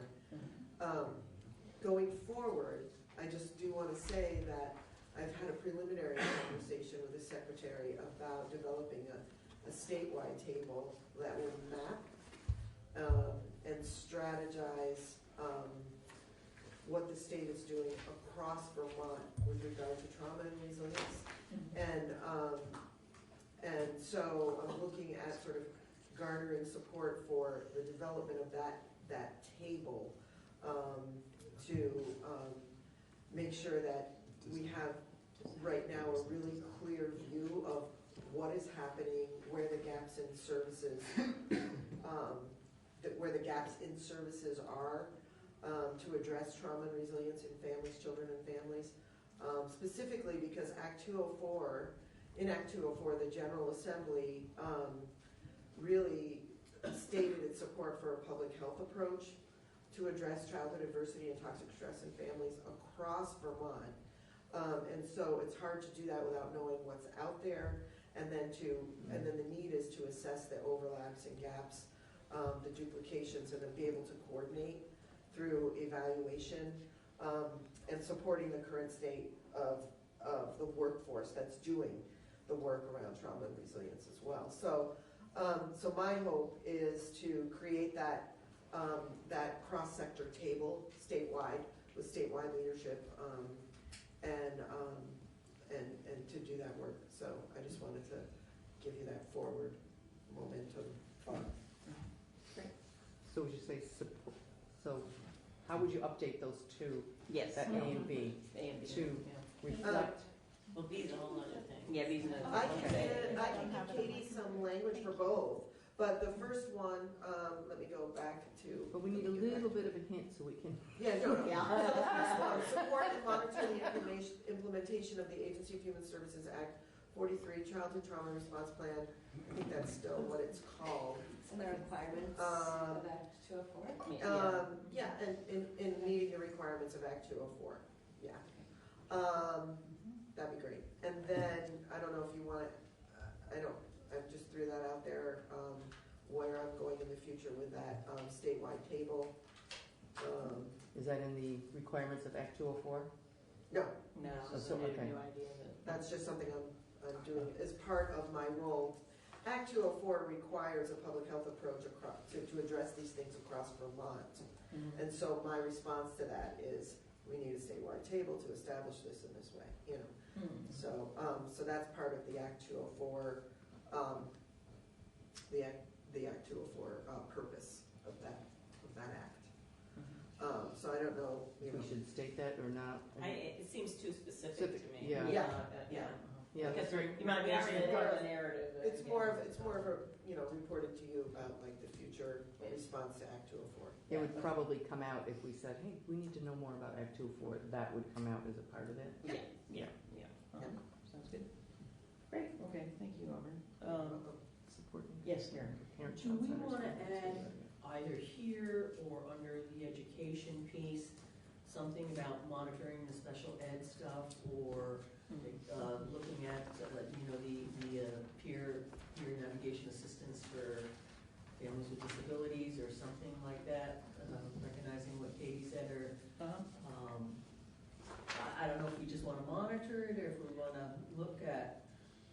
Well, we have the whole new special ed law that is, you know, in the process of being enacted. I mean, you know, well, you're an education exactly. person. You say what we're both doing, not what I am too. Yes, there you go. You guys. I think the other advisory board, the special ed, is reviewing. Act 173. Right. Which is a funding mechanism, and kind of really changes the spectrum of special education. It feels like it gets to some of what Katie was talking about in terms of being able to intervene earlier without having to. It will definitely get to service delivery for sure. But well, I think the funding is funding will open an up. issue as we speak. Right? Is it 170? Funding will open up service delivery to look different, but I think there's a gap with, I think it's both in what we talked about with peer navigation and training, and funding for, you know, Vermont Federation for Families or Family Network. But I think it's also, how do we get the training for special educators, right? Those teams are trained, the training that happens in school is for teachers to work with children. It's not for teachers to work with families. So I think it's a kind of a parallel, and who does, in whose role is that? Is it a, you know, collaboration with with Agency of Human Services and special educators? I think that speaks to kind of going at a problem from both sides, because I think sending trained advocates in loaded for bear against our school administrator, I mean, it's not really a good setup for success. You know, Act 173 again is having licensed special educators. Sort of. So it's about expanding services that can be provided by lots of different people in schools. So can I not put just special educators. was gonna offer, okay. Well, let's just hear from Katie and then we'll have you offer. I would, just following up on what Karen said, maybe ask the council to consider if there's any language around recognizing the impact or the trauma that families are navigating. And I don't know the language we want to use, but it is definitely something that is a growing challenge for families in poverty in Vermont in navigating it, whether the funding comes through, whether we make all these great changes, the trauma is still there. And the impact on families in poverty and their ability to have financial stability and the resilience of both the parents and the kids, I think are important aspects of that conversation. And so, perhaps. So, yeah, that could be, see, so I was like, I was just trying to remember when we didn't want to like totally duplicate everything that was happening. There was a summer study that was on remember the minimum wage bill, you know, like our poverty council cared about it a great deal, and especially what was going to come out of it. But we didn't have to replicate everything in our world. So I'm thinking that might be a path that we could go with. What was it, the education, the advisory council for Act 173 that we would want to make sure that we are aware of and keep ourselves informed on over the year, right?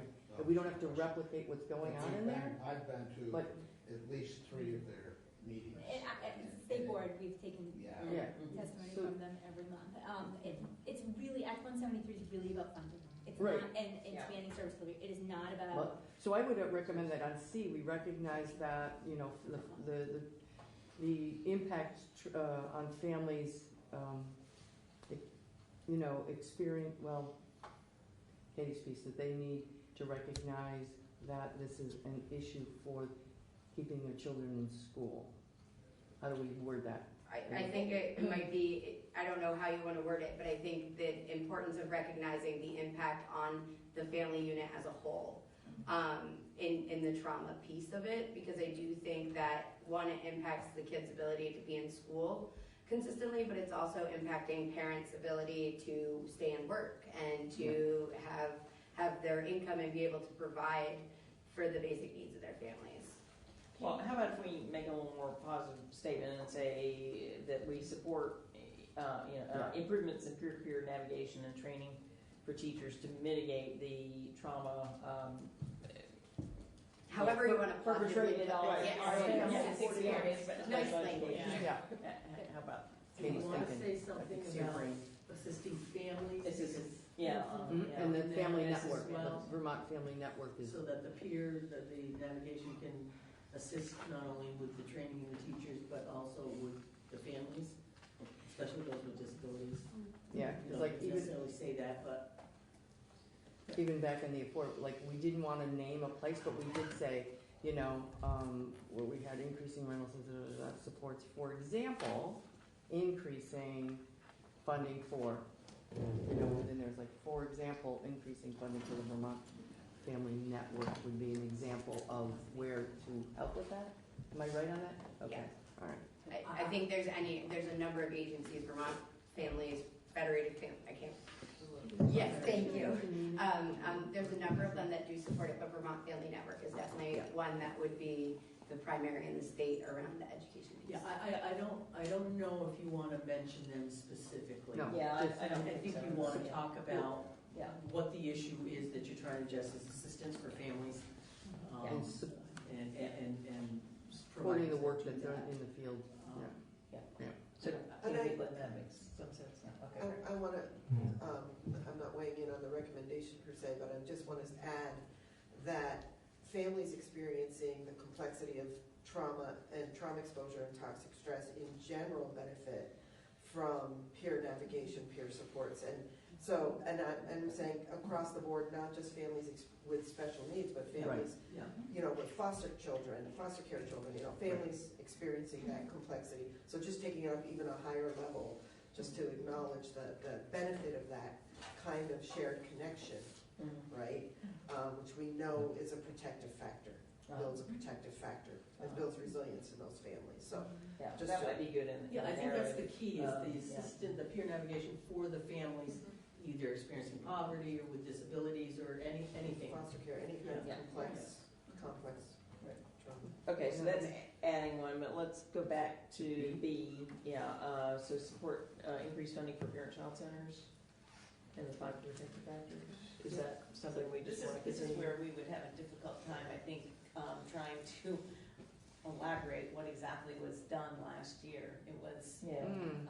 Because we got took confusing. away and we gave back. base funding and We then. took away with the left hand and gave back to with the right hand. Yeah. Some things about.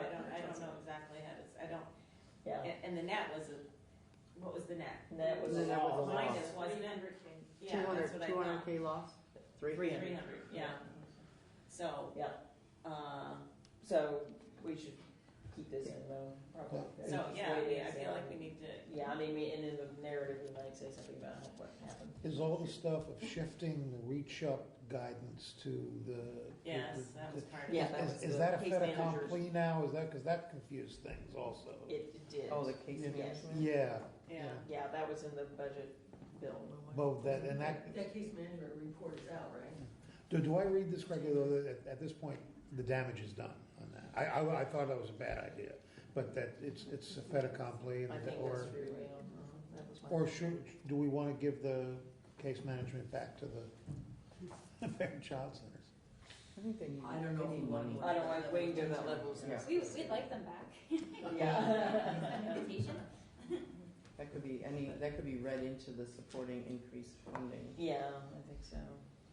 Okay. They need that, as you know. Yeah. I'm talking out of the choir there. Okay, we're coming up on time, so is that okay then for this final? All right, so just trying to think, we've given Kate McLean quite a task here. So we need to see, the final version before we sign off on it. Do you think we can do that by email? Should we meet again in January? What do you? Madam Chair, before we go there, can I ask a question? Are we going to do any kind of, our benchmarks that we set? Are we going to report on the benchmarks? We don't. We don't need to. I know we don't need to. I heard you earlier. So we just gonna set them and then we're gonna wait to 2023 to report on them? By statute, you're required to do it at the halfway mark, Halfway so mark, 5 yeah. years and 10 years. Yeah. Okay, so we'll just wait to see if we're making any progress for 5 years. Okay. Well, Maybe we can. progress is slow. So I would say, yeah. I guess we'll wait till next year. Next year. Wait, That's right. That's what I'm hearing. That's what I'm hearing. That's good, Okay. yeah, that's good. So how do you feel about, do you want to take a look by email, or do you want to, what do we I want to meet? suggest, last year we met Yeah. in early January, Yeah. just to review. Because I don't know if email is going to do it. Yeah, it seems like. I don't know if legally we can do it. Or, I don't know if it matters either way, it's due January 1st. Yeah, so we don't have to ask for. We missed that deadline last year. Right, so we, yeah. So how come it's due the first? Usually they Maybe do you wanna- at least the 15th. You want to make that change? Yeah, right. Everybody's Sometimes we need to introduce an amendment. Yeah, we Recommend recommend a change. 30th, right? I mean. We Yeah. can make that change in the ongoing. Yeah, so, yeah, do we that's need fine, to but change otherwise that it's in not just. we have to change that in legislation, not. So Yeah, what yeah. would be, It's so cold in here, I know. I think that's our impetus to get rid of it. right, so, but let's talk about an area meeting Yes, date yes, then. yes. I'll just point out that, the first week, there's very little to actually do. That's Yeah. a good time to get That's a some good work time done. It's very ceremonial. It's also, That's true, yeah, so we start on the 7th, So we're in the building already. It's It's- just, yeah, it's just like what time and. When could we meet on the 6th? Beforehand for other people? No, I have other job. Other Caucuses job. typically. Sorry. Sorry, no, it's all right, that's fine. Yeah. What about during lunchtime? There must be some common free time for, I don't know, 15 minutes, 20 minutes. Yeah. yeah, Yeah. even on Various the 9th, conferences don't usually start till the second week, so. Yeah, like the 9th. which is at a lunchtime, Thursday, Which is Thursday. which is, that's why I said, because today's, State of the state. That's state of the state. It's at 2 o'clock. Oh, it's at 2? Yeah, we can meet before this. we could do that. And then is Mike still here? Hey! Hey! Mike, is there any room in the inn on the 9th at noon? And a space for us to like meet like here? Oh, rooms. So with the state of the state, they tend to take over. You know what it room is? It's 10. gonna also be security. They tend to take over room 10 and 11 for What if command it was center. just a regular I would avoid the ninth. All right. It's the security in the building and Well, how about parking. Well, how about Oh, the what 8th? about the old There's natural resources there's house natural resources. We could What if we probably do squeeze that? in there. Wednesday the 8th. Okay, it'll be a tight squeeze. Well, how about Wednesday the 8th? How about, Would yeah, that be Wednesday better? the 8th? At noon? No, People, no. some people, no? They're Yep, changing their mind to the 8th, yeah. okay, no, we, Well, Would you like to be in here? Yeah, Wednesday the 8th at noon in here. some people can't make it though. I'm not a voting member, that's So scheduling wise, the 8th, this room is used at noon and in the morning. So if you did from 8 to 9, so if you did something between 9 and noon or after 1 p.m., I can reserve this room. We don't know where we're doing in committees. We could be on the floor passing paid family leave at that moment. No, I don't. Maybe after their vacation day. Never know. You never I mean, know, those are gold. Yeah, do the 9th at noon. They're switching what had been the House Natural Resources into Ethan Allen, so House Natural is now a free committee room. Okay. It's a Right. Yeah, Right. that's fine. Yeah. Well, All right, so noon on the 9th. We'll keep each other warm. Everything's a tight squeeze. All right, so House Natural Resources, You'll send out a note. Thursday. I absolutely will. Night. I have to request it At through the noon. sergeant At noon. at arms. Okay. And so there are, just a reminder, there are voting members and non-voting members. So if you're a non-voting member and you have nothing to change about the report, I You would could- imagine You that could be you should be excused, there, yeah. Yeah. We just need to have a quorum. Mhm. How long would you like me to reserve the room for? An hour. On the 8th and the 9th. The 9th, so it's on Thursday the 9th at noon, House Natural Resources. And then if you're staying for the state of the state. Okay, and I was told there was a press conference right outside our door. Is it still if it's still happening? Go carefully. If it's still happening, you'll have to go somewhere else. Go another way. Yeah, photobomb the president. Just one last request. So folks who did submit something to Representative Lanfear, could that get posted? Yes, yeah. possibly? So so Mike, let's make sure all the things So like I got the voices thing. Karen, could get Sarah, posted. Yeah, oh, Karen, I did, and Janet, and Mike, that was the 4. You were gonna send me. Yeah, I just sent you minimum wage language. Can you make sure Mike has all four? If you wouldn't mind just sending Resending, yep. I will send that to you. I did, because I know you've got them, but you won't know which one you All right, missed thank from you. before. Thank you all. Appreciate all your hard work. Happy holidays and Yeah. Happy New Year. Happy holidays.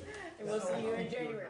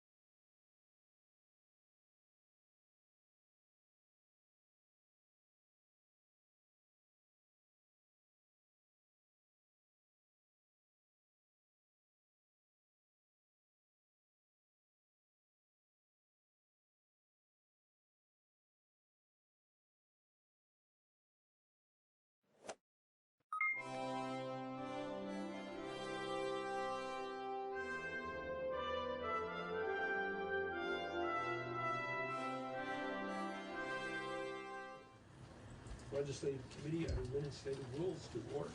And the first item on the agenda is to review the minutes of the last meeting. And I will move approval. Representative Myers moves that the minutes of the last meeting be approved. Is there any discussion? If not, all in favor say aye. Aye. All opposed say nay. And the minutes have been approved. First item on the agenda. Department of Public Service, Commercial Buildings, Energy Standards. And speaking for the department, Barry Murphy, Department of Public Service, Energy Planning and Resources Division. Mr. Murphy, while you're taking your seat, the committee will please identify itself. Barry Murphy with the Department of Public Service. And I'm Allison Bates-Long with the Department of Public Service. Sorry I was not on the list. I'm Senator Joe Bennett from Caledonia County. Representative Linda Myers from Essex Town. Betsy and Russ, legislative council. Mark McDonald, Senator from Orange County, filling in for the chair, Jessica Tangeman, who is yet to arrive. Representative Marsha Gardner from Richmond. Representative Trevor Squirrel, Jericho and Underhill. Thank you for coming this morning. The floor is yours to Thank you for having us. As I previously mentioned, Allison Bates-Swan on behalf of the Department of Public Service. I present the revised proposed commercial building energy standards, or CBs as we call it, on proposed rule 19-P42. As the committee likely recalls, the committee objected to the department's previously proposed CBS rule on a limited grounds due to a copyright notice contained in that rule. The prior rule contained copyrighted material, the International Energy Conservation Code, or IECC, integrated with non-copyrighted Vermont-specific changes to the IECC. The committee objected to the copyright notice in the rule as it had in 2011 and 2014 as being inconsistent with federal case law. The department examined LCAR's objection and reviewed the law on this issue. The department determined that the public interest was best served by resolving LCAR's grounds for objection. The department did so by removing, or attempted to do so, by removing the copyright material from the rule. The rule now contains only the Vermont-specific changes to the IECC and incorporates copyrighted material by reference. This is consistent with case law in the Second Circuit, of which Vermont is a part. The revised final proposed rule thus contains no copyrighted material and no copyright notice. This was the same method employed with the residential building energy standards, which on November 14th, LCAR voted to withdraw its objection and approve that rule. So the revised CBES, upon being adopted, will be available on the Secretary of State's website, which was a previously identified concern of LCAR, and the public will have the same level of access to the rule as it did previously, meaning that there will be a free viewable copy of the Vermont-specific changes fully integrated with the IECC available online, and the public can obtain free copies by contacting the department. I also should follow up about the letter that we sent yesterday. Apologies that we were not able to get it in by Tuesday, but the issue was only shortly identified to us, or at least one of them.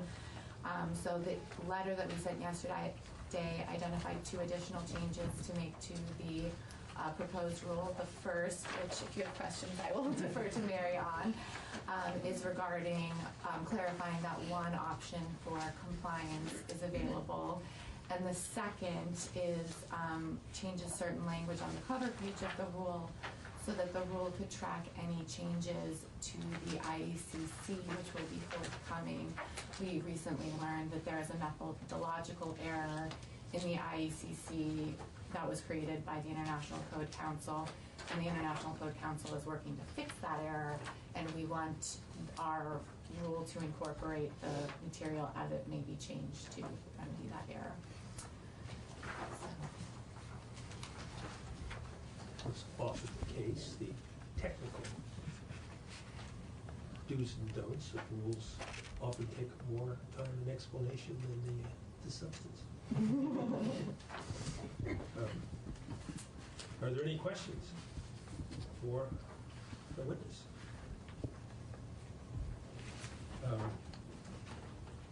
let's, our council, do you have any comments to make on the presentation? Thanks, Mr. Chair. To reiterate what Ms. Wanna already stated, the CB's rule as revised or proposed to be revised by DPS does remove the copyright issue that was the sole grounds for this committee objecting last time. Now, as she has already stated, there is no purported copyright on this rule. Instead, the CB's incorporates by reference a separately copyrighted material. So I do believe this addresses the copyright issue that was objected to before. So we already approved the rule in balance.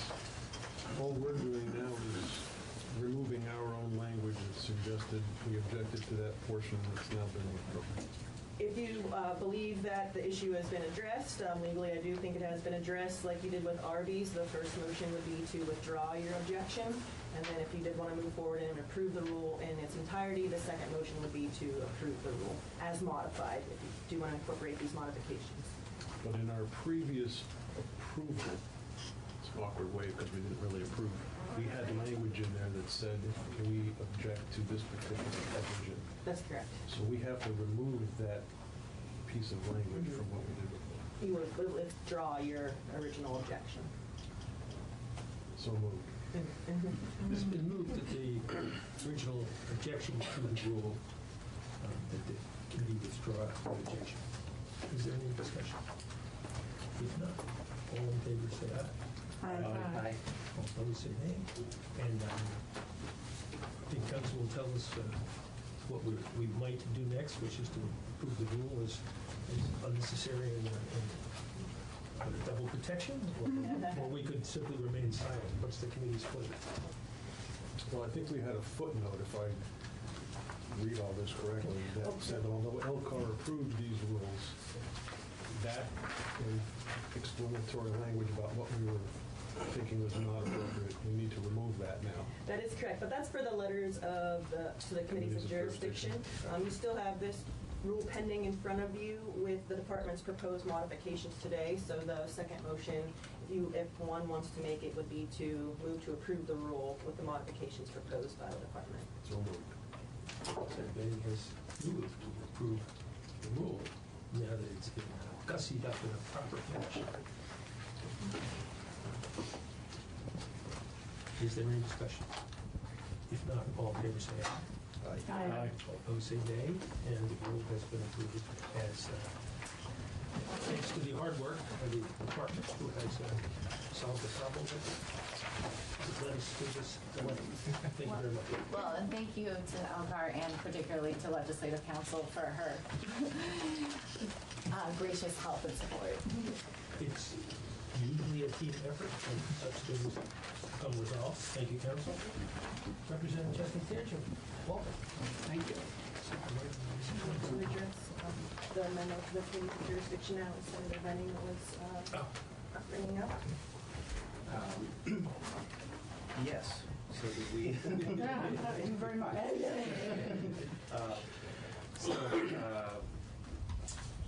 Council's prepared a letter. Would you like me to address this? Yes, please. So you have in your packet the draft letter to the committees of jurisdiction that sets forth the issues that were raised during testimony on the RBs and CBs. And as Senator Benning had already brought up, this current draft memo was the one that you had already seen, which at the time, at the state of those rules, you had objected to those copyright portions. So as I indicated in my email to you, and thank you to Charlene for providing that, now you have withdrawn both objections and you've approved both of the rules. So as I noted in my email, now that you've done that, you could amend this memo to say, although LCAR approved these rules, LCAR's review rules has a limited scope. So that highlighted text in the first paragraph of that memo could be revised to read, although LCAR approved these rules, instead of although LCAR approved the majority of these rules.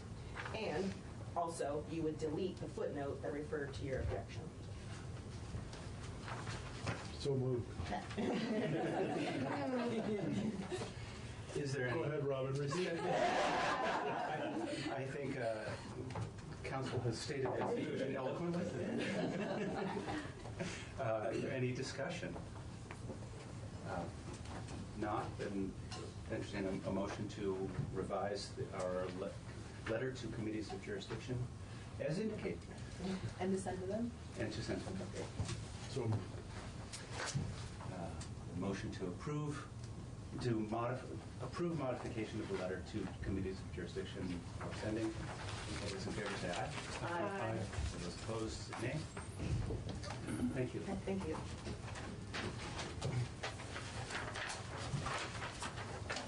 It reminds me of those cowboy movies where the horseman overtakes the railroad train and deftly jumps off onto the moving cars and goes about his business. Welcome aboard. I got a text from Senator Bray that he was delayed, but will be arriving around 10:30. The next rule up is 19P64, Department of Health, rules of the Board of Medical Practice. No? Thank you so much. Good morning. Good morning. Thank you all for having me. I'm Sheila Livingston with the Health Department. The rule in front of you, you actually saw the emergency rule that we brought to you that looked similar. However, you gave us some great feedback on that rule, and so this does look slightly different. Just to refresh everybody's memory, the purpose of this rule is to update the way in which we approve the credentials of individuals seeking a medical license in Vermont if they were foreign trained. And what happened was we were basing that on a list compiled by the Board of Medical Practice in California, and they stopped updating that. And so now we needed a new methodology to ensure that individuals seeking licensure in Vermont who were properly trained could get a license and practice here. I'll explain the modification that was made since you last saw this. There was also a list of unapproved schools that was maintained by California, and we had as Senator Benning pointed out, confusing way of having that included in the emergency rule. Upon review and discussion with other states and with practitioners, we removed that. So now it's very straightforward. It's just that it has to have been on the California list or on the new list. And so we changed the grammatical structure of the paragraph so that it was more straightforward. Imagine. I know. I just it was fun. For the moment, was I right? Is that what you're saying? Do I have to say that? No. I got the You made an excellent point. Can we put that in the minutes? That's the substance of the minutes. I have a question. In your letter, the section of the rules would be 2.6.3. And it's the last sentence. Someone who meets all eligibility requirements for such certification and is only lacking current licensure. Yes. And I guess I'm assuming that implicit in that is that they will then get the licensure Correct. that's missing. You got it. It probably doesn't need spelling out. Yeah, but that's exactly what that means.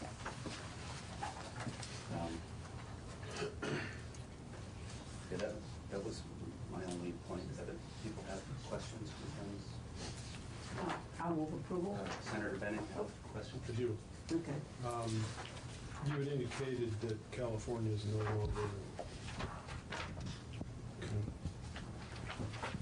no longer holds a list or produces a list.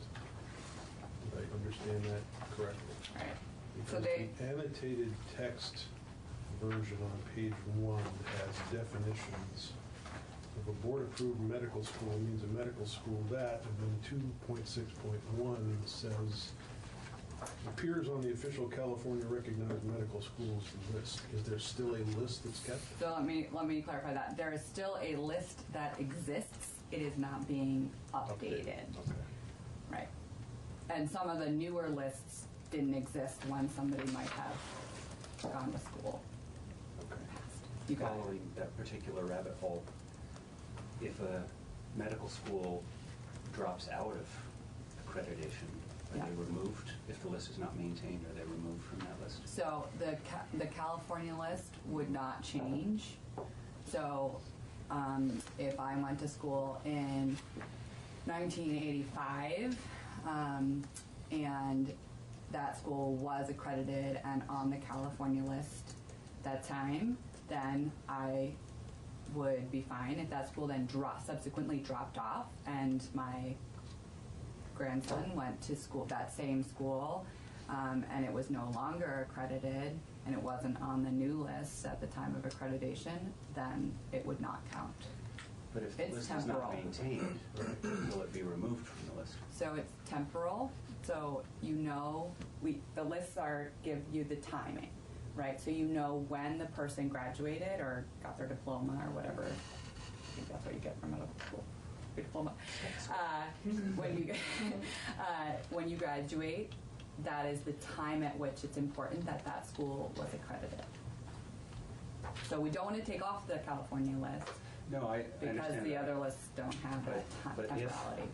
If your grandson graduates from a school 5 years from now, from a school that is on the list now, but in 5 years no longer meets those guidelines, that's my understanding is because the list is not maintained, that school would not be removed from the list. And therefore, all they have to do is graduate from a school that's on the list. Right, but it's not no longer an accurate. But we wouldn't use the California list for somebody graduating today.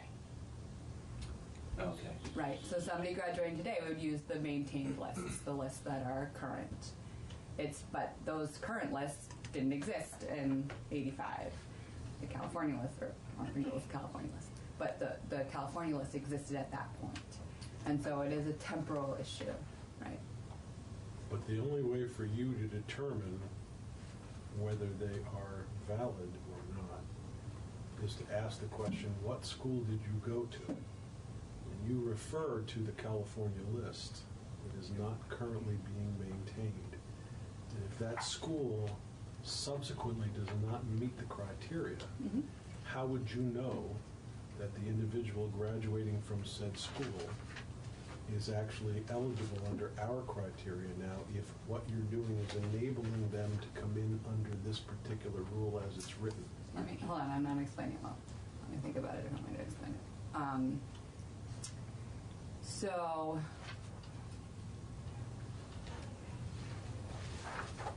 Can I take a shot at it? See if I understand? Go ahead. So looking at someone who is graduated from a foreign medical school in 2022, you would not refer to the California list. Right. Because that list was only maintained up until 2020. Right. So going forward, you refer to the other lists.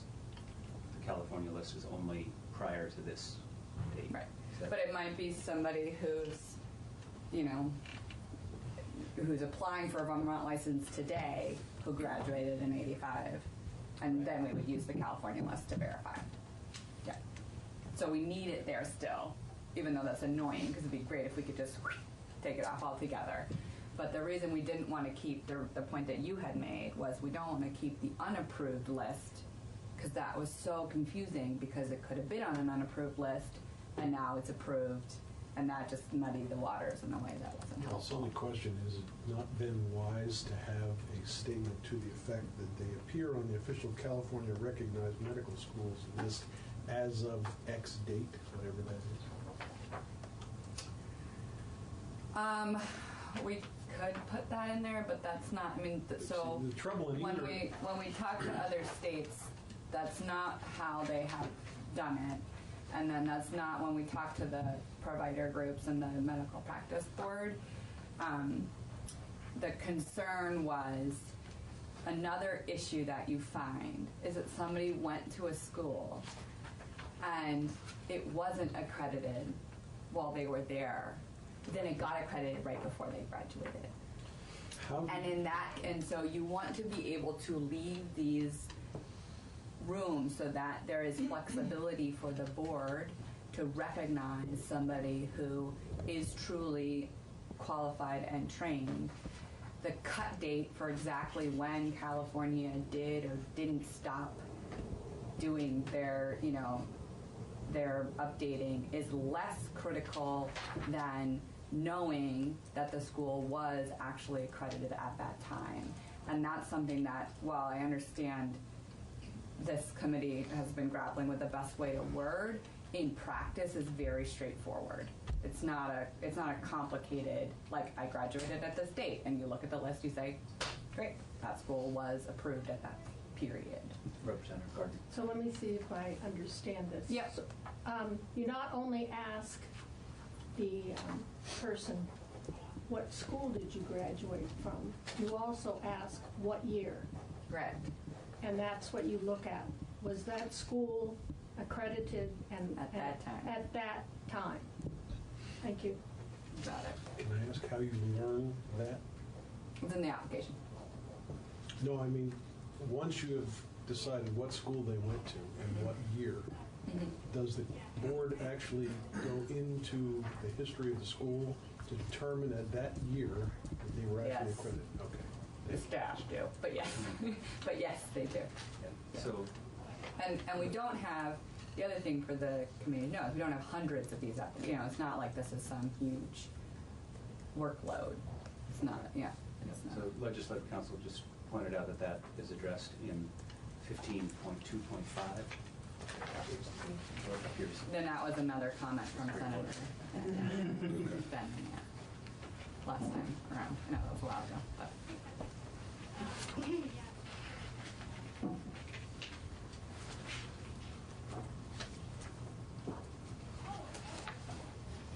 I actually asked David Herlihy if we could show you the application, and you have to have a login and whatever. Not being too much of a hassle, but it would be fun. Okay, with that, Mr. Chair, I'll move approval. Is there any further discussion? We have a motion to approve the rules of board of medical practice as amended. All those in favor say aye. Aye. Those opposed say nay. Thank you very much. Thank you. Okay, this we're right on schedule. Next rule is 19P67, Department of Health, the Vital Records Rule.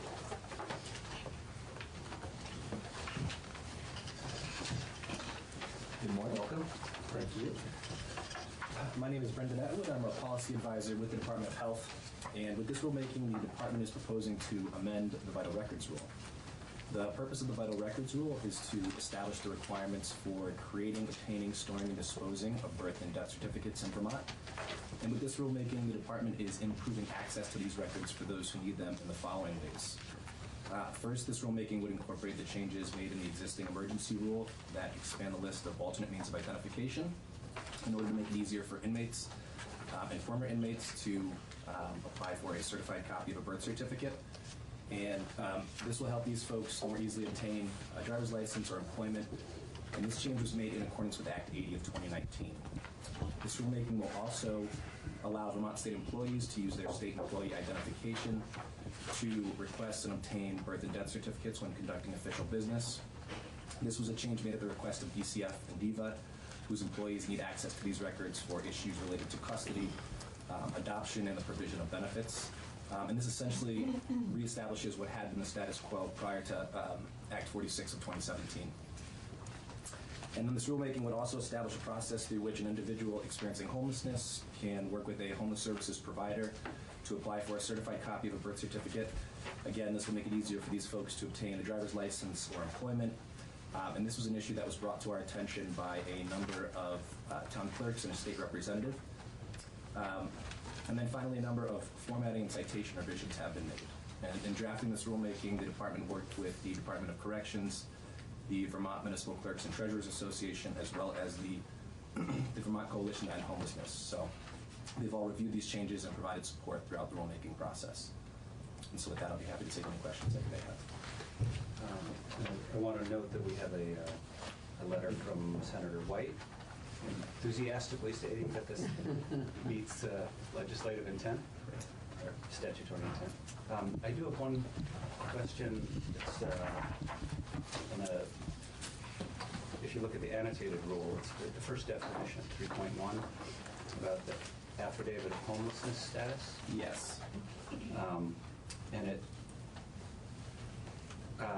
so it's used to verify an individual status for the purpose of obtaining a birth certificate. So is that a temporary designation? How long does it last? How long? When is someone not a homeless person?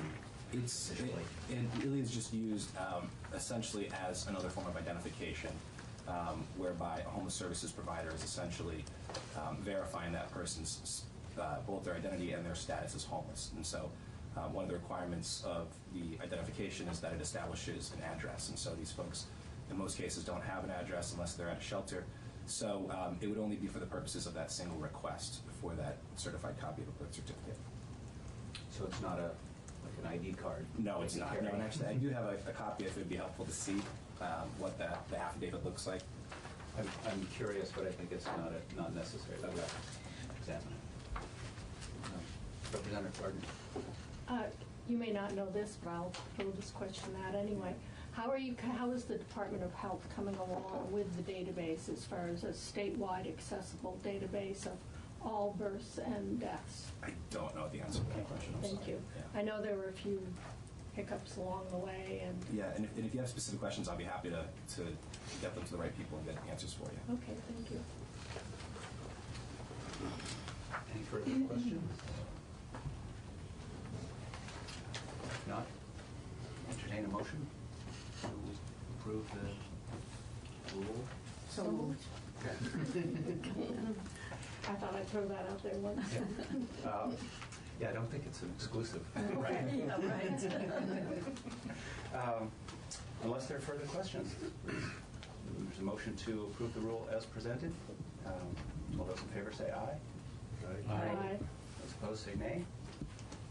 Thank you very much. Thank you very much.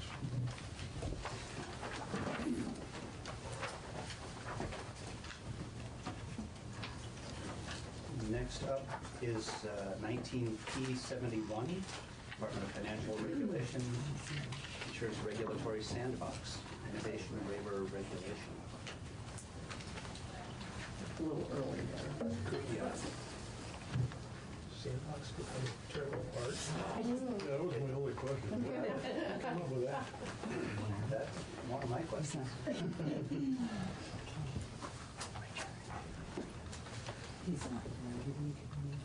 Okay. So we'll object to that rule. In the meantime, folks from the Department of Health, Substance Use Disorder, again. 19P68, Use Disorder Treatment Certification. So, hello again. It's Shayla Livingston from Health Department. Lots of us today. I was part of some of that testimony, not related to the sandbox specifically, but in that bill last year, and I had all of those same questions when I walked into that committee. All right. So what you have in front of you is almost exclusively a cleanup. Department head updated this rule, and we're doing it again to try to really simplify it and make it easier to follow for those seeking, for those in the alcohol and drug abuse treatment programs. So this is how we certify treatment at the health department in order for them to receive state and federal dollars. So this is not a licensure. You can still operate as a substance abuse treatment provider in Vermont without this certification. This certification is simply if you're seeking taxpayer funding for your work. The one substantive change that I will note is that we are doing a similar thing that we did in our IDRIP rule, the impaired driving rule, where we are changing the requirements for the individuals who can supervise for substance abuse treatment to make it uniform across the system. Before it was very narrow and it was only for licensed alcohol and drug abuse providers, and now you can have other licenses as long as, of course, your specialty is still substance abuse treatment. So that now mirrors what's in IDRIP. It mirrors the practices in many of the designated agencies, and it's a move to really try to address the workforce challenges that we're facing in Vermont without in any way compromising any of the treatment to be received by Vermonters seeking care. So that's the only thing that would change practice in this rule. So it appears to me that this revision bifurcated the existing rule, so there's certification and operation as separate. Well, looking at annotated text, yes. Or I guess either one, but the 2.0, the purpose. Mm-hmm. I'm sorry. Yes. This rule provides substance use disorder treatment certification for preferred providers. It previously used to say certification and operational requirements. So where are those operational requirements? Yeah, so they are still in here. That the program, we talked about the purpose and trying to clean it up. Many of the operational requirements before this change, in current practice, and after are in the guidance documents and the grant requirements that they receive. And so it seemed a little misleading to say that they were in this rule specifically, because they are not. They're in the guidance documents and the grants and contracts that those providers get. Some of those operations specific things. It's again not actually changing what the rule itself was directing in terms of operations. Does that make sense? Largely. Okay. Yeah. So there's no operational rule. There's a certification rule, and then operations are guidelines and and always have been. And I think I don't know why that was in there before, I'll be honest.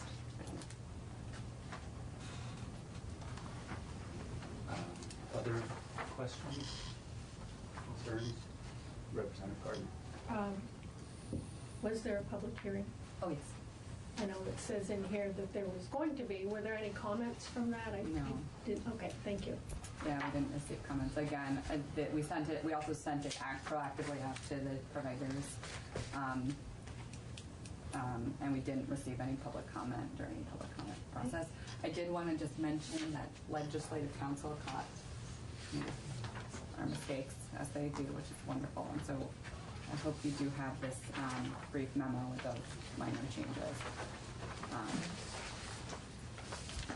They were, one of them actually is more than totally tiny minor, but that was that we wanted, they pointed out that the definition that we were using for substance use disorder, wanted that to be consistent with statute and other rules, which of course we did too, and so we updated that. Again, it won't change practice on the ground, but for consistency, that's what's important. So thank you to Ledge Council for this. Senator Benning. Sure, I'd like to go back to the chair's question. Yeah. I understood you to say that the operational requirements are not in the rule. It may just be the vernacular that I'm not used to, but on page 5 of the annotated version, the old Rule 3.0 had requirements for certification, which included organizational capacity and accountability. That's being struck. To me, Can you just sure. I'm on page 5 of the annotated version. Yep. 3.0, requirements for certification, the language for certification being struck. Got it.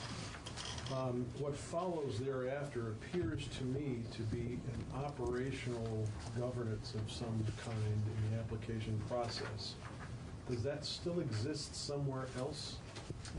Okay, so that's a great question. So one of the reasons these were struck from this section is, and I'm just going to use 3.1.1 as my example, if that's acceptable. It's restating what is true regardless. And one of the things that we've heard from, just generally, not about this rule specifically, but when we're trying to update these rules, is to try to make them as streamlined and specific as possible so that those reading them don't get sort of mired in a lot of text.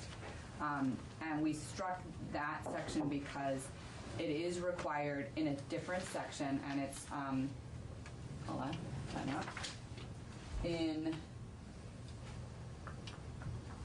is required that they abide by the guidelines already in the rule, and so this is repetitive of that, and that they also abide by regulations is law, and again repetitive. So that's a lot of the wording that you see struck. It's not that it's no longer true, it's that it is the law, or it is the fact of how you have to operate in order to meet requirements. So an example of that would be sometimes in some rules we had like, you have to follow all DEC regulations, or you have to follow all, and we've tried to really hone that down to say, in order to get a license, for example, if it's a licensing rule, you have to follow all other state and local laws and regulations, and kind of trying to cut out all of this extra language around, so that we're not confusing the applicants where they're like, well, you said I had to follow DEC's regs and I did, but it turns out that you weren't following whatever Fish and Wildlife's regs too, and they can get nitpicky there about listing versus trying to be more inclusive and more comprehensive. That's the big, but I mean, I guess the substance there, the piece that's substantive there is those service guidelines, and that is still required in the current rule for operation. Yeah, and that's where the operations are. I think I know where you're going. You're streamlining and removing from the chair's question the operational section of your 2.0 for purpose, but the rule technically does still have operational requirements. It's just that they're umbrellaed under the word certification. You got it.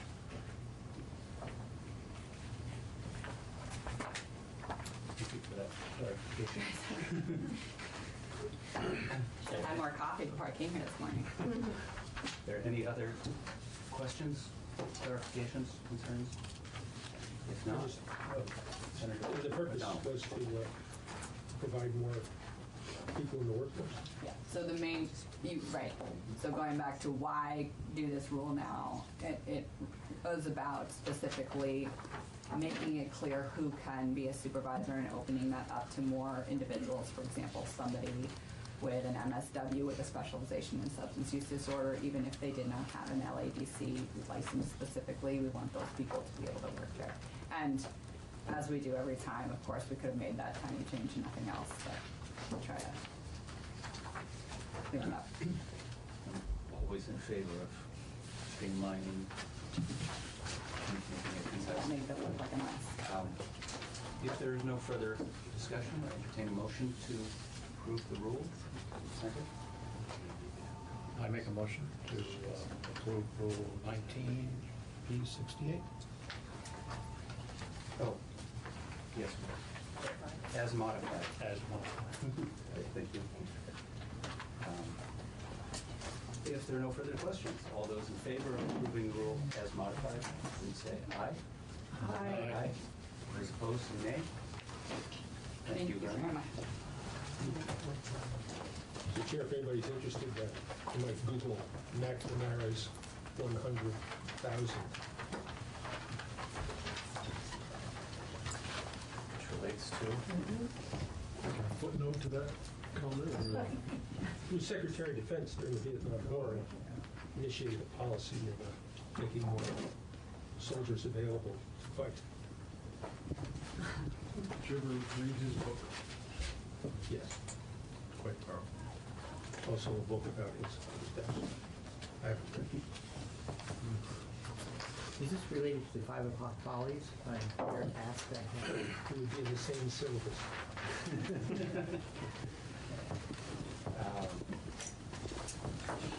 Do we have folks from Department of Financial Regulations here? Yeah, I know we're running ahead of schedule. Yeah, I emailed Sebastian. Okay. And told him that.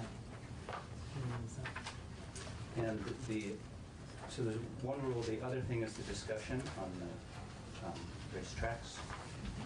And for that, I don't see the Deputy Secretary here. So again, we're way ahead of schedule.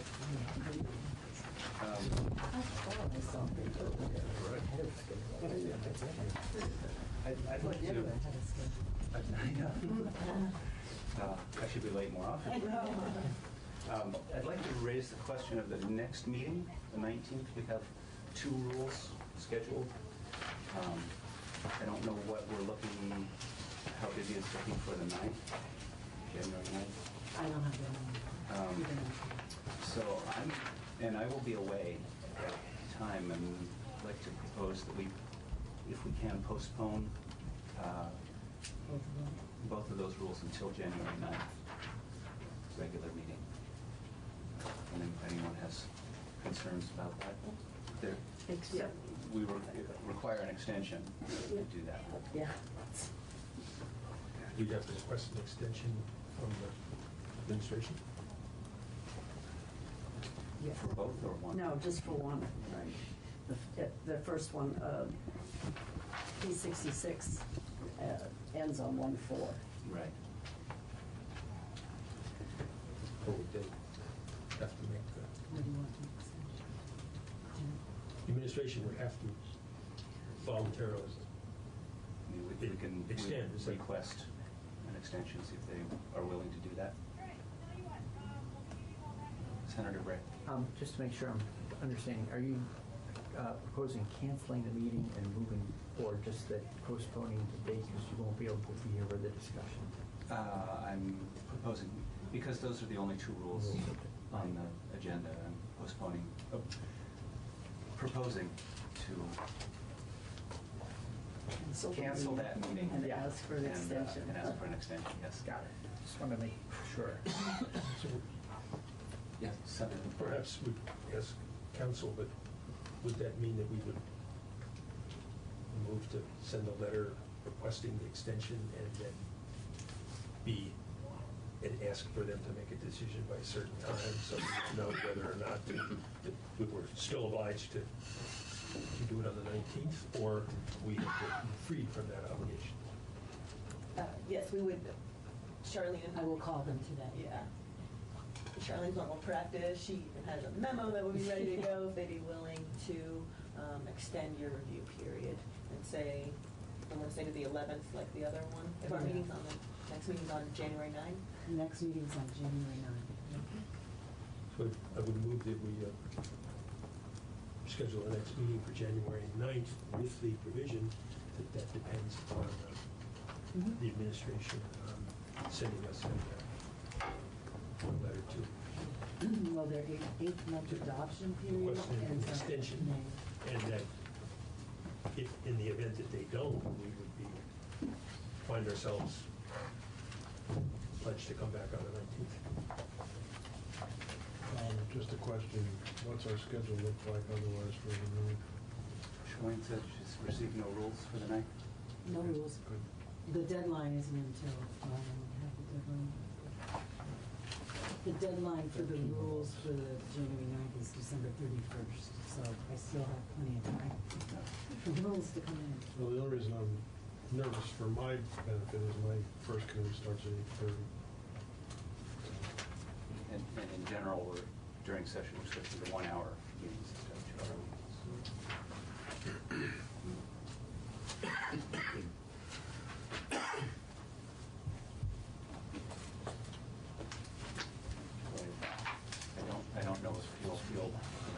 safer to address, to hold the meeting on the 19th as scheduled.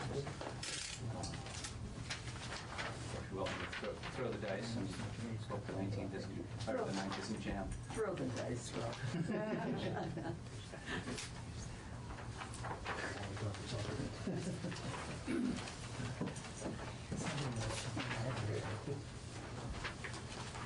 Do we need a motion to do that? So Senator McDonald. Oh, he did, okay. Made a motion to send a letter requesting for extension for that, as necessary for that rule. And Should we receive one, we would not meet until the 9th. Or should we be assured by legislative council that that's resolved, we would meet before the 9th?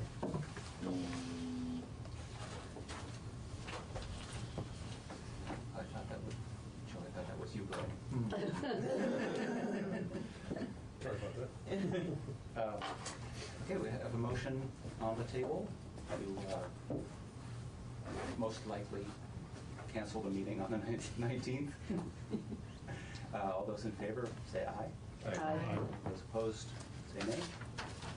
Thank you for consideration of this and accommodation.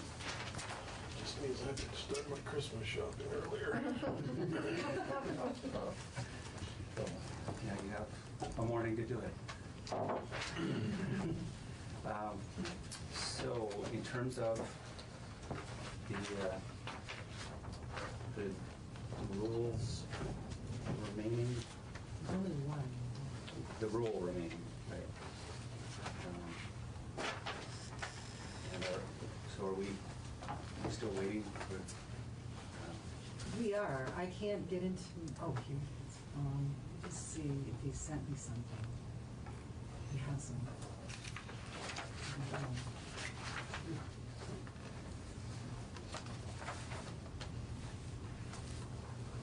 Let me go downstairs and call him. Okay.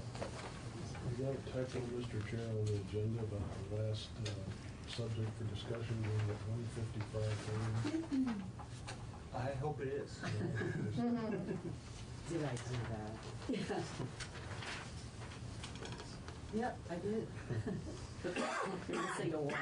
I left. So we missed that. We were thinking it might be very long. I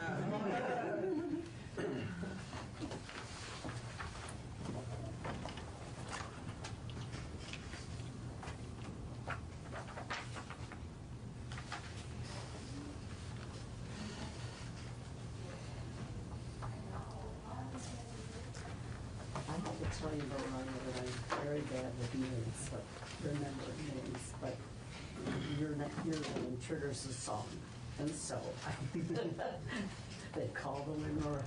I hear that a lot. I'm sure they I'm do. actually named after a different song, but I hear that a lot.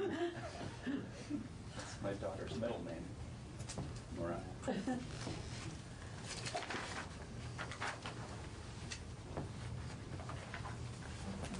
What's your song? The song is from the movie Eddie and the Cruisers 2.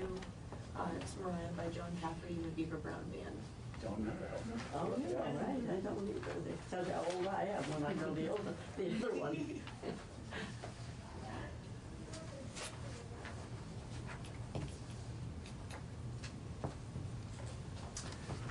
Mr. Chair, while we're waiting, can I ask a question or two of council?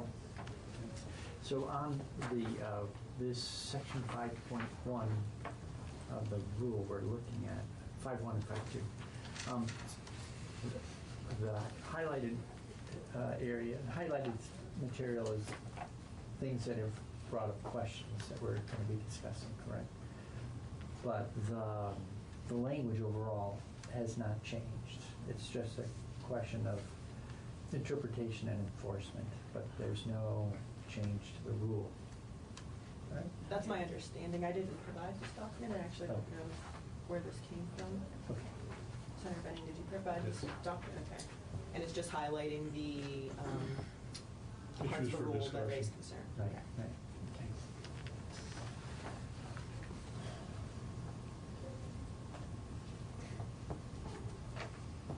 Looking at 5. civil twilight? Interesting.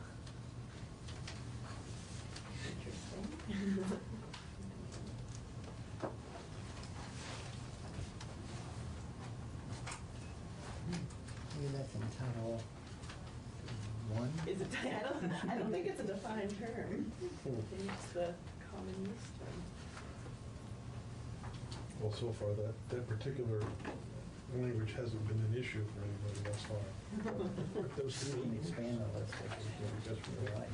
Well, if it's a demolition derby, would that be uncivil twilight? Interesting question.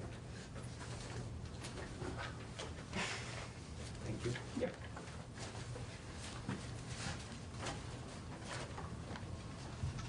And actually, I probably would have said that areas shall be illuminated as opposed to lighted. Lighted, that's a different definition. Would you like to Google definition? Yes.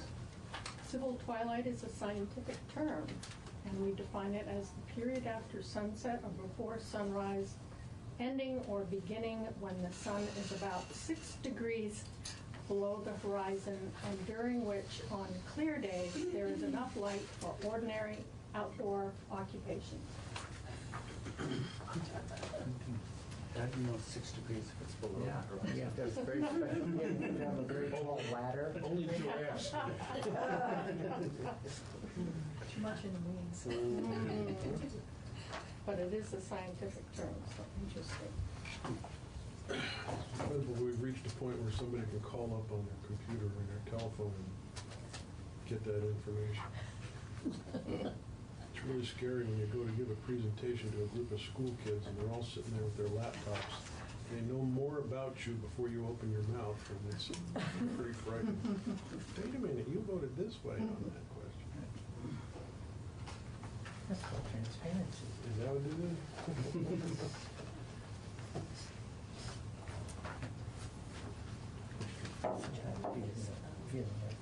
Actually, while we're waiting, she's not here, we could discuss the schedule, which is also on our actual schedule for this year. Probably wait till Charlotte. Bethany, what were you planning? Oh, I was just wondering if the committee just wants a refresher on what your authority is in regard to reviewing existing rules. I was going to ask Okay. that question. What are our options? So LCAR has the authority to review existing rules. It's set forth in the APA under 3 VSA 817 subsection D. And it's saying, in addition to your powers under 842 of the APA, which is your authority to object to proposed rules, the statute provides the committee may, in similar manner, conduct public hearings, object, and file objections concerning existing rules. And so your authority is the same. You don't have the authority to amend a rule, for example, like you don't have the authority to do so for proposed rules unless the agency consents. But you could object to an existing rule under your same objection standards that you have for proposed rules.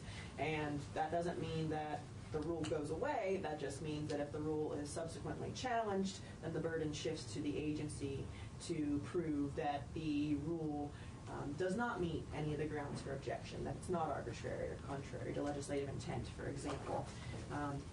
This statute goes on to say that a rule reviewed under this subsection remains in effect until amended or repealed, in accordance with that same principle that the rule, you can't stop a rule from applying unless the agency takes another step to propose an amendment to it or repeal it.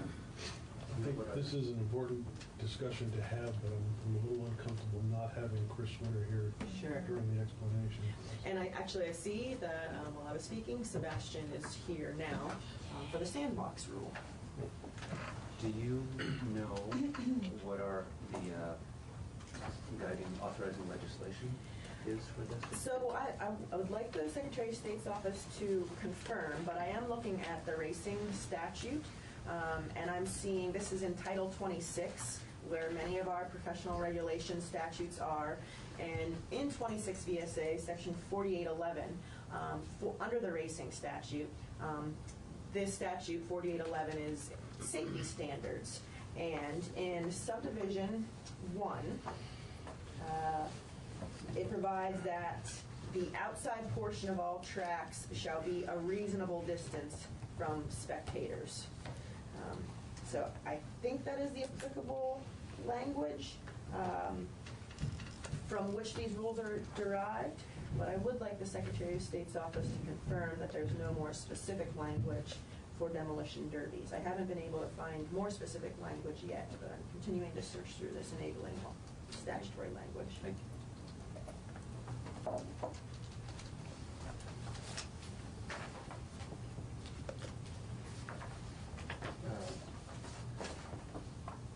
As we now have the counsel from Department of Financial Regulation here. Yes.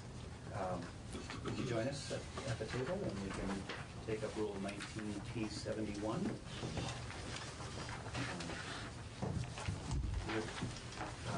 Please introduce yourself and give us a brief overview.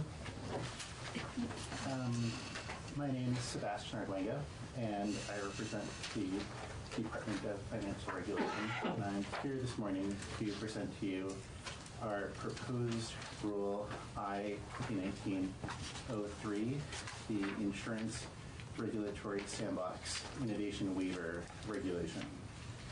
And this regulation is being adopted under 8 VSA 15a, which was added during the last legislative session. And it allows the Commissioner of Financial Regulation to grant waivers to entities with respect to certain areas of Vermont's insurance laws for entities who can demonstrate that the application of the law would inhibit the entity's ability to bring innovative products or services to market, that the public policy goals of the law or regulation that's being waived could be effectively achieved by other means, and that the waiver won't substantially or unreasonably increase the risk to consumers. And finally, the Commissioner has to find that the waiver is in the public interest. So our regulation allows entities to apply to the Commissioner for a waiver, and incorporates a process by which the Commissioner has a period of time to review the waiver application and any supporting documents provided by the entity, and to take public input prior to either granting the waiver or denying it. This regulation is very much a temporary measure, as was envisioned by statute. In 2023, our ability to grant waivers sunsets, and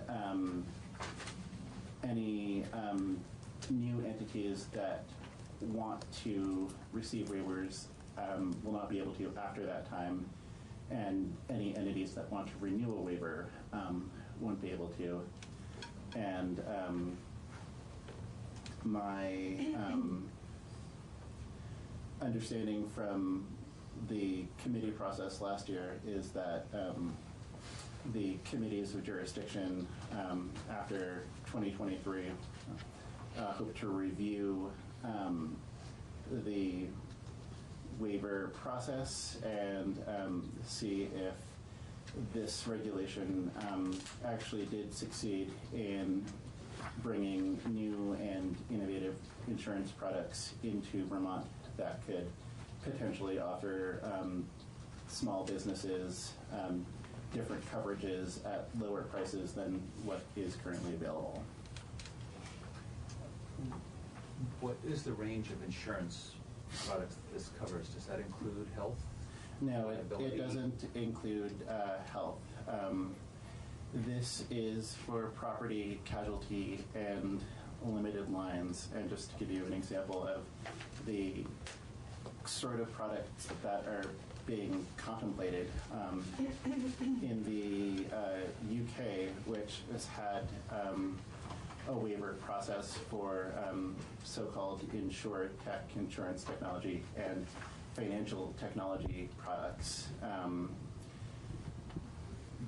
There are insurance companies that in the life market target riskier populations, such as older smokers, and then gives them an app by which they can report back to the insurer on their progress with respect to quitting smoking or adopting healthier habits. And through the app, the insurer dynamically lowers the insured's premiums, which wouldn't be allowed under our current insurance law, which requires a set premium for a set amount of time. Does that also allow raising the premiums if the apps indicate some increased risky behavior? Right. That's that was also part of their product. The idea behind that particular product is by gamifying healthier habits and tying that to premiums, that they would encourage insureds to be healthier and thus enjoy lower premiums if they succeeded, and there's the stick also of higher premiums if they smoke more or are less healthy in their lifestyle. But that's just one example of the kind of product that could be brought to market under this regulation. And of course the commissioner would have a full process for reviewing those products before they came to market.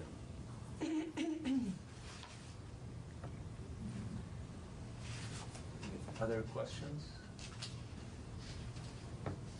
I just have Senator McDonald. This is for the technology used in delivering the product. Right. Not the behavior or nature of the policy holder. That's right. And the technology that's being used to bring these products varies pretty significantly. For example, Tesla has looked into offering car insurance that's based off of the telemetry data they receive from the car, and the idea is they know how fast you drive, when you drive, where you drive. So by incorporating all of that data, they can offer an auto insurance product using a different actuarial method than a traditional car insurer.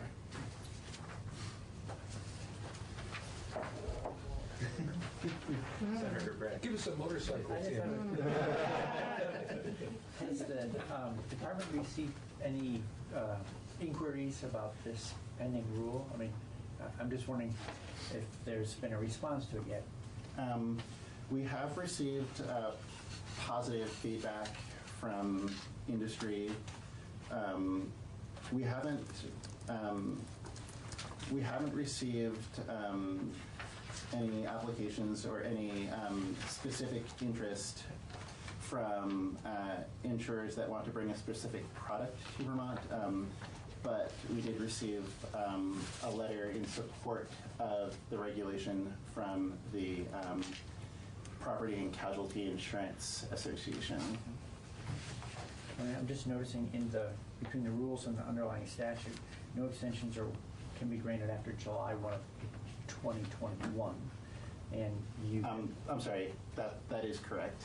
Right. And then you can only get 12 months on your initial. So there's really from January 1 of this year to July 1 of this year. Yeah. To put something in that could ever extend beyond, get an extension. That's right. Okay. So it's tight guardrails. Yes. And I think that the underlying statute was enacted with the idea that the committees of jurisdiction would revisit this in 2 years to see if it is working, and if it is, to extend it, and if not, to pull it back. But this is very much meant to be a short-term trial. I know this is far beyond the scope of this rule and your department, but I'm wondering if there's been any discussion of safeguards on data, collection, sales, use, sharing. Yes, that will be something that we anticipate looking at when entities apply for waivers. As part of the application process, we're going to be requesting all of the technical documents that serve as the background for the insurer's actuarial calculations, or how they price the product and use customer data. And we intend to incorporate safeguards against the use and abuse of customer data in the application process. Senator Bratt. If when we're done with questions, just to get, I move that we approve Rule 19P71. Are there further questions or discussion? Are there further questions? Other than, I'd love to know about the term sandbox. The term sandbox is it's sort of a term of art to mean that we are creating a space for these products without wholesale change to the rest of our insurance laws. So in effect, it is a sandbox where we can try out new ideas without disrupting the larger market. And I notice it's actually in the underlying legislation. Yes. But it is not as fun as an actual sandbox. Is it as gritty? I certainly hope not. Unless there are further questions.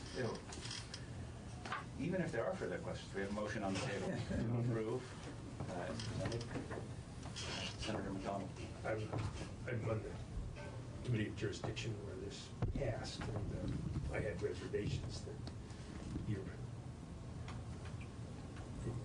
individual experiments ought to be authorized by the legislature, not delegated. This has been delegated. It's in statute, and it concerns me. I believe it to be in statute, and I hope the committee I serve on keeps a close eye on it.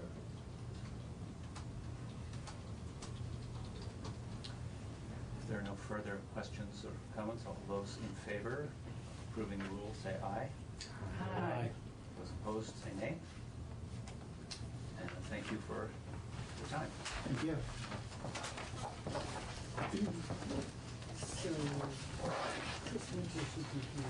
So, Senator McDonald, I share your concern. It seems as though the guardrails are so highly so tight and well-defined. that Hopefully no sand gets kicked out of the sandbox. Don't plan on buying a Tesla.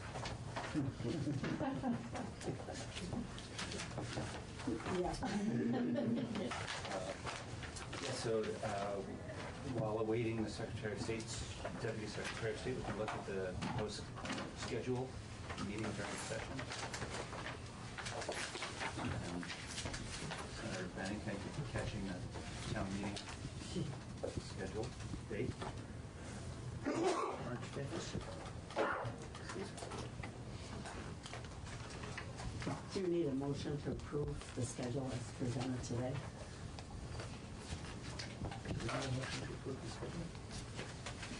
Sure, why not? I support, but not meeting on March 5th, though. You can say you're in one. So we're not going to meet on March 5th, is that? No, and I took that out. Yeah, there's a revised schedule. Oh, I must have the old one, sorry. No. Oh, here it is. I have March 5th on here? Yeah.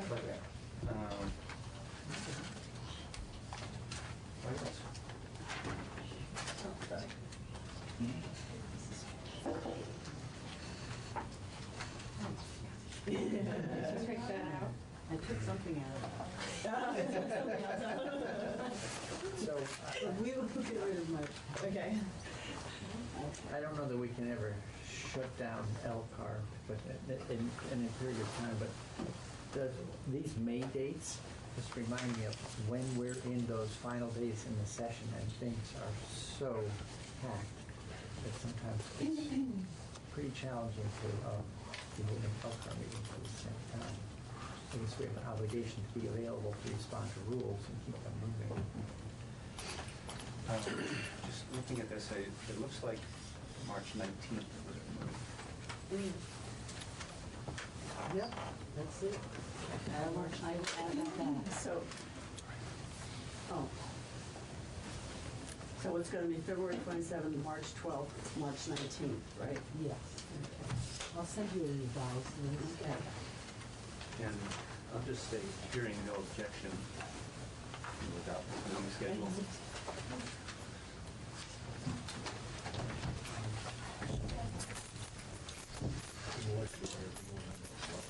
And we are generally meeting at 10, Yeah. unless otherwise noted. That's good. We discussed that before you arrived. Go back and I'm saying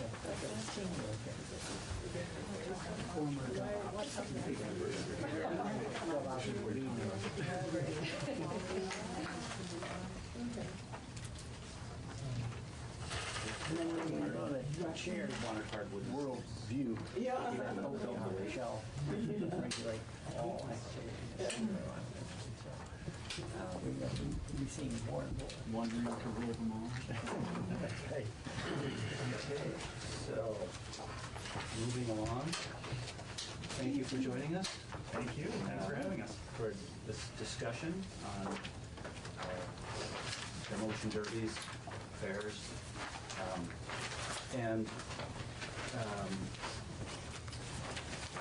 so I guess in turn, we would like to, if you would also have people representing the fairs here. So how would the committee like to do this? Hear from Secretary of State's office and then hear from Fair Association? Or a more squeeze people in a roundtable discussion?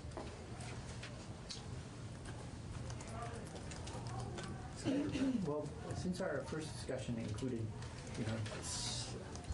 focused on concerns coming from the fair community, I'd love to hear the Secretary of State's background information on this before we could get to a discussion with everybody. Okay. I think, Mr. Chair, it's also important to start off with what Betsy Ann was reviewing prior, so that now that all sides are in the room, they all understand what the parameters are of our jurisdiction. Mm-hmm. Thank you. Yes, Okay. proceed. So LCAR has the ability to, under the APA, to conduct public hearings, object, and file objections concerning existing rules. This is pursuant to the APA and 3DSA 817D. And essentially, the authority of this committee in reviewing proposed rules is the same as reviewing existing rules. You may object to an existing rule just like you may object to a proposed rule. It doesn't do anything to the actual rule itself, but if you do certify an objection and the rule is thereafter challenged in court, then the agency would have the burden of proving that the rule, for example, is within its authority or not contrary to the intent of the legislature, or not arbitrary, for example. Thank you. So if you'd like me to open the door to the conversation, the Fair Association knows why the door got open, but Chris, I'll relate this to you now. My understanding is that there has been on the books a rule under the Motor Vehicle Racing Commission, and I'm specifically referring to Rule 5.1, dealing with demolition derbies.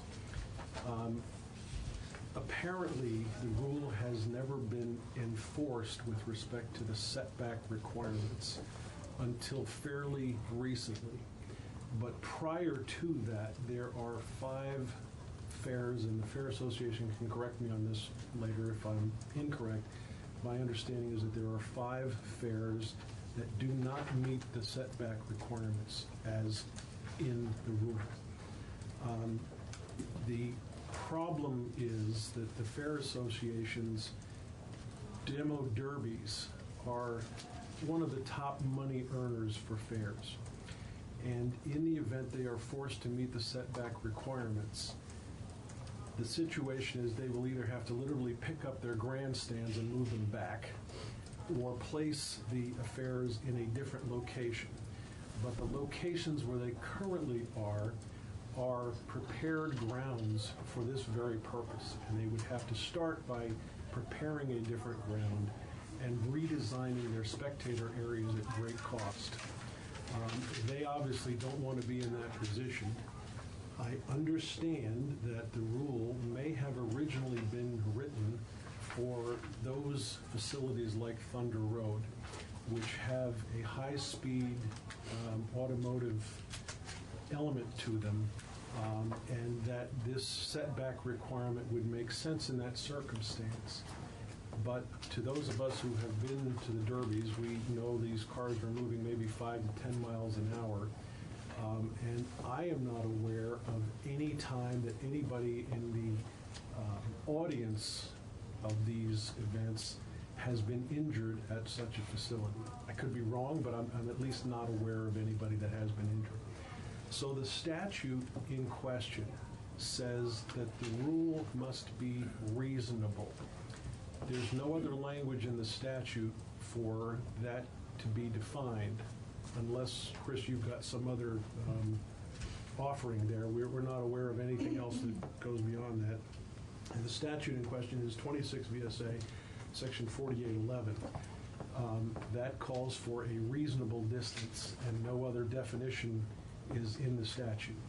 So the rule, we turn to that, and if the rule is suddenly placing these fair associations in the position of spending great expense and or making it virtually impossible for them to accommodate this big money earner, the question is that then reasonable, or is it arbitrary?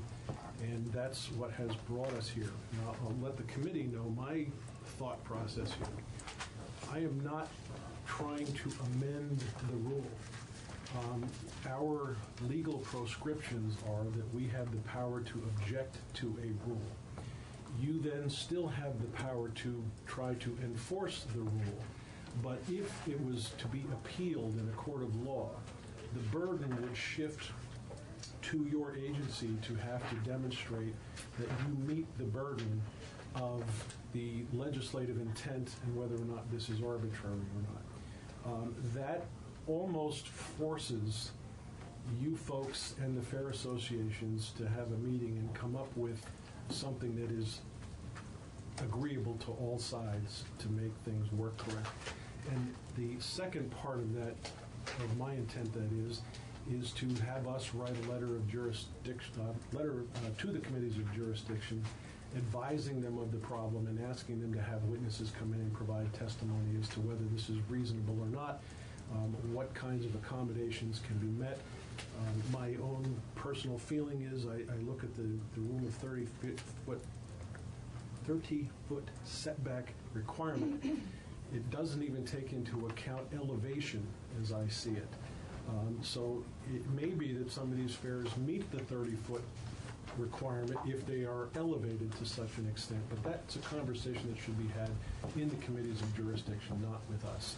So my intent, Mr. Chair, at the end of this discussion is to move to simply say we object to that portion of the rule which has the 30-foot restriction. Leave it at that, and then write a letter to the committees of jurisdiction saying we'd like you to take a look at this and take testimony on this subject to try to reach some consensus. That's my introduction. I'm sure the Fair Association, who brought it to my attention, would like to be able to flesh that out a little bit more as to why it's an impact in that. But I don't care who proceeds first. That's since you're at the table. Very good. Thank you, Secretary. Thank you. Thank you, Mr. Chairman. My name is Chris Winters. I'm the Deputy Secretary of State. Before I was a deputy, I was the Director of the Office of Professional Regulation. And before that, a staff attorney for the Office of Professional Regulation. So I'm very familiar with motor vehicle racing. I won't say very familiar, but it's been a part of my regulatory world for quite a while. I'll just say up front that it's not our intent to put anyone out of business. It's not our intent to create an undue hardship for any of these fairs. And we're very much open to having the conversation that Senator Benning has discussed and has intends to prompt from his motion at the end of this. I'll give you a little bit of background to hopefully help flesh out why I think we're here now and we haven't been here before on this 30-foot rule. Last year, at some point, we made a decision to bring our race inspections in-house. They've been outsourced to our motor vehicle racing commissioners for a long time.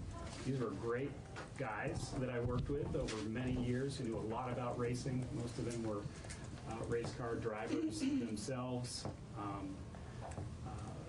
They did a wonderful job for us and brought a lot of knowledge to the table. They were dedicated, they were honest, they were doing a very good job for us, but they really didn't have regulatory experience around inspections, enforcement, due process. We did work with them to try to kind of document what they were doing and make sure that all the tracks were complying with both the statutes and the rules, all the laws that were on the books around motor vehicle racing and around demolition derbies. We were interested in having more predictability, both for us, for the public, for the regulated community, more documentation and more consistency in how they were going to these tracks and doing the inspections and citing violations or not citing violations. We found out that there were times when the tracks were grandfathered or otherwise exempted from the statutes and the rules, and that went back a long ways, and we really don't have any record of how or why some of those practices were allowed to continue. Maybe it was a very reasonable decision at the time. We just don't have the documentation of how that decision was made. So now we're finding ourselves in this conversation. We're having our own inspectors do the inspections with those advisors alongside for their expertise. But we have our inspectors going out. We're doing more documentation. We're trying to be very careful in making sure there's compliance. And our mission is public protection and to make sure that we're protecting the public through the regulation that this legislature has put on the books, this governor has signed, or previous governors, previous legislatures. We're trying to carry that out. And we find ourselves with this 30-foot setback rule and no real explanation as to whether that's the right thing for every track or why some may have been exempted. So we realized that's a problem for some of the tracks. We started kind of running into concerns from them that, like having to move their grandstands, it's going to be impossible, it's going to be very expensive.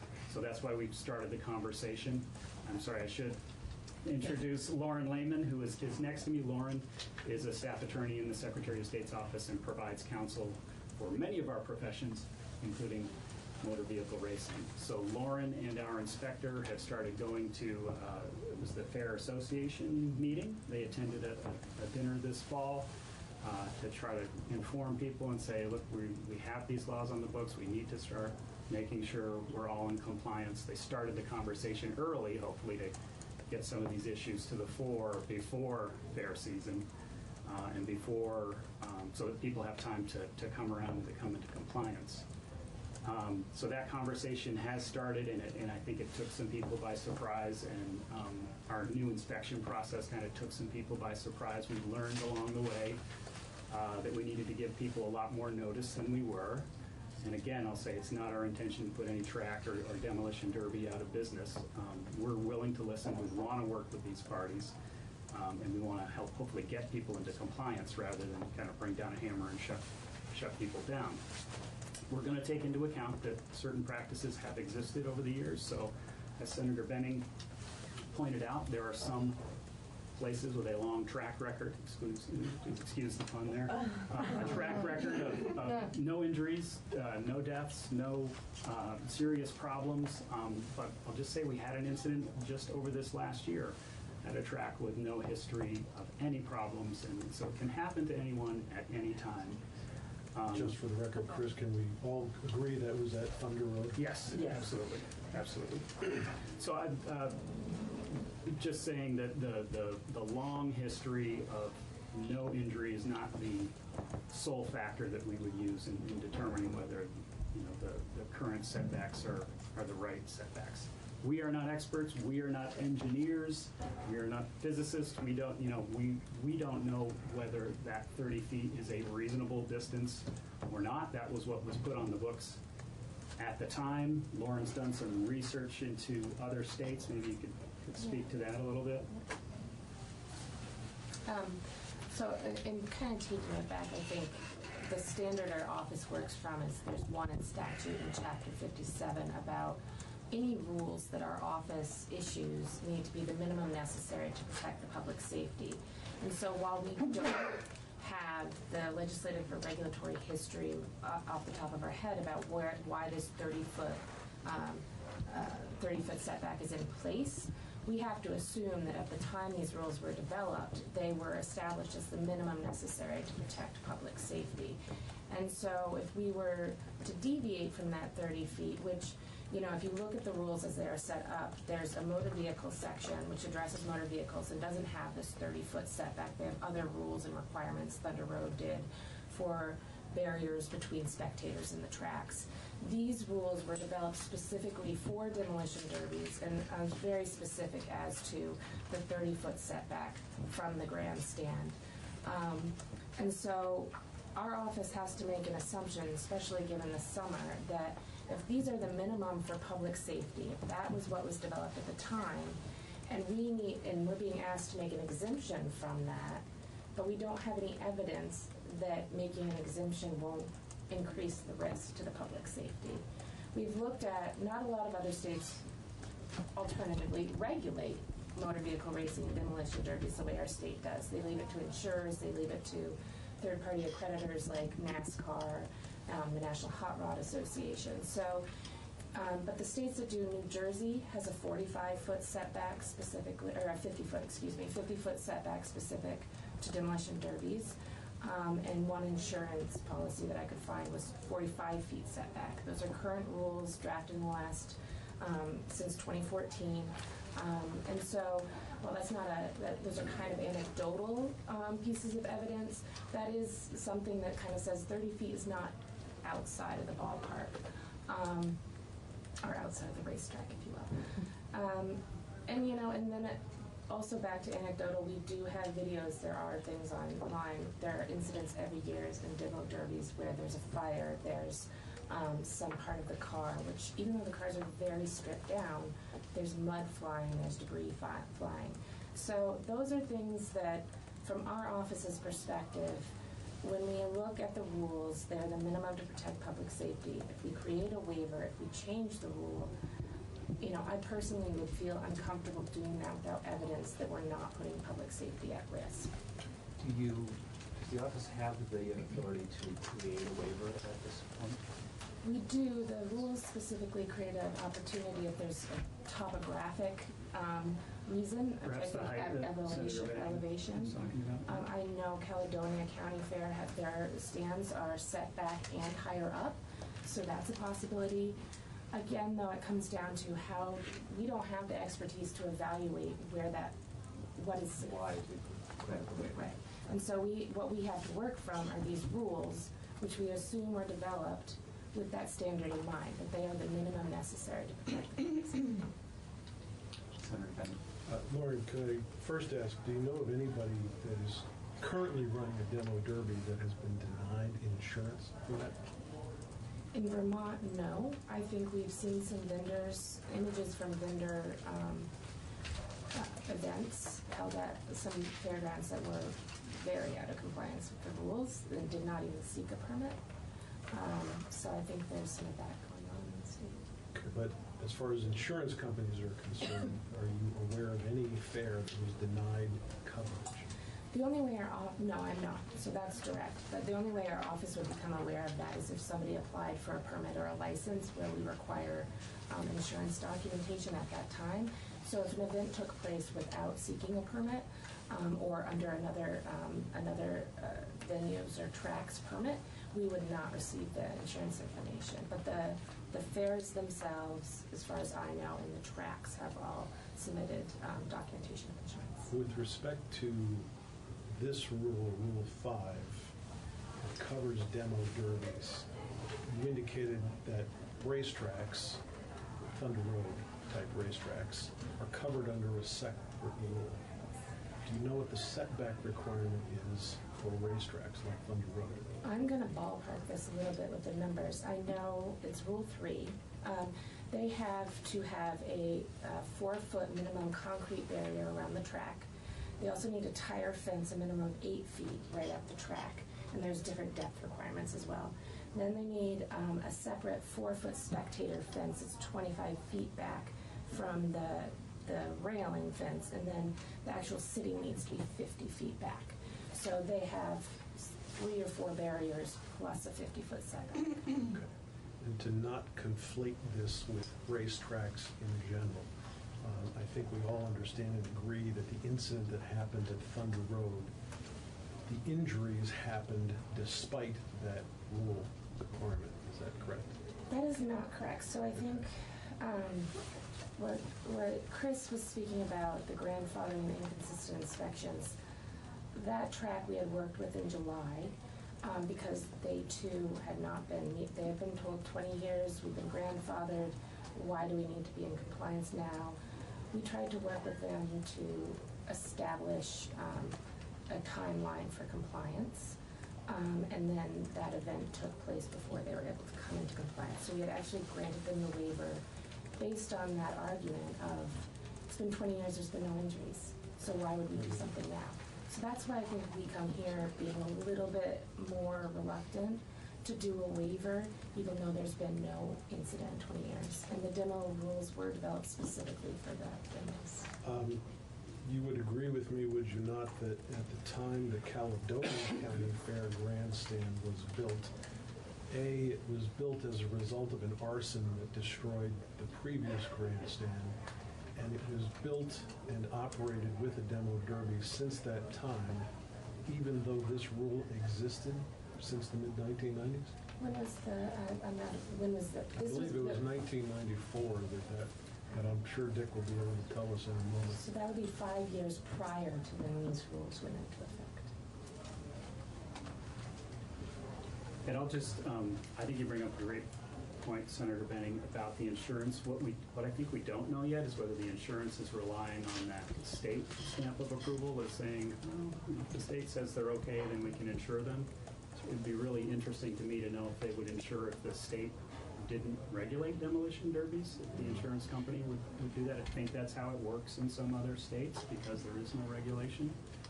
We're open to that conversation as well. I just want to say that we're very open-minded about this. If we can get some evidence from an expert that says that it's safe, that setback distance is fine. Those Caledonia stands, because of the height, no one's in danger of getting hit by debris. There's no way that a car could get up and over into that area.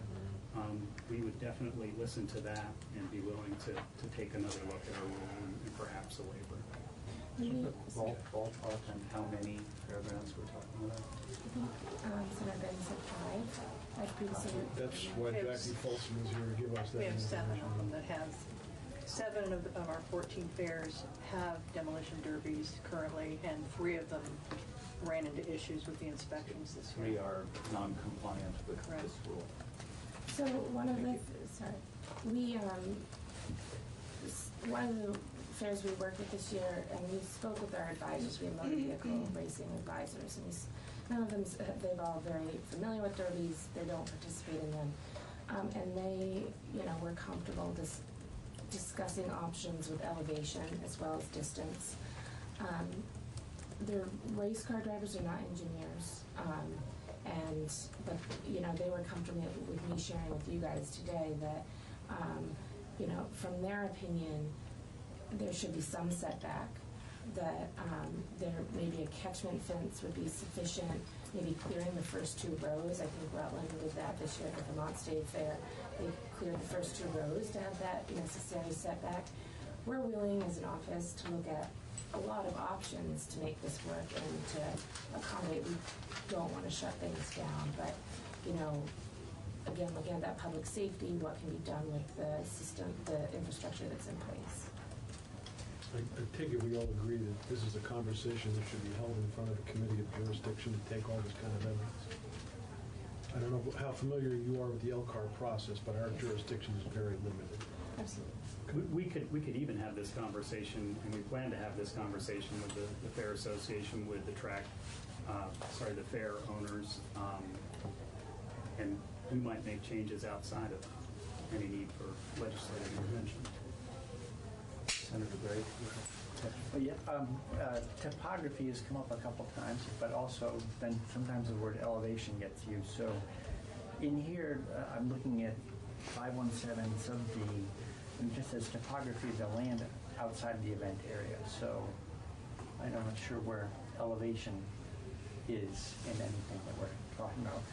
And it sounds like topography, it's a shall require deviation. So not so much that people were talking about something that would get you up and higher, but just reading it like an editor saying, we're saying 2 things that are related, but only one of them's in black and white on the page.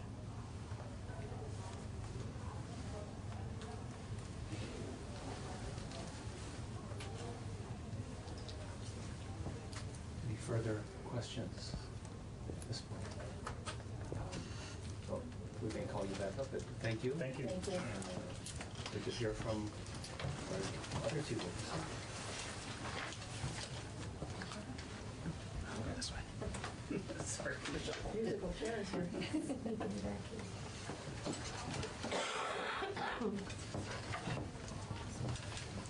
Good morning. Thank you for the opportunity to talk about Rule 5.1.7. My name is Jackie Folsom. I'm the lobbyist for the Vermont Fairs and Field Days Association.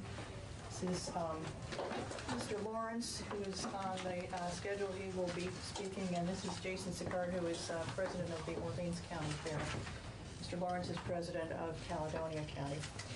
We have 14 fairs in our association. Out of them, 7 fairs currently hold demolition derbies: Caledonia, Orleans, Vermont State Fair, Addison, Champlain Valley, Franklin, and Deerfield. Each of these fairs has been under the impression for the past several years their events were in compliance with rules. They had all been visited and inspected, and everyone signed off on allowing the events to occur. This all changed, as you heard from Mr. Winters, this past year when more strict interpretation and new inspectors visited the fairs and required sometimes significant changes to be made, and sometimes on very short notice. Fairs deemed in compliance were Addison, Champlain Valley, Franklin, and Deerfield, although there were some minor deficiencies noted and easily to be corrected for 2020. Our association requested members of the Secretary of State's office attend our meeting last month, which they did, and we had a great conversation with them. Several issues were addressed, including a visit which resulted in a late start for the event and loss of some income for the Vermont State Fair in Rutland. I've spoken with Chris and with Lauren, and we've agreed to work together and try to resolve many of these issues. But unfortunately, there are 3 fairs directly affected by Rule 5.1.7b, which dictates a fence shall be placed not closer than 30 feet to the barrier required and must refrain spectators. Spectator fences must be properly policed to ensure that spectators do not come inside the fence or come within 30 feet of the barriers at any time. The Vermont State Fair did not meet this guideline when inspected just prior to their demolition derby, and consequently much time and effort was spent on moving Jersey barriers to reach the 30-foot requirement. Their inspection sheet reads, initially Jersey barriers were 16 feet from spectators, then moved to increase that distance. Jersey barriers were still closer than 30 feet to the spectator fencing, but spectator seating was 30 feet from the barriers. Inspection and moving of these barriers took nearly 3 hours and resulted in a delay of their derby. Additionally, the only way for them to meet the inspectors' demands was to remove 2 rows of seating in the grandstand, which had already been sold, causing a financial loss of approximately $1,000, as well as the challenge of dealing with angry fairgoers who had purchased separate tickets for the grandstand event. Their event was allowed to occur. However, the Jersey barriers are still around 20 feet from the spectators, and the ring is as narrow as the promoter can get. Going to the full 30 feet buffer would require losing prime seating as well as nearly $4,000 in revenue. Inspectors also told the fair they would have to install a fence at the 30-foot mark, although we are not sure that was requested at Caledonia and Orleans. The Vermont State Fair projects loss of between $10,000 and $15,000 in revenue for the 2 demo derbies they host during the fair, as well as a 4th of July event that brings in almost $25,000 in revenue if all 3 of these events had to be canceled due to inability to make changes to the rule. The loss of revenue from the fair events alone is estimated to be 25% on a total annual revenue of $402,000. They were given the go-ahead to hold their event, and their form currently shows no deficiencies. However, estimates for installing the fence at the 30-foot buffer area is between $15,000 and $20,000. Orleans County Fair in Barton is one of 2 fairs which will have significant issues in attempting to comply with the 30-foot distance required in the rules. Their poured concrete foundation of the grandstand is the innermost retaining wall for the event area, and the opposite area is constrained by a bandstand and judging area. In response to questions, Orleans County Fair noted that their demolition derby accounts for 60% of their annual revenue of $260,000. With gate receipts for that event at $82,500, concessions during the event at $4,200, and sponsorship at $10,000. Their estimated cost to meet the current mandated rules for the demolition derby to continue is projected to be $104,000. This amount includes loading out the gravel on the old racetrack bed and purchasing and laying down clay, buying more Jersey barriers, moving the stage and the judging stand, and permitting costs. The fair has determined that unless there was significant assistance from somewhere, they would not be able to make the changes, and continuance of the fair would be questionable. Caledonia County Fair has some of the same issues with Rule 5.1.7b. Dick Lawrence, president of the fair, will give you a report about the challenges for them, and then we'll continue. Okay, if I may I just be sure you all have copies of this, the violation? I'm sure you do.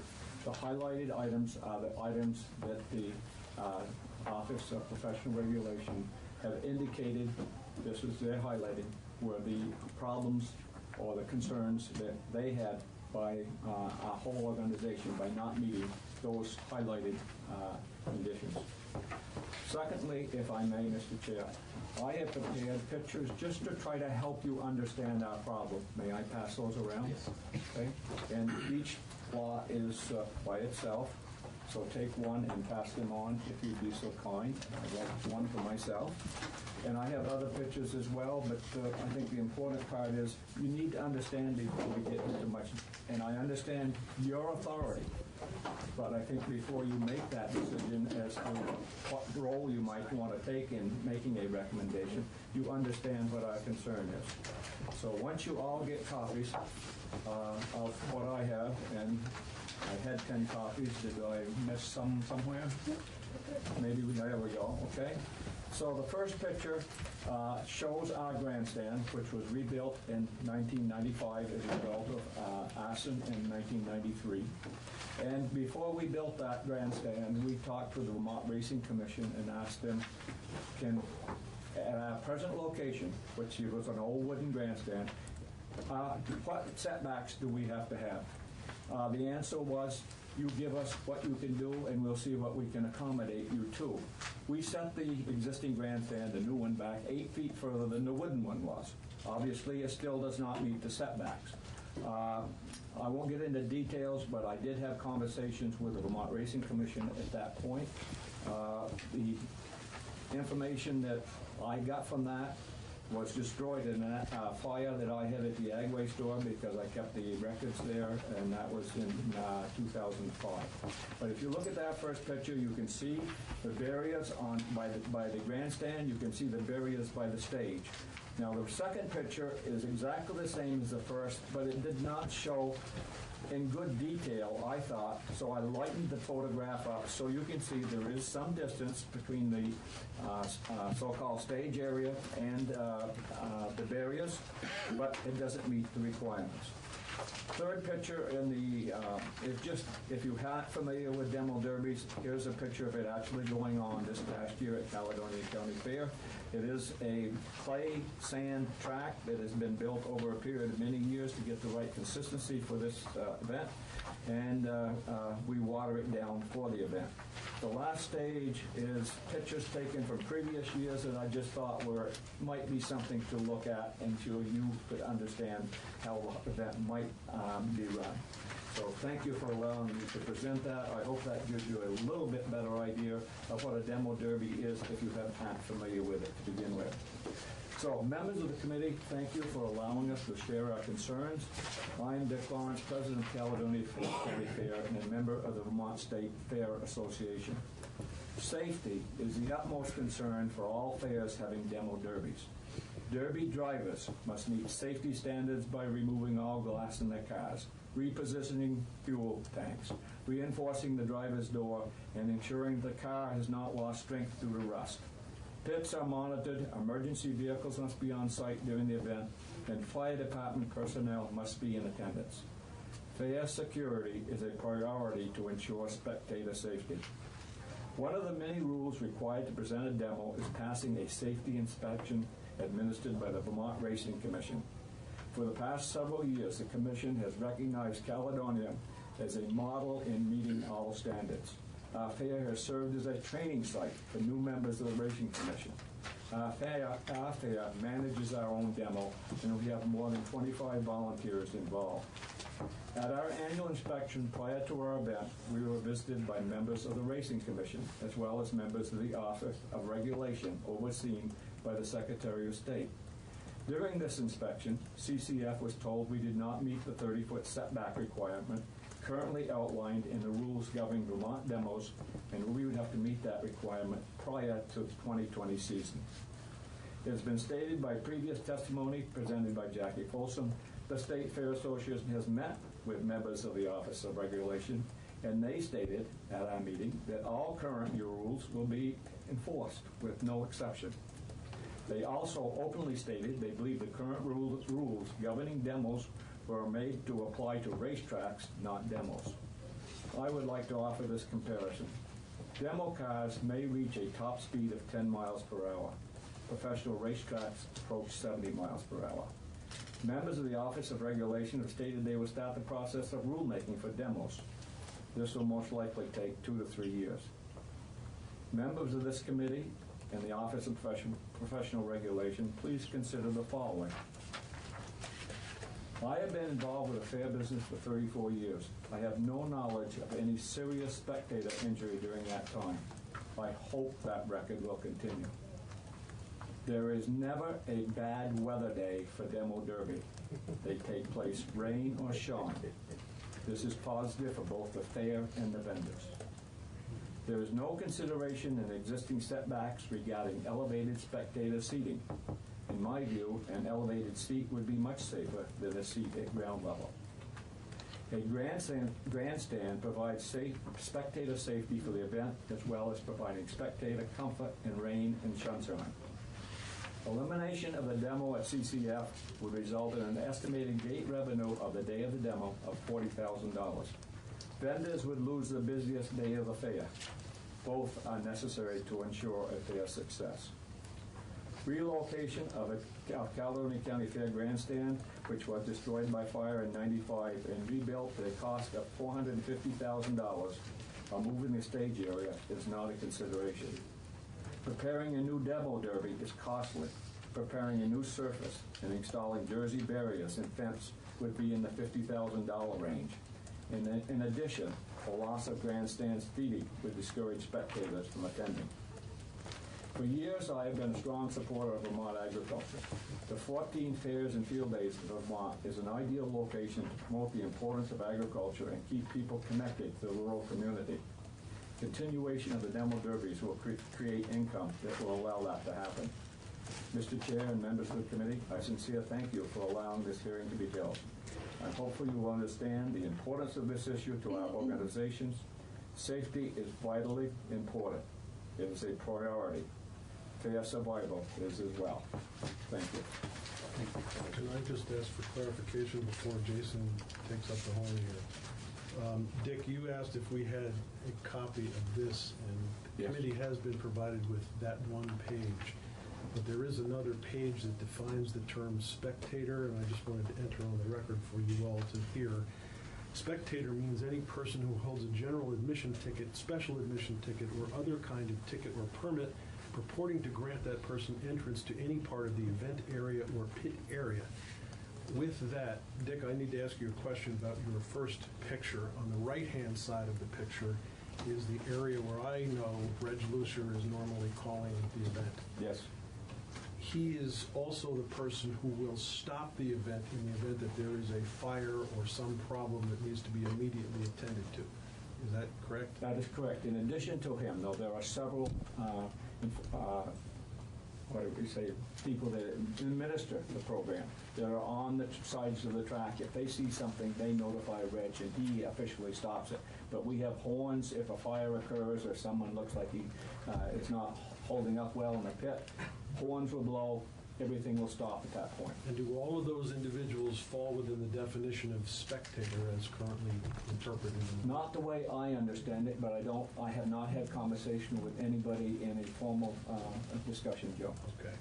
Would you have any understanding of whether or not the people on that stage, on the right-hand side of the picture, are people who would normally fall within the definition of spectator if the office decides to interpret it that way?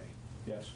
And so there would be people on that stage that would come under the definition of spectator without doubt. And there's also a reason for us, it may be at this point, to say that that should be eliminated. And this might be a position we all might benefit from. Okay. I'm sorry, what should be eliminated? The definition of Definition spectator, or putting those people we on allow stage? sponsors to come up and stand at the rear of the stage. Yep. That is still closer than 30 feet to the barriers. It's on an elevated stage. But if people give us sponsorship dollars, we allow them to come up with their families and not be at the front of the stage, at the rear, to observe.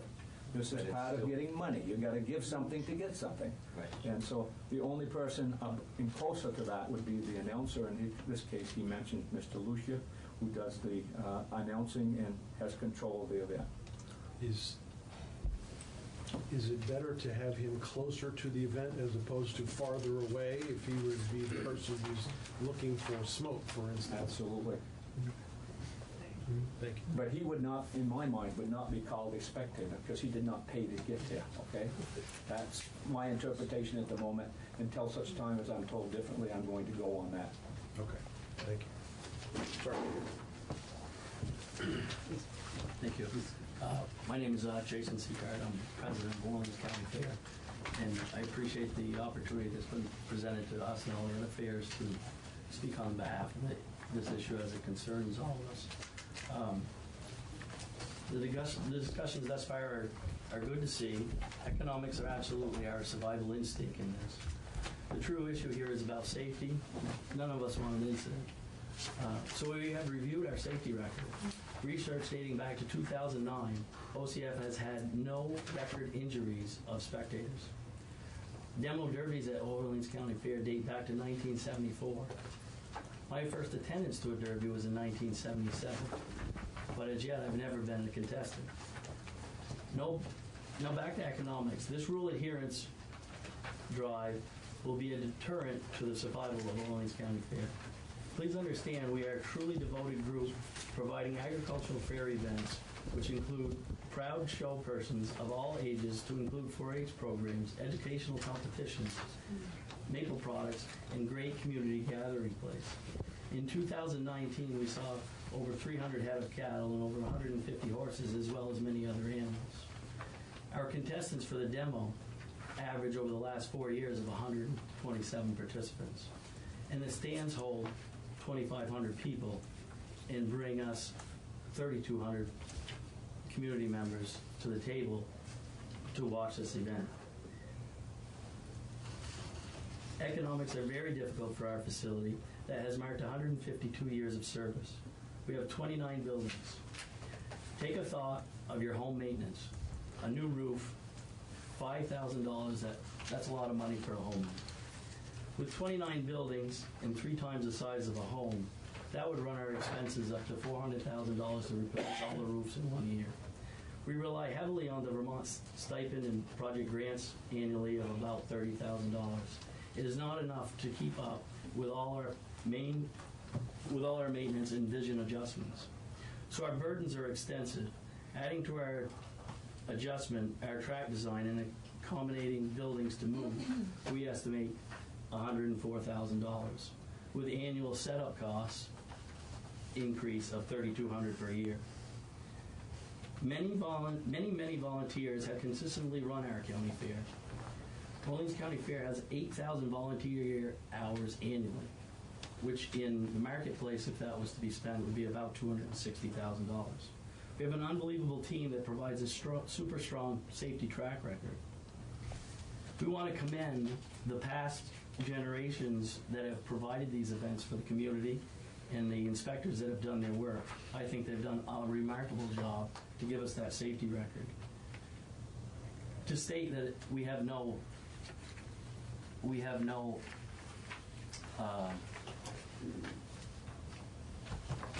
validation of is it really safe or not safe is frustrating when we can show proof of our record. This adherence to a 30-foot spectator requirement could be a regulation enforcement without justification. I remind all the demo at our facility has operated for 45 years. Again, no spectator injury for at least 10 years from my research. If you take the opportunity to provide us a waiver, it will be greatly appreciated. But know that if we take that into account and say we're going to remove seating, our seating removal will amount to 990 persons out of a 2,500 seat facility. That's an income of $14,850 just on gate admission, and nothing that would be spent towards the vendors. So we respectfully request an adjustment on paper so we may continue to operate our safely maintained event. We also request to a party of all the process about these matters. We thank you for your time and consideration. Thank you. I just want to note that we have a minute and a half left of scheduled meeting time. I'm sure committee members will be willing to stay and a little longer to resolve this, but I just want to note that. Senator, just ask a quick question. Jason, you've provided an aerial view but not a ground level view, and I'm looking at Dick's example of the height requirement, the height of the stands. Are your stands similar to that? Do you have any idea what your... Yes, so our stands are actually, I think, higher, but are closer to the track. Our track and our grandstand, when you look at that aerial view, that's the edge line. So when I go up into the grandstand, I have to stand on top of the Jersey barrier and reach the floor to get up in. So what would that be? That would be 3, 8, about 9 feet, 10 feet off the ground. And maybe that is similar to yours. Very close. So our 30-foot setback works in all other areas except for the grandstand. So, your timer that you were worried about.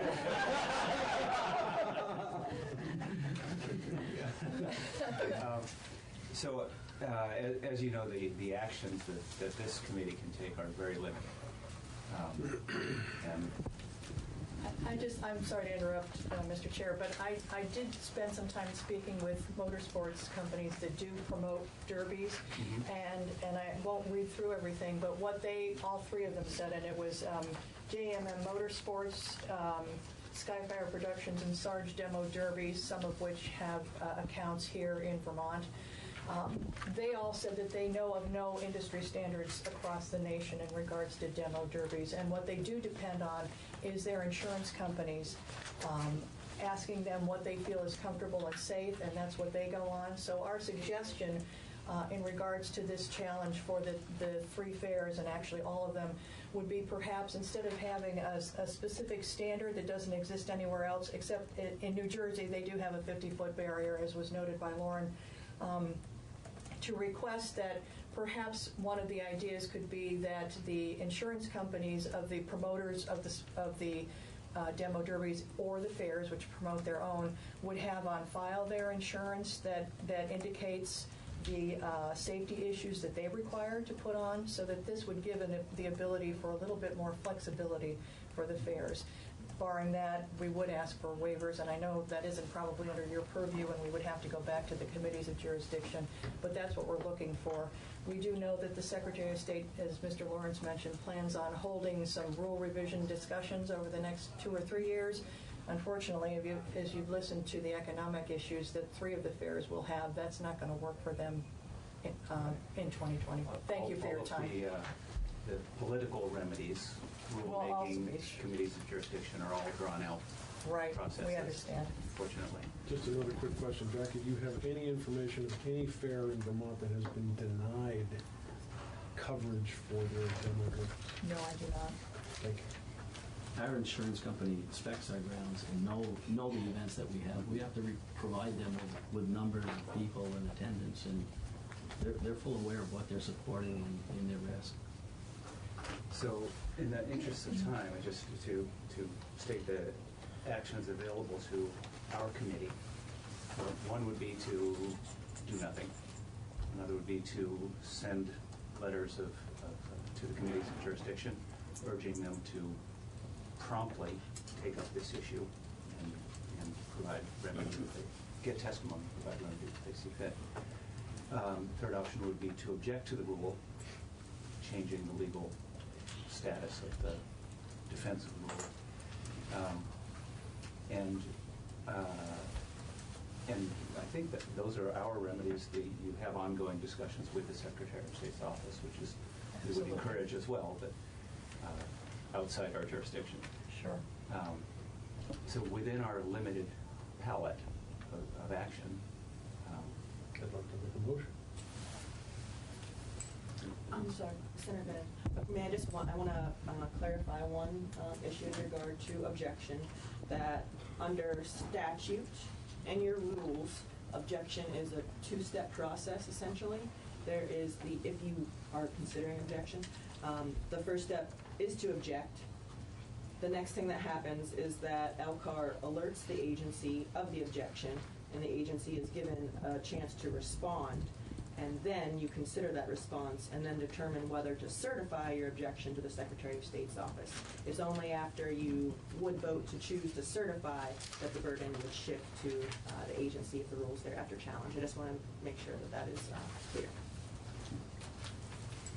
Mr. Chair, given our limited jurisdiction, let me say first that if this rule were coming to us for the first time as a brand new proposed rule, I think there is a legitimate argument to make that this rule would be both arbitrary and overly expensive and not within the legislative intent as far as safety is concerned. My intent here is to simply do 2 things. One is to say that we object to Rule 5.1.7B, which is the paragraph that talks about the 30-foot restriction. I have no desire to eliminate any of the other language in that rule because I think it speaks to the safety question. But that one particular paragraph is what the obstacle is for these particular fairs. In doing that, I do understand that the certification question has to come up, but that's the first step of my two-part motion. The second part would be to immediately send letters to the committees of jurisdiction asking them to take this matter up as soon as possible, because I do think that this discussion needs to happen in a place where proper testimony can be taken as to what the impact on the fairs would be. And that's something that would normally have happened had this been brought for the first time. As it happens, it's done backwards. We're facing a rule that's been on the books for quite a while. It has never been enforced. But I don't think at the end of the day it's any different for our perspective. We have the ability to call up the rule and ask whether it meets legislative intent.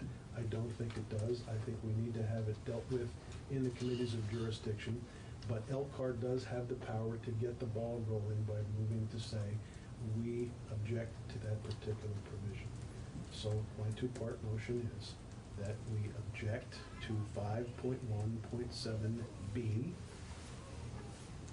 That's the first part of the motion. The second part is that we send letters to the committees of jurisdiction asking that they address this question. Yes. And may I confirm, Senator Benning, did you state that your objection is based on the idea that the rule is arbitrary and contrary to the intent of the legislature? Yes. Thank you. Senator, This is the rule that's in place now, isn't it? It is, but it's never been enforced until recently.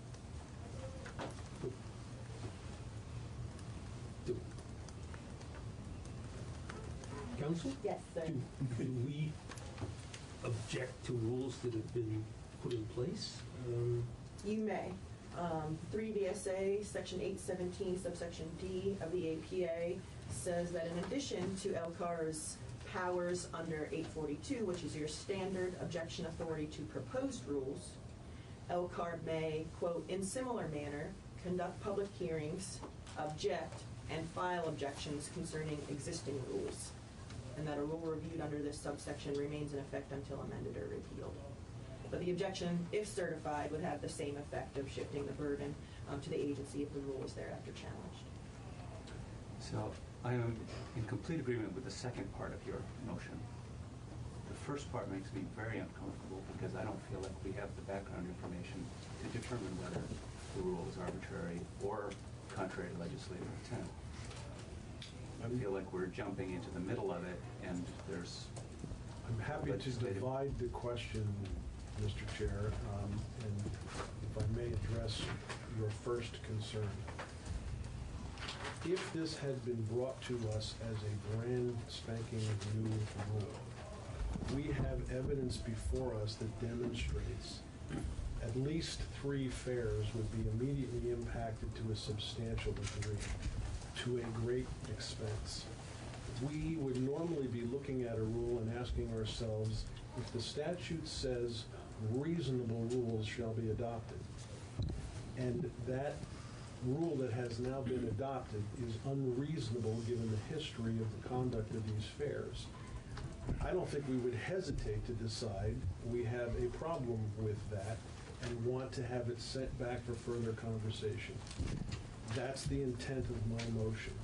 I'm not seeking at this point to say that we have all the evidence necessary to deal with that issue. I don't think we do. I think that belongs to the committees of jurisdiction. But normally, that kind of conversation would have taken place long before today. It has evidently not ever taken place, because if it had been taken place and the rule had been enforced, these folks would never be in the pickle that they are in. They are in a pickle, and it will substantially impact them. Therefore, I come to the conclusion that the rule, now being enforced the way it is not reasonable, which is what the statute asks them to do. So that's my concern. You obviously know where my vote will be on that question. I would be happy to divide the question in two in order to take them forward. Senator Bray, did you have a question? Well, I was going to ask if we could divide the question. So thank you, Senator Bennett, for making that offer. And for the very reasons you cited, it seems hard to judge after the fact, especially for a rule in operation for many years, that it's unreasonable when we don't know the prior conversations. We've heard some testimony to the fact that other states have greater setbacks. We haven't heard anything about smaller setbacks. So I'm entirely sympathetic. Or about how... Right, or elevation, things like that. So I'm entirely sympathetic to the plight. I'd like to see us resolve it, but I don't want to, with so little information, object to a longstanding rule. Doesn't seem like we're... Personally, I couldn't vote yes to object. On the other hand, trying to get find a path forward is, would be happy to work on that in whatever ways we can, including the letters to committees of jurisdiction. I'd just like to respond, Chris, that I know the rule has been long-standing. Yep. But as you heard from the Secretary of State's office, it has only recently been enforced, which is why we find ourselves in the pickle that we're in. So I'm looking at this not as something that's been long-standing and is there for a given reason, because it's never been enforced until recently. And that is what really has me falling down to say, this is not reasonable. Can I, well, so one quick response would just be that there's been enforcement. The degree to which things are enforced and how they've been interpreted, or exemptions, or, I mean, it seems like there's been some shades of gray and exemptions, waivers, grandfathering. I'm just feeling like I'm skating out on thinner and thinner ice to say, oh, we know how it's been regulated in the past, and now we're going to object to the rule. Well, Senator Benning, it seems to me, and I know you'll respond, that objecting to the rule, our goal, and I think it's a shared goal by everybody here, is to find a remedy that works for not just the 3 affected pairs, but going forward for everybody. I think that's a shared goal. I do not see how objecting to the rule provides remedy. It seems to me that it ratchets up pressure a little bit, but it does not provide a remedy. Robin, the remedy in the short term, to me, would be, if we end up objecting and certifying our objection, that if the issue were to be forced upon the fairs, and the fairs chose to object and appeal that decision to a court of law, our objection was certified to a reviewing court, and Betsy Ann, you correct me if I'm wrong, that the burden of demonstrating that this is reasonable falls now upon the agency to demonstrate that. That takes some of the, it certainly takes the burden of proof off of the fair associations who are immediately impacted, but they then provide evidence to a reviewing court, and the burden is always at that point on the Secretary of State's office to demonstrate that this has to be enforced this way as reasonable under the statute. That is important in my eyes because we have no idea what the committees of jurisdiction are going to do and when. Assuming everybody works together, that process will take testimony in the committees of jurisdiction, suggestions. I'm hoping that the conversation will go well with the Fair Association and the Secretary of State's office. They will come up with ideas and try to resolve it, but we have no idea when that's going to happen. The concern is immediate because these fairs are going to be having this impact this summer. And if we leave the rule to be enforced in the way it is, I am imagining that your ability to secure insurance for these events under that rule being imposed the way that it is might be problematic and would be a tremendous hardship to the fair associations. So I don't want to leave it that we expect things to work in the right way. I want to have this committee's limited jurisdiction give it the extra push necessary to have that conversation move forward.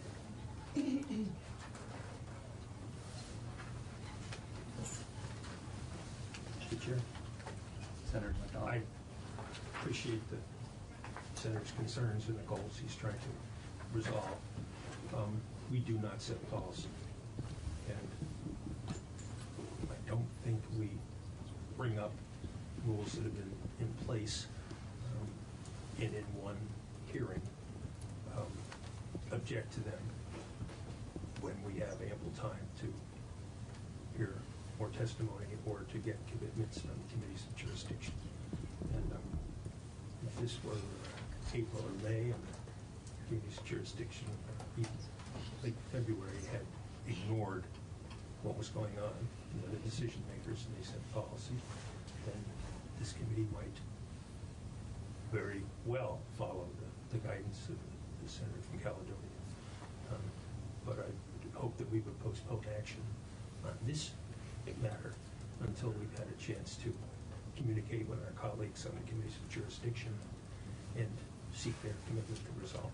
So I would move that we postpone action on this item now, and I don't believe there's a member of LCAR that wouldn't work to resolve it. And but I wouldn't rush to do something that is not in our traditional jurisdiction unless the time constraints left us with that only option. Just a quick question. Which committees of jurisdiction would be involved in this issue? I think it would likely be the GovOps committees because it's an OPR regulation, and GovOps normally handles OPR issues. How about transportation? Perhaps. Or both? Or both. Yeah. In a subsequent meeting, we might check around and give some advice on which committees we thought would be best suited to deal with what the Senator has brought to us. Asking the fair associations, I would assume that you have already scheduled next summer's events. Yes, as he spoke, that was something I wanted to speak to. So in a business, we all react to the market and what happens and make our adjustments. So we've already got contract commitments for entertainment. So we're going to have to break contracts or go it. And if this goes south, we're not going to be able to meet those commitments, and it will be the end. I'm sure that the other fairs already have commitments on entertainment as well. And entertainment is not cheap. You know, it's easily hits a mark for $70,000, and we have bookings for even 2021. So it's a lot of investment of time and a hardship and troubling to the volunteerism that supports these fairs to have yet another struggle. And I don't completely understand your processes, but I'm just trying to explain that there's quite an urgency for us to understand how we're gonna move forward. So I'm sorry, I'm just trying to clarify. So in terms of legislative action or the remedy, to be blunt, I mean you're screwed now. And that's why I came. And in that respect, it doesn't. Whether relief comes in February or May is kind of a matter of degree. You still have to act as though it's coming in order to pull off a successful event. So does it change your actions at all? I request funding. I'm sorry? Funding. You would request funding. It's the only way we can do it. You mean for infrastructure Yeah, changes? we have to make the infrastructure changes. And we don't have a checking account that supports that. Our community does phenomenal at sponsoring the fair, and I can't see that they're gonna provide us enough continued funding to make those adjustments.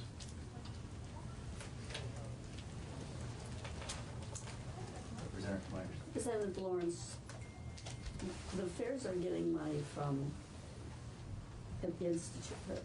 institutions bill, Yes. correct? Yes.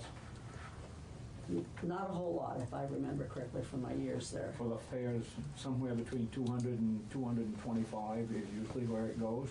Total for the 14 fairs and field days. fairs. As you break that down for capital improvements, which is where the money comes through the capital bill, we generally get between $20,000 and $22,000 on an annual basis to do capital improvements. And that's the only portion of funding from the state legislature that the fairs are getting? No, we also get a stipend fund, which is Okay. in the agricultural budget. And that fund, again, has a formula how it's divided. And again, this last year, we got $10,000 from that. I assume Jason got a similar figure. And so there's about $100,000 divided by the 14 fairs and field days on a formula that is already set. So nowhere near what you're anticipating. The cost. stipend money, though, has to be used in support of premiums and that type of thing. It is not meant to go to capital improvements. Thank you. Senator McDonald. I appreciate the problem that we're facing. This committee does not routinely take up areas such as this on one day's notice. I believe that Senator Benning is going to probably work as hard as anyone in this legislature to find a way through this process and to give the fairs the opportunity to know what they're dealing with instead of setting up a possible lawsuit over a rule that we may object to. And I would urge us to postpone action on this today until our next meeting. And at that time, after consulting with Senator Benning, come up with a date by which this should be resolved. And if it isn't, that this committee can take that issue up again and use the resolution that Senator Benning has put forth if we see that our colleagues shrug their shoulders and don't take this up. If I'm to clarify, is your motion to postpone all action or to send letters of jurisdiction to the committees of jurisdiction about postponing? And tell them that we have been asked to consider the remedy that Senator Benning has suggested, and that we're reluctant to do so until the committees of jurisdiction have spoken out. And we're usually reluctant to do something like that at one single meeting, having listened to one group of witnesses. As reasonable as they have presented to us their problem. Senator Bratt. So I'm looking at the underlying statute that drove, I guess, the rulemaking, and the outside portion of all tracks shall be a reasonable distance from the spectators. Somehow that got interpreted to mean 30 feet in this case. It could be that the nature of the fencing, if it were far stronger or something like that, might shorten the distance. Who knows what went back and forth to turn into 30 feet. But that seems like something that happens in the rulemaking process, and so it's very hard for me to read that and then this rule and say someone ran afoul and therefore we should object. I'm entirely, again, sympathetic to what we're doing. I like Senator McDonald's suggestion that procedurally we have a motion on the table. I don't know if Senator Benning is willing to withdraw that so that Senator McDonald's motion should be considered. I think that's where we are now, unless there are further points of discussion. I do have a question, Secretary of State's office. Do you have plans to visit with this group in the near future? Absolutely. We've started the conversation. We want to continue the conversation. As we've heard today, each demolition derby setup is a little bit different, so they're all kind of unique, and there are a lot of different factors that we have to take into account in figuring out whether that 30 feet is met, or perhaps something less than that 30 feet would be acceptable given height, fencing, topography, whatever it might be. I think we've got a lot of options to work with here, and we hear and understand the urgency that was expressed here today, that they have to plan for fair season. They have to start entering into contracts now, so we'll make this a priority in having those conversations and trying to come up with a solution. And if I may follow along, relative to Senator Donald's comment about time frame here, you're going to be scheduling something sooner rather than later in terms of, and can we ask for a report back from that conversation, or ask you to submit some? I will. We certainly will. Or you could do the same. We've had a conversation already. It was, I understand yeah. that, but I think Oh, there's no, more to be had. ongoing, absolutely. Senator McDonald. One of the timeframe issues I think many of us are thinking of is the length of rulemaking to change the rule. And this is a health and safety issue. And should the legislature direct, and the committees of jurisdiction direct new rules for new outcome, they would be permitted by emergency rules, which are quick and immediate and would not hold up this process. It would be an emergency rule which could be implemented immediately, quickly, in a timely fashion. So I would hope that if we're going to take, we're going to discuss this with the committees of jurisdiction,